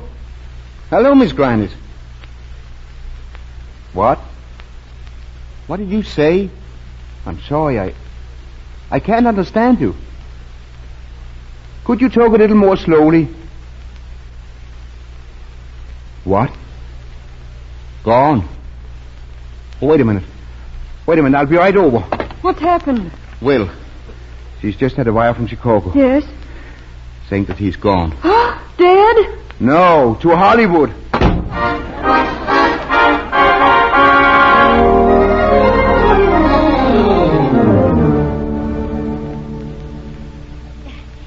Now, just try to calm yourself, Miss Grannis. Calm myself when my brother is 5,000 feet up in the air, flying to Hollywood. He took a plane? Here's the telegram. Let's see. Egbert confirms Christian's diagnosis. I'm going on... Binge to celebrate. Start by plane today for California. Well, he doesn't say Hollywood. Well, where else would it be but Hollywood if it's a binge? Oh, you might be right. I'll notify the Hollywood police at once. What for? Why, to hold him till I can go out there and bring him back. He doesn't need anyone to bring him back. He can go out alone. He can come home alone. But suppose he doesn't. Doesn't what? Come back. Suppose he stays out there. He can't stay very long without money. Oh, he's got plenty of money. He's drawn his entire balance from the bank. Are you sure? I called the bank just before you came in. Oh. Why, with what he's got, Will could stay away for a year. Then let him. What? He wants a fling. Let him have it. But he's 70 years old. Not too old to sow a few wild oats. Dr. Christian. You should be glad, Miss Hetty. Glad to see him make a fool of himself? Kill himself, maybe? He won't. He's crazy. Well, wouldn't you be if you'd been just let out of jail after a life sentence? No.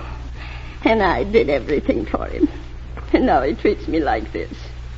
I gave up my whole life to him. And reveled in it. You wouldn't have had things any different if you could. How can you say that? Because I know your kind. You're one of those women who are never had sacrificing themselves for somebody. Well, I'm unselfish, if that's what you mean.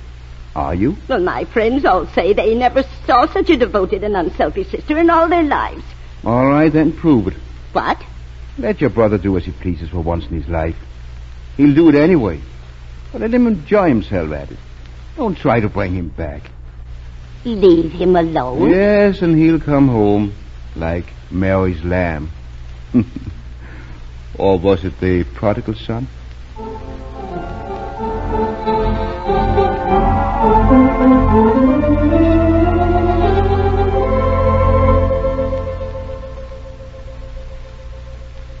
How high is it, Dr. Christian? Normal. Oh. If anything, a little below normal. But it was up a few weeks ago. Oh, come now. That was months ago when you had that letter from Will with the pictures of Bally. Yes. That's nothing. That sent my blood pressure up a bit, too. Then you don't think that... I'll go. Oh, thank you. Yes? Will! Dr. Christian! Well, I'll be... What are you doing here? Hetty ain't sick, is she? No. Much to a disappointment. Good. You know, I was Who afraid... is it, Doctor? Hello.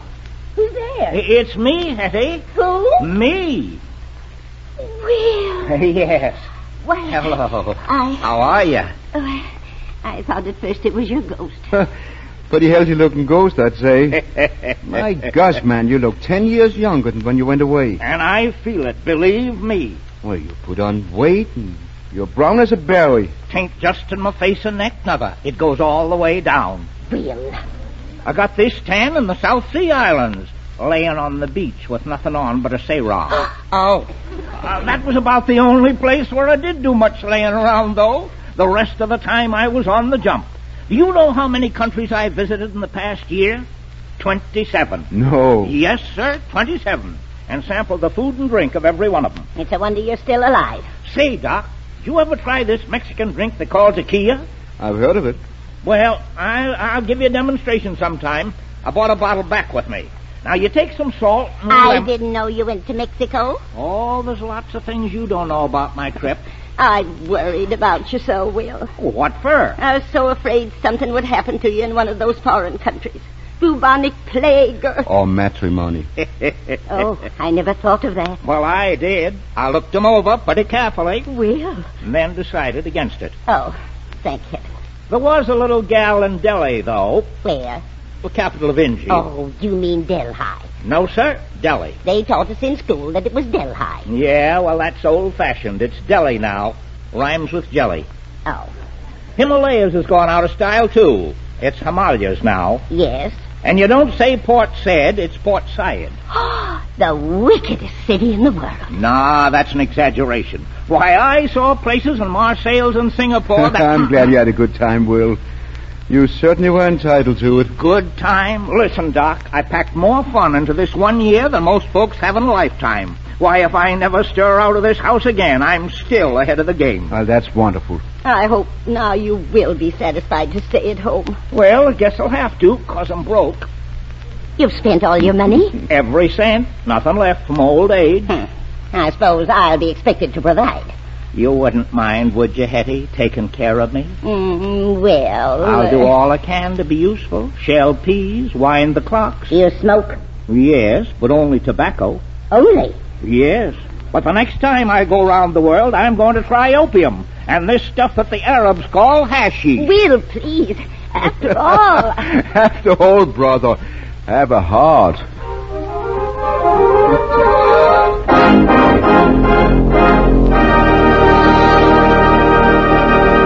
So the curtain rings down on another Dr. Christian drama. Our star, Jean Hersholt, will be out to greet you in person in just a moment.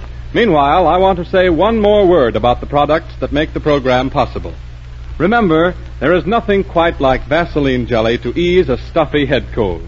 Keep a jar or tube always in your medicine cabinet and use it freely when anyone in the family feels a cold coming on. Use Vaseline jelly also for cuts, burns, scrapes, and scratches, for chapping and chafing. It is absolutely pure, absolutely safe to use. So be sure to look for the trademark Vaseline, your assurance of getting the genuine product. Buy some at your druggist tomorrow, and ask him, too, about the specialties. Vaseline Carbolated Jelly, Vaseline Borated Jelly, Vaseline Camphor Ice, and Vaseline Lip Ice. The cast of tonight's play includes Rosemary DeCamp as Judy Price, Harry Humphrey as Old Will Grannis, and Jane Morgan as Miss Hetty Grannis. And, of course, our star, Jean Hersholt, in the country doctor role he has made famous. Here is Jean Hersholt as Dr. Christian.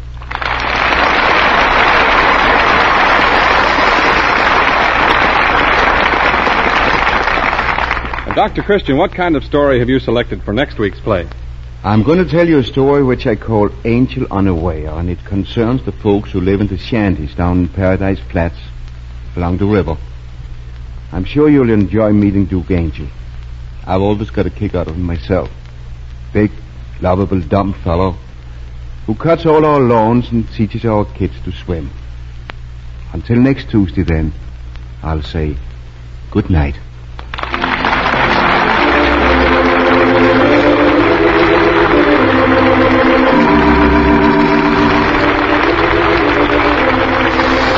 To the Boy Scouts who this week celebrate their 29th anniversary, Dr. Christian and the makers of Vaseline products extend congratulations and best wishes for the continued growth and success of this fine, constructive movement.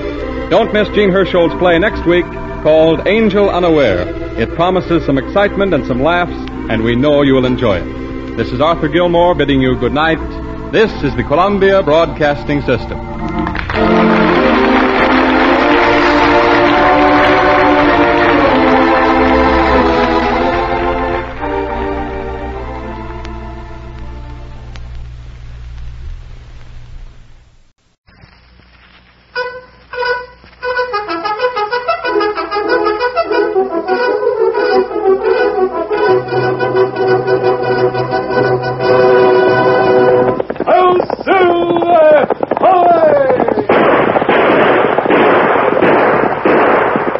Horse with the speed of light, a cloud of dust, and a hearty hi-yo Silver, the Lone Ranger.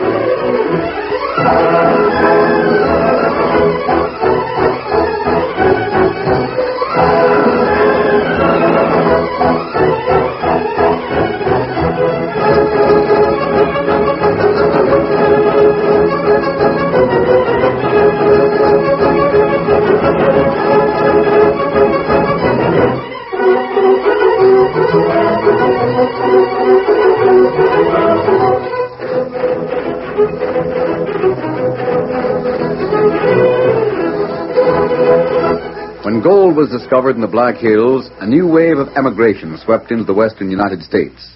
Along with the honest settlers came gamblers, criminals, and confidence men, and the mining towns ran wide open. It was in the hills that the Lone Ranger led the fight against the powerful and ruthless Drexel Syndicate, and it was only his strength and courage that made possible the victory of right over might. Return with us now to those thrilling days when the West was young. From out of the past come the thundering hoofbeats of a great horse, Silver. The Lone Ranger rides again. Come on, Silver. We're heading for Deadwood. Hail, Silver!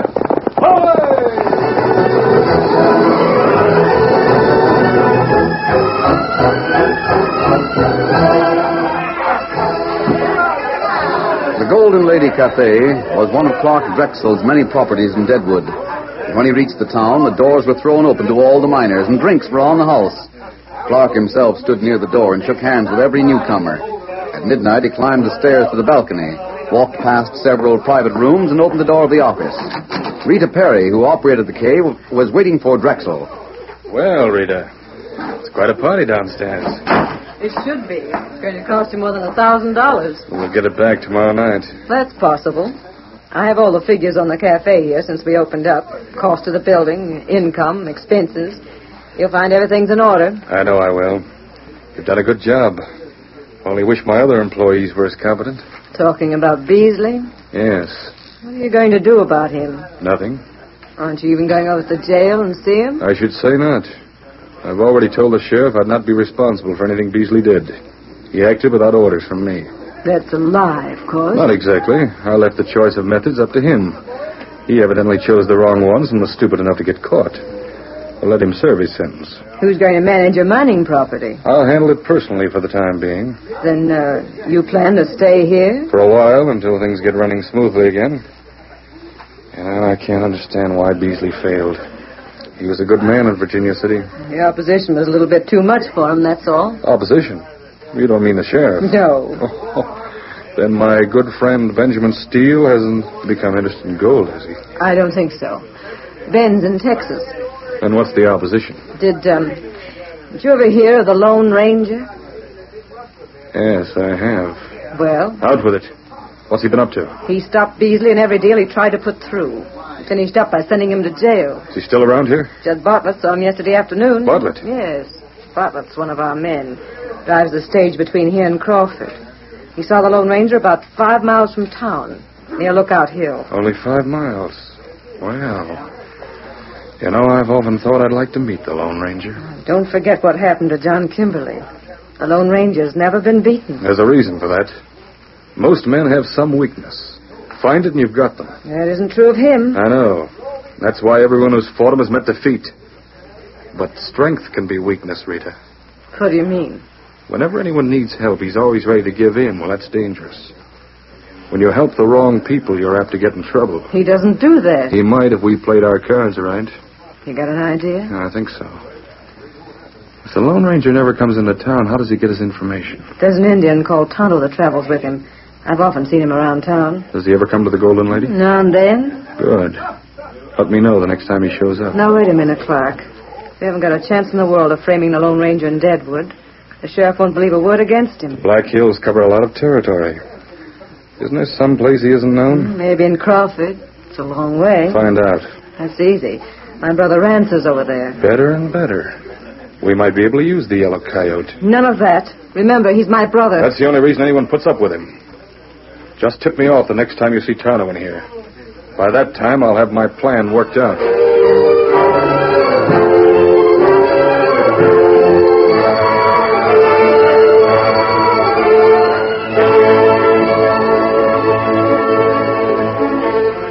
A week passed, and then one night, as Drexel was watching the play at the roulette table, Rita touched his arm. What? He's here, over by the door. You don't have to look. We'll talk a few seconds like this. When you start to fight, raise your voice so you can hear every word. Don't worry. What was the name we agreed on? Who's supposed to hold his note? Frank Carson. Carson. Blue Moon 9. Notes due when? Day after tomorrow? And that allows too much time. We'd better make it tomorrow at sundown. Stage leaves here in the morning and gets there about 4 o'clock. If it kept to its schedule, you'd be able to make it with a couple of hours to spare. Tomorrow at sundown. All right, I think I've got everything straight. All right. Now raise your voice. Get angry. I ought to have known better than to ask a favor from you. Now calm down, Rita. I won't calm down. My brother means a lot to me. He's got every cent invested in the mine. That's too If bad. he doesn't pay that note by sundown tomorrow, he'll lose it. You've got to help him out, Clark. I won't, and that's final. But it won't cost you anything. Think of it as a business transaction. It's a good investment. All you have to do is take over the note. In another 30 days, the mine will be producing, and Rance can pay you back with interest. I realize that. What? You don't know much about my affairs, Rita. I know plenty. This Frank Carson who holds the note is one of my agents. Your agent? Of course. He was acting for me when he lent your brother the money. By sundown tomorrow, the Blue Moon will belong to me. You'll get it for just $10,000. Yeah, that's right. You think you will, but you won't. I'll see that Rance gets the money. How? I've got my diamonds, haven't I? You won't be able to sell them in Deadwood. I'll see to that. I'll take them to Crawford on the morning stage. I'll sell them there. You can, and don't try it. You try and stop me.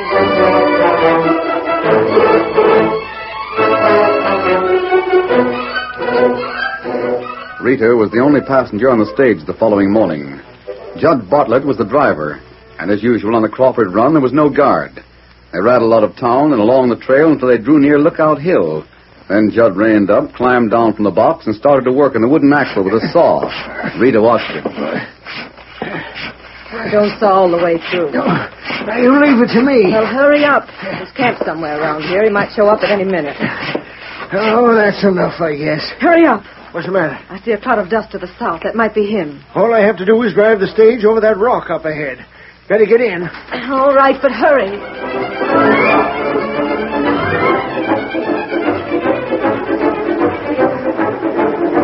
Judd swung to the driver's seat and whipped up the team. Get out there, boy! In a moment, the right rear wheel of the stage careened over a large rock at the side of the trail.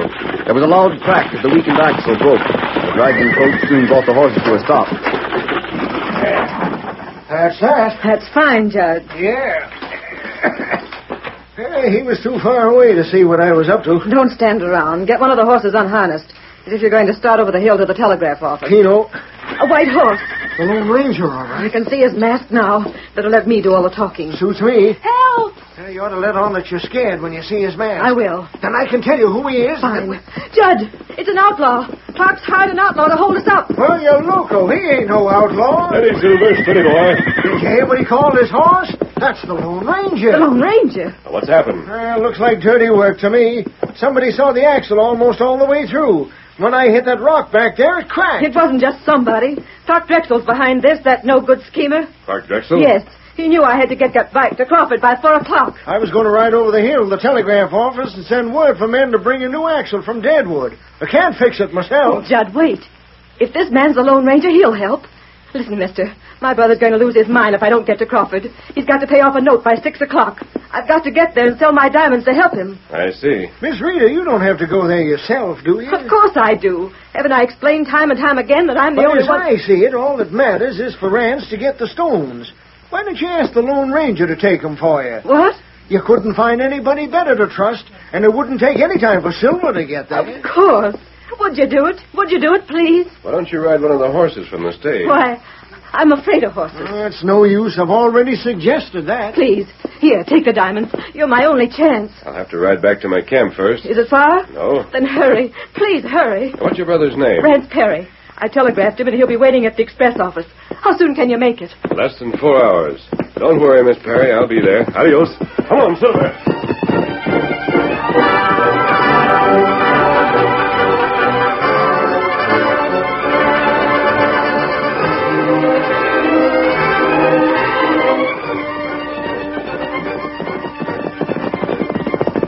Kimasabi. Quick, Tonto. You'll have to help me with my disguise. And what happened? The girl started for Crawford, but the stage broke down. Drexel say girl not get to Crawford. Well, it's up to us now. I have the diamonds. You take 'em for her? Yes, but the sheriff in Crawford doesn't know me. I can't ride into town masked. Not right. I taught to fix disguise plenty quick.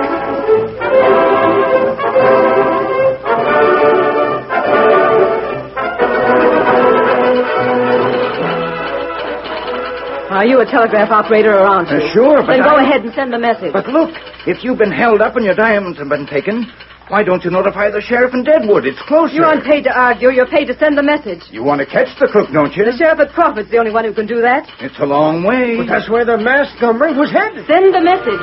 Okay.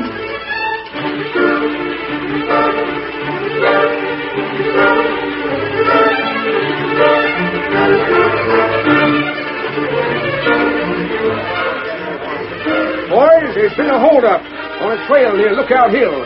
A masked man on a white horse. You mean the stage was held up, Sheriff? Yep. My sister was on that stage. She was bringing me some diamonds. Masked man got him, Rance. But he's heading this way, and I'm rounding up a posse right now. You've got to catch him. Get your horses saddled, boys. We're going after the car.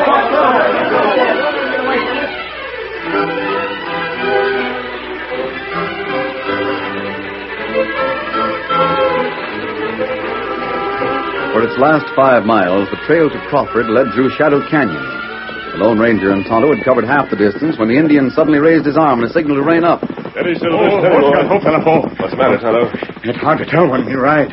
Tonto think him hear other horse. Yes, I think you're right.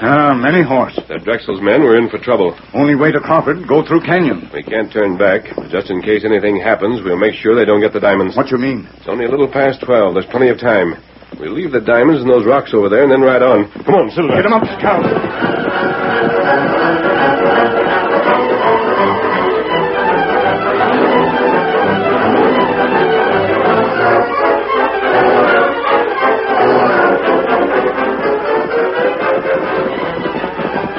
Easy there. Easy, boy. Here they come.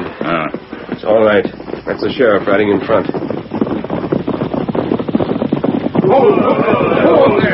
You're covered, mister. I can see that. You aren't wearing a mask, but there couldn't be another white horse like that in the West. Get him up, Scout! Look out, the Indian's making a break for it. Let him go.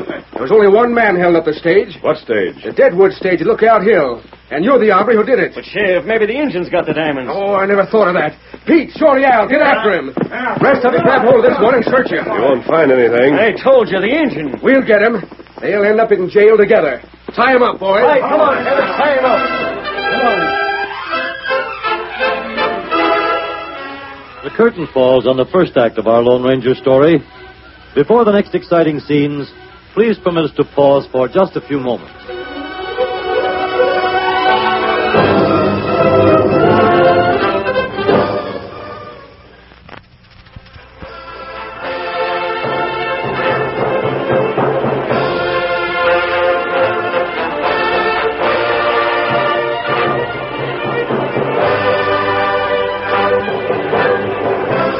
Now to continue our story.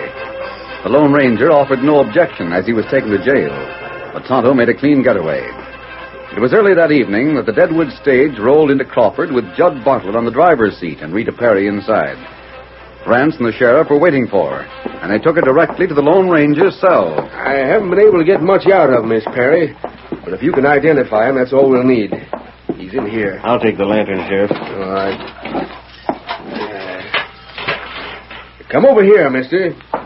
Hold the lantern up high. Yeah. Well, Miss Perry? His face was masked this morning. How about height and weight? Well, they seem about right. If I could hear him talk, I'd be sure. Go on, say something. Your brother's lost his gold mine, Miss Perry. He doesn't seem to be worried about it. What's that? That's the man. There wasn't any truth in your story at all, was there? What's he talking about? I told him that my brother had to get my diamonds by 6 o'clock to pay off a note so he wouldn't lose his mine. Since when did you own a mine, Rance? I don't know anything about it. Oh, it was just a story I made up. I tried to appeal to his sympathy, but he wouldn't listen. He grabbed the jewels. Grabbed him, eh? And he twisted my wrist. Still hurts. You give your testimony to the jury just like that, and he'll get 20 years. And if you don't tell where the jewels are hid, he'll hang.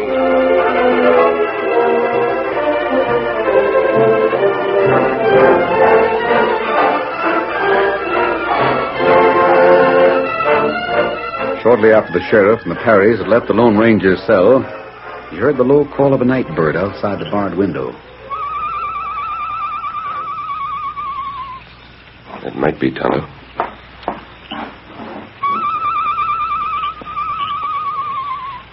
Kimosabe. Why then put you in jail? They've accused me of holding up the stage and stealing the diamonds. That argument between Rita and Clark Drexel was the beginning of a frame-up. Oh, that's plenty bad. It's a good thing you got away. It's always a good thing to have one of us on the outside. That's right. Did you pick up the diamonds? Oh, me got them. Here, bag. Thanks. Now to get you out of here. I don't want to get out just yet. Silver in corral. Out back. It's hard to judge these stones in this light. Hand me your knife. Here. Got it. I'm going to try and scratch the surface of this one. Why you do that? Just as I thought, Tonto. Not even the diamonds are genuine. They're imitations. It not shine like other stone girl wear? She has other ones. Tonto see stone one time, this big. Diamond that size would have to be an imitation. It shine plenty bright. There's only one diamond that big in the United States, and that was... Tonto, are you sure? Nearly as large as a silver dollar. Me sure. It's possible. The Rockwell diamond was stolen, has never been recovered. Deadwood's a long way from New York City. She might take a chance on wearing it. No one would think it was real out here. It plenty bright. That changes things. I've got to get out of here and go back to Deadwood. There'll be a deputy on guard in the office. And me get keys from him. Be careful. You wait. Tonto come back.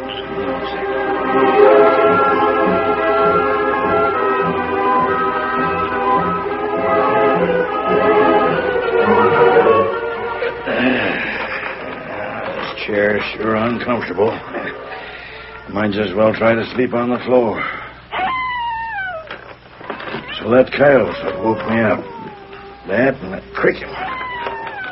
Say, I didn't leave the window open. We'll see what... You keep quiet. What the... Quiet. All right. You don't have to stick a gun in my ribs. You got key. You let prisoner out. Move. All right. I'm going. Say, you must be the Indian that got away from the posse. How do you expect to get out of town without getting caught? You not talk. Unlock door, pronto. You're right on time, Tonto. Here, you take gun.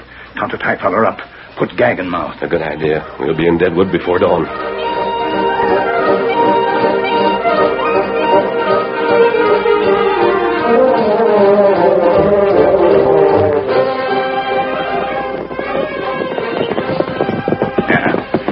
Back at cafe. Only one window lighted on the second floor. In that office. You know which is the girl's room? Her have room next to office. But at least we can get up to the balcony without being seen. After it, we'll have to take our chances.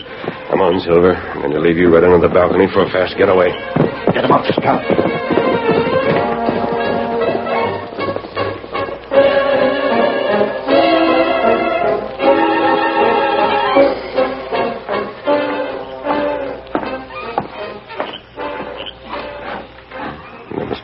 In the office. Let's hope this window is unlocked. Maybe better if we wait. It'll be daylight in another half an hour.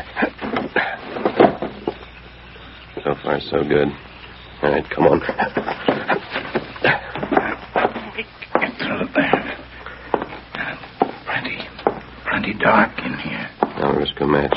Gotta have light. Bed, bureau, washstand. There's a cabinet over there. No lock on it. Doesn't seem likely she... We'll have to light another match. Look, Tonto. Strong box. That's right. Can't take time to open it here. We'll take it with us. Not easy. It not big. Who's in this room? Take the box. I can hear you. I'm going to shoot. Oh, my hand. Quick, out the window. Hey, come here. Get out.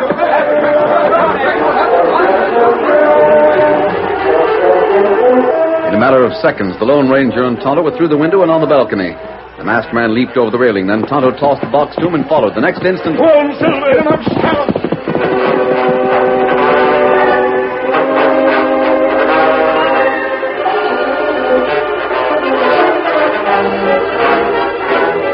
When the sheriff of Crawford County discovered his prisoner was gone the following morning, he called out his posse and they searched the hills and canyons around the town. They found no trace of him, and it was long after dark before the lawman returned home. But scarcely had he closed the door behind him and dropped into a chair to pull off his boots than...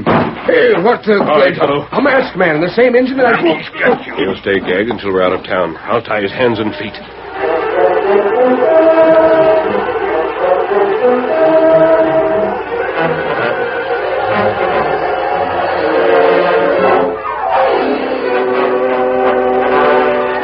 After leaving the sheriff, Rance Perry stopped the cafe for nearly an hour.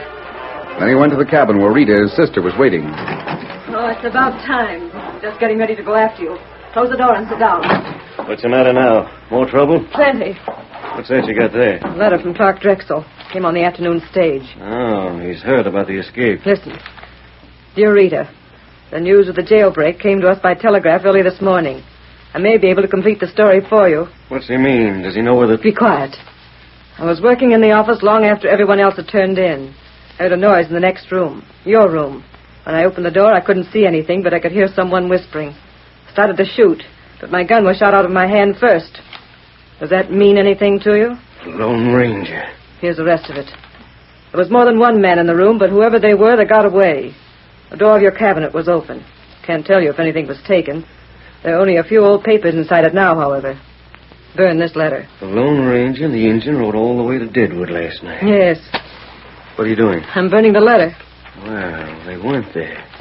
What were they looking for in your room? They found what they were looking for. What? My strongbox was in that cabinet. Oh, what of it? What? If you tell me... I've got to. The diamond was inside. The Lone Ranger's got it. Why, you fool. You couldn't hide it safely. You had to wear it. Another 6 months and we got to taking it back to New York, sail for Amsterdam. Don't lose your head, Rance. And you're the one who always talking about me not having any brains. I ought to break you. Come with me. Talk to Lone Ranger. It's the engine. Be careful, he's got a gun. What does the Lone Ranger want with us? Not say any more. You come. Where is he? Want to show you. Rita. There's a chance he doesn't realize. It may work out all right. Very well, Injun. We'll go with you. Well, friends say you not know how to ride horse. Oh, that was just another lie I told him. We have horses out in the back. You lead the way and we'll follow.